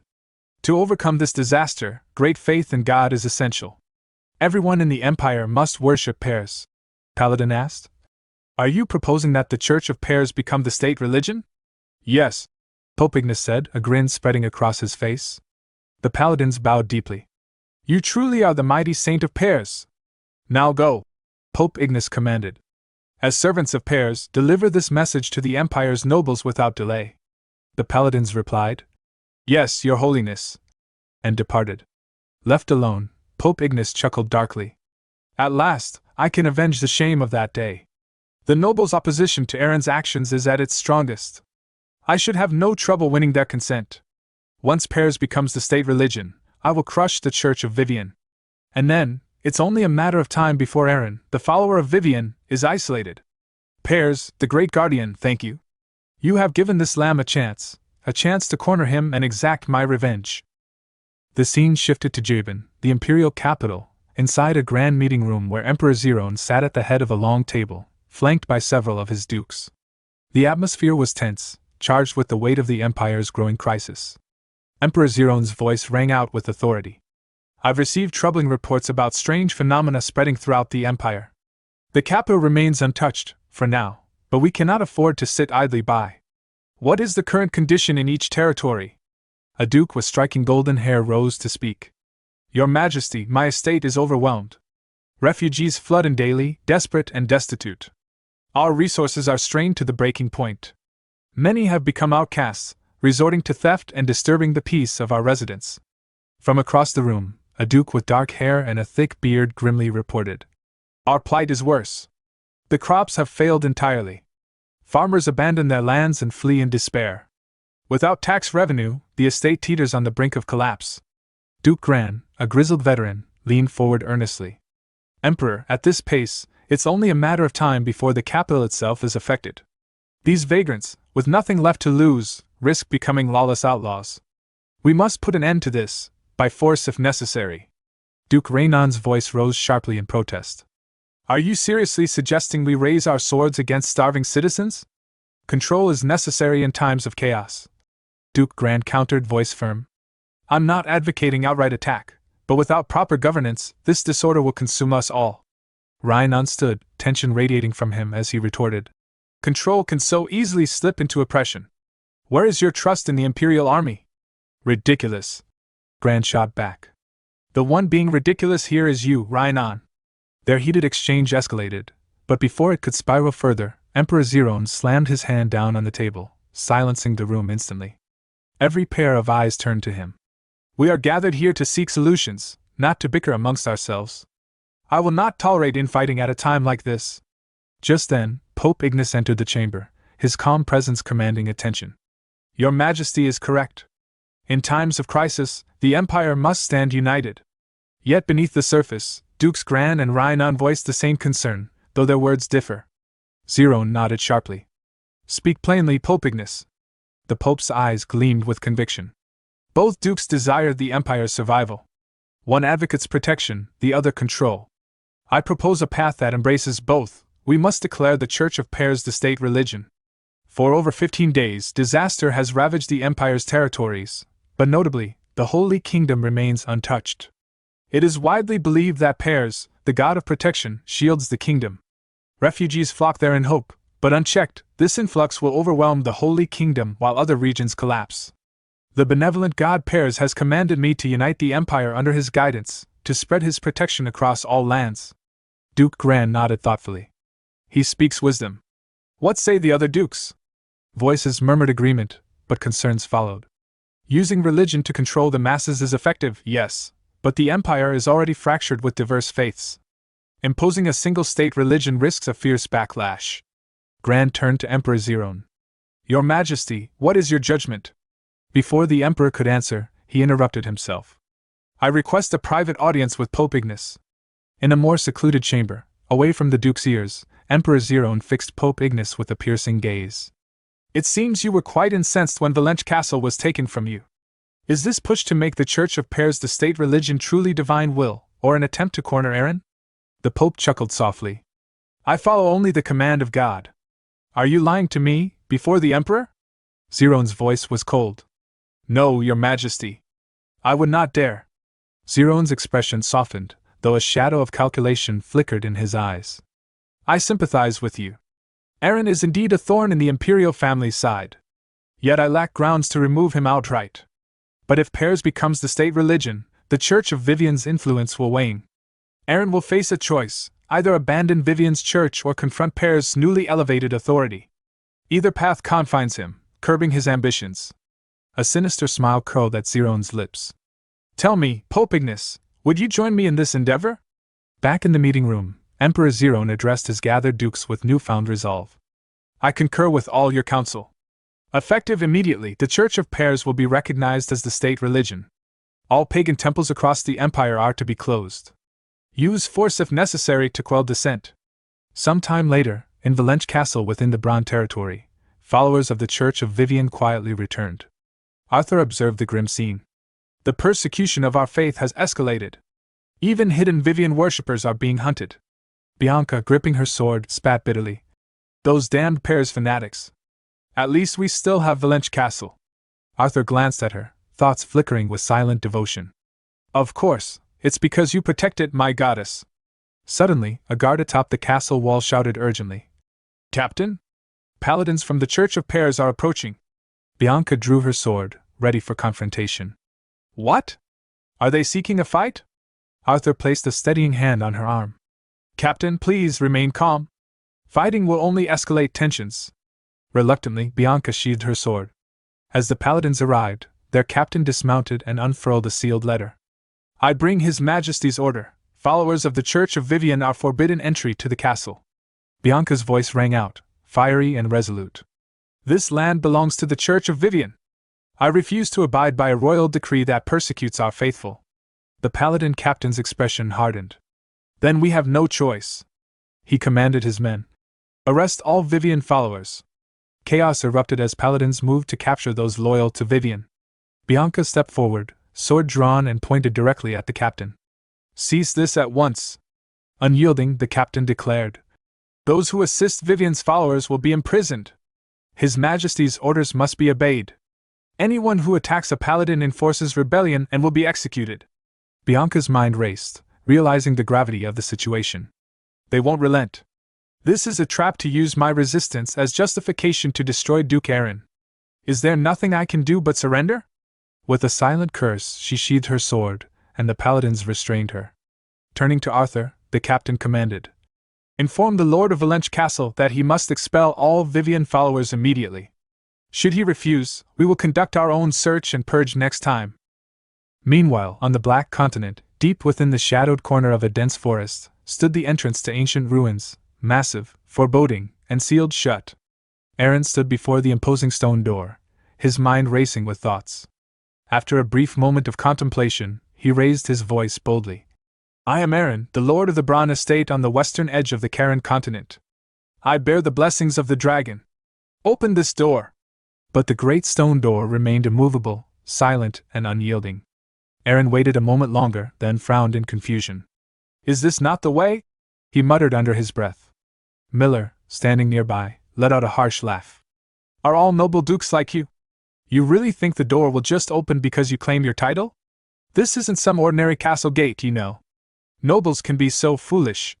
Aaron's expression darkened, frustration simmering beneath his calm exterior. How on earth am I supposed to open this thing? Just then, Jacqueline called out from behind him, her voice thoughtful. To open the door, maybe you need to prove yourself. Aaron turned to her, curious. Prove myself? How? Jacqueline nodded seriously. If you truly carry the dragon's blessing, that power must be unique, special. There has to be a way to prove it. Perhaps through an object only a blessed one possesses, or by demonstrating a sword skill no one else can perform. Aaron pondered this carefully. Cheryl and I are the only ones with the dragon's blessing, but our gifts are different. She wields magic, and I fight with the sword. We don't share any special artifact. His eyes sharpened as an idea struck him. The one thing we have in common is my blood. Without hesitation, Aaron drew his sword and made a shallow cut across his palm. Crimson blood welled from the wound, dripping steadily. Rex, witnessing this, gasped sharply. Your Grace! What are you doing? Aaron raised a hand to reassure him. Don't worry. I think I've found the answer. Slowly, Aaron pressed his bloody palm against the ancient door. For a moment, nothing happened. Then, with a deep, resonant thud followed by a low rumble, the massive stone door began to shift, grinding open inch by inch. Confusion and awe spread across the group's faces, but Aaron smiled quietly to himself. I did it. As the door fully opened, Aaron turned to his companions. I'll be back, he said confidently, stepping inside. The door closed behind him with a heavy finality. I can't leave here until I find the Slayer, Aaron thought firmly as he ventured deeper into the ruins. Time passed as Aaron cautiously explored the shadowed corridors. The silence was unnerving, no sounds of monsters or traps. I expected something more thrilling, he mused. This place isn't as exciting as I imagined. Then, in a cavernous chamber, he saw it, a giant dragon's skull, cracked and bleached by time, with a massive sword plunged through the top of its head. Aaron's lips curled into a smile. So this is the Slayer. With this, I can defeat the five-headed dragon. He stepped forward eagerly, reaching for the sword, but as his fingers touched the blade, it began to vanish, fading like smoke. Shock and confusion filled Aaron's mind. Before he could react, a sharp pain exploded in his chest. The sword suddenly pierced through him. What the? A figure emerged from the shadows, voice cold and commanding. For a long time, I've waited for you, the one who bears the dragon's blessing. Come and take the sword from me. Aaron spun to face the stranger. Who are you? Without warning, the figure pressed the sword deeper into Aaron's chest. Pain flared unbearably as the blade sliced swiftly through him. Damn it, am I going to die here? Aaron's vision blurred, and unconsciousness crept over him. Moments later, Aaron's eyes snapped open. He was back near the ruins entrance. No way. I'm back at the beginning? His heart pounded with determination. If this is some kind of cycle, I'll keep coming back until I claim that sword. All right, he muttered. As you wished, I'll take the sword from you. With renewed resolve, Aaron plunged back inside. Deeper within the ruins, Aaron approached the dragon's skull once again. The sword isn't stuck in its head, it's somewhere else. I didn't even notice him last time, Aaron thought warily. Suddenly, the same mysterious figure appeared behind him, laughing darkly as he launched an attack. But this time, Aaron sensed the movement. He spun just in time, blocking the strike. This is different. I'm ready. The figure smirked. You learn fast. Aaron struggled to keep up. He's strong, who is he? The attacker rushed forward again, taunting him. You're thinking like a rookie. My sword will tell you who I am. The clash of steel echoed loudly through the ancient chamber as their blades met. Aaron barely managed to block the flurry of strikes, each blow coming faster than he could react. Then, the opponent's sword began to glow with a fierce energy. Aaron raised his blade to block, but the impact pushed him violently backward. Sword energy, how can he gather that without any preparation? And he fights so effortlessly. The figure sneered. Is that all you've got? Eren charged with everything he had, but the attacker parried easily. You fight like that, and Krumla will crush you, the figure warned as he suddenly vanished from sight. Before Eren could react, the attacker reappeared and slashed at his neck with blinding speed. Pain exploded as blood poured freely and Eren's head lolled to the side, his vision fading once more. Eren backed to the entrance, panting heavily as he stepped forward, his eyes burning with frustration. Damn it, he thought bitterly. I die, then come back to life. Then I die again, only to return once more. How much longer do I have to keep playing this twisted game with the Slayer? Every time he believed he'd found a weakness, the Slayer would unveil a new method of attack, stronger, faster, more precise. This can't go on forever. There has to be a way to break this cycle. There has to be a way out of this endless loop of death and rebirth. Without hesitation, Eren stormed into the chamber, his voice sharp as a blade. Slayer! He lunged forward, sword flashing through the air. But the Slayer met his strike head-on, effortlessly parrying the blow. Eren growled through gritted teeth. I'm not going to die this time. Absolutely not. The Slayer stepped back calmly and smiled. Really? Then, with a slight nod, he added, Your movements have sharpened. Have you finally started to read the rhythm of my sword? Eren's grip on his hilt tightened. Do you think you're better than me? He snapped. Internally, he was analyzing. After he dodges, he always gathers sword energy. That's the window I need. That's when I strike. Just as predicted, the Slayer began to gather his sword energy. Eren didn't waste a second. He stepped in and unleashed a refined technique. Wind Cutter! The air screamed as his blades sliced forward. A wave of compressed wind surged at the Slayer, colliding with a thunderous blast and engulfing the area in smoke and debris. Eren stared into the settling dust, heart pounding. Did it work? But his hope vanished as the silhouette of the Slayer emerged unscathed. Not a scratch. How disappointing, the Slayer said coldly. I hear another death approaching. He shifted his stance, the air around him humming ominously. Let me show you what a true secret technique looks like. Eren gritted his teeth and charged again. Don't make me laugh. It's my turn. He swung his blade with fury, but again the Slayer blocked it effortlessly. Then, to Eren's horror, his sword energy began to flow toward the Slayer, being siphoned away. What the hell is going on? He thought, wide-eyed. In one swift motion, the Slayer retaliated. His sword glowed as energy surged along the blade. Eren raised his own weapon to block, but the force was overwhelming. He was hurled back across the room, crashing into the stone wall with a brutal impact.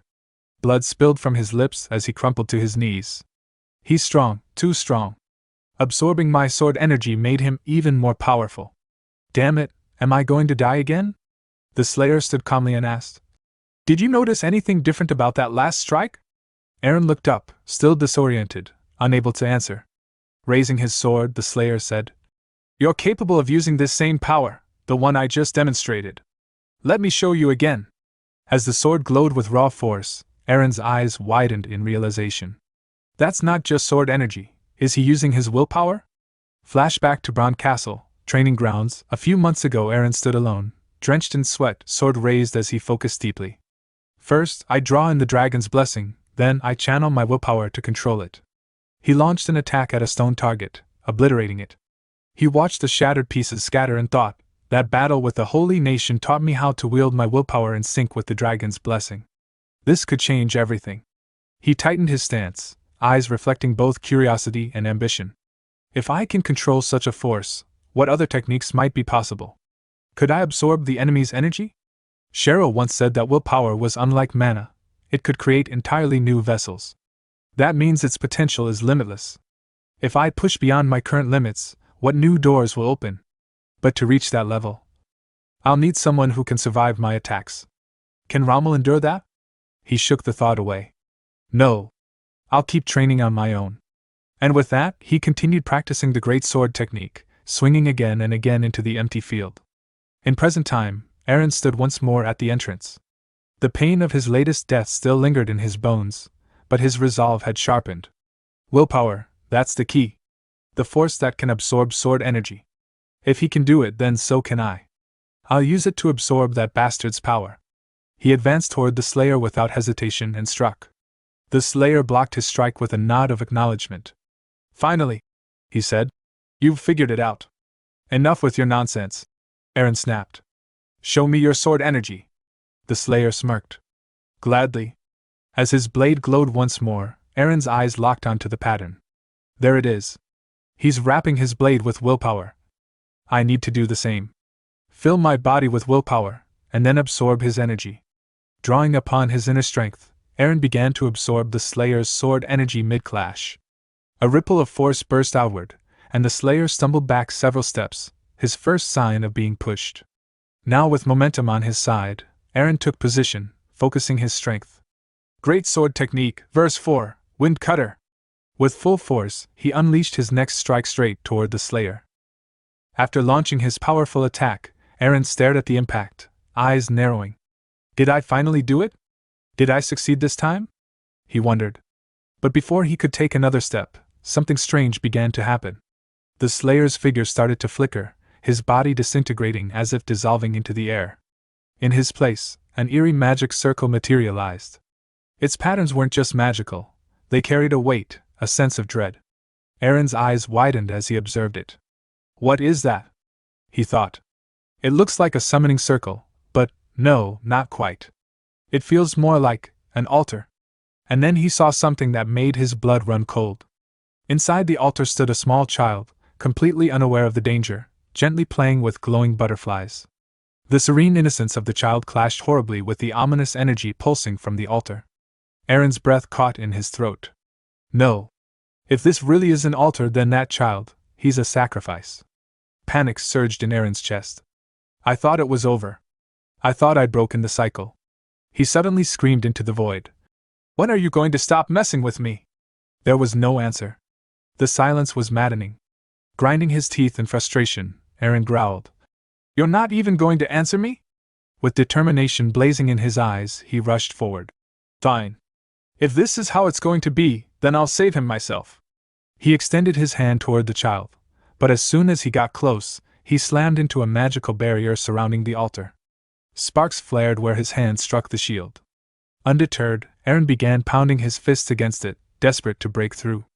The altar's light intensified, it was activating. Eren's heart dropped. No! He shouted in horror.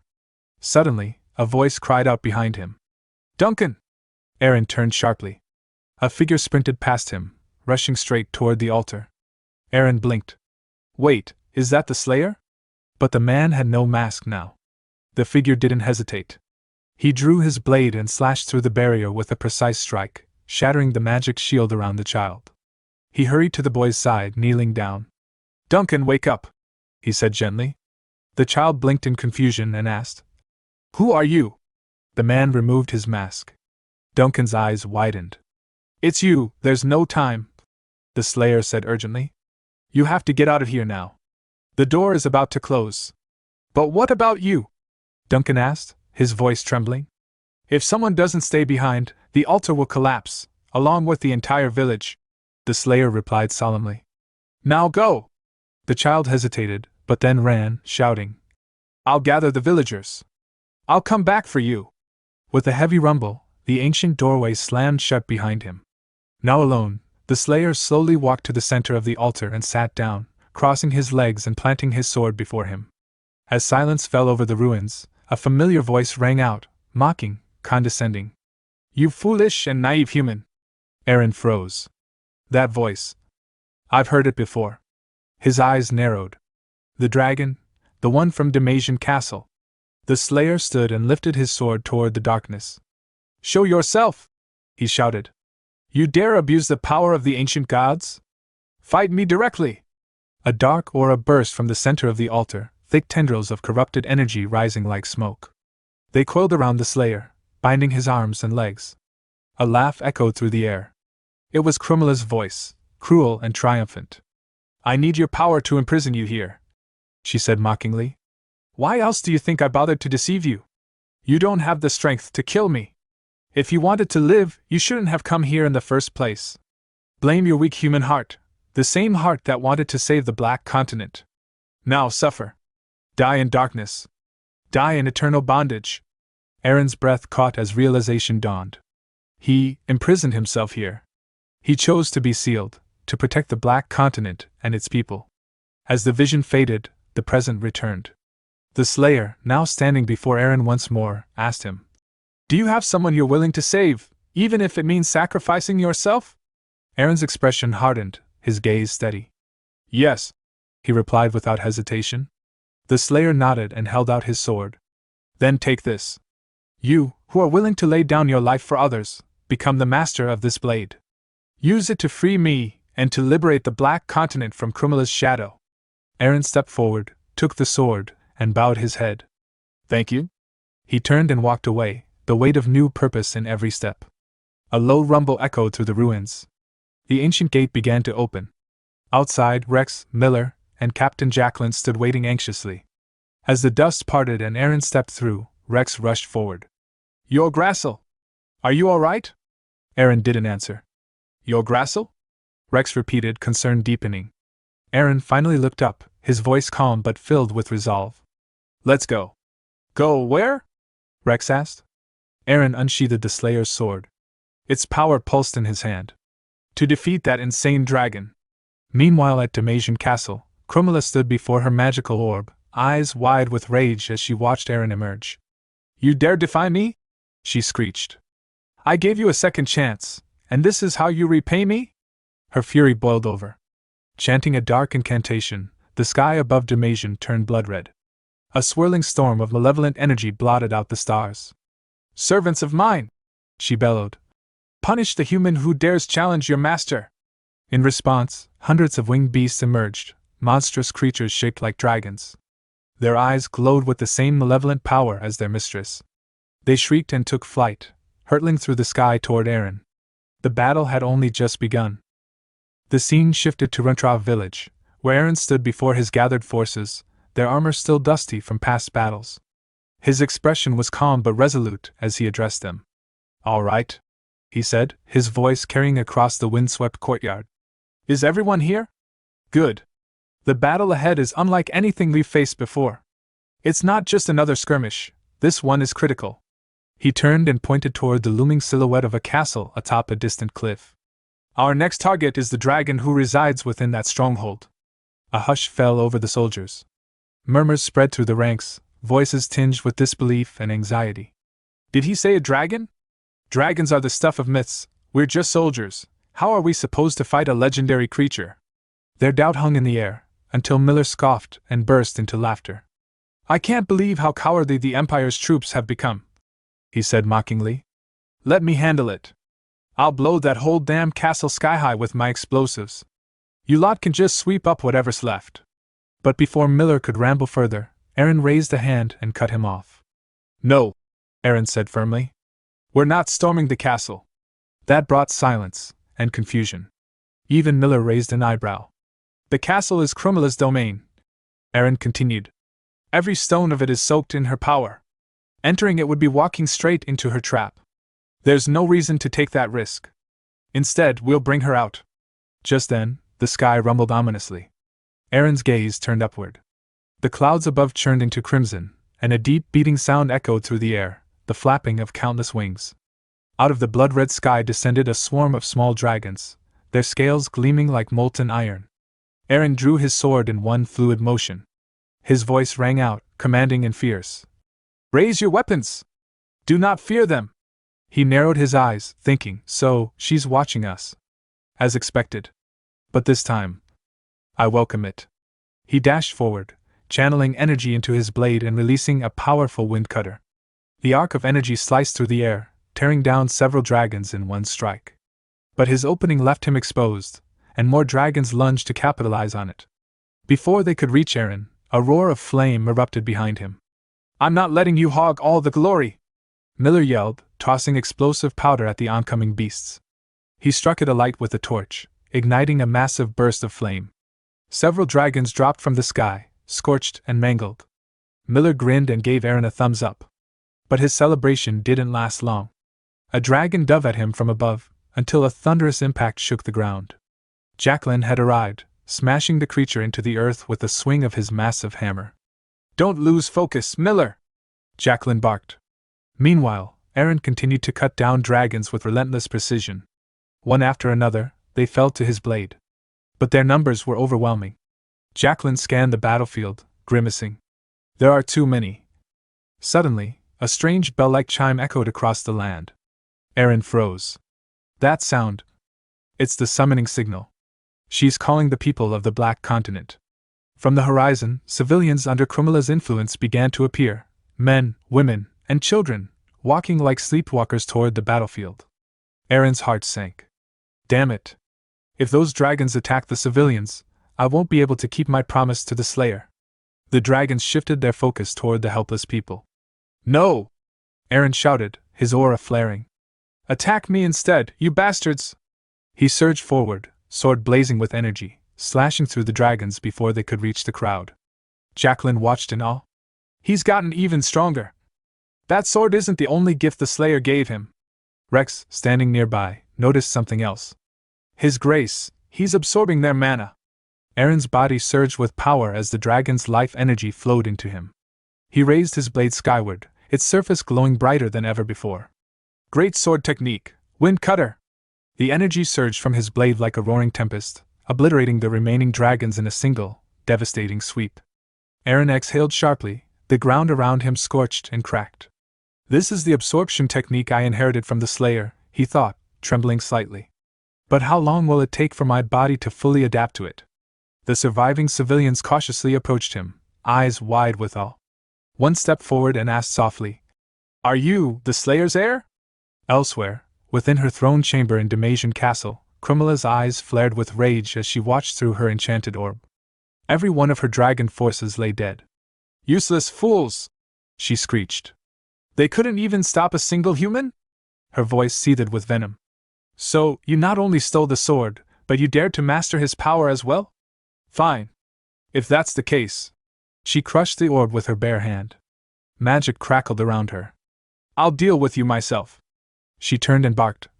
"Logan!" A figure emerged from the shadows and knelt before her. "Are the offerings ready?" she demanded. "Yes, my lady." "Prepare the summoning ritual. We begin at once." Some time later, Aaron, Miller, and Jacqueline arrived at a mine outside the village. Miller was already at work, loading a mining cart with gunpowder. Lighting a small flame, he gave the cart a shove, sending it rolling into the mine's depths. A moment of silence passed. Then, boom! The mine's entrance collapsed in a deafening explosion. Dust billowed outward in clouds. Miller chuckled. Nothing like the sweet sound of precise destruction. With Miller's gunpowder, it's always the perfect blast, never too little, never too much. Jacqueline turned to Aaron. "Why do you want the mine blown up, all of a sudden?" Aaron answered without hesitation. "It's just a decoy. The idea is to draw Krumela out of her stronghold. I'm going to take away everything dragons covet, step by step." He paused, then added, "Unlike Kainu's, Krumela is reckless. Impatient. And with the mine sealed, she can no longer force people to dig for resources." Jacqueline nodded. "Makes sense. Even after the Slayer's return, her control over the people hasn't broken. They still cling to the routines she forced on them." Just then, Rex came running, breathless. "Krumela's left the castle." Aaron's eyes narrowed. "Already? That was quicker than I expected." Rex frowned. "Yes, but the villagers are all flocking to her. As if they're still under her spell." Aaron clenched his fists. "Then it's time I break it, for good." The scene shifted to the Karen continent, within the borders of Brahn territory. At the castle gates, Commander Ramos stood watch as refugees, followers of the Church of Vivian, streamed inside. Their robes were tattered, their eyes heavy with fatigue and fear. Some clutched children, others carried nothing but the faith they were now persecuted for. As Ramo observed them, a grim expression crossed his face. He muttered under his breath, "Those bastards from the Holy Kingdom, absolutely shameless. Why persecute the Church of Vivian's followers now, of all times? With the world crumbling under these disasters, we should be standing together, not tearing each other apart." He clenched his fist slightly, then added to himself, "Of all times, why did this have to happen while His Grace and Lady Cheryl are away?" His thoughts were interrupted by the familiar voice of Kane, who approached him with a firm tone. "Commander Rommel, If I may, how much longer are you planning to let these refugees pour into Brahn? Rommel turned to him calmly. How much longer? As long as we can. Most of them are followers of the Church of Vivian, our people. His Grace gave a clear order before departing: we are to shelter them. That hasn't changed. Kane's brow furrowed. And what about the current residents of Brahn? Do they no longer matter? I understand you're following orders, but if we continue at this rate, it's not just the refugees who will suffer, we all will. There won't be enough food for anyone. We'll starve. Rommel met Kane's concern with a hard gaze. Our territory hasn't reached that point yet. Until then, I won't turn away our church's faithful out of fear. I won't betray them for selfish survival. Just then, a soldier rushed up to them in a panic. Commander! A messenger has arrived, from Valanchi Castle. The sound of galloping hooves approached rapidly. A rider appeared, his horse staggering, its coat streaked with blood and sweat. The rider himself was no better, his uniform torn, blood soaking his side. He dismounted weakly and dropped to one knee. I bring urgent news, he said, breathing heavily. The guards of the Church of Pears have arrested every follower of the Church of Vivian within Valanchi Castle. They demanded we expel them.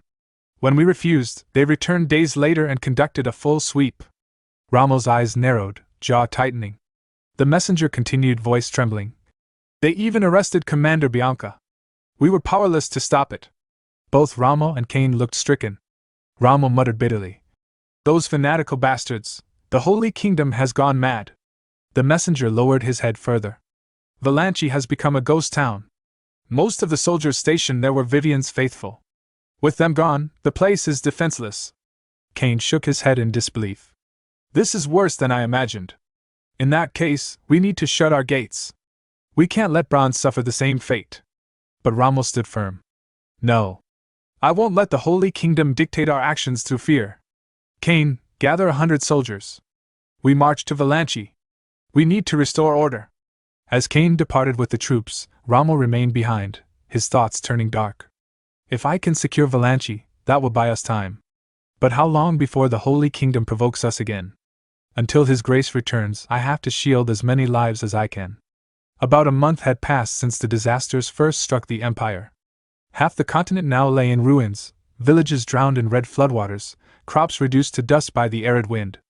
And just as the Empire and Holy Kingdom had plotted, whispers blaming the Church of Vivian grew louder. The public, desperate for someone to blame, turned on their neighbors. Those who once protected or hid church members now began turning them over. Even followers living in seclusion were dragged from their homes by Holy Kingdom guards. But the disasters didn't end. The rivers ran red as ever. The cracked earth remained barren.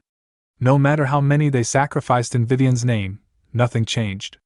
Yet the persecution only worsened. Gripped by fear, the people convinced themselves that purging the church would earn divine favor. What began as forced removal spiraled into massacres. Townsfolk wielded pitchforks and torches, slaughtering men, women, and children, all while remaining blind to the true source of their suffering. Meanwhile, far from the city, deep within a quiet forest, a lone figure wandered, Gayle. He walked slowly, scanning the trees. Where am I? He thought, confused. Then, just beyond the tree line, he spotted a village. But before he could approach, a sound rustled behind him. He spun around, hand already on his sword. Who's there? He demanded, drawing his weapon and falling into a combat stance. Monsters. Red eyes began to glow in the darkness. There's more than one? Monsters this close to a village? Gayle narrowed his gaze. Suddenly, a group of goblins clad in crude armor and brandishing jagged weapons burst from the forest. They charged toward him. Gayle raised his sword. They're not ordinary goblins. I can't let them reach the village. But before he could strike, an invisible force seized him from behind, yanking him down. His muscles locked. He fell to his knees, immobilized. What is this? He panicked. The goblins rushed past, ignoring him completely. He watched helplessly as they headed straight toward the unaware village. Gritting his teeth, he thought, damn it! I can't let them get through. I have to stop them. Gayle's eyes shot open. He was back in his room, drenched in sweat. Was that a dream? He whispered. No. That felt too real.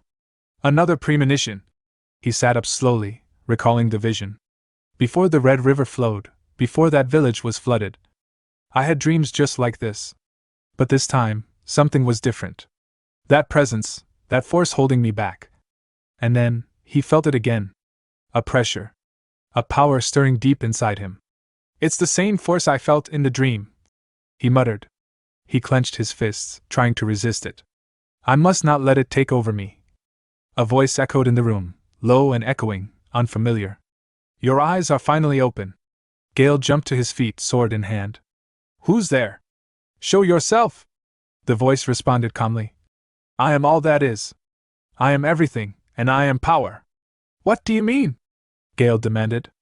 A shadowy figure began to take shape before him, formless, ethereal, its presence both divine and monstrous. My son, my eternal servant. Find your mother, the one who bore you with me. Gayle staggered back, shocked. What are you saying? You and my mother created me? What does that even mean? But before he could ask more, the shadow began to fade. The truth will reveal itself soon. Find her, the figure whispered, and vanished. Just then, the door burst open. A guard entered, looking startled. Sir Gayle, are you all right? I heard a scream. Gayle looked around. He didn't hear the voice. Then he looked up sharply and asked, That woman, the one in the red dress. Where is she now? The guard blinked. You mean the lady who arrived yesterday? I believe she's still staying at an inn near the capital. Gayle gave the order without hesitation. Bring her to me. Right now. Some time later, Gayle's guards escorted a woman into the castle's underground holding area. Her wrists were bound, and a coarse hood covered her face. Without ceremony, one of the guards opened a cell door and shoved her inside. Moments later, Gayle arrived, his footsteps calm but purposeful. Seeing her in that condition, he spoke firmly. That's enough. The guards straightened. You're dismissed, he ordered. Yes, sir. They responded in unison before stepping away, their boots echoing down the corridor. Inside the cell, the woman stirred at the sound of his voice. Hidden beneath the hood, her eyes widened with recognition. That voice, it can't be. That's the voice of the wise man. Gayle stepped closer, then gently removed the cloth from her head. Her hair was disheveled, her face older, wearier than he remembered, but unmistakable. I apologize for my subordinate's treatment. Mother, he said softly. Her eyes narrowed in disbelief. What did you just call me? She asked. You're the wise man? Gayle nodded solemnly. My true name is Aaron Karen. She shook her head slowly. No, you can't be. You're not Aaron. I understand it's difficult to believe, Gayle said, his voice steady. It took me years to accept it myself. But it's true. As I've told you before, the Emperor will execute Aaron, me, 20 years from now. That's my past. After I was killed, I was reborn in this body. I've spent years using my knowledge of the future to build my title as the wise man. He looked her in the eye. You still don't believe me? The night before you left Cheryl and me, you came to my room. You stroked my hair and said, even in hell, I'll do everything to protect you. At that, her expression faltered. Her lips parted, trembling. How do you know that? The scene shifted to years earlier, in the imperial capital of Jabin. Within the palace walls, Isabel crept silently through the halls, unnoticed by the guards. It was late. She approached a door and slowly pushed it open. Inside, a young Aaron slept peacefully, unaware. Isabel sat on the edge of his bed and gently ran her fingers through his hair, tears quietly sliding down her cheeks. My son, she thought. Don't hate me for what I'm about to do. I'm leaving only to find a way to free you from the Force. Aaron stirred, opening his eyes. Why are you crying? He asked drowsily. Is it about father? Don't worry. Even if he loses his crown, or is killed, I'll protect you and Cheryl. I promise. She pulled him into a gentle hug. You've grown so strong, my son. But it's not your job. Protecting you and Cheryl is my responsibility. Even if I must walk through hell, I'll do whatever it takes to keep you safe. She kissed his forehead. I'm sorry for waking you. Go back to sleep. Aaron blinked up at her. Want me to walk you back to your room? She smiled. I'll be fine. The Imperial Palace still belongs to me. And with that, she slipped out, closing the door behind her. In the present, Gayle continued. After you left my room that night, I was told you took your own life. But then I saw you again, here, in this hidden passage. You were alive all along. He stepped back, pain flashing in his eyes. After you disappeared, Father was dethroned. Cheryl and I were exiled to Brahn territory. You said you'd protect us. Why did you stay hidden? Why did you let us suffer alone? Isabel lowered her head. Everything I did was for you. I was trying to save you in my own way. I can't explain everything now, but when the time is right, you'll understand. Gayle pressed further. Is that why you stole the relic from the Temple of Enon? Was that for us too? Her eyes widened at the question. So, you know about that? I don't know everything, he said. But I didn't come here just for answers. A shadow appeared to me. It told me to find you. It said you, and it created me and Cheryl together. Isabel's eyes filled with dread. No. The force has already manifested before you. Gayle took a breath. Mother! What are Cheryl and I? Was I reborn into this body because of that shadow? Before she could answer, darkness began to swirl around him. The same malevolent energy from his dreams surged through his limbs. He gasped, falling to one knee. Isabel panicked. Gayle! Are you all right? But it was too late. The shadow took hold. Gayle's eyes turned dark as the entity's voice emerged from his mouth. My faithful servant, you've kept me waiting too long. Is it time? Will you finally break the seal? Isabel immediately knelt before him. No, not yet. I wasn't prepared for this catastrophe. The disasters came too soon, and now the Church of Pears has declared itself the state religion. The shadow scoffed. You're blaming your failure on the religion of a lesser god? That's your excuse? It hissed with irritation. You're lucky I cannot punish you yet, my manifestation is incomplete.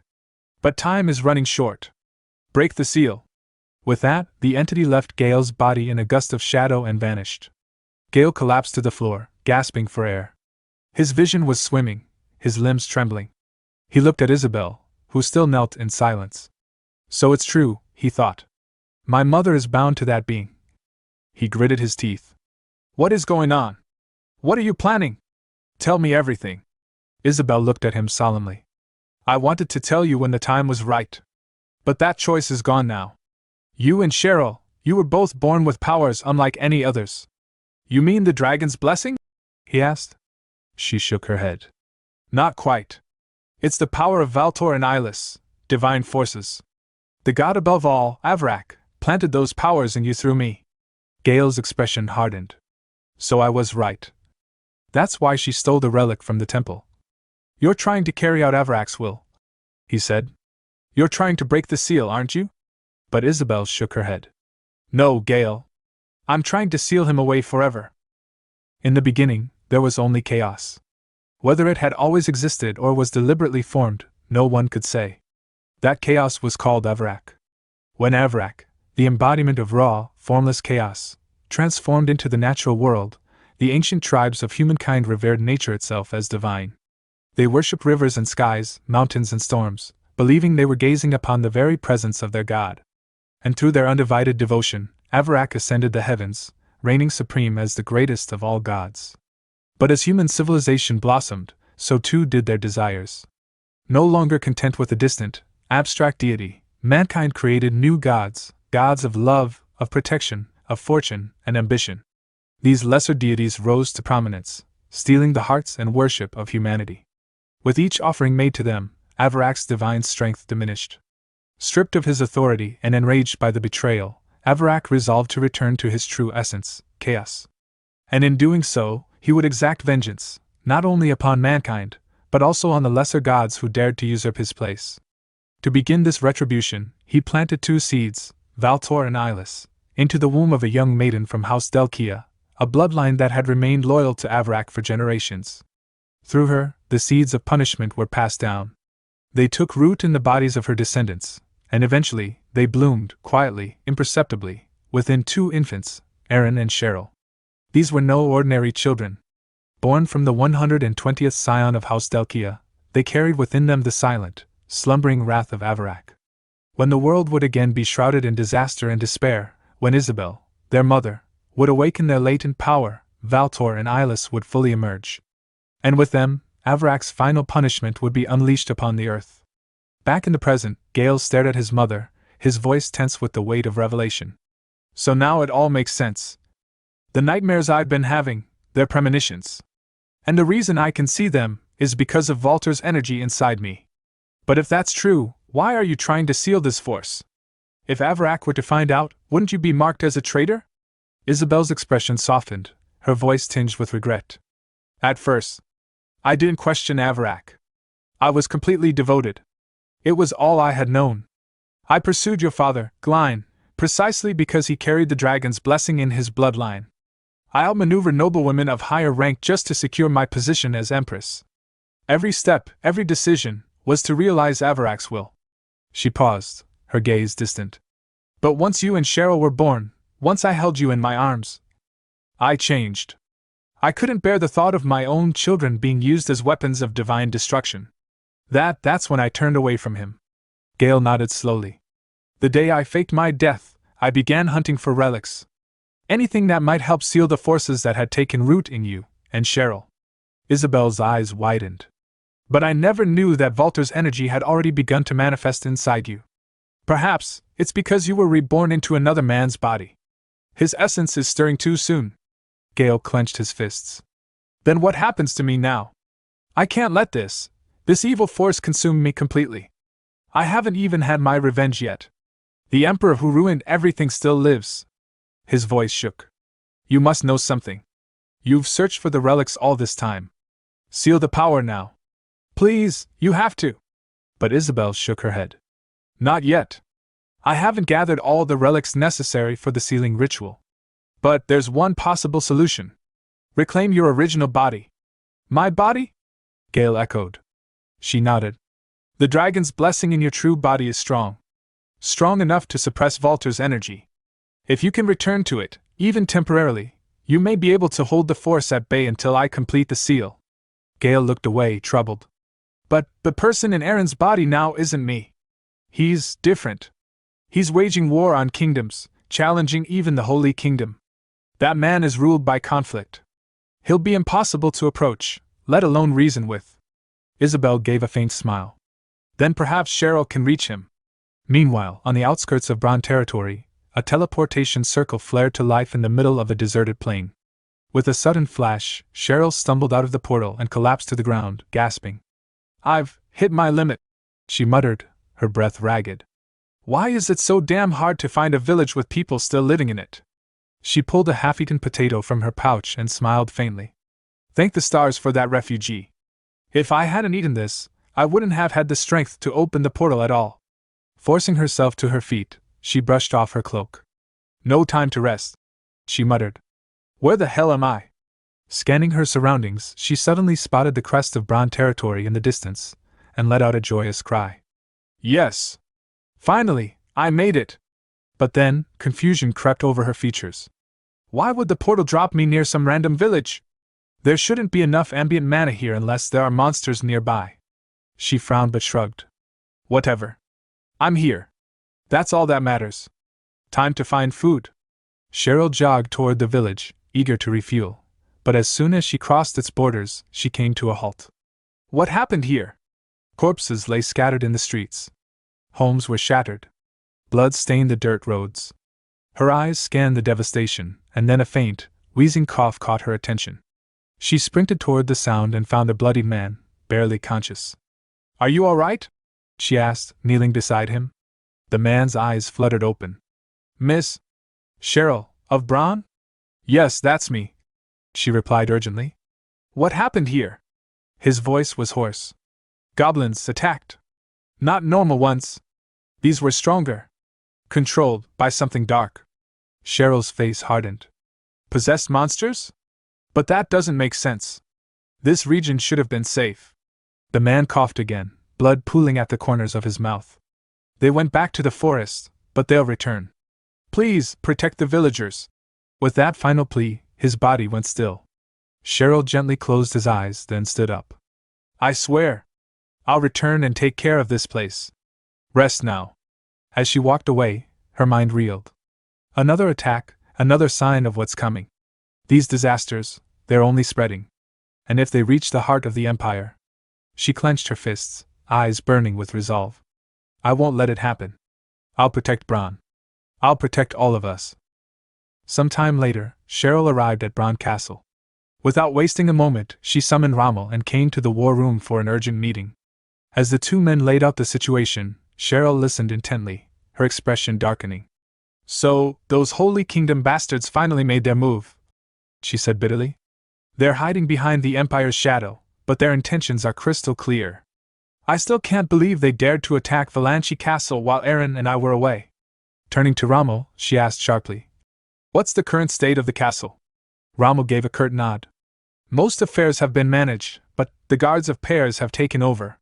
All known followers of the Church of Vivian have been imprisoned. The halls are nearly empty. Only Pears loyalists remain, and with our forces stretched thin, it wouldn't take much for them to seize full control. We've stationed some of our troops there, but if the Holy Kingdom tries their usual underhanded tactics..."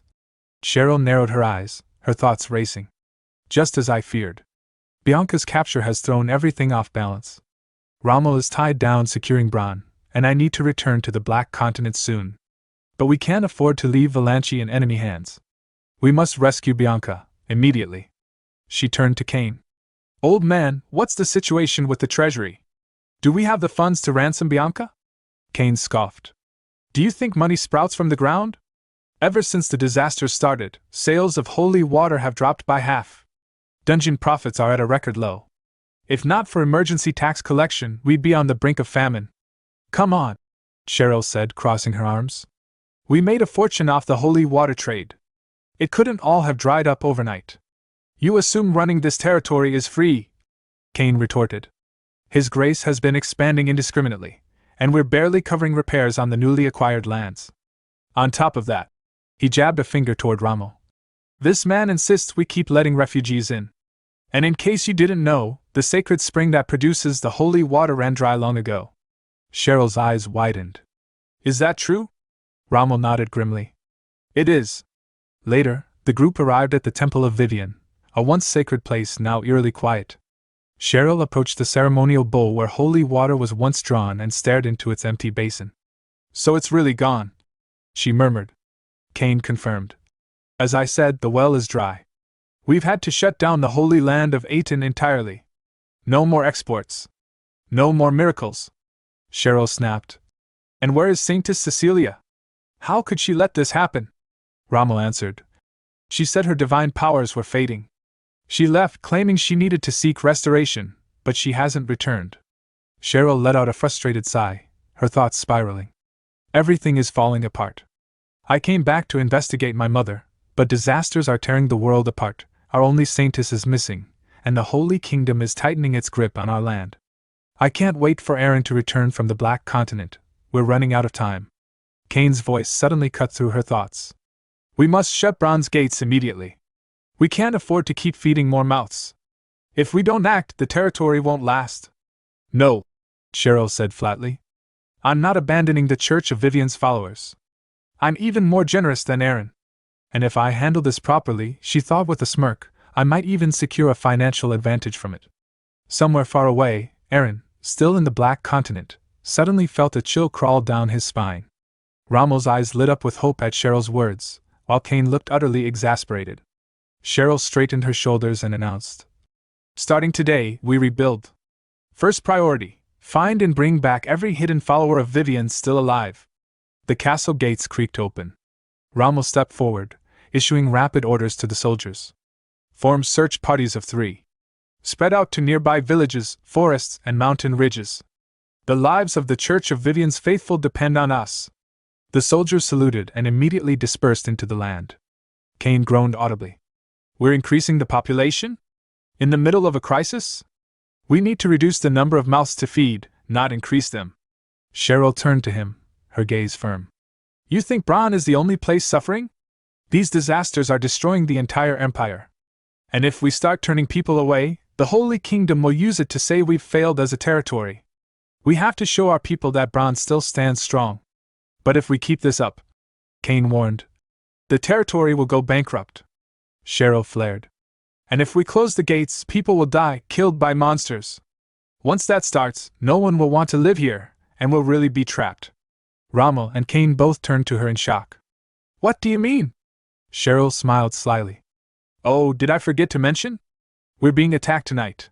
Monsters. They're on their way." Rommel's eyes widened. And you're only telling us now?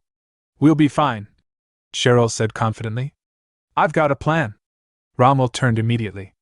Then I'll ready the soldiers. No, Cheryl interrupted. I'm going to lure them myself. That's insane, Rommel exclaimed. You may be powerful, but you shouldn't face them alone. Rommel, please, she said with a wry grin. Have you forgotten who I am? I have 2 goals. 1, not a single resident of Brahn gets hurt. And 2, I'm going to make the Holy Kingdom witness these monsters with their own eyes. Once they do, rescuing Bianca will be a lot easier. Rommel stared at her, confused. How are you going to pull that off? Don't worry about it, Cheryl said, brushing past him. Just keep searching for our people. I'm going to catch a quick nap. I'll need my energy. Both men exchanged uneasy glances as she vanished down the corridor. That night, just beyond the borders of Brahn, the village previously attacked by goblins was once again overrun. The goblin warlord let out a guttural roar. Kill them all! Storm the castle! Slaughter everyone! The horde surged forward, but just as they neared the outskirts, a massive wall of fire erupted before them, blocking their path. Cheryl hovered in the sky above them, her hands crackling with magic. Just as I thought, she mused, staring down at the monsters. These aren't ordinary goblins. Something is controlling them. She shouted down. If you want blood, come and face me! With another spell, a second firewall flared to life, sealing the path to Brahn. The goblin leader snarled. We're blocked. Kill the girl instead. Tear her apart. Cheryl smirked. If it were up to me, I'd reduce you all to ash right now. But that wouldn't prove anything to the Holy Kingdom. She raised her arms and summoned a massive firebird, which circled above the monsters and let out a cry of flame. Then, with a flick of her wrist, Cheryl launched a binding spell, snaring several goblins in chains of fire, and dragging them with her as she turned to flee toward the horizon. Come on, follow me, she muttered with a wicked grin. It's going to be a long trip to the Holy Kingdom. Some time later, near the border of the pair's Holy Kingdom, a group of holy knights stood watch, carefully surveying the surroundings. One of them, noticing something unusual in the distance, pointed and called out to the knight beside him. Hey, what do you think that is? His companion quickly turned his gaze in the same direction. His eyes widened in alarm as he spotted a horde of goblins charging toward them. Shocked, he shouted, Aren't those monsters? The first knight, still staring at the oncoming threat, asked in disbelief. What are monsters doing here? Without hesitation, another holy knight barked a command. Inform Archbishop Abel immediately. Everyone, prepare for battle. But before they could fully organize their defenses, the goblins, moving with terrifying speed and agility, scaled the fortress walls and launched a sudden assault. The knights, caught off guard, barely managed to evade the first wave of attacks by leaping backward. Just as the goblins raised their weapons to strike again, a blazing fire spell descended from above, engulfing the monsters in flames and hurling them off the castle walls. The knights turned sharply to see the source of the magic, and standing there was Cheryl, her presence undeniable. She smirked and declared confidently. Yes, it's me, the greatest magic user in the Brahn territory, Cheryl Karen. Moments later, Archbishop Abel arrived at the scene, accompanied by his knights. His eyes locked onto Cheryl, and his expression twisted in anger as he shouted. What is the meaning of this? How dare a pagan woman set foot on our holy land? Cheryl, visibly irritated, snapped back. Hey, mister, I just saved your life, you know. She then turned to the holy knight she had rescued and asked. Isn't that right? The knight, still breathing heavily from the narrow escape, quickly confirmed. Yes, she's telling the truth. Cheryl crossed her arms and addressed Archbishop Abel again, her tone sharp. Direct your anger where it belongs. Don't waste your energy on the wrong person. She then pointed toward the advancing goblin horde and added, We should focus on how to deal with those monsters. I'm here to help you. Archbishop Abel, flustered and still glaring at her, turned away and thought bitterly, A girl like you thinks she can help us? Determined, he raised his staff and began to pray. Oh, great pears, grant us your mace. But nothing happened. Confused, he lifted his staff again and shouted more desperately. Give us your mace. Yet again, no power responded to his call. Cheryl, watching him struggle, couldn't resist teasing. Give us your mace. Enraged, Archbishop Abel turned on her and roared. How dare you make fun of this? But before he could finish his scolding, he suddenly realized Cheryl had vanished from where she stood. Meanwhile, Cheryl soared through the sky atop her summoned fiery bird, flying straight toward the goblins. She thought to herself, it's strange. Why are both Pears and Vivian silent when the Empire is in such chaos? I don't know, and frankly, I don't care. I must focus on what I came here to do. She began chanting. Flame shower! And unleashed a barrage of fire upon the goblins, their dying screams echoing as they were consumed by flames. Some time later, within the Pope's office, Archbishop Abel formally reported the incident. Pope Ignace, surprised by the report, asked, What do you mean? Aaron's sister helped us? Archbishop Abel explained. It's exactly as I've said. She was patrolling outside the Brahn territory when she noticed suspicious monster movements. She followed them here and realized they were about to attack us. She didn't hesitate. She put aside her personal grudges and intervened to protect innocent lives. Thanks to her, we avoided severe losses. He continued, his voice serious. But I fear this won't be the last attack. While dying, several goblins kept muttering the same words. Our master will return to the castle. I believe these monster assaults are part of the disasters that continue to plague the Empire. Worse, Pears did not respond to my calls. Pope Ignace was visibly shaken. What did you say? Before they could continue, their attention shifted to the door as someone shouted impatiently from outside. Come on, how long are you going to make me wait? Let me go! Let go of me!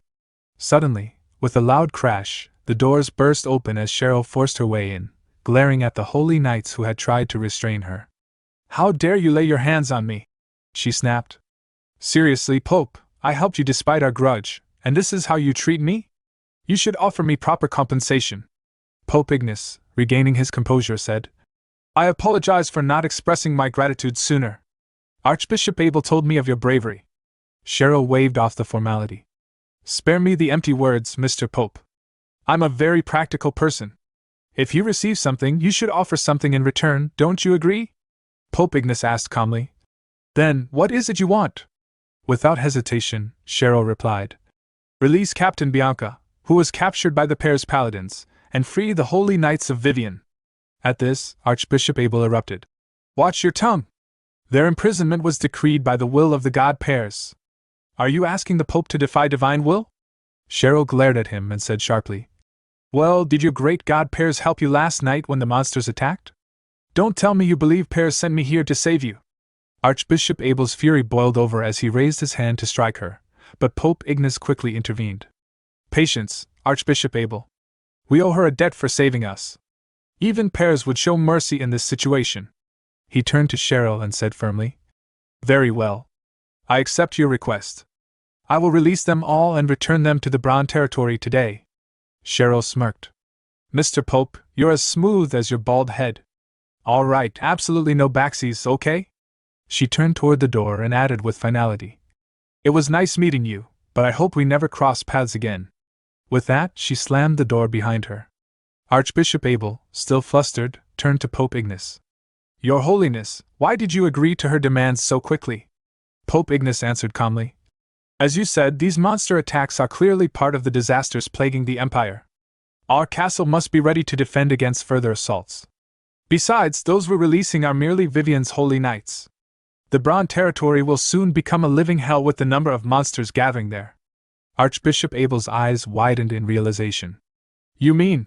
Pope Ignace nodded. Yes. We will divert the monsters toward the Brahn territory and completely isolate it. That is the true will of the god Pears. The scene then shifted to the frozen lands known as the Curtain of Ice. A portal shimmered open, and Cheryl stepped out, overlooking the village of the Giants of the North. This time, I came alone, she thought. But there's no reason to fear. As the ruler of the territory, this is my duty. As she moved among the towering giants, she kept repeating to herself, Don't be nervous, don't be nervous.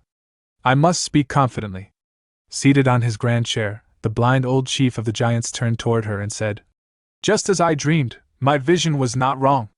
I'm glad you're here, the other leader of the Brahn territory. Hearing that, Cheryl thinks just as I thought, he knew I would come. If so, this talk will go smoothly. And Cheryl said, Monsters will soon invade the Brahn territory. I need troops, the chief replied. Of course, the provision of manpower is of no matter. We have an alliance with the Brahn territory. However, I think you already know this matter won't go away just by putting out urgent fires. How you overcome this disaster will determine the future of your territory, Cheryl said. I know that. That's why I came here to see you, the chief said. It certainly seems your resolve has grown since past times. I hope you don't repeat the mistake you made in the battle you had with my cousin, Haroldson. Cheryl thinks, why is this bastard bringing up an old story? The chief said. Take 100 giants with you. 1 giant will do the job of 10 human knights. With this, Cheryl returned to Brahn accompanied by 100 giants. Meanwhile, the paladins of Vivian were released from imprisonment by the Holy Kingdom. Quickly, they rejoined the ranks of soldiers who had been guarding the Brahn territory for quite some time under the command of Rommel. Altogether, they formed a military force of hundreds. Cheryl had one goal in this battle. It was to isolate the monsters passing through the Black Forest, and to make sure they did not set foot in the Brahn territory. She took her forces to the border and said to them, We will soon face monsters coming to invade the Brahn territory. Although this invasion is one of the many disasters that threaten the entire empire, we can't just suffer it helplessly. We will protect our citizens and all the powerless people. Rommel's cavalry will be in front and push the enemy back along the forest road. The giants will move through the trees and support them. Paladins and infantry, you will surround the forest and eliminate the remaining monsters. Isolate the monsters in a wide open space. Our ultimate goal is to annihilate them once and for all. Everyone, let us protect the Brahn territory, our home. Sometime later, monster voices were heard through the forest, as the monsters muttered, Our master will kill the humans. As the goblins came out of the bushes, a fireball attack hit them with a booming explosion. It was launched by Cheryl, who was flying above on her fiery bird summon. She shouted, Where do you think you're going? And she ordered her forces to charge at them. Rommel's cavalry charged towards them and began killing them with the support of the northern giants. Seeing that they were at a disadvantage, the goblins began running away. Seeing that, Bianca ordered, Paladins and infantry, don't let a single one escape from this forest. They immediately moved and surrounded the goblins, slaughtering them. Seeing that, Cheryl thought, This is easier than I thought. Shall I do my part now? She began preparing her fire attack to launch at the monsters, but to her surprise, a huge spider with one eye appeared behind her and bound Cheryl with its spider web. Bianca noticed it, while Cheryl, seeing the spider monster, muttered, What's this? Meanwhile, Bianca threw her sword at the spider, striking its face and shouting, Get away from her! The spider turned its attention toward Bianca and leaped down at her, launching several attacks with its legs that Bianca blocked with her shield. Cheryl, who was hanging in the spider web, watching the fight, thought, What kind of monster is that? Why is it so strong? I can't stay here like this. I have to help Bianca. She burned the web with her fire spell, landed on the ground behind the spider, and immediately launched her fire spray attack, burning the spider and causing it great pain. Seeing an opening, Bianca pierced her sword into the spider's head, killing it. Bianca asked, Miss Cheryl, are you all right? Cheryl said, More importantly, what is this strange-looking bastard? Bianca replied, It looks like a combination of 2 monsters. I've never seen it before either. Could this also be due to the disaster? Cheryl thought, I thought only goblins lived in this forest, but if it's filled with monsters like this one. But her thoughts were interrupted by Rommel, who approached them while riding a horse and shouted, Miss Cheryl, it is impossible to maintain the camp due to the appearance of a monster we've never seen before. You need to give us another order, like retreat or something. Cheryl thought, when did the tide turn like this? We can't leave like this. The territory will be in danger. I have to find a solution. I must find a solution. She grabbed her head in frustration. Then she recalled a moment in the past when she had thrown her practiced wooden sword away and said to Rommel, I'm a magician. I don't need to learn swordsmanship. Rommel chuckled and said, Still, it's a good idea to learn for your safety. Cheryl replied, My safety? Who can attack me when my specialty is long-distance attacks? If I shoot fireballs from a distance, I'll never get attacked. Rommel said, I think you're mistaken because you're inexperienced. Just like swordsmanship has its limitations, magic also has its limitations. Since magic uses elements in the surrounding environment to create changes, casting a spell takes time, no matter how great an archmage one is. That's why many magicians team up with swordsmen, to build appropriate defenses for themselves. Therefore, it is important for a magician to understand swordsmanship. If you diligently study swordsmanship, you'll become a stronger magician who can protect herself.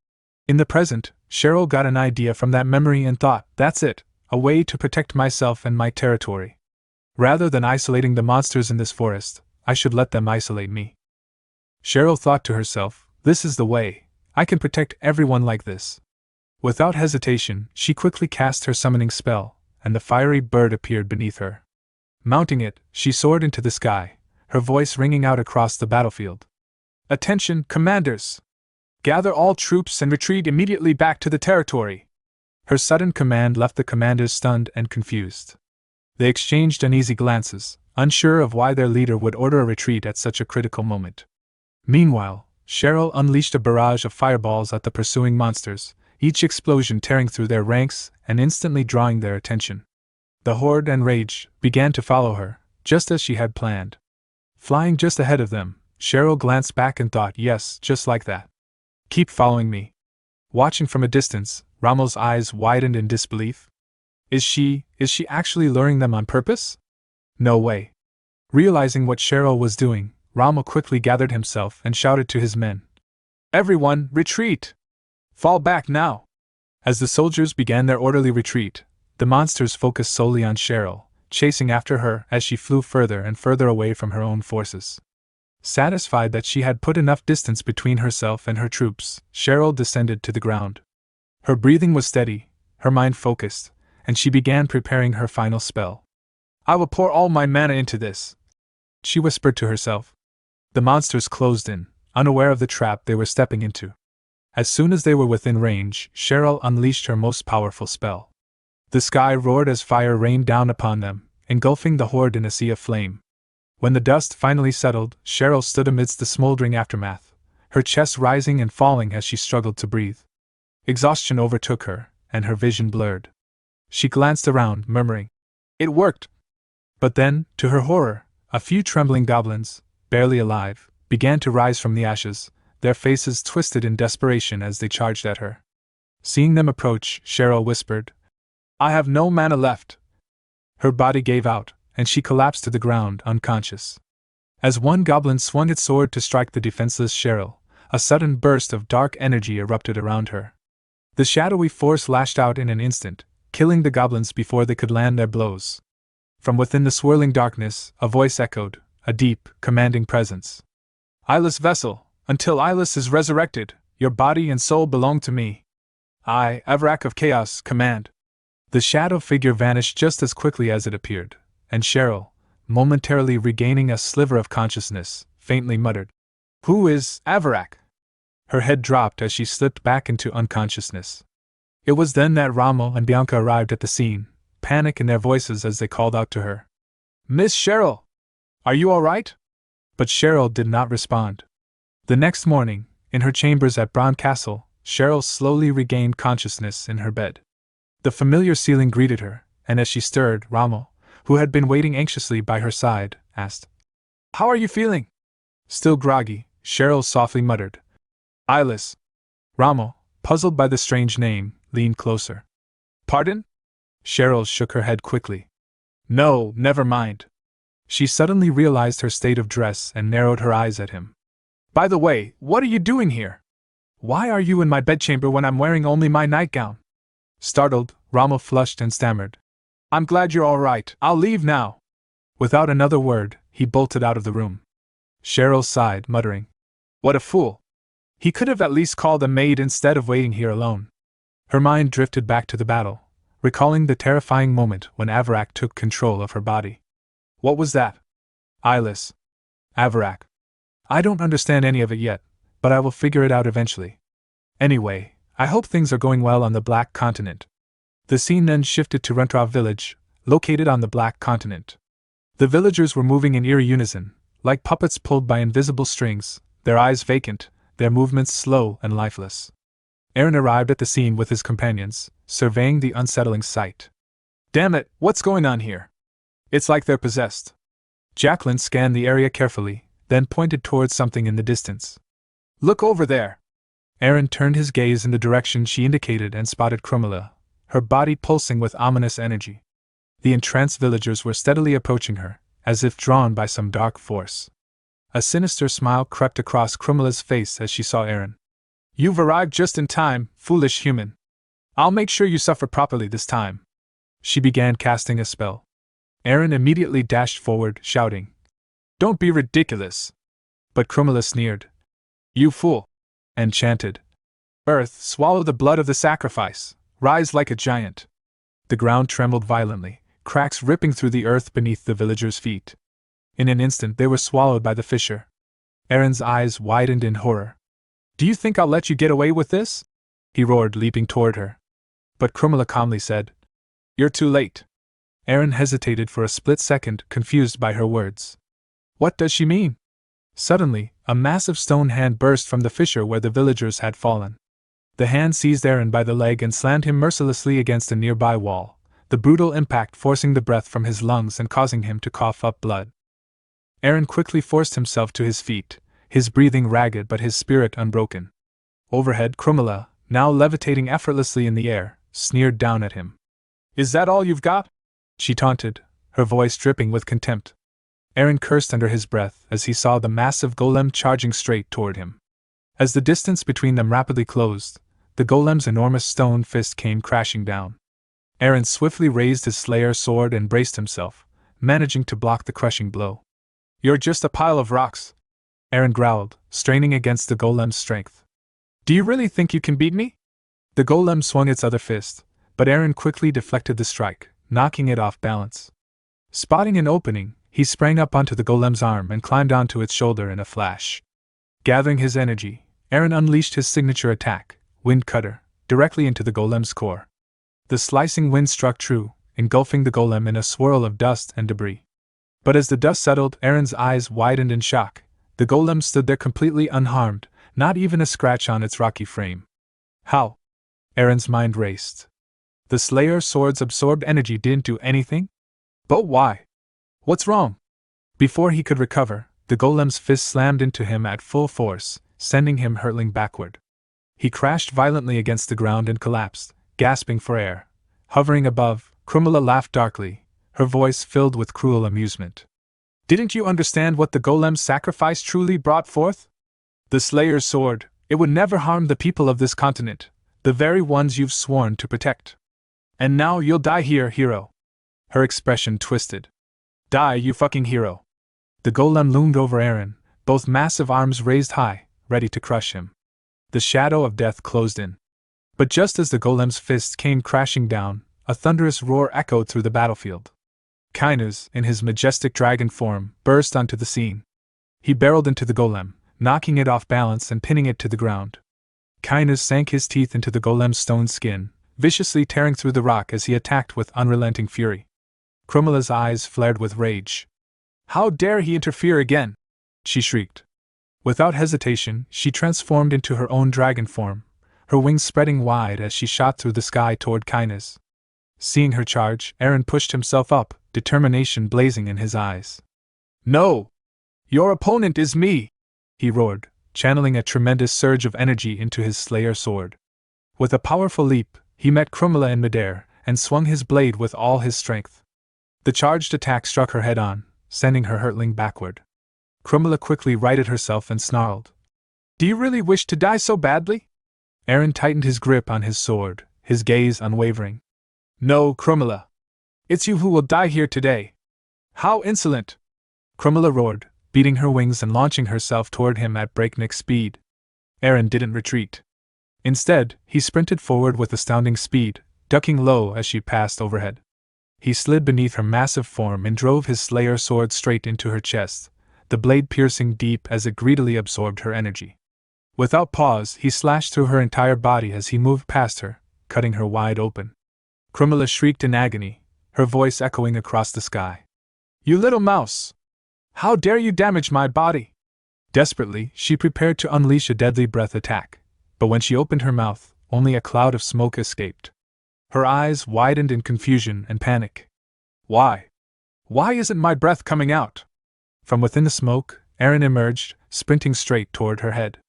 He gripped his sword tightly and gathered his remaining strength for one final, decisive strike. This is the end! With a fierce swing, he launched his wind cutter, slicing clean through her neck. Her severed head hit the ground with a heavy thud, followed by the collapse of her lifeless dragon body. Eren, panting and worn, let out a long, relieved sigh. Finally, it's over. As Krumla perished, the golem Kinus had been battling lost all its strength and crumbled into a heap of scattered stones. Eren immediately rushed over to Kinus, concern in his voice. Are you all right? Kinus, still in his dragon form, smiled faintly. Eren, you've truly become the master of the Slayer now. It's all thanks to you, Kinus, Eren said sincerely. If you hadn't rescued me from the castle, I would have been dead long ago. Kinus's voice softened with pride. If I couldn't protect the bloodline that carries my blessing, I wouldn't be worthy of calling myself a dragon. Eren's eyes widened at the realization. So it was Kinus who gave me the power I've relied on all this time. Kinus continued. I too would have been enslaved by my sister's wolf for the rest of my life if it weren't for you. But now you've grown so much, enough to surpass even the blessing I gave you. His expression turned resolute. It's time for me to fulfill a duty I've long neglected. With those words, Kinus reverted to his human form and lowered himself to one knee before Eren. I, Dragon Kinus, now reveal my true identity to you, Eren Karen, the hero who defeated the legendary dragon Krumla and became the rightful master of the Slayer Sword. From this moment on, I pledge my soul to you for eternity. A blue crystal, radiating a soft light, emerged from Kinus's chest and slowly drifted toward Eren. Eren stared in surprise. What's this? Raise your hand, Eren. Kinus instructed calmly. Complete the oath. Eren, still slightly hesitant, extended his hand. The crystal sank into his palm, completing the pact between them.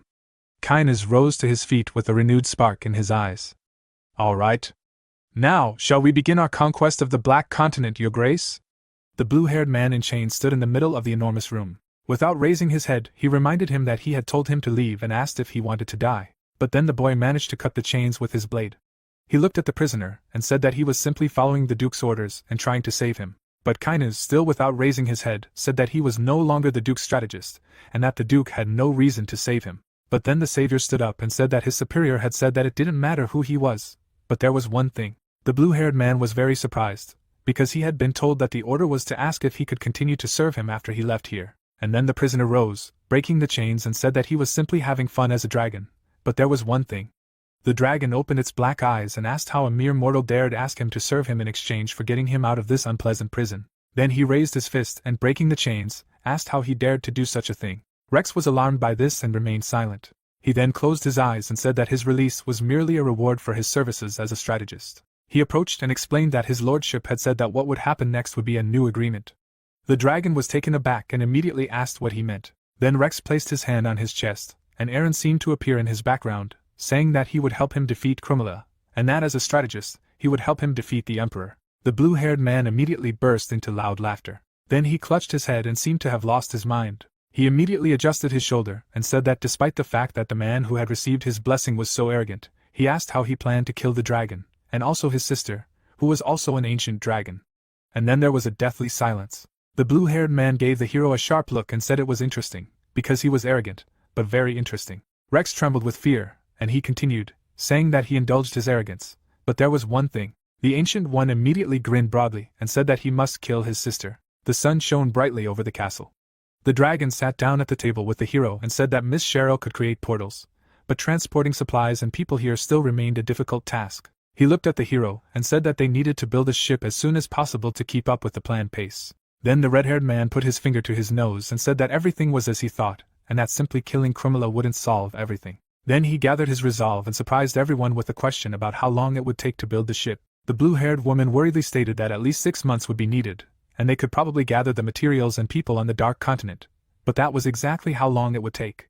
He was surprised to hear that it would take that long to build a ship capable of sailing for a month. Then the hero closed his eyes and said what he now understood. He immediately held up 2 fingers with a wide smile and suggested building it in 3 months. The others immediately became shocked and asked if he had lost his mind. Miller immediately shouted with wild rage that even humans require a 9-month incubation period in the womb, and then asked if he expected them to build a ship in 3 months. The blue-haired woman tried to stop him, but he continued, asking if he wanted to see the ship fall apart in the middle of the sea, while she begged him to calm down and that he was a fool who knew nothing. But then the protagonist spread his arms again and, smiling, declared that this place was full of treasure, asking if they were really in no hurry, even after seeing it. He immediately grinned broadly and said he'd immediately increase their reward, so they should work together. Then he turned to the dragon and asked how their soldier recruitment was going, to which he was told that Rex was in charge. Just then, the aforementioned figure ran into the hall and shouted to the Lord. He worriedly mentioned something strange happening outside, and that all the people on the continent were working in the mines again, as if under a spell. Aaron was immediately taken aback and asked again, and the Lord clarified that Krumla was gone, nothing had changed. Everyone turned to him, and he continued, saying that no one was paying attention to the recruitment of soldiers and ship's personnel. Then the Ancient One looked at him closely and said it was very strange, reminding him that his sister's death would break the spell that had enslaved them. Then the guest, who had quickly arrived, anxiously suggested that they simply take a look. At this moment, the city streets were completely empty. The redhead anxiously scanned the surroundings and declared that it was true, there was no one there. Then Kynes pointed to the side and asked everyone to look. The Duke immediately noticed a huge crowd. He froze in place, wondering if they really intended to continue this. His expression darkened and he thought that nothing had changed at all. Then the boy stomped his foot on the ground and ordered everyone to stop. The people looked at him in confusion and froze. Aaron looked at them with alarm and remarked on his warning about them stopping work in the mines, then asked why they were ignoring his words. The villagers froze in alarm and began making excuses. They immediately fell to their knees and begged for forgiveness. The Duke immediately looked at them with wild alarm as he apologized. He froze, filled with intense alarm and profound incomprehension, and said he didn't blame them. But then his dragon approached and said they needed to be sent to the castle for now, as it didn't seem like this problem could be resolved through dialogue. Then he leaned forward slightly and remarked that the spell still lingered within them. Suddenly, the protagonist noticed a strange aura over his subjects in the form of Krumel. He immediately closed his eyes and said he had no choice. He extended his hand in front of him and ordered the carts to be pulled back to the castle. The villagers then trudged calmly back. Then he calmly asked his advisor why the spell hadn't worn off. The redhead looked away anxiously and said that the advisor's sister was dead. The blue-haired one closed his eyes and remarked that a dragon doesn't die completely with the disappearance of its body, and that death is only complete with a new birth, continuing its former life. Aaron didn't understand and, frowning, asked again. The advisor, in turn, stepped back and said that they needed to find Krumel's egg. But then he smiled and said that fortunately, he knew where it was. Then he remembered being chained up. His sister stood before him, asking if he had any shame, and how he dared to side with humans. Then Kynes suffered enormous damage, after which he immediately lowered his head, and she continued, saying that everything had worked out well for her, and that she would finally be able to kill him with her own hands. But then she broke into a smile again and said that she wouldn't kill him quickly, but would bite, chew, and chew for as long as she could, to make him suffer. But suddenly, without raising his head, the blue-haired man said that he still felt like he saw only her death. He slowly raised his gaze and asked if she had witnessed the deaths of her brothers and sisters, who had tried to harness the power of ancient objects of the ancient gods, and then said that this power would inevitably destroy her. But she only chuckled. Then the chains began to rattle with her incredibly loud laughter. She immediately gritted her teeth in a smile and, looking at her brother, asked if he had forgotten what death was like for them. Suddenly, the man became wary, and she continued, telling him she had a sealed egg. She imagined her cocoon and said that if this egg didn't break, her magic would remain on this continent forever. The blonde immediately laughed, saying that the nest was hidden in a place unknown even to the ancient gods. Kynes himself frowned and wondered what kind of place could be hidden from the ancient gods. And then he was struck by surprise and the thought that such a thing couldn't be true. Deep within the Black Continent lay a green forest. There was a land that existed as it had been in the beginning. The sun's rays fell on mighty trees. No human foot had ever set foot on this land, which even the ancient gods had ignored. The fighter walked along a path. This place had no name. Kynes and Aaron walked through the forest. There was a huge mountain there. The Duke and his assistant looked around. He turns to Kynes and asks what exactly they'll find the Krumela egg here. The dragon nods in agreement, suggesting it's hidden in the cave. The advisor, with a serious expression, declares that even the most vicious dragons take care of their eggs. The protagonist, sighing, declares that bad guys always do stupid things anyway. The Duke steps forward, suggesting they search the cave. Suddenly, a sound is heard in front of them. The protagonist holds his sword in front of him, asking what it was, if it was a monster. The guy maintains a fighting stance and tells the advisor that, judging by the appearance, the spirit of the mountain has awakened. It usually remains dormant. Suddenly, a monster from the tree roots appears before them. Several such monsters stand in front of the heroes. Aaron, smiling, asks that, apparently, he isn't going to give up the egg so easily. The monsters, enraged, rush to attack. The protagonist also breaks into action, sword in hand. His gaze is focused. He draws his blade and tears the monster apart. Suddenly, another mutant appears behind him, but the dragon bites his head off. Kynes helps his ruler fight the monsters. Tree roots move quickly near them. The protagonist stands with the dragon, who claims they are just puppets of the spirit, as the real spirit is much larger. An earthquake erupts around the boys. The protagonist, standing with his sword, hears a command to climb onto the dragon's back. He jumps onto its back. The giant dragon soars into the sky. A huge wooden hand reaches out to reach them, but the dragon deftly dodges. The Duke, sitting on his assistant, calls the enemy a bastard. He sees a huge monster below, assuming it is the mountain spirit. Krumila, her eyes sparkling, casts a spell, and Kinus realizes he is also under her spell, protecting the egg. The giant begins to run after the dragon, shattering everything beneath him. He reaches his large hand toward them, but the assistant dodges. Eren sits on the dragon, and hears that they should stay away and return when it falls asleep, otherwise they will never descend from this mountain. The protagonist looks at the enemy and asks Kinus if he knows. The dragon flies across the sky and asks again. Suddenly, the Duke leaps down with a sword. He furiously swings his blade and shouts that destroying mountains is his specialty. He pierces the monster's head, claiming that its mana will become the Duke's. The blade's tip emits a bright light. The Duke watches intently as he pierces the mutant's head. Frowning, he sighs. Shockwaves echo around him, and he uses his fourth form sword attack. The giant's head begins to glow after the protagonist activates a vortex. A powerful stream of energy destroys the monster's body. The giant falls to the ground, causing a massive explosion. He lies lifeless on the ground. The protagonist falls next to him and realizes that such power will take some getting used to. He sees a tunnel entrance ahead. He stares ahead in shock, realizing they've found it. A bright light is visible in the distance, and he realizes it's Krumila's nest. The tunnel walls are visible, and it's said that a new ruler will be born here, one who will scorch the earth with flame. Kinus calmly stares ahead and declares that he will freeze blood with his roar. In front of them is an egg surrounded by a red seal. The Duke's assistant begins to cast a spell, speaking an incomprehensible language. The protagonist silently watches this process. A small dragon appears inside the egg, beginning to stir. Suddenly it begins to crack, emitting a bright light. The dragon bursts out with a scream. The Duke's assistant looks at it, and declares that the hatching ceremony is complete. The protagonist silently hears that now he must get rid of it. The boy takes hold of the hilt of his sword. He points the tip at the cute little dragon. It spews a small flame from its mouth. The protagonist turns to the surprised advisor. He looks at the creature and asks if there's a way to remove Krumila's magic without killing it. Kinus, standing behind him, asks what he means by without killing. Eren calmly asks if there's a way to get rid of the magic without killing it. The advisor frowns, pondering, and states that even if that were the case, not all magic would be erased. The little dragon plays around, saying that doing so would simply change the one it's bound to, so only those who can withstand the dragon's soul can connect with it. The Duke puts away his sword, saying, "If there is such a way." Kinus, taken aback, hears from the ruler that in that case, he won't kill it. The advisor furiously declares that this is Krumila's child. They don't know what wickedness lurks in her child's soul. The Duke looks at the creature, clarifying that it's very strong. With a serious expression, the boy says he can't part with such a powerful creature. The little pet looks at him intently, and the protagonist asks to fuse his soul with the dragon. Eren calmly asserts that he will raise it with his own hands. The towering Dalmatian castle stands amid forests and mountains. People are standing on the balcony. He stamps his foot and declares that it won't work. The gray-haired warrior says they can't wait any longer. He spreads his hands and says that he said he'd return in 2 days, but then they lost contact, meaning something definitely happened. Jacqueline smiles and asks Miller when he started worrying about the Duke. The young man stands nearby and suggests they wait a little longer, as his lordship will return.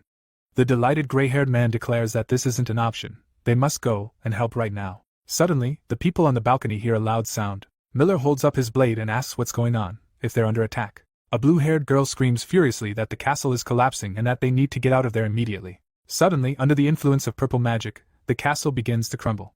The towers fall. The 3 boys sit silently near the ruins. The boy looks on and says that, judging by everything, his lordship has managed to lift the spell. Miller, with a serious expression, says it was just in time, as he was about to go look for him. Jacqueline points and urges them to look. A large dragon is visible in the distance. The Duke sits astride it. It is said that when Eren's soul united with the descendant of Krumila, the people below watch in shock. Her spell over the Black Continent dissipated. They throw down their tools, and after this, all plans on the Black Continent went on as usual. The Duke stands before the people. The inhabitants of the continent have become soldiers of Eren, the one who gave them freedom. The builders are constructing a building. It is said that they also became sailors and shipwrights, building ships for the return journey. The protagonist watches this. All he has to do is return to his territory with his large army, capable of keeping the Emperor in check, and with him will arrive treasures of gold, silver, and black gold. A dragon flies across the night sky. MC stands with his assistant and calls to the beast. It calmly furrows the night sky, instantly turns around. It begins to glow with bright energy. The protagonist, smiling, asks when it will suddenly appear. Suddenly, a white dragon appears right behind them. Eren, smiling, pets his pet. He strokes its head, declaring that it did a good job. The protagonist looks at it, and declares that he still can't come to terms with the fact that it is a dragon with magical abilities.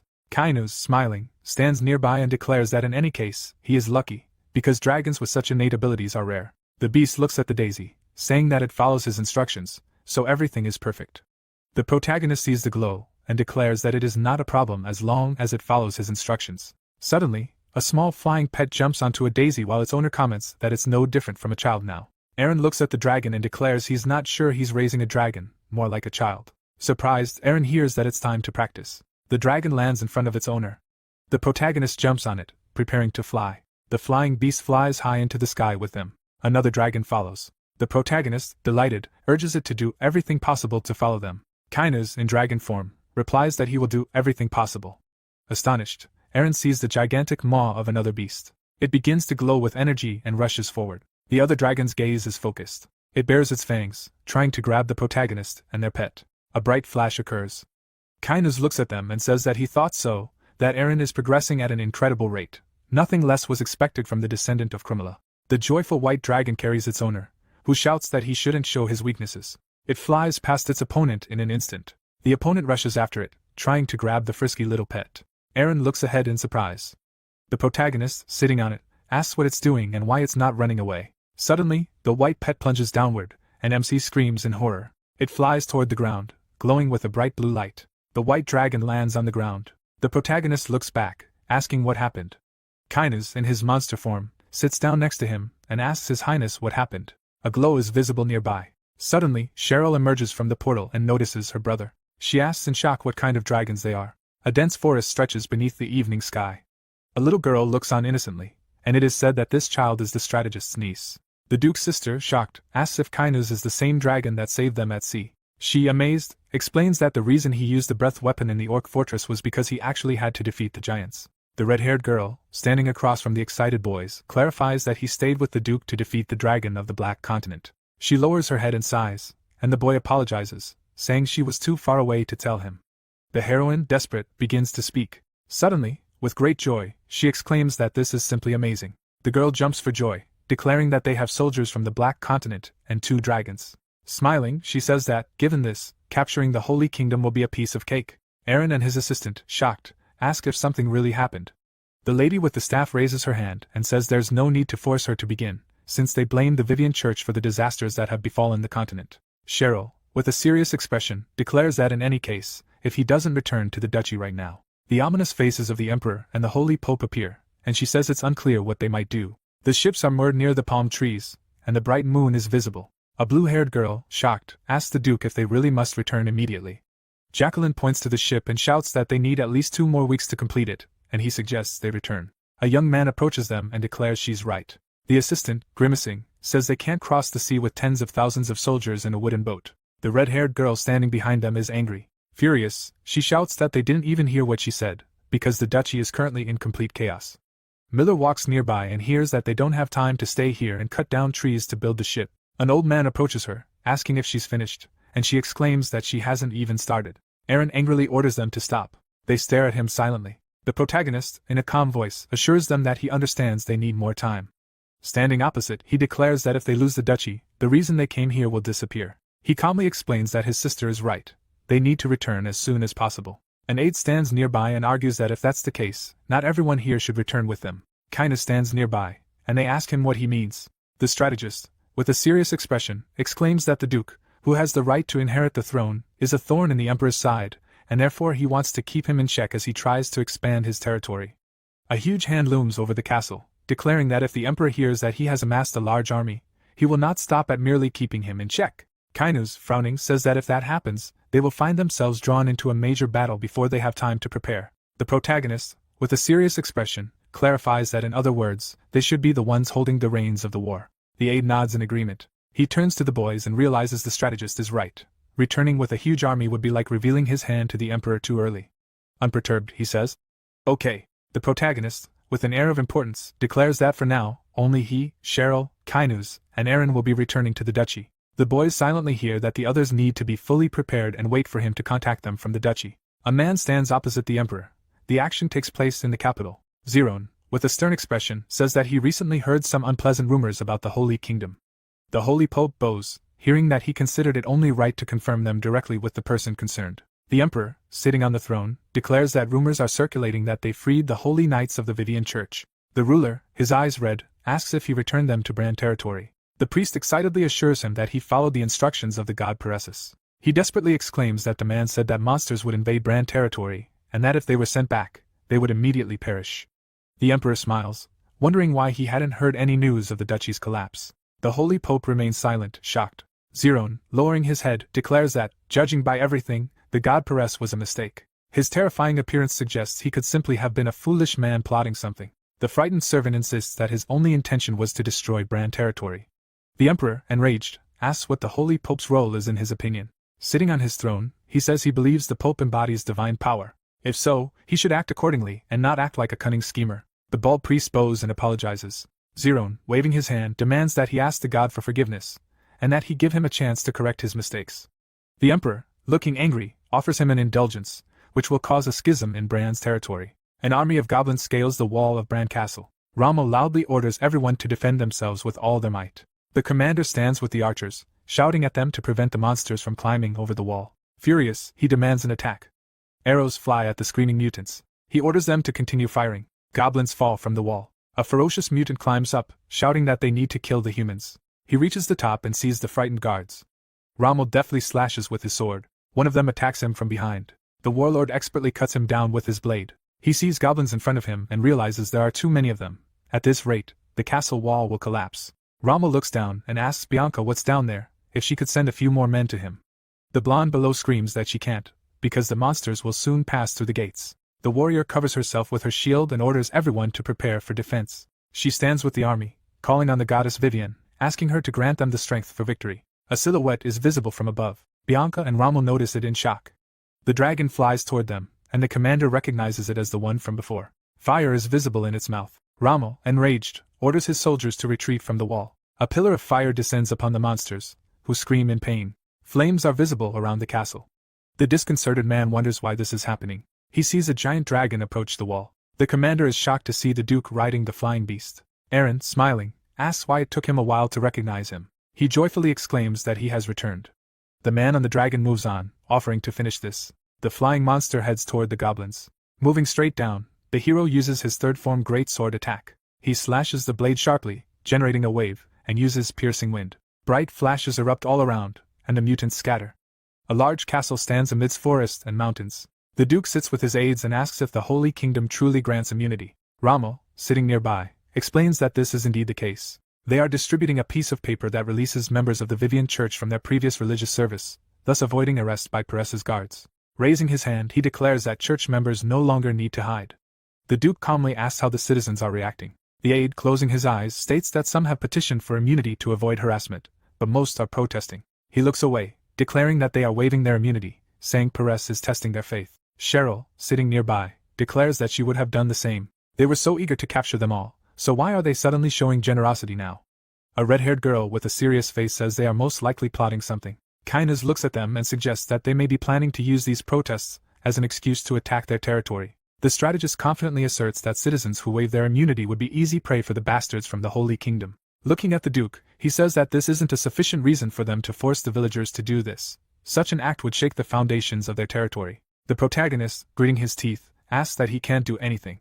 The doors swing open, and a soldier shouts that they have a problem. The soldier, frightened, declares that the Knights of Paresis are arresting members of the Vivian Church who refuse immunity. A girl is dragged along the ground, begging to be released. The guards throw her forward. A warrior of the Holy State looks at her and declares that this is punishment for ignoring the god's mercy. The soldier turns and orders everyone arrested. A group of warriors leads the prisoners. Aaron stands behind them, shouting, asking what they are doing. The warrior turns around. Calmly, he says he has orders to arrest all criminals who haven't been pardoned.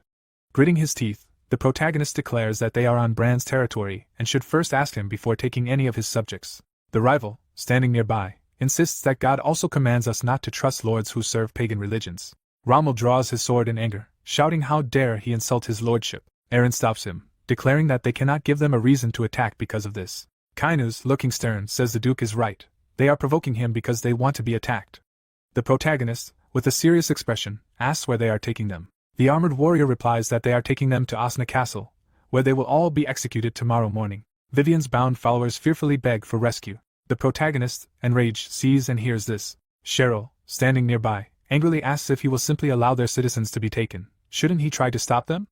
The rival, turning, declares that if they have nothing better to say, they will leave immediately. He raises his hand and orders them to move. The warriors with the hostages leave the castle. The red-haired girl, desperate, asks if they really intend to allow them to be taken. The strategist calmly says that even stopping them now won't solve the problem.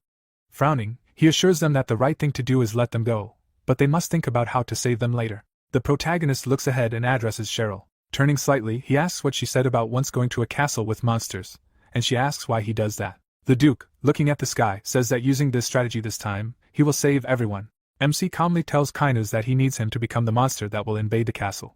The events take place in Asna Castle in the Holy Kingdom. Guards stand on the wall. One of them points, asking another what it is. The other looks closely and guesses that something is flying toward them at incredible speed. A ferocious dragon furrows the sky. Kinuz, in the form of a monster, approaches them. A soldier fearfully asks what the dragon is doing here, shouting that everyone needs to prepare for battle. Warriors run along the wall. The dragon looms over the crossbows. The mutant recalls the Duke's words that he probably won't need to use dragon breath, just a little intimidation.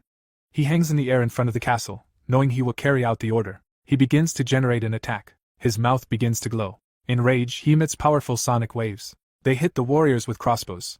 The dragon turns around. Soldiers with spears guard the dungeon. They look around in surprise. One of them asks what that sound is and if it's a monster. Another laughs, declaring that it can't be a monster, because even when the capital was attacked, they were safe. Suddenly, the soldier sees a dragon nearby. It opens its mouth, revealing a fireball. It incinerates one of the warriors, the other flees in fear. A warrior of the Holy Kingdom burns alive. The people behind bars tremble in fear, but are told everything is fine and there's no need to be afraid. They watch in shock. The cage opens. The Duke, wearing a cloak, enters and asks them to get out of here. People run outside. It's said he infiltrated the castle that night under the guise of a monster attack. The Duke leads them outside the castle. Eren and Kinuz lead the people through the forest. The disappearance of the prisoners was staged to make it look like they all escaped in the chaos during the attack. The group of residents moves on. The Holy Kingdom couldn't find any evidence to the contrary. A bright white castle stands in the middle of the Holy Kingdom. A man furiously slams the table, shouting at the cunning bastard. The Holy Pope angrily asks how he dared insult their god again. The priest, furious, asks if he's sure they haven't found any evidence that Eren saved the prisoners. The Archbishop, with a serious expression, says nothing has been found, only evidence of a sudden dragon attack. His hands are shaking, thinking that he simply can't sit idly by and do nothing. He stands by the table and says that even if they couldn't find any evidence, a warning is absolutely necessary. The Holy Pope's eyes are wild, insisting he will have to ask His Majesty's permission to perform the purification ceremony. The Archbishop is shocked. The Holy Pope, looking crazed, declares he will not allow a single member of the Vivian Church to remain alive on this earth. Emperor Zerone, sternly, asks again about the purification ritual. Seated on a golden throne, he clarifies what exactly he intends to do. The Holy Pope, smiling, explains that there is only one way to permanently cleanse the Church of the Vivian believers who have strayed. He joyfully speaks of death. The Emperor looks at him silently. The priest spreads his hands, declaring that he will not purify everyone, but would rather execute only a few to set an example, then the rest will naturally follow. The Emperor slaps him hard. The bald man, shocked, asks what he's doing. He strikes again, this time with his fist. He beats the priest, shouting that he is the Emperor of this state, and who is he to say he wants to destroy the people. Zerone swings his fist, demanding his place. He hits him square in the face with all his might, blood spraying everywhere. He throws the Holy Pope aside. An ominous silhouette looms over the beaten man. Zerone, enraged, orders him to never forget that he is the leader of this country. Horrified, he agrees. The Emperor turns and orders him to get lost if he's understood everything. The Holy Pope, frightened, agrees. Zerone stands with his back to him, and hears something. Suddenly, Gran enters the hall. The Emperor, without turning around, asks if he heard, and he says yes. His aide watches him, and can't believe he's laughing. The ruler in the red cloak asks him what he thinks about this. Gran calmly replies, asking if he didn't use the Pope to overthrow Eren, but now he's throwing him out, and it hardly seems right. The Emperor, with a serious face, says that a hungry dog will eventually bite its master at the last moment. In any case, it will probably be easier for him to think that he lets him in before he bites. A gray-haired aide standing nearby declares that although this is a small and weak country, he is also concerned that His Majesty's treatment of their king could lead to trouble in the future, in whatever form. The Lord smiles, declaring that only those with something to lose should worry. He has nothing to worry about because he has everything he could gain. Gran asks in amazement. He wipes his hands. With an ominous expression, he speaks of the Holy Kingdom and the Duchy of Eren. The Holy Pope hurries down the corridor. He clutches his battered face and declares that he curses it in the name of Paressa. God will punish him. Suddenly, he looks forward in surprise. There is blood on his handkerchief. In rage, he tears the clothes off his hand. In despair, he looks ahead and says that he came to him because he wanted to crush Aaron, but now he abandons him. His gaze is devastated, realizing that more than half the powerful lords of the empire believe in the same god. The Holy Pope, with a grimace, realizes it's for the best, and he'll show this cunning emperor what he's capable of. The Duke sits with his aides several months later. He bites his nails and says he feels a strong sense of unease, that something is brewing, but nothing is happening. Kaina sits nearby and asks what's troubling him. Aaron, surprised, asks if he thinks the Holy Kingdom is eerily quiet. The strategist looks at His Grace and agrees, stating that he, too, expects the Pope to take retaliatory measures, but strangely, he hasn't taken any steps yet.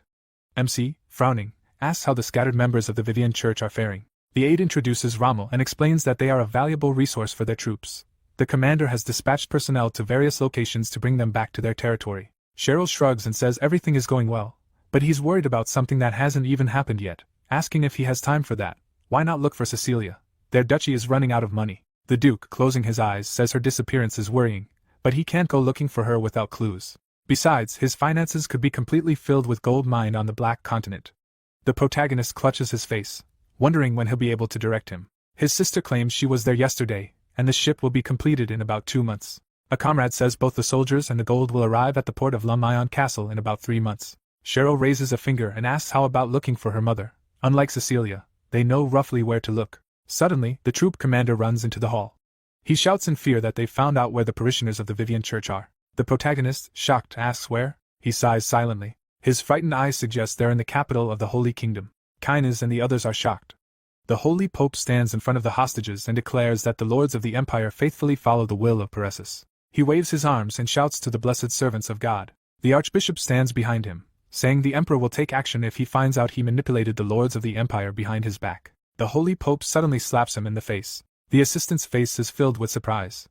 The head of the saints, smiling, declares that he lacks faith. With a frightening smile, he asserts that his word is God's will. He turns and walks forward, waving his arms and ordering preparations for the purification ceremony. The Duke gallops on horseback. He thinks excitedly about the lords of the empire seizing the Vivian Church and handing it over to the Holy Kingdom. It doesn't seem like the emperor was involved. The protagonist's gaze is focused, wondering if the Pope is doing this without the emperor's permission. He must have gone mad. But such a thing is difficult to pull off alone without someone in the background. Kainas gallops on his horse and looks away. He looks around and realizes that this seems strange. The Duke gallops ahead, shouting for them to hurry, as the lives of their citizens depend on it. The armored soldiers understand the order. Aaron calmly shouts for them to hurry. A group of people runs toward the forest. Someone peeks out from behind a tree. A man appears in the forest.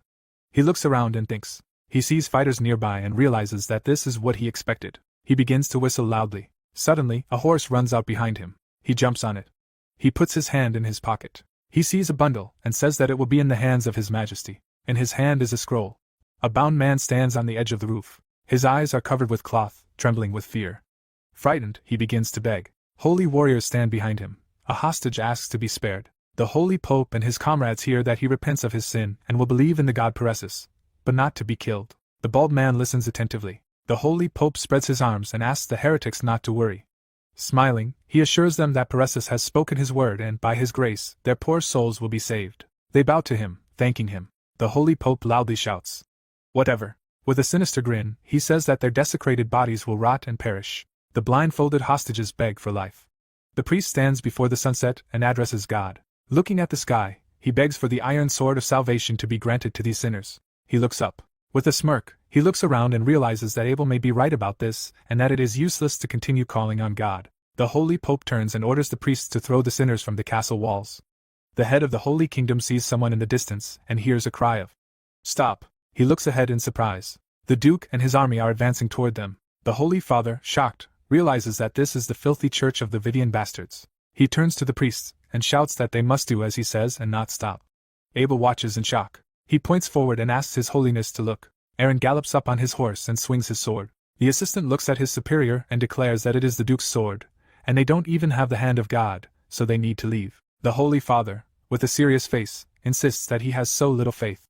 Standing atop the castle, he claims that these are divine domains, asking if the boy really isn't afraid of the curse. The Duke, enraged, shouts at the Holy Father that if he wants to be buried within these walls, he should let the people of Brand return home right now. The Holy Father looks at him and realizes that the bastard wants to get him, suddenly shouting that if MC doesn't leave, all the inhabitants of the territory will die. The protagonist swings his energy sword, and the priest realizes that he wants his people to die. Suddenly, the scoundrel remembers the emperor and realizes that there is one thing Eren fears. He raises his hands to the sky and shouts that this is a sacred place of the church, the state religion of the empire. If he doesn't want to become a traitor to the empire, he should leave immediately. The protagonist frowns. The holy pope smiles slyly, realizing that the traitorous emperor would never help him, but in times like these, he is useful. The protagonist, riding a horse, addresses his assistant. With his back turned, he declares that when he strikes with a piercing wind, the castle wall will collapse. He asks if the strategist can save the people as they fall. Kynes, with a stern expression, replies that due to the distance, he cannot save them all alone, but with Her Highness's help, it is possible. The protagonist remains silent. He furiously swings his energy sword, declaring that in that case, he will begin. A man gallops behind them and asks them to stop. The holy pope and the duke watch in shock. The man on horseback shouts that the duke has received an order from His Majesty the Emperor. MC, grimacing, sees the scroll. He takes it from the messenger. He unfolds it, and reads that the emperor considers him a nephew and prince of the empire. The lord sits at the table and writes that the Holy Kingdom is a strong ally of the empire, and the sacred foundation of the state religion. He orders that no feudal lord of the empire raise a sword against the Holy Kingdom. Anyone who violates this will be severely punished. Zerone smiles and signs the document. The duke clutches the paper in shock, wondering how he found out. Behind him, his aides stand. Kynes says that if he attacks, he will immediately be branded a traitor. Cheryl claims that, besides, they still don't have enough troops to fight the emperor. MC, with a serious expression, wonders if he should allow them to kill the people of his duchy. Kynes and the red-haired sister look at him in shock. The protagonist looks at the enemy and declares that they cannot resist the emperor now and, in accordance with orders, he will try to save the inhabitants without attacking the kingdom. Cheryl, excited, asks if such a thing is possible. The protagonist, closing his eyes, denies this, stating that the only thing that comes to mind now is to kneel before the pope and beg. The sister, surprised, asks if he truly doesn't have a plan, and he denies it. The young man raises his head and looks up. Standing in front of the wall, he promises to do everything possible to save the people. The holy pope stands above and hears the protagonist convey the emperor's words. The priest coughs, indicating that he is ready to listen. A messenger on horseback declares that His Majesty says he wishes to apologize for being rude to His Holiness last time. The head of the Holy Kingdom looks down and realizes that he has finally realized his influence over the rulers. The holy pope looks down and asks him to convey his acceptance of the apology. The messenger loudly shouts that he will convey the message and, moreover, to repay his previous rudeness, His Majesty personally interceded with Duke Eren and therefore earnestly requests the release of the people of the empire. The holy pope, furious, asks what he said. Eren is greatly surprised. The messenger on horseback shouts that if he does not release them, the emperor will hold them accountable for harming the people of the empire. The holy pope, gritting his teeth, calls him a sly fox. The archbishop, standing nearby, declares that now that the emperor has intervened, Eren can do nothing to them. The head of the Holy Kingdom looks at the aide and hears a proposal to return the members of the Vivian Church and asks the duke to return the castle he took as compensation. They stand silently at the castle. The holy pope coughs. He shouts loudly and with concentration that he agrees to fulfill the emperor's request. He turns to the priest nearby who pushed the man down. His gaze is disconcerted. Kynes watches in shock. Cheryl closes her eyes. The protagonist watches in horror as the holy pope reaches out and orders that this bastard be captured. The protagonist swings his sword in rage, unleashing a powerful wave of energy. A powerful stream slams into the castle walls. Duke Eren's eyes turn bloodshot, and he furiously raised his sword. One swing of the sword and a huge cloud of energy rushed toward the castle walls. A powerful blast of magic crashed down on the castle walls. The protagonist saw Eren decide to strike. Kynes immediately turned and called for Cheryl. Cheryl instantly plunged her staff into the ground and activated the tidal wave spell. A huge wave of water rushed toward the castle. The force was directed very slowly, even due to the current. Kynes immediately cast the wind gust spell. Two powerful spells merged. Almost simultaneously, the magic of Duke Eren, his younger sister Cheryl, and the dragon Kynes crashed down on the castle walls. Debris began to fall from above. The people standing on the walls, priests, and heretics were terrified. Gritting their teeth, they couldn't understand what was happening. The entire building collapsed beneath them, and they lost their balance, and the next second, they began to fall one after another. Seeing this, Kynes and Cheryl realized this was their chance. Combining their magical powers, they directed the spell toward the falling people. Water rose in a stream. A sphere of water enveloped one of the falling people, preventing him from reaching the ground and being harmed. One after another, the water spheres enveloped the bodies of the duchy's inhabitants falling from the castle walls. The hero fled in terror. Closing his eyes, he ran with all his might, trying to save himself. Suddenly, Amon noticed that Lungda had almost escaped the castle wall.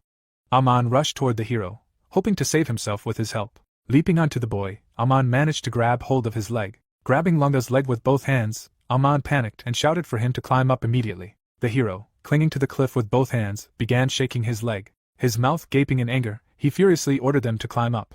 Remembering the past and everything that had happened in it, Lunga filled with rage. Clutching the cliff, it was clear that for the first time in a long time, he had disobeyed Amon's orders. Looking down at the hero with an evil grin, he replied that he had received a different order from the god. The hero looked at the man in disbelief. Lunga, meanwhile, kicked Amon in the face with his free foot. A few seconds later, the hero lost his grip and fell over the cliff. Seizing the opportunity, the hero nimbly scrambled up and stood firmly on his feet. Watching Amon fall, Lunga laughed maliciously. Before the man's body reached the ground, someone saved him with magic. The hero's entire body was filled with power. The spell emanated from the staff of the Emperor's assistant. The staff emitted a bright light. Cushioning his fall, he carefully lowered Amon onto the fragments of the ruined wall. Satisfied that the Pope was alive, Gayle breathed a sigh of relief. After dropping Amon, Gayle told him in parting that he must die only for the sake of the Emperor, so the hero rushed to the Duke. Having managed to save the inhabitants of the duchy, Kainuz and Cheryl sighed with relief. Kainuz sadly noted that they had managed to save everyone except one, who was already dead. Despite their success, Cheryl was worried. Looking at the hero, the girl worried about the consequences of her brother's actions. Having expended a huge amount of magical power, Duke Aaron was breathing heavily from fatigue. Suddenly, Aaron noticed a horse's hooves in front of him. Looking up, the Duke saw the Emperor's aide on horseback. He instantly pointed a shimmering staff at Aaron. Seeing this, Kainuz and Cheryl flinched in surprise and alarm. Aaron reacted instantly, raising his sword against his opponent's staff. At that moment, Gayle raised a finger and began drawing something in the air. Duke Aaron was shocked. When the Emperor's aide uttered his name, the Duke's eyes widened in shock. A piece of paper with text appeared in Gale's hands. Showing the document, the Emperor's aide announced that it was an edict. Gayle, clenching the edict in his fist, made it disappear. Demonstratively opening his palm, he showed the Duke that his hand was empty. Presenting an empty palm, he informed Aaron that the message regarding His Majesty's violation of his order had already been delivered to the Emperor. Upon hearing the edict's contents, the Duke turned pale with horror. Having said all he wanted, the Emperor's aide walked past the Duke with his head held high. Galloping toward his master, Gayle merely mentioned his hopes of avoiding war between them, though unlikely. Turning, Gayle offered no farewell, merely hinting meaningfully at a quick meeting. Disappearing in magical light, the hero remarked that perhaps their next encounter would take place on the battlefield. Watching him go, Kainuz and Cheryl noted that he was a high-level mage. Cherry, looking at the two, explained that Gayle was the head of the Emperor's personal magic team and usually served as a messenger. Thinking of the hero, everyone understood that no one knew the true limits of his magical abilities. Kainuz, being a dragon, reassured him with a reassuring smile that, whatever the case, Gayle was only capable of wielding magic at a human level. Having expended too much magical energy, Cheryl paled with exhaustion. Turning to the Duke, the dragon repeated the messenger's words about treason. Looking at Aaron, who stood before the ruined castle walls, Kainuz said that the war with the Emperor would begin much sooner than expected.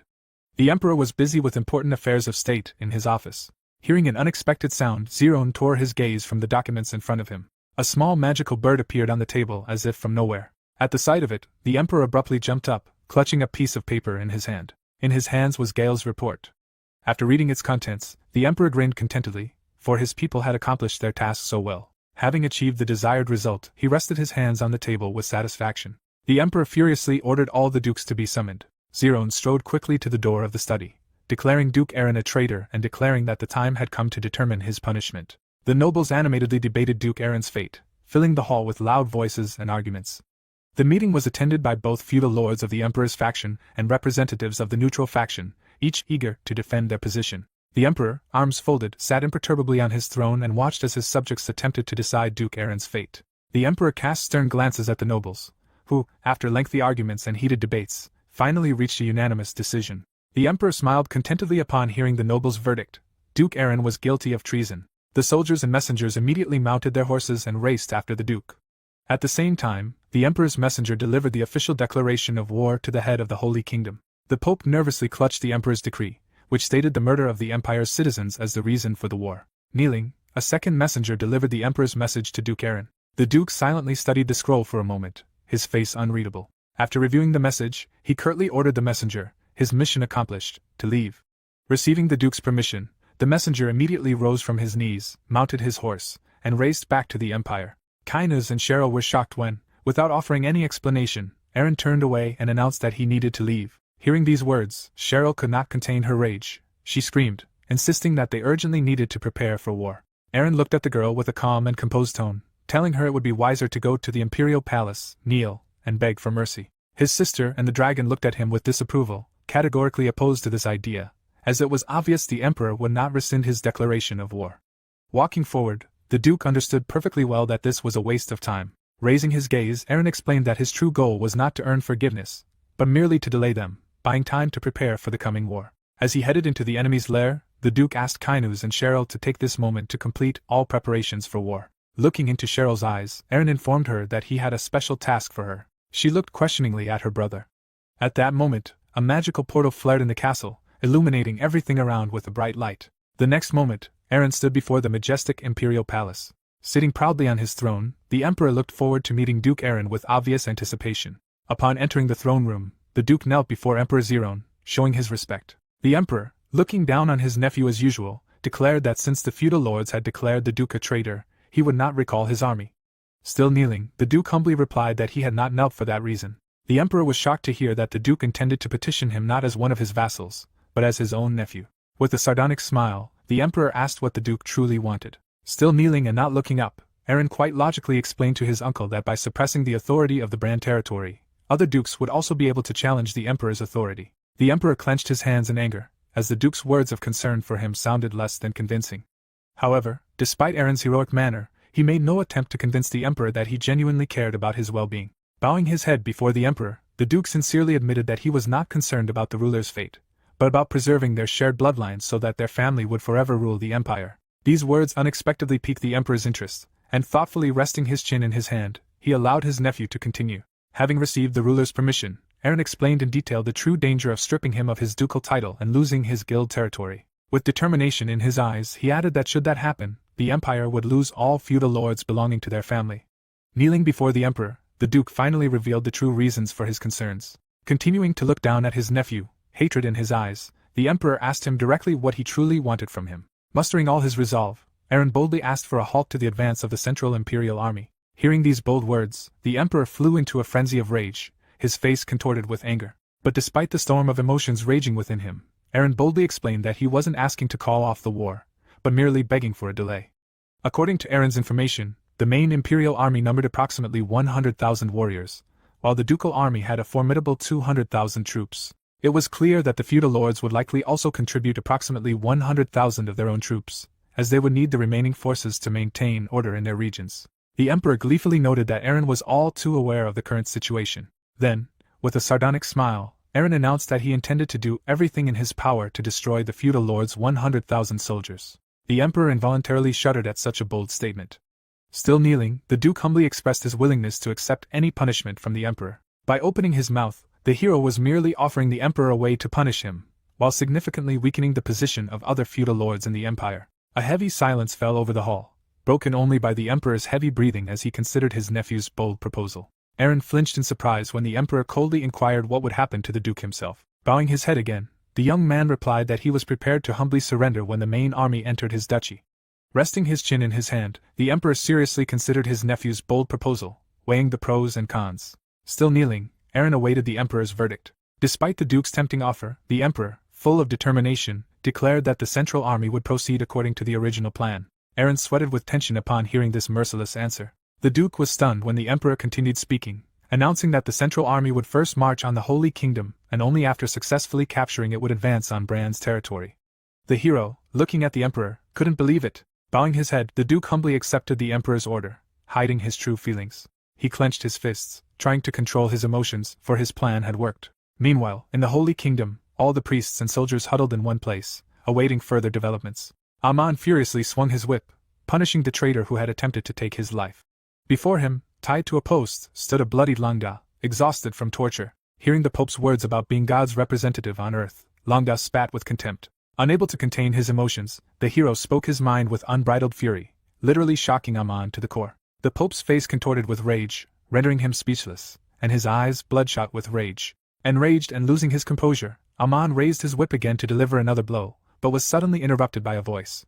Blindly furious at being interrupted, the hero lashed out with vicious insults at the priest who dared to interfere with his execution. However, turning sharply, Amon froze in astonishment, seeing Cheryl standing impassively before him, her presence unsettling him. The Pope, already on the verge of a breakdown, trembled with barely contained anger at the girl's harsh words. Her words washed over Amon like ice water, momentarily rendering him speechless before lashing out with insults. Unable to tolerate such harsh words, Cheryl responded in kind, not hiding her contempt. Cheryl's uncontrollable anger caused her magical energy to spiral out of control, and a massive wave of flame engulfed her body, throwing all the nearby priests several meters back. Quickly regaining her composure and remembering her mission, Cheryl regained her composure, though her eyes still betrayed a clear anger. The hero was completely at a loss. Amon flinched in surprise at Cheryl's proposal for a temporary alliance. For a moment, his mouth dropped open in shock, and surprise flashed in his eyes. Cheryl, not hiding her irritation, began to explain in more detail the nature of the deal they were proposing. Looking at the heroine, the boy realized the offer was so tempting that he was seriously considering it. However, despite the obvious advantages of such an alliance, Amon rudely refused, surprising the girl. Cheryl, unaccustomed to persuasion, was about to leave, but Papa tried to stop her, which only angered her further. Seeing that his manipulations were ineffective, Amon looked at the girl, openly declaring his primary desire to reclaim Valanchi Castle. Hearing these words, the girl stopped and slowly turned around. After a brief moment of consideration, she agreed to Papa's terms and turned to leave. As she flew away on her fiery bird, she merely tossed over her shoulder the words that they would send Amon detailed information about the partnership in writing. Vivid memories of an enraged Aaron, wielding his sword furiously, flashed through the Pope's mind, and he couldn't comprehend the Duke's true intentions, tormenting his mind. Hearing the strange sounds coming from Lungda, Amon turned sharply toward him. Looking straight into the Pope's eyes, Lungda relayed the words of the god pairs, his voice unexpectedly commanding. Hearing the words that the god would punish him, the Pope shuddered in shock. Lungda, without stopping, continued to curse Amon, his voice growing increasingly furious. Enraged, Amon swung his whip again, ready to unleash his wrath on the captive. But before he could deliver a single blow, he was interrupted again by one of the priests, who appeared out of nowhere. The hero was speechless upon hearing the incredible news that the relic of Pears had been stolen. The thief, having saddled his horse, dashed away, leaving clouds of dust in his wake. The priests, wasting no time, leaped onto their horses and gave chase. They pursued the thief with all their might. The girl in the red robe raced ahead, trying with all her might to outrun her pursuers. The chase gained momentum, every meter becoming more tense and dangerous. The relic, a priceless artifact, rested securely in the thief's sack. The priests, consumed with fury and determination, relentlessly pursued the thief, refusing to retreat even a step. While fleeing, they could not allow the relic to fall into the wrong hands. In desperation, one of the priests drew a heavy iron mace from his robe, his hand trembling with the effort. With incredible speed, the mace shot after the fugitive, cutting through the air with a piercing whistle. The girl, noticing the weapon flying toward her, sharply pulled her horse's reins, forcing it into a gallop. The mace continued to fly quickly to the side. A few seconds later, the weapon found its target, striking the sack containing the relic. With a deafening crack, the relic fell to the floor. One of the priests instantly snatched the artifact from the floor. Having secured the relic, the priest turned to his comrades and declared that their goal had been achieved and they could return to the temple. A sudden, piercing scream caused everyone to turn around. Before they could blink, powerful wooden shackles wrapped around their bodies, restricting their movement. A woman in a red robe, her face contorted with rage, appeared out of nowhere. With a furious cry, she unleashed her magical power upon them, her eyes blazing with anger. A dark bolt of magical energy erupted from her hands, aimed straight at the priests, ready to destroy them. The priest holding the relic froze in horror. At this critical moment, the relic began to emit a blinding white golden light. A huge glowing hand appeared out of nowhere, acting as a protective shield, shielding the priest from the deadly attack. The priest breathed a deep sigh of relief, realizing that the artifact, imbued with divine power, had saved him from certain death. Coming to his senses, the priest gave orders to his comrades, calling on them in the name of God to repel the woman who dared to encroach on the sacred artifact. The girl continued to furiously attack the priests, absolutely certain that Pears was merely a lower-ranking god, unworthy of her attention. With mounting fury, she unleashed an even more powerful wave of magical energy toward her opponents, her eyes blazing with hatred. The hand of God, which had until then reliably protected its faithful followers, began to crack under the onslaught of dark magic.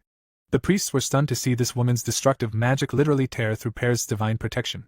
The next second, the sacred hand shattered into a multitude of glowing shards, like fragile glass. The priests froze in their places in horror, unable to move from fear. Having destroyed their last defense, the woman smiled maliciously, savoring the moment of her triumph. A colossal wave of dark magic swept all the priests from its path as if they were mere leaves in the wind.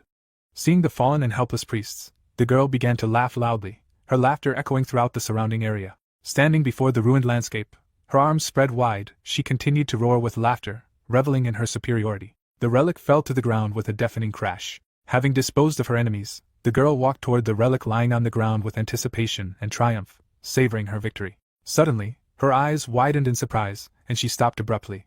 Someone had already managed to get their hands on the sacred artifact. Holding the holy relic in her hands, Vivian turned to the astonished woman, her figure radiating calm and confidence. With an unperturbed expression, Vivian asked Isabel if she was the one who collected the relics of the gods. Isabel froze, stunned by the sudden turn of events. Isabel instantly recognized the holy maiden in the girl standing before her. Absolutely certain she was facing Vivian's reincarnation, Isabel drew her dagger with lightning speed and lunged. But Vivian dodged the deadly blow with astonishing ease. The next second, gathering concentrated holy energy in her palm, she struck back. Her blow shook the very earth. The force of it sent Isabel flying several meters away.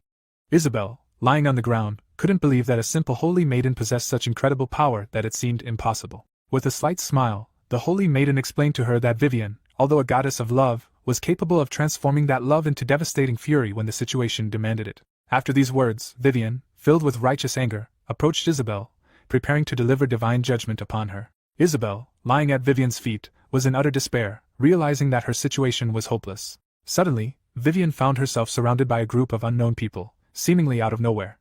These people stood up to defend the fallen Isabel, demonstrating unexpected courage. Isabel's followers loudly commanded Vivian to stop and not dare harm the sage's mother. Finding herself alone before a huge group of determined people, Vivian paused for a moment, weighing her options. Taking a fighting stance, she firmly resolved to accept the challenge and fight to the end. Meanwhile, the Duke's loyal vassals eagerly awaited their lord's return.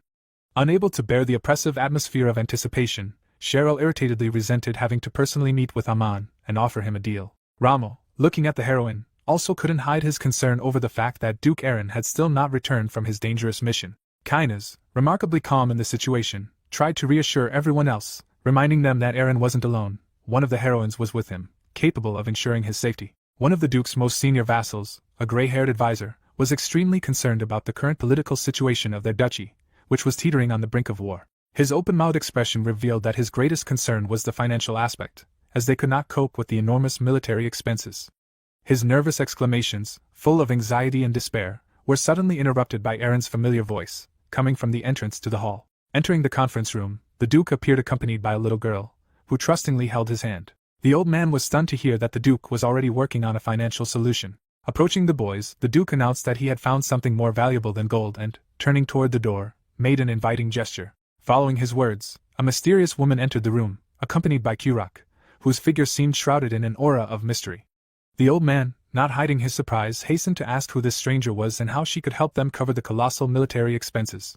Before he could finish his sentence, the modest and frail-looking woman underwent a striking transformation, transforming into a powerful warrior, radiating palpable strength. When she grabbed the old man with just one hand, he involuntarily trembled with fear, realizing his helplessness before this power. Completely oblivious to the events, the Duke calmly walked to the table where his loyal vassals sat, as if this were a matter of course. Majestically taking his place at the head of the table, Aaron solemnly declared the meeting open.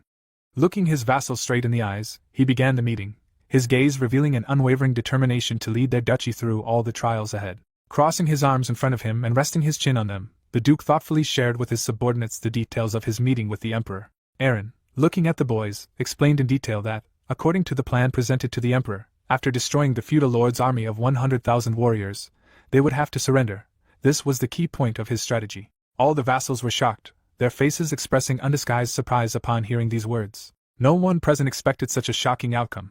No one had foreseen such a turn of events. However, the Duke calmly stated that this was precisely the deal he had made with the Emperor, confirming the seriousness of his intentions. Unable to contain her anger and bewilderment, Cheryl abruptly jumped up from her seat and, slamming the table hard, demanded how her brother could have made such a crazy deal, her voice trembling with indignation. But the Duke, remarkably calm, replied that this was the limit of their current strength, that they had no other choice. Hearing these pitiful words, the boy, too, could not contain his emotions and, raising his voice, exclaimed that each of them was ready to give their lives for justice and the defense of the duchy. However, upon hearing the Duke's words, that this was precisely what he feared, the senseless sacrifices and needless deaths of loyal men, Cheryl and Rommel instantly fell silent. The vassal's eyes widened in surprise when the Duke uttered words no one expected. He declared that he did not want to lose a single one of his loyal subjects. Looking at the boys, the protagonist replied that he had taken upon himself the heavy burden of a lord's duties in this life. Aaron vowed to do everything in his power to ensure that none of his people perished on this dangerous path. After these emotional words, an oppressive silence reigned. All the subordinates, holding their breath, waited for what their ruler would say next. Aaron, having collected his thoughts, continued his speech, in which he attempted to explain his plan. His mouth slowly opened, trying to reassure not only his loyal subjects but himself as well. He added that capitulation didn't mean the end of the guild's territory. It was merely a temporary tactic. These words shocked the vassals even more. Eren, lowering his head, revealed his plan, explaining that after the main army departed, powerful reinforcements were expected to arrive from the Dark Continent, which would change the entire course of events. Recalling all the Emperor's crimes and atrocities, filled with determination and righteous anger, Eren furiously declared that it was then that they would march against the tyrant. Hearing these bold words, the vassals froze in utter shock. 2 weeks had flown by in the blink of an eye, and the army was fully prepared for the coming battle. A vigilant soldier stood at the entrance to the main command tent. Inside the spacious tent, an atmosphere of tense concentration reigned. Duke Findle carefully twirled the ends of his mustache and, turning to Count Vlad, inquired about the details of his plan for the upcoming battle. Count Vlad, after a brief moment of thought, confidently replied that he was completely certain of their victory. Hearing the Count's confident answer, Duke Findle couldn't suppress the malicious smile that immediately appeared on his face. Noticing this smirk, Count Vlad instantly tensed, indicating that he was not to be mocked. Having spoken these words, he confidently swung his massive axe, which glinted ominously in the lamplight, and looked Duke Findle straight in the eye, not averting his gaze. The Duke, continuing to twirl his mustache automatically, immediately stopped laughing and calmly declared that the Count was free to do with Duke Eren as he wished. Dissatisfied with such an evasive answer, the Count abruptly rose from his chair. His imposing figure loomed over the Duke, his gaze menacing, and he demanded to know the true reason for his recent laughter. Findle, maintaining his impassive expression, replied that it was merely a habit, nothing more. As the Count pondered the Duke's question about his future plans after defeating Duke Eren, their tense conversation was suddenly interrupted. Feet approached the tent. At that moment, Duchess Barren entered swiftly. Her appearance instantly diffused the tense atmosphere. Joining their conversation, she cast a searching glance at both men and approached, maintaining her composure, as she expressed a sincere desire to know the fate of their soldiers after victory in the upcoming battle. This direct question caused the Count to tense up and think deeply. Heaving a heavy sigh, he shook his head furiously. With a wry grin on his face, he finally realized the Dukes were alluding to the Emperor. A heavy silence hung in the air, except for Duke Findle's barely perceptible nod of agreement. Suddenly, a malicious smile crossed the Duke's face again. With anticipation and obvious pleasure, he noted that before they could reach the Emperor, they would have to dispose of Duke Eren. News of the outbreak of civil war, spread through newspaper leaflets, spread throughout the Empire with astonishing speed. This news sowed fear and anxiety among the Empire's ordinary citizens, triggering a wave of panic. The little boy continued diligently to do his job, distributing leaflets with alarming news. The inhabitants of the Empire feared a repeat of the terrible epidemic above all. However, not everyone was gripped by fear. Some saw an opportunity in the situation. The man in the white cloak, having learned of the outbreak of war, briefly spoke with the unknown individual. A few seconds later, he quickly ran off somewhere. The hero continued to watch the boy, clenching his fists until his knuckles turned white. He was tense to the limit, awaiting the moment when he would be able to collect all the relics of the gods. The intensity of his emotions made him clench his fists ever tighter, as if trying to contain the power welling up within him. Looking ahead, it was clear that his resolve to reclaim his true body was unwavering. Vivian continued her uneven battle with the crowd of people defending Isabel. One by one, she neutralized her opponents, demonstrating incredible skill. Even in this uneven battle, Vivian tried not to cause serious harm to her enemies, only temporarily incapacitating them. In mere moments, she managed to knock 3 of her attackers to the ground. Despite the furious onslaught of multiple opponents, there wasn't a single scratch on her body, as if divine protection protected her. Surveying the battlefield, Vivian noted that only 10 opponents remained. Her feet moved forward. Gathering her strength, she boldly launched into another attack, her movements precise and deadly. One of her opponents lunged at her with a dagger, his eyes blazing with hatred. But the girl dodged the deadly blow with astonishing ease. Moreover, she instantly counterattacked, her movements lightning fast. With a single, precise kick, Vivian sent her opponent flying. The remaining group, seeing they couldn't cope individually, decided to pounce on her as a group. However, Vivian continued to easily dodge their blows, her body moving as if in slow motion. Each time, she not only dodged but also managed to strike back, demonstrating the superiority of her skill. Vivian boldly charged into battle, her eyes blazing with determination and divine power. Her opponents were unable to avoid her blows, and each of their attacks was anticipated and neutralized. Some people's eyes widened at the sight, unable to believe it. The girl struck with precision and mercilessness, her blows precise and unstoppable. Each strike sent her opponents flying several meters away, splattering blood everywhere. The ground shook with the force of her attacks. Another crushing blow, and another enemy was sent flying across the battlefield like a rag doll. This time, the enemy fell right at Isabel's feet, who, taking advantage of the moment of confusion, had already risen from the ground. Without wasting a second, Isabel activated her spell, catching Vivian off guard at the most inopportune moment. Her ominous magical aura enveloped the entire battlefield, creating an extremely dangerous situation for the Holy Maiden. Noticing this, Vivian instantly rushed to Isabel, trying to stop her before it was too late. However, Isabel's remaining minions immediately blocked her path, forming a human shield. With a furious cry, Vivian began to furiously throw them out of the way, trying to reach her opponent as quickly as possible. With increasing haste, she threw her opponents back with even greater fury, her movements becoming ever more rapid. But before Vivian could reach Isabel, she completed her chaotic grasp spell, one of her most powerful spells. Black magical bonds, torn from Isabel's hands, rushed towards the Holy Maiden with the speed of lightning. Before Vivian could react, the deadly magic caught up with her, freezing her in place. Black cords instantly enveloped her body, restricting her movement. Her opponents, seizing the opportunity, pounced on the immobilized Vivian, brandishing their daggers. Isabel, triumphant, supported their attack with her magic, enhancing the effects of the binding spells and preparing to deliver the finishing blow. Helpless and immobilized, Vivian paled in fear, her heart pounding wildly in her chest. Clenching her eyes, the Holy Maiden mentally called out to the goddess Vivian for help, hoping for her protection. At that moment, a magical purple light shimmered in the sky, illuminating everything around with a mystical glow. The majestic image of the goddess Vivian appeared behind the Holy Maiden, her presence filling the air with divine energy. But even so, the opponents rushed at her en masse, ready to deliver the fatal blow. Noticing this, Isabel screamed loudly after them, trying to stop their mad rush. Hearing their mistress's voice, the attackers instantly froze, stopping their daggers just centimeters from the girl's defenseless body. Even the dagger already pressed to the Holy Virgin's neck didn't leave the slightest scratch on her skin. Realizing her deadly blows weren't reaching their mark, Vivian cautiously opened one eye, trying to comprehend what was happening. Looking around, she saw numerous daggers pointed directly at her, ready to pierce her body at any moment. Approaching, Isabel ordered her followers to step aside. They immediately meekly parted, clearing the way for their mistress to reach the immobilized Holy Virgin. Isabel slowly approached Vivian, carefully removing all the daggers from her body. Coming close, Isabel grabbed the Holy Virgin's chin with two slender fingers, forcing her to look directly into her eyes. Terrified, Vivian couldn't tear her gaze from her opponent's face, holding her breath in anticipation of the verdict. Suddenly, looking her straight in the eye, Isabel uttered words that took the Holy Virgin's breath away. She called her a relic of the goddess Vivian, completely baffling her. One of Isabel's followers skillfully steered the carriage. Inside, locked from prying eyes, sat the two women. The air inside was filled with tension and unspoken questions. Gathering all her courage, Vivian finally decided to ask Isabel the question that had been tormenting her soul. Why was she collecting relics of the gods? Isabel paused for a moment, lost in thought. A mysterious smirk appeared on her face. In her answer, Isabel expressed disdain for the power of the lesser gods, completely stunning the Holy Virgin. Her words were so unexpected and contradictory that Vivian completely lost track of what was happening. At that moment, Isabel uttered only one name, a name that took the Holy Virgin's breath away. Looking away in surprise, it was clear Avarak's name was echoing in her mind, causing goosebumps to rise up her spine. As if sensing her captive's confusion, Isabel repeated the name again, this time clearly and distinctly, leaving no doubt. Then she leaned closer to Vivian, her hands gently resting on the Holy Maiden's. Gently taking her hands, Isabel suddenly changed her tone, and now her voice sounded like a sincere plea for help in confronting Avarak. Looking at the heroine, her plea was almost pleading, filled with desperate hope that Vivian would agree to assist in this dangerous mission. Vivian was completely bewildered by the situation. Meanwhile, the feudal army had already reached the borders of the guild's territory. At the head of the advancing troops stood the formidable Count Vlad, a warrior whose name inspired fear in his enemies. Count Vlad was born and raised on the battlefield. War was his middle name, and from childhood he studied the art of war.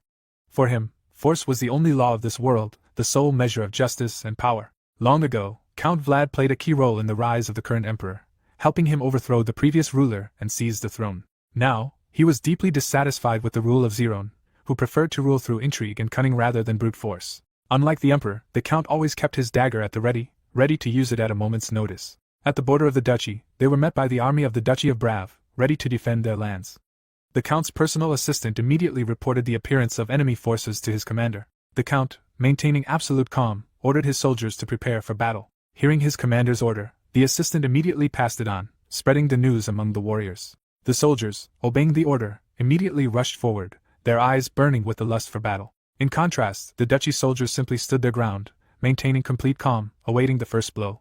The count's soldiers charged with a battle cry, their swords ready for deadly blows. But as soon as they reached the enemy's position, they seemed to vanish into thin air, leaving no trace, no sign of their recent presence. The warriors immediately began running forward. Panicked and confused, the soldiers immediately reported the enemy's mysterious disappearance to their captain, their voices trembling with bewilderment. Someone, who had been watching them from above the entire time, grinned maliciously, enjoying their confusion. Suddenly, one of the soldiers was pierced by a sword that appeared out of nowhere. The captain's assistant was so shocked by what he saw that he was momentarily speechless. Ghostly skeletal hands emerged from an invisible field, pulling the wounded soldier's body toward them with eerie force, as if by a magnet. The invisible field, like a giant vacuum cleaner, sucked in the struggling soldier, his legs twitching convulsively in the air. Desperate cries for help erupted from mouths throughout the area, echoing across the battlefield. Suddenly, a mysterious figure appeared on a high cliff directly above their heads. Hearing the strange sound, the Count and his assistant immediately looked up, their eyes widening in surprise. A warlike girl with horns and a sinister smile greeted them, declaring that they were now in her world. As she walked forward, she declared that she would love them with all her heart, the words sounding like a genuine threat.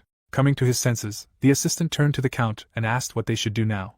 Count Vlad, despite the situation, remained confused, his face expressing bewilderment. Shouts and screams echoed everywhere, creating an atmosphere of chaos and panic. Silence reigned.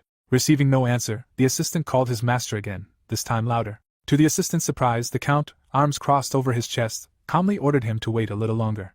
Suddenly, 3 shadow soldiers pounced on the mysterious warrior, catching her off guard. They simultaneously stabbed her in the back with daggers, their movements precise and deadly. The girl, without time to react, began to bleed. But a moment later, her body began to dissolve into thin air, like mist. The next second, she appeared from a magical portal directly behind the 3 shadow soldiers.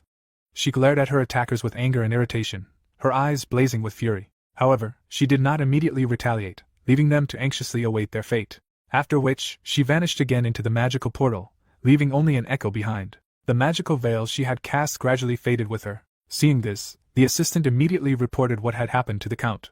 A carriage suddenly appeared behind the soldiers. Tugging at his mustache with a smirk, Duke Findle peered out of the carriage and remarked that it was he who had taken care of the warrior. The territory's ruler was known for his cruelty and vicious nature, and he taught his children the same. Cruelty and malice ran deep in his family's bloodline, making their name feared by many. They experimented on humans, tortured and tormented their subjects, leading the previous emperor to banish them from politics.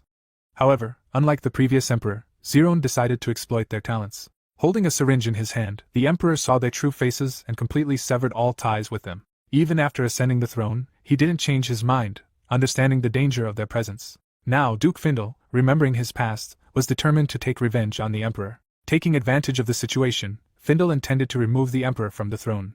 Despite Findle's handling of the situation, the Count didn't thank him, only reproaching him for being late.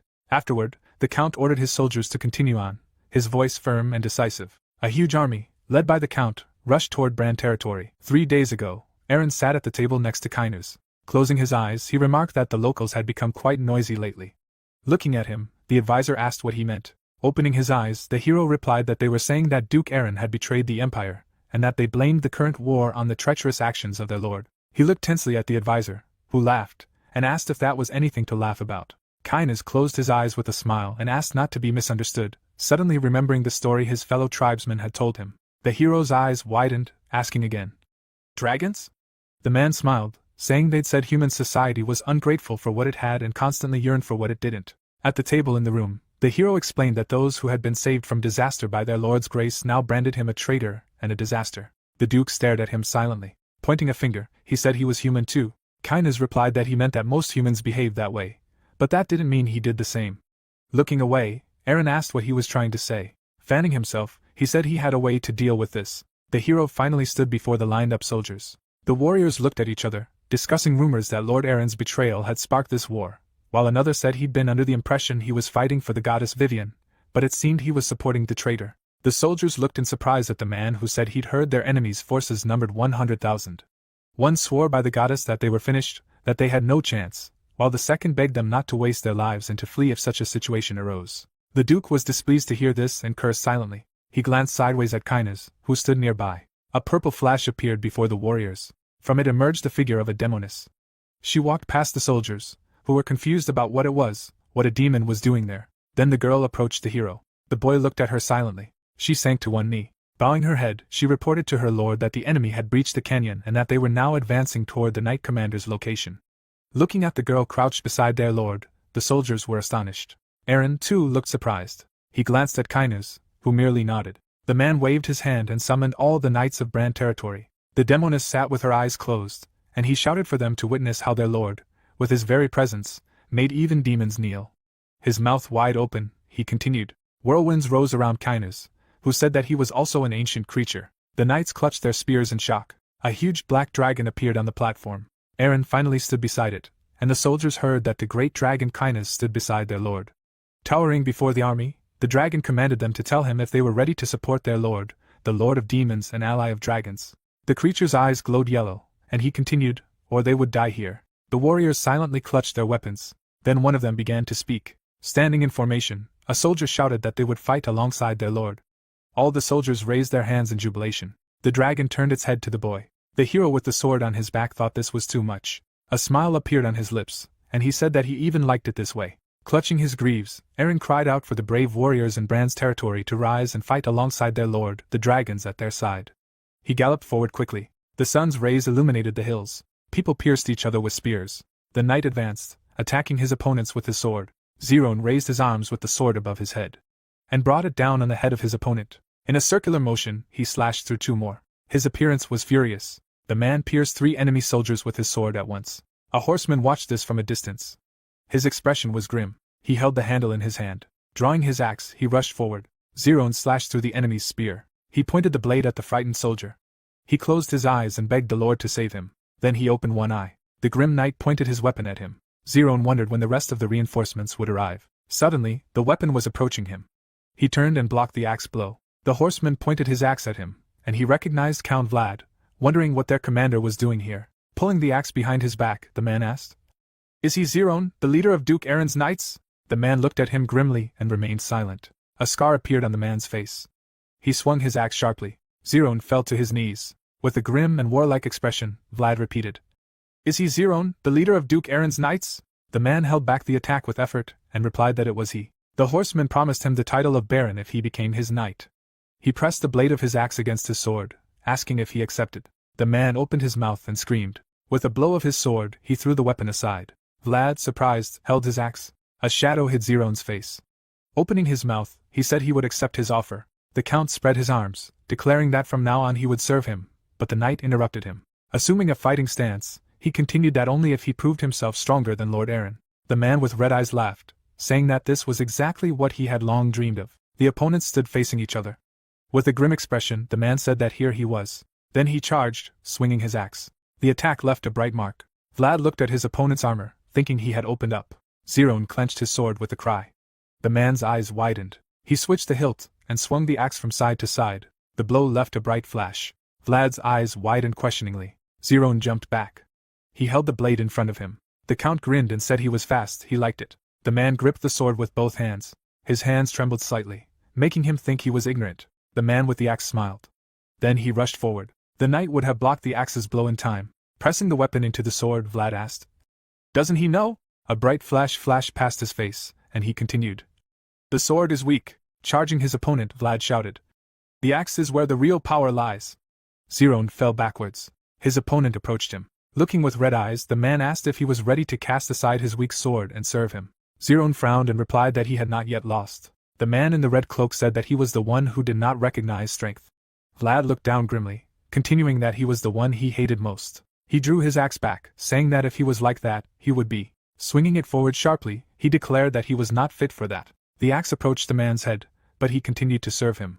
Zerone remembered Dane's worried face. A blue beam of piercing wind approached the enemy. It flew right in front of the surprised man's face. A horse galloped. Vlad turned. Eren leaped up, approaching him. He attacked with his sword from above. His red cloak billowed. The man opened his mouth and ordered his troops to retreat. Zerone, kneeling on one knee, recognized his master. With a cry, pressing his sword, Eren ordered all troops to retreat. Vlad saw this and thought he was ordering his entire army to retreat just to save one knight. While heroic, it was short-sighted.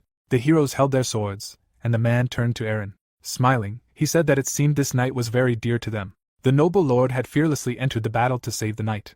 Zerone looked at him with alarm. Frowning furiously, Eren asked what nonsense he was talking about. The knight was surprised. Opening his mouth, the man called out to Kynes. The dragon breathed a stream of fire. The flames engulfed the soldiers. Vlad looked up tensely, realizing the dragon was there. Kynes was dousing the army with flames, and he wondered what the dragon was doing here. The soldiers fled, screaming. The flames caught up with them, and they begged to be saved. Dark figures appeared ahead, and they thought they were saved. A soldier ran forward, screaming, asking for help. Then his eyes widened in surprise. Enemy warriors stood before them. Vlad looked away, wondering what a dragon was doing here. A claw brushed against his armor. Another dragon appeared from behind. He thought there were two of them. Closing his eyes, he turned to Aaron. The dragon raised its paw in surprise. The tense man remained silent. The broken part of his axe fell to the ground. Aaron, holding his sword to his neck, offered to talk with a smile. A dark figure landed near the carriage. The man in the black cloak said that the castle was almost defenseless, with only a few guards. The man in the dark carriage asked again. The man in the hooded cloak replied that a large fire had broken out where Count Vlad had fought. Findle twirled his mustache, wondering if that was what was causing all the commotion. Looking down, he ordered them to ignore it and just focus on what needed to be done. "Is the poison ready?" A servant standing by the carriage confirmed, hearing the order to advance. The mustachioed man laughed. He pictured the poisoned men and said that using nerve poison, he could capture the castle without shedding a drop of blood. Suddenly, a jet of flame tore through his carriage. The shocked man shook his head from side to side. Then he raised his head and ordered them to show themselves. Cheryl was sitting on a phoenix with a staff. The soldiers saw the girl hovering in the air. Findle stared at the flames in shock. Sitting in the burning carriage, he asked, "What happened?" Tensively imagining the army, he thought that Aaron had at most 10,000 soldiers. Out of 100,000 suppression forces, there were a total of 50,000 soldiers here. As he pictured the warriors, he imagined that while Aaron's soldiers were engaged in a fierce battle with Vlad's 40,000 men, he was supposed to occupy the empty castle with the remaining soldiers. He imagined the warriors scaling the wall and thought it was a simple yet effective plan.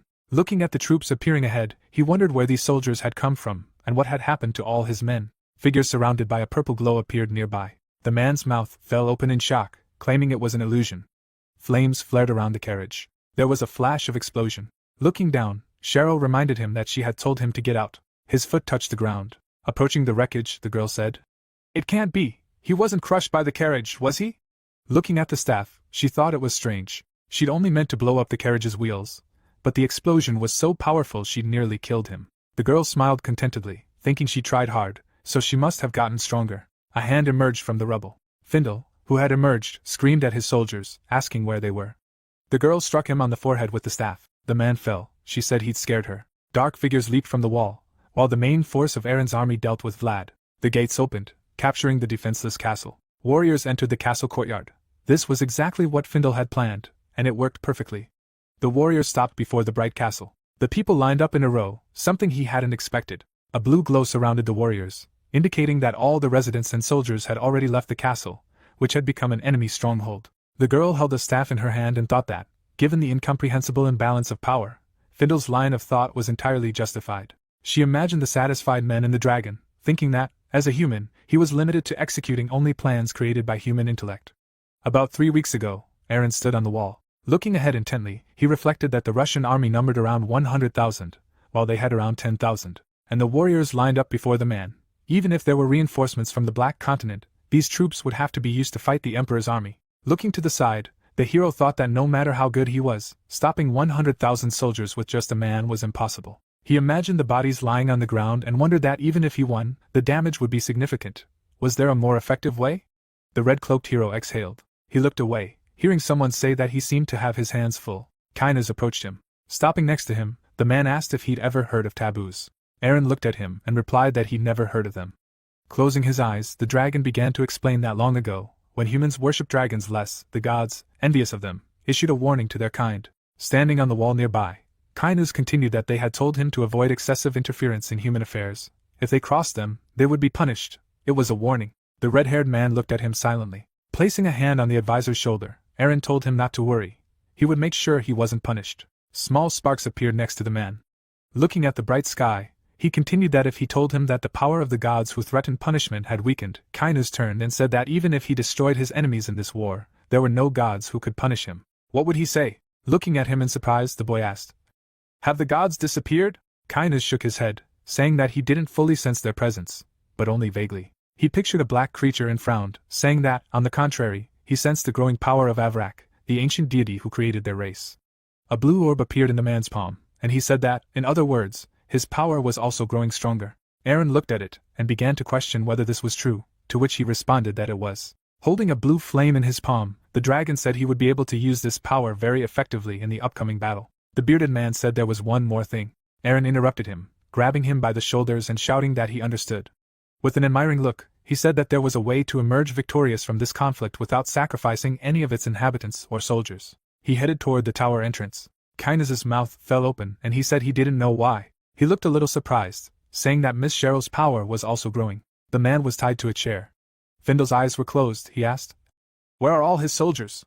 The man bowed his head. Then he raised it, crying out in fear. He shook his head, wondering where he was. His hands were bound as per the article, and Findle thought that he was probably still alive. He was sitting in the middle of the room in prison. He couldn't tell because he couldn't see anything. The man clenched his teeth. The man in the room asked, Is he alive? Vlad sat tied up nearby, and Findle recognized the Count. Trying to move a chair, the brunette asked what happened, and heard a dragon appear. He had been captured by Aaron. He wanted to talk to him. Could he guess where they were? Vlad turned his head slightly, hearing that he couldn't hear anything, so he thought they were inside the prison. Had he just said a dragon had appeared and replied that it was too cozy in here for a prison cell? The men tensed when they heard the noise. Vlad turned and asked, Is that Duke Aaron? The boy, his mouth slightly open, confirmed. The bound man sitting in the chair said he thought he wanted to talk, but what was he doing? Turning to Findle, the hero said they could begin their conversation once everyone was present. He heard a question. Were there any other participants besides them? Looking in his direction, the boy replied that he would find out soon. A golden chandelier hung from the ceiling. The man snapped his fingers and said that now that everyone was here, they would begin. Someone tore the bandages from the men's faces. Vlad looked ahead, frowning. The captives' faces distorted with shock.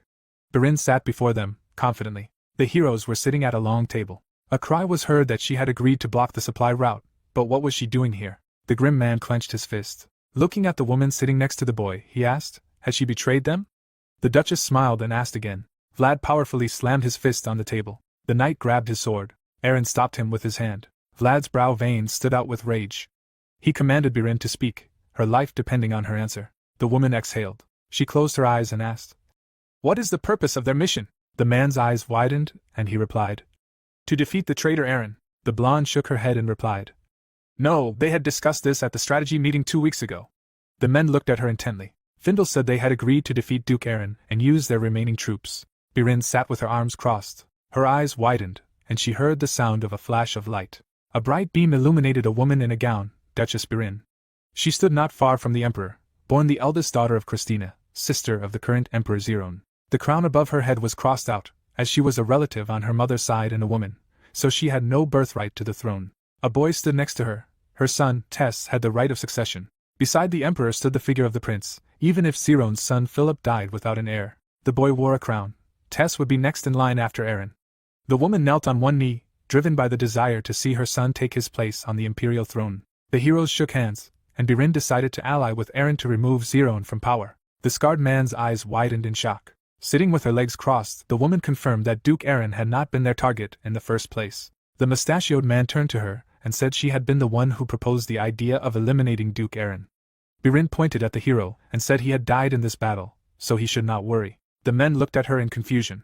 Aaron came closer and said that, as she had said, they would soon announce his death. His hair hid his eyes, and the man continued that there would be a grand funeral. Placing his hand on the woman's shoulder, the hero said that if it were a grand funeral for a member of the royal family, the emperor would have no choice but to attend. Looking at him, Vlad asked, So that's when they would attack Emperor Zerone? Aaron nodded. Spreading his arms, he asked what they would say. Looking at him intently, Vlad asked them to tell him what he wanted. Aaron held his sword forward. Bright rays of light flared around him. He asked if they could defeat the emperor and usher in a new era, or meet their end here. A shadow fell across the men's faces. Vlad closed his eyes, nodding. Findle nodded as well, saying that anyone would be better than the current emperor, but they should remember their contribution. Aaron hid his sword behind his back, hearing the question of where and how he intended to die. Intertwining her fingers slyly, Barren said that a magnificent funeral required a suitable stage. The knights held their spears. They stood at the bright castle. Warriors climbed the stairs. The man looked down at them. Waving his hand, he ordered the knights to hurry and carry more. A wooden bucket held stones. Gesturing, the priest ordered them all thrown off the wall. The boulders flew down. One of them hit a knight in the face. He fell from the wall with a scream and fell to the ground. The mage standing among the knights thought it would be easy, but they were fighting more fiercely than he expected. Looking at the bars, he thought he hoped he wouldn't have to use them, but he couldn't disappoint his majesty. He pointed his glowing staff forward. The glow grew brighter. Gayle opened his mouth and screamed, an acidic explosion. Green beams scattered everywhere. They approached the castle gates. They struck them, spreading sparks. The bars were broken. Dust settled everywhere. The knights turned, looking at the mage. Then they rushed forward. They were approaching the castle gates. The priest watched them tensely. Somewhere toward the forest, he mentally asked. When will Aaron arrive? At that moment, Aaron was galloping through the forest. Behind him was a group of knights. Turning slightly, the hero shouted that the enemy was right in front of them. The knights were approaching the castle. Turning, Gayle recognized Aaron. He pointed his staff forward. A bright green ball appeared. Lightning flew from it. They approached Aaron. Beams of power were getting closer and closer to his face. A black dragon appeared in the sky. Opening its mouth, it released a stream of fire. The hero's figure disappeared into the bright flames. The man's mouth fell open in shock. Gayle, on the contrary, closed his eyes. The smoke in the forest cleared. The dragon flew away. The priest fell to his knees, asking, Aaron is dead, then what will happen to the Holy Kingdom? The mage held his staff, doubting his majesty had meant it. The trees were bare, Duke Aaron dead. Birds flew across the sky above the castle, writing the shocking news that had shaken the entire continent. Philip held the letter and smiled. Some felt elated. The man looked at it in surprise, some felt sad. Zerone read the news gloomily, and others were confused. The knight approached the man sitting at the table. The man in white clenched his teeth, some of them completely crushed. The sage's fingers trembled. He asked, Is his body now gone? The man turned sharply and quickly headed for the exit. People were seated at a round table. A small white teapot sat on a tray. The girls sat opposite each other. Cecilia took a sip from her cup. She beamed with delight, exclaiming how delicious it was. Isabel also took a sip. Setting the cup down on the saucer, she asked if she'd already thought about it. The girl closed her eyes and said she served in the Vivian Church, and there was no need to think about it. The brunette sitting opposite her promised to return the relic. They didn't have it in their possession, so let it be implanted in her body. She simply wanted to borrow it for a while. Cecilia frowned. Opening her mouth, Isabel said that as Saint Vivian, she was obligated to hand over the sacred relic. When Avarak was resurrected, Vivian, the lesser god, would disappear. The white-haired woman looked at her in shock. The woman sitting opposite her said that he was gaining strength even as she hesitated. Suddenly, her eyes widened. An unknown force forced her to lower her head. The blue glow grew brighter. Cecilia jumped up in fear, asking if she was all right. The woman lowered her hands. The glow faded, and the heroine asked what had happened. Looking down gloomily, the brunette replied that the energy emanating from the children of chaos was growing stronger. Drawing her blade, she said that time was running out. Pointing the blade at the saint, she continued that a decision had to be made right now. Suddenly, a man burst into the room. Looking ahead in shock, Gayle said, Aaron, his body. Opening his mouth wide, he shouted, No more. His mother looked at him in surprise. Frowning, she asked what he meant. Aaron left? The man replied that Aaron had died during the battle. This news astonished Cecilia. She turned, speaking of the Duke. Isabel's expression darkened, repeating, No, that's impossible. Gayle punched the floor, shouting that this news had spread across the continent. What did he mean? It's impossible?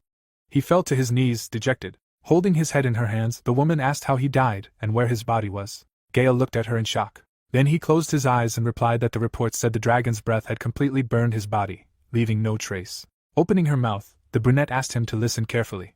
She imagined the demon and said that if Aaron had truly been killed, the body of Valtor residing within him would have awakened, turning the battlefield into a bloodbath. The man stared at her in amazement. Isabel, with a calm expression, said that either this was a lie, or Aaron had a reason for faking his death. Smiling tenderly, she told her son that Valtor's soul resided within his soul, and Valtor's body resided within Aaron's. For the sealing to occur, these two things must be united within one person.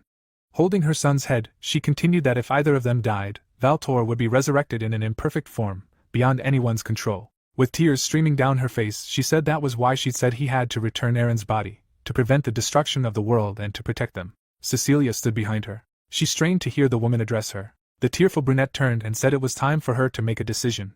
The saint lowered her gaze. Zerone and Cheryl walked in front of the knights. The girl's face was filled with sorrow. An old man stood near the door. The girl bowed to him. The man knocked, announcing that a representative of the Brand territory, Miss Cheryl, had arrived.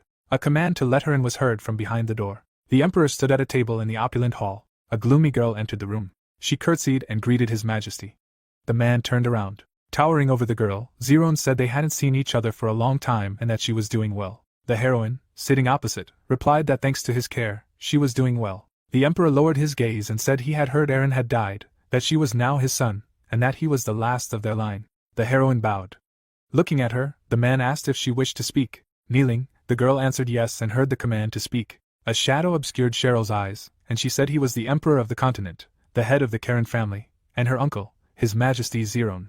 Looking at him resolutely, she humbly requested to attend her brother's funeral. There was a tombstone in the cemetery. Funerals for both counts and commoners were neither pompous nor honorable.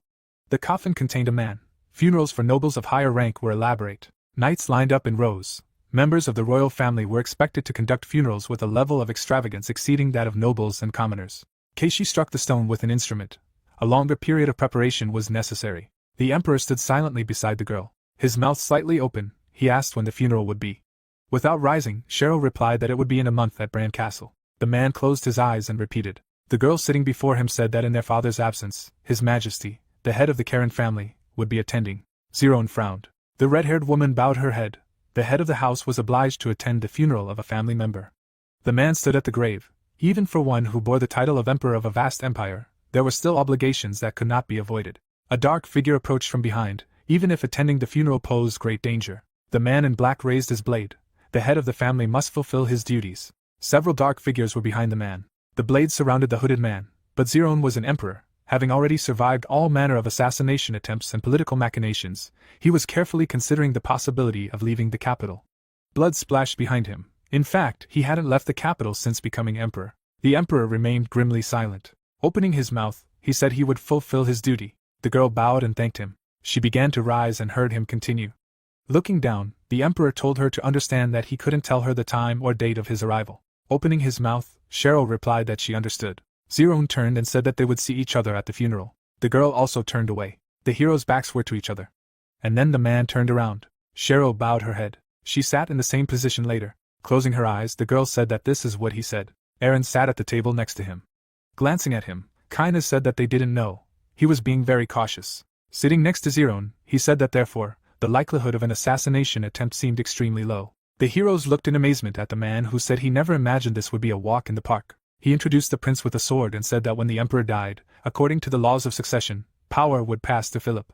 Looking ahead, Aaron explained that, like what happened with the former emperor, they should force him to abdicate voluntarily. By doing so, they could eliminate threats to Brann's territory. The dragon turned his head and asked what he meant. The man in the red cloak replied that they would do what he had done with the former emperor, using the feudal lords to weaken the imperial power. The man at the head of the table asked Kainuz when the troops from the Black Continent would arrive. Waving his hand, he replied that they should arrive in about 2 weeks. There was a month left before the funeral, so there wasn't enough time. The hero looked at the man, who said that, in his opinion, simply using their troops to attack the emperor would have no effect on the feudal lords. Aaron closed his eyes, saying he was right. The soldiers were from the Black Continent. It was simply a means to spur the feudal lords into action. A question came over his face. So he means to say he has something more decisive to convince the feudal lords? Aaron smiled, beginning to answer. All the feudal lords.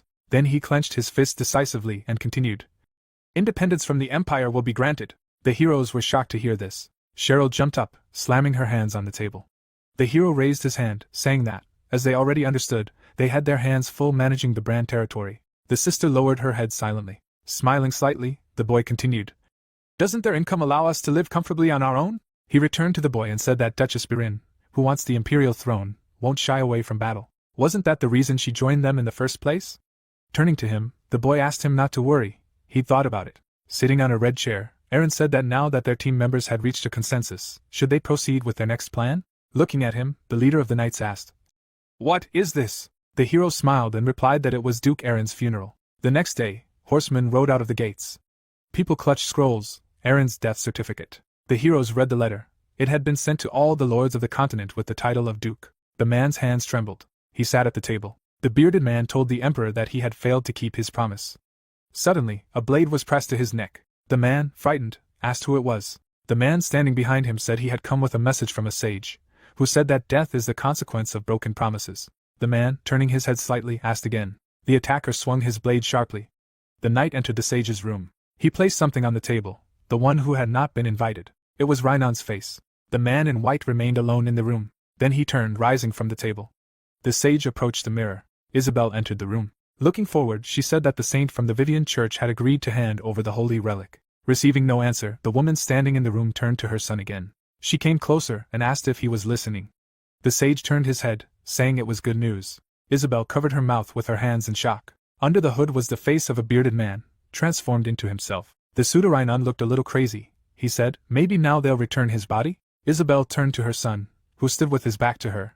Isabel pointed at him in fear. Shocked, her mouth hanging open, she asked what she meant about his face. The boy raised his hand to it. Removing it like a mask, he replied that he had heard that only invited guests could attend Aaron's funeral. Looking at that face, he added that it would serve him. Clenching her fists, the woman said that wasn't the issue. Gayle asked what had happened. Turning away, she replied that it didn't matter and hurried him on before Saint Vivian changed her mind. Vivian glanced at the boy, thinking that that face belonged to the Duke. Remembering his maddened appearance, she couldn't understand how he could kill the man he called his father, the man who had once smiled so heartlessly. Imagining the dark village, she wondered if Valter's imprint had perhaps settled on his soul and was now influencing his behavior. Frowning, the woman realized this couldn't go on any longer, and she had to retrieve her son's body and seal Valtor as soon as possible. Cecilia sat on the floor. Folding her hands in prayer, she asked Vivian to guide her along the path she had shown. The prison door opened. Isabel stepped inside, hoping she was now ready. She looked at the girl silently. Cecilia stood, reminded of their short time, and replied that she knew. Lowering her head, she repeated what she knew. Sadness filled her eyes. She remembered lying on the bed. She frowned upon hearing her name. She rose from the bed, asking if it was Vivian. A bright light appeared before her. The magic circle glowed brightly, and words were heard about Avrak, the Lord of Chaos, having risen, and she must go to Aaron as soon as possible to protect him. Cecilia sat up in bed, unsure what the Lord of Chaos had to do with the Duke, and wondered where the goddess was. The light began to fade. Flying up to the girl, Vivian said they didn't have much time and that she should hurry. Cecilia tried to hold the light in her hands, asking her to wait. Shrinking even further, the light repeated the words about her having to go to the hero. Soon, the light disappeared completely. The girl stood in the middle of the room. Placing her hands on her chest, she replied that she would go for her. Looking ahead seriously, she added that she would go for him too. Now she passed Isabel. Frowning, the girl said that they were on their way and that they didn't have much time. She headed for the exit. Cecilia closed her eyes and mentally addressed Vivian, hoping they would heed her voice, which had come to her in her dream the previous night. The guards followed Zerone. Meanwhile, in the capital, a silhouette was led behind bars. The Emperor waved the guards over. Approaching, he asked the man if it was true. They looked at each other silently. The prisoner was surprised to hear the question. Was Aaron really dead? He immediately grabbed the bars, insisting it was, otherwise he wouldn't be locked up here. His mouth wide open, he called the Emperor a sly old fox. The prison door thundered, and he shouted about witnessing a dragon burn Aaron alive right before his eyes. Unsure why he was asking, he asked if he wanted to know how the great Pope had been captured. His eyes wide, the man demanded an answer. Standing at the bars, Zerone asked him what he had done. Philip approached them, explaining that the man had continued to beg for food, and he had starved him for 3 days. The Emperor frowned upon hearing this. He slapped the prince across the cheek, leaving a mark. Zerone turned back to the prisoner. Looking at him, Philip heard that only a few days had passed since he had been imprisoned, but powerful lords were demanding his release. Gritting his teeth, the man replied that this was the duty of those who served the god pairs. The man looked closely at the Emperor, who was about to make a proposal. Taking a deep breath, he replied that, whatever it was, he would listen if they brought him food right away. But he was visibly surprised to hear that Zerone wanted his presence at the funeral, and if he agreed, he would not only be fed, but also spared his life. Frowning, the Emperor found it hard to believe the boy was dead. The man behind bars grew angry, replying that he had seen it with his own eyes. He gasped in surprise when he heard that all he had to do was show up that day uninvited with an army and invade Brand territory. The prisoner raised his hand thoughtfully to his face. Looking up, he noted that it would be no easy march on the castle. Looking at the Emperor, he heard him say not to worry about it, as he would open a portal that would allow them direct access. Zerone smiled ominously. He smiled back. Philip glared at them. Several carriages were heading to the castle a week before the funeral. Aaron looked out the window. As he watched, he thought about how long the line of mourners had been, and wondered if this was typical for the imperial family. The door behind him opened. A silhouette appeared behind him. Someone covered his mouth. Cheryl grabbed him, asking, "What is a dead man doing here?" The hero turned to her, struggling for words. He folded his hands in prayer, saying it didn't matter and that he was sorry. The girl closed her eyes, saying it didn't matter and that she had news about their uncle. Looking away, Cecilia said he would arrive in 3 days, and she was informed he would be accompanied by a large retinue. Aaron was visibly surprised. Frowning, he realized this had happened sooner than he expected. Raising his hand to his face, the boy reflected on the fact that the Emperor's expected arrival date had been set no earlier than the day before the funeral. He imagined the Duchess and the others, recalling that her plan had been to persuade the early lords and encourage them to fight for their independence. Looking at his sister, he asked how many had gathered. She firmly replied that, with the exception of Duke Rhinon, all the neutral factions friendly to them had arrived, as well as more than half of the Emperor's supporters. Aaron frowned, clarifying that Rhinon still hadn't arrived. He imagined the Duke, recalling that he had been one of the first to receive notification of his death. The girl glanced out the window, noticing something. Looking at the people outside the zone, she saw the Duke among them. The man stepped out of the carriage. He shook hands with another lord. Someone's silhouette was visible in the carriage. Isabel's hair covered her face. Cecilia held her hands in her lap, folded them in prayer, and muttered something quietly. The girl glanced away. Looking at the woman, Cecilia promised to fulfill the agreement, asking if they could let her go now. Isabel looked out the window, replying no, that they needed to find Aaron, as he was hiding somewhere. Frowning, the girl reminded her that she lived here, and it would be easy for her to escape and free herself. The woman turned to her. Smiling, she replied that she could do so if she wanted to awaken Valtor and revive Avarak, asking if Vivian, the servant, desired this. Cecilia lowered her head. Isabel looked out the window again, hearing the answer that so be it. Imagining the object in the girl's chest, the woman silently cursed Vivian. The heart-shaped stone glowed brightly. She understood that she had bound Cecilia's life to the relic. Imagining the girl lying on the floor, she considered the possibility that if she was careless when retrieving the relic, the child might die before she could use its power.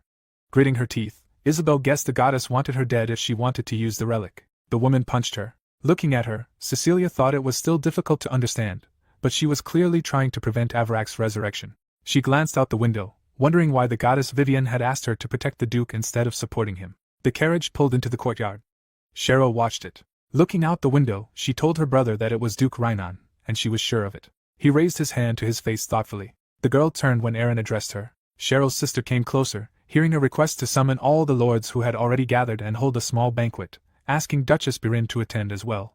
She asked what would happen next. Frowning slightly, he asked her to tell the Duchess to persuade the lords to switch sides and do it tonight, and if that didn't work, try again tomorrow, noting that they only had 2 days. Cheryl nodded and agreed. As she was leaving, she heard a request to summon Kainas. Her sister waved him over. Aaron watched her, wondering if the Emperor would arrive with a large retinue, and then he would definitely send a scouting party first. Looking away, he thought that if they weren't careful, he might discover soldiers hidden throughout the grounds on the way here. Kainas appeared at the entrance, asking if he had been summoned. The hero approached him, asking where he had stationed the soldiers of the Son of the Black Continent and the Duchess of Barren's men. Standing opposite him, he replied that they were hiding throughout the castle, as planned, and of course, they had stationed the necessary personnel only along the route the lords had taken to get here. With his hands behind his back, the man asked if there were any problems, to which he was told that, contrary to their expectations, the Emperor would arrive with a large retinue in 3 days. Aaron nodded when he repeated the question. Looking at his interlocutor, the hero said that if they weren't careful, he might spot their soldiers and return to the palace. Pulling his hand away, Kainas replied that if that happened, their plan to overthrow the Emperor through military force and political pressure while he was here would fail, and that if he returned to the palace, he would have more opportunities to resist. Frowning slightly, the man agreed, saying that they should leave only a minimum of personnel and transfer the rest to the northern fortress. Aaron was slightly surprised to hear the objection. The man placed his hands behind his back again, asking if the hero had heard they would be traveling along the main road. They looked at each other, Kainas saying that if they were traveling along the main road, they would definitely have requested an escort, but the Emperor had only mentioned the date and the size of the retinue. Aaron was surprised to hear that this was a plan. The man spread his hands, explaining that it was a plan to eliminate the soldiers stationed around the castle. Kainas stared at him as the hero asked if he wasn't arriving via the main road, how he planned to arrive with such a large retinue. His mouth slightly open, the man replied. Through a portal. Imagining a massive army, he said they could create a large portal through which their army could pass, and it could even be used to transport the entire army in a short time. The hero gritted his teeth at this. Zerone stood by the window, silently gazing out. The Emperor remembered the dark silhouette looming over him. Then he frowned, asking who it was. Avarak approached him, saying that if the man wanted this nightmare to end, he must kill Aaron. Now Zerone raised his hand to his face, wondering how many days had passed since he had this recurring nightmare. Frowning, he wondered if Aaron was still alive. The man covered his face with his hand. There was a knock at the door. Without turning, he answered for the man to enter. Philip dropped to one knee, asking if he had been called. Turning, the Emperor demanded that he attend the funeral as captain of the guard, and the boy agreed. The prince was surprised to hear that he owed him an apology. Zerone leaned toward him. Recalling the situation in the dungeons, he claimed he was only trying to teach a lesson, but had been a bit harsh. Without looking up, Philip asked what lesson he was trying to teach. The man sitting opposite him replied that he shouldn't make enemies by getting his hands dirty, to which the prince agreed.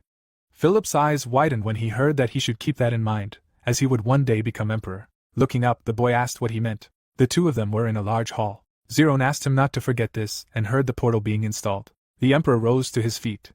As he left, he called the prince to follow him. He turned in his direction, a wide smile appearing on his face. The prince had smiled widely before, too, for about 10 years ago, one fine day, he was in a very good mood. Aaron was lying on the ground. Philip stood alone. It was the day he first stepped on his annoying cousin and future emperor. The boy turned away, because that wasn't enough for him. He noticed Isabel passing nearby. Philip followed her. The boy continued to chase her down the street. The woman noticed something. She glanced behind her, but there was no one behind her. Later, Isabel found herself at a wooden house. The woman opened the door. Inside, there was chaos. Kneeling, she addressed Evrak, demanding an answer. A magic circle appeared before her. Something dark emerged from the circle, completely obscuring the symbols on it. Evrak stood tall, asking why she was summoning him. Philip watched from outside in surprise. Raising her head, the woman said that the Emperor's throne was in danger, and if he were overthrown, the lives of her children, conceived in the god's name, would be at risk. Clutching the magic circle, he called this incompetence. Isabel bowed her head. Approaching, the god reminded her that this was part of their agreement. She opened her mouth wide, trying to protest. The dark matter reached out to her.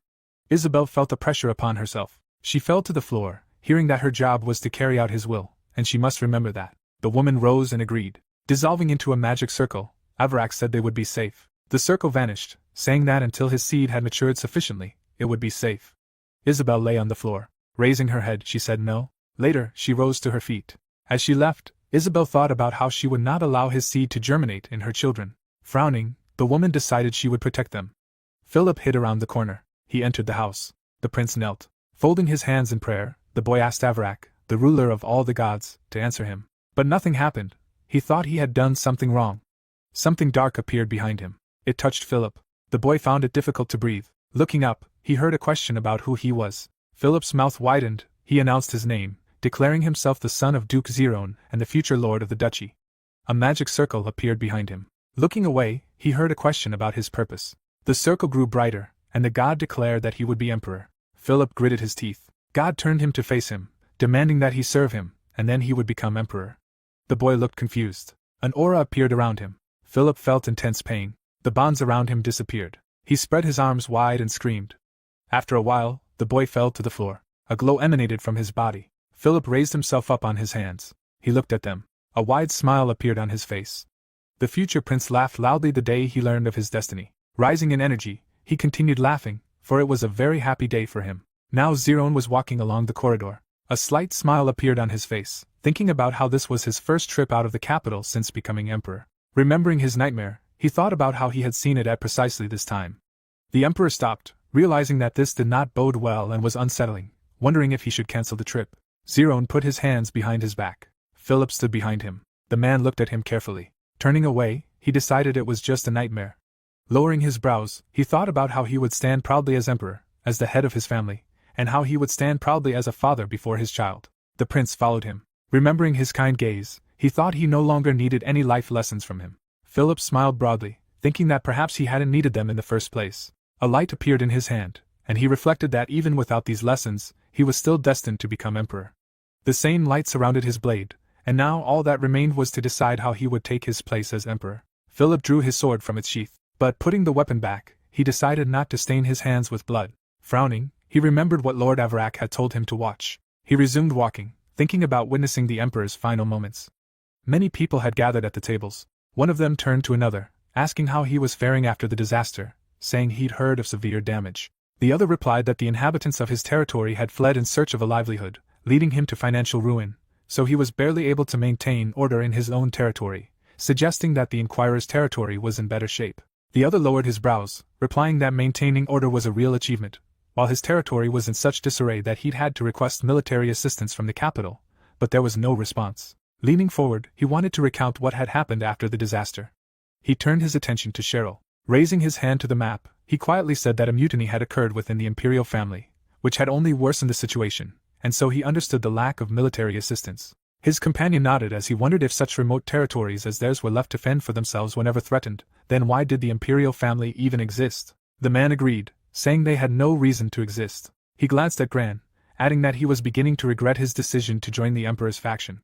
The man took a sip. The girl looked at the guests, thinking about the growing number of complaints from the lords, as expected, and wondered if she should fan the flames. Cheryl tapped her glass. Rising from the table, she wanted to thank everyone who had taken the time out of their busy schedules to attend her brother's funeral. The guests took their glasses. Closing her eyes, the girl explained that she had invited them here not only to express her gratitude, but also to make a special offer. Rhinon turned to her with a smile, saying he was curious about the proposal of the new Duchess of Brahn. Gran glared at him, thinking he'd gone senile and insane, unable to understand how he could be so cheerful after losing Aaron, who had been like a son to him. Cheryl nodded back. Her mouth slightly open, she said the suggestion wasn't entirely hers. Hearing a knock at the door, she asked for someone to enter. Footsteps were heard. Birin entered the room. Gran was visibly surprised. Rhinon looked a little nervous. The Duchess approached the table. Frowning, Gran asked her about her recent death in battle. Glancing at him, she replied that when that happened, she would make sure he was the first to receive her obituary. Rhinon laughed, suggesting they end the serious conversation and hear out the proposal. Remembering his pursuers, he thought he didn't care how trivial it was. As long as they continued in the same vein, it would be easier for him to find Aaron's hiding place. Birin spread her hands, saying she had a very interesting and simple proposal for those of them who wanted to escape the current state of the Empire. Smiling ominously, she suggested stripping the Emperor of power. The lords exchanged glances. Gran jumped up from the table, not believing she was inciting treason. Frowning, the girl protested the word, saying the Emperor had broken his oaths and was now threatening their survival. They both glared at each other. Spreading her hands again, the Duchess explained that even before the disaster, the Emperor's only interest was protecting his crown, yet he showed no concern for his suffering lords. Pointing to the Duke, she asked him if he remembered what the Emperor had promised when, with their support, he had dethroned the previous one. The man clenched his teeth. Opening his mouth wide, Birin reminded him that he had promised to weaken the Emperor's power. Raising a finger, she quoted the words about the lords having the right to resolve territorial disputes among themselves. Raising a second finger, she recalled the words about all the wealth gained from the war with the western continents being distributed. The Duke saw a third finger and heard that the next emperor would be elected by a vote of the nobility. Birin pointed her hand at him, asking him to tell her whether Zerone had fulfilled any of his promises. Gran merely looked at her. Rhinon ran a hand through his beard, thinking that this might be an interesting proposition. Another lord, rising from the table, said that the emperor's main army was well trained and had a significant number of soldiers, and that if political pressure failed, they would have to overthrow him by force, asking what the plan was. Folding her arms, the Duchess replied that they already had enough troops to deal with the main army. Another guest frowned and suggested they would succeed in removing him from power, asking how they would choose the next emperor. Birin pointed at him, replying that they were the lords of this empire. Her voice grew louder as she said that the candidate must be from the imperial family, thus reducing confusion. The man looked at her in surprise, noting that only Prince Philip and her son remained from the imperial family. Nodding in response, she added that women could not become emperors unless the law was changed. Cheryl looked at her, thinking about how the nobles wouldn't vote for Philip after the emperor's overthrow, and decided she must think her son would be the next emperor. A smile appeared on her face at the thought of their plan to destroy the empire. Lowering her hands, she said she had a slightly different view. Closing her eyes, Cheryl argued that the emperor's niece, who had proposed the proposal, was also worthy of the throne. Spreading her arms, the girl asked what would happen if they granted the entire imperial family the right to ascend to the throne. Smiling broadly, she noted that then she, too, could become emperor. The Duchess gave her a disapproving look, and Cheryl added that such a possibility was slim. They both looked into each other's eyes. Several folded sheets of paper lay on a plate. The score was 31-9. Some of the guests rejoiced, for the overthrow of Emperor Zerone had thus been decided. Crowns appeared above the silhouettes of 4 people, thus determining the candidates for the post of new emperor: Philip, Birin, Cheryl, and Tess. A cross crossed the silhouette of the current emperor, and all that remained was to overthrow his country. Rhinon walked down the hallway, contemplating the overthrow. Frowning, he called it absurd. The man clenched his hand, saying that when he found Aaron and got his body back, he would reclaim the throne that had been taken from him. The man behind the mask was angry, saying that Zerone must first disappear. Moonlight fell on the white wall of the house. The man stood by the window. A door nearby opened. Someone entered, and he asked if they had found Aaron. Isabel removed her cloak, replying that the guards were on duty, and there was little they could do. Approaching them, Rhinon clarified that nothing could be done. He struck the cloaked man. He fell to the floor, and the woman asked what her son was doing. Looking ominously at the corpse, he replied that they would have to find a new way. He remembered Cecilia, saying that if they couldn't find him, they would have to make him come himself. Isabel was terrified.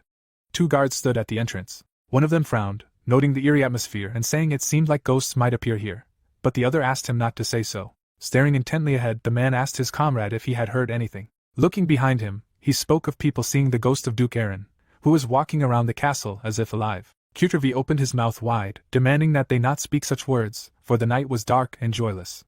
A dark silhouette appeared before them. One held out his spear, asking who was there. The silhouette drew closer. Cecilia walked with difficulty, swaying. The girl fell to the ground. Recognizing her, the guards rushed toward her. The 2 men silently watched the scene. Cecilia felt herself among the stars. Without opening her eyes, she heard her name and asked in response, "This is the goddess Vivian." Then she saw gray walls. She saw Bianca in front of her. The girl was sitting on the bed. Cecilia struggled to her feet. Isabel looked at her worriedly, asking if everything was all right. She replied that it was. Suddenly, her eyes widened. Grabbing Bianca, Cecilia asked about the Duke's whereabouts, saying that they were hunting him. Suddenly, something caught her attention. A man in a cloak stood by the wall. She remembered Isabel's wary expression, her words about having to find Aaron for them. Cecilia lowered her hands in confusion. Seeing her anxiety, her interlocutor thought that things were clearly not going well, and even knowing about the possibility of betrayal, she was still sending her there. Cecilia raised her eyebrows in surprise, thinking that if she found the Duke, she could stay with him, as the goddess had instructed, and thwart their plan. Someone placed a hand on her shoulder, and the woman told her not to do anything stupid. Gayle smiled ominously, clarifying that he didn't want to resurrect Valtor. Still smiling, he reminded her that the fate of this world depended on her actions. Cecilia silently lowered her head. The man struck her. She fell to the floor. Looking up, she heard that he would always see and hear everything she did, so she must behave properly. The masked man was watching her. Sitting opposite her, Bianca was recounting the recent battle. Aaron silently stopped her. A melancholy appeared in her eyes. Cheryl opened the door. She passed the observer. The observer looked at her in surprise. Cheryl also noticed the unknown person. She turned her head away. The woman approached her, wanting to ask a question, but glanced toward Cecilia, who said it was one of her companions. Looking at this companion again, Cheryl felt as if she had seen her before. Nevertheless, heading toward the injured woman, she asked if everything was all right. Coming very close, Cheryl asked where she had been and if she knew the holy water had completely dried up. Placing her hand on her chest, Cecilia replied that her divine power had vanished and she had gone to find the goddess Vivian. Closing her eyes, the girl apologized, saying she wouldn't be able to make holy water for a while until she found the goddess. Cheryl was visibly upset. Looking into her eyes, her companion asked if it was true that Duke Aaron had passed away. Sadness appeared in her eyes when she saw Cheryl's reaction to this question. Cheryl, glancing at the man by the wall, suggested they walk. Cecilia was confused. The two of them headed for the exit. Her companion glanced in their direction and followed them. The woman was visibly tense. Her eye was wide open, unable to understand how this could have happened. Seeing Cheryl's bright aura, she sensed Ilas's energy. The woman extended her hand forward, calling her her daughter. The girl turned around. Waving her hand, she asked him to wait outside. The doors closed in front of her. The woman leaned against them in despair. Kainas watched the scene unnoticed. He turned and walked away. Cheryl opened her mouth and told him that Aaron was still alive. Cecilia looked visibly relieved and asked if she could see him. Standing by the window, her interlocutor replied that it was impossible and not until after the funeral. Cecilia lowered her head in frustration. Looking back at Cheryl, she asked her to pass on a message. She replied that she could. Frowning, Cecilia began to talk about some kind of force. She remembered the sinister smile. Lowering her head again, she asked him not to think about it, and said that she had met many people who wanted to harm him, so she should tell him to be careful in the future. Cheryl nodded and agreed to tell him this. Rhinon opened the door and said they had a problem. People from the palace had arrived. The girl jumped up, asking where they were. The man and Cecilia looked at each other. He stepped forward, and they bowed. Cheryl approached him, clarifying that it wasn't the Emperor, and asked who was causing all the fuss. Introducing the group, he replied that it was Gayle, who had arrived accompanied by a group of mages. A crowd had gathered in the square. Everyone was looking at the group of mages. Cheryl stood with her comrades. Aaron watched from the window. He thought of Kainas, noting that, as expected, his prediction had come true. Pursing his lips, he was surprised by their boldness in opening such a large portal. Gayle struck his staff, addressing the temporary lord and the people of Brand territory. Cheryl stood opposite, hearing that the Emperor would soon be visiting this territory. Gesturing to the girl, the mage demanded that they show due respect. She leaned over, not understanding the commotion. Cheryl dropped to one knee. The others bowed as well. Everyone present bowed their heads. Gayle watched with a smile. He raised his staff, invoking the glory of the Emperor. The others raised their staffs, repeating his words. A bright light surrounded them. Gayle emitted the same light. He pointed his staff forward, commanding the portal to open. A bright beam erupted from the staff. The portal began to form. In a moment, it was fully completed. A leg emerged from the portal. Cheryl looked up, thinking that he had finally arrived. Zerone appeared in the square. Aaron frowned, seeing him there. Troops followed the Emperor. Watching them, Cheryl mused that the retinue would be large, but it was not as large as expected. Gayle raised his staff even higher. The portal grew significantly larger. This greatly surprised her. Numerous soldiers appeared in the square. The Emperor was leading them. Cheryl smiled slightly, noting that there were around 500 of them here and that the dethronement would have to be on such a scale that it would be spectacular. Zerone approached the mage, saying that this place was too small and that he should summon the rest of the troops from outside the castle. Gayle knelt and agreed. The girl pursed her lips, wondering how many more he planned to bring with him. The man walked toward her. Standing above her, he said that as the head of the house and Emperor, he wanted to ask her a favor, asking if she would listen to him. Crouching a little lower, Cheryl agreed. Looking at her menacingly, he asked if she would set up a large camp outside the castle. Without raising her head, she replied that if he told her the number of troops, she could settle everything faster. A slight smile appeared on his face. Looking down, Zerone said 100,000. Cheryl looked up in surprise. They locked eyes. Gritting her teeth, she wondered if he was trying to start a war at a funeral. A shadow fell across the Emperor's face, and he remarked that the new lord was much easier to work with. She frowned, hearing that this was unlike the previous one. The Emperor left with Philip. Clenching her fist, Cheryl thought about how he might strut, but his reign as Emperor would soon end. The prince sensed something. Noticing a strong aura, he assumed the energy belonged to Avarak. Gayle watched from the window. A sly smile appeared on his face. Imagining the explosion on the tower, he said it was time for revenge. Isabel clutched her head. Cecilia noticed this. Covering her face with her hand, she sensed the powerful energy of Valtor and Ilis. Frowning, she realized she needed to find Aaron as quickly as possible. Placing her hand on Cecilia's shoulder, the woman said they should go, hurry and find the Duke. Without turning around, she replied that she had already told her she wouldn't be able to see him before the funeral. Turning the girl toward her, Isabel shouted that it was too late. Those present turned their attention. Frowning, she spoke of the energy of not only Vivian but also Avarak's daughter growing stronger, and if they both awakened at the same time, an unimaginable catastrophe would occur. Squeezing her hand tighter, she added that this was a catastrophe that even the goddess Vivian could not handle. Cecilia was completely unfazed. Turning her head away, she beckoned her to follow her. They walked along the street. Aaron stood by the window, hearing everyone gather. Looking out, he replied that everyone was there except the deceased. Kindness smiled, confirming with the boy that he would be resurrected. Looking away, he recalled his resurrection. The man held his hands behind his back. Turning to him, Aaron asked how long he'd been alive. Kindness tried not to show his surprise and replied that, while he didn't keep track, he guessed it was over 1,000 years. He nodded, hearing that it was quite a long time, and said that by human standards it was, but for their kind, time truly meant little, and only life itself was important. Looking up, the boy noted that life was very profound. Aaron looked at his interlocutor again, asking if he had ever seen someone whose very existence had changed, or someone returned to life. Shaking his head, Kindness replied that he had never heard of such a thing. The boy sighed slightly. He frowned, wondering what the man would say if he were such a person. We're just a few steps away from hitting 15,000 subscribers. It's been an amazing journey so far, and if you've been enjoying the videos but haven't subscribed yet, now's the perfect time to join the crew. Every sub helps more than you think.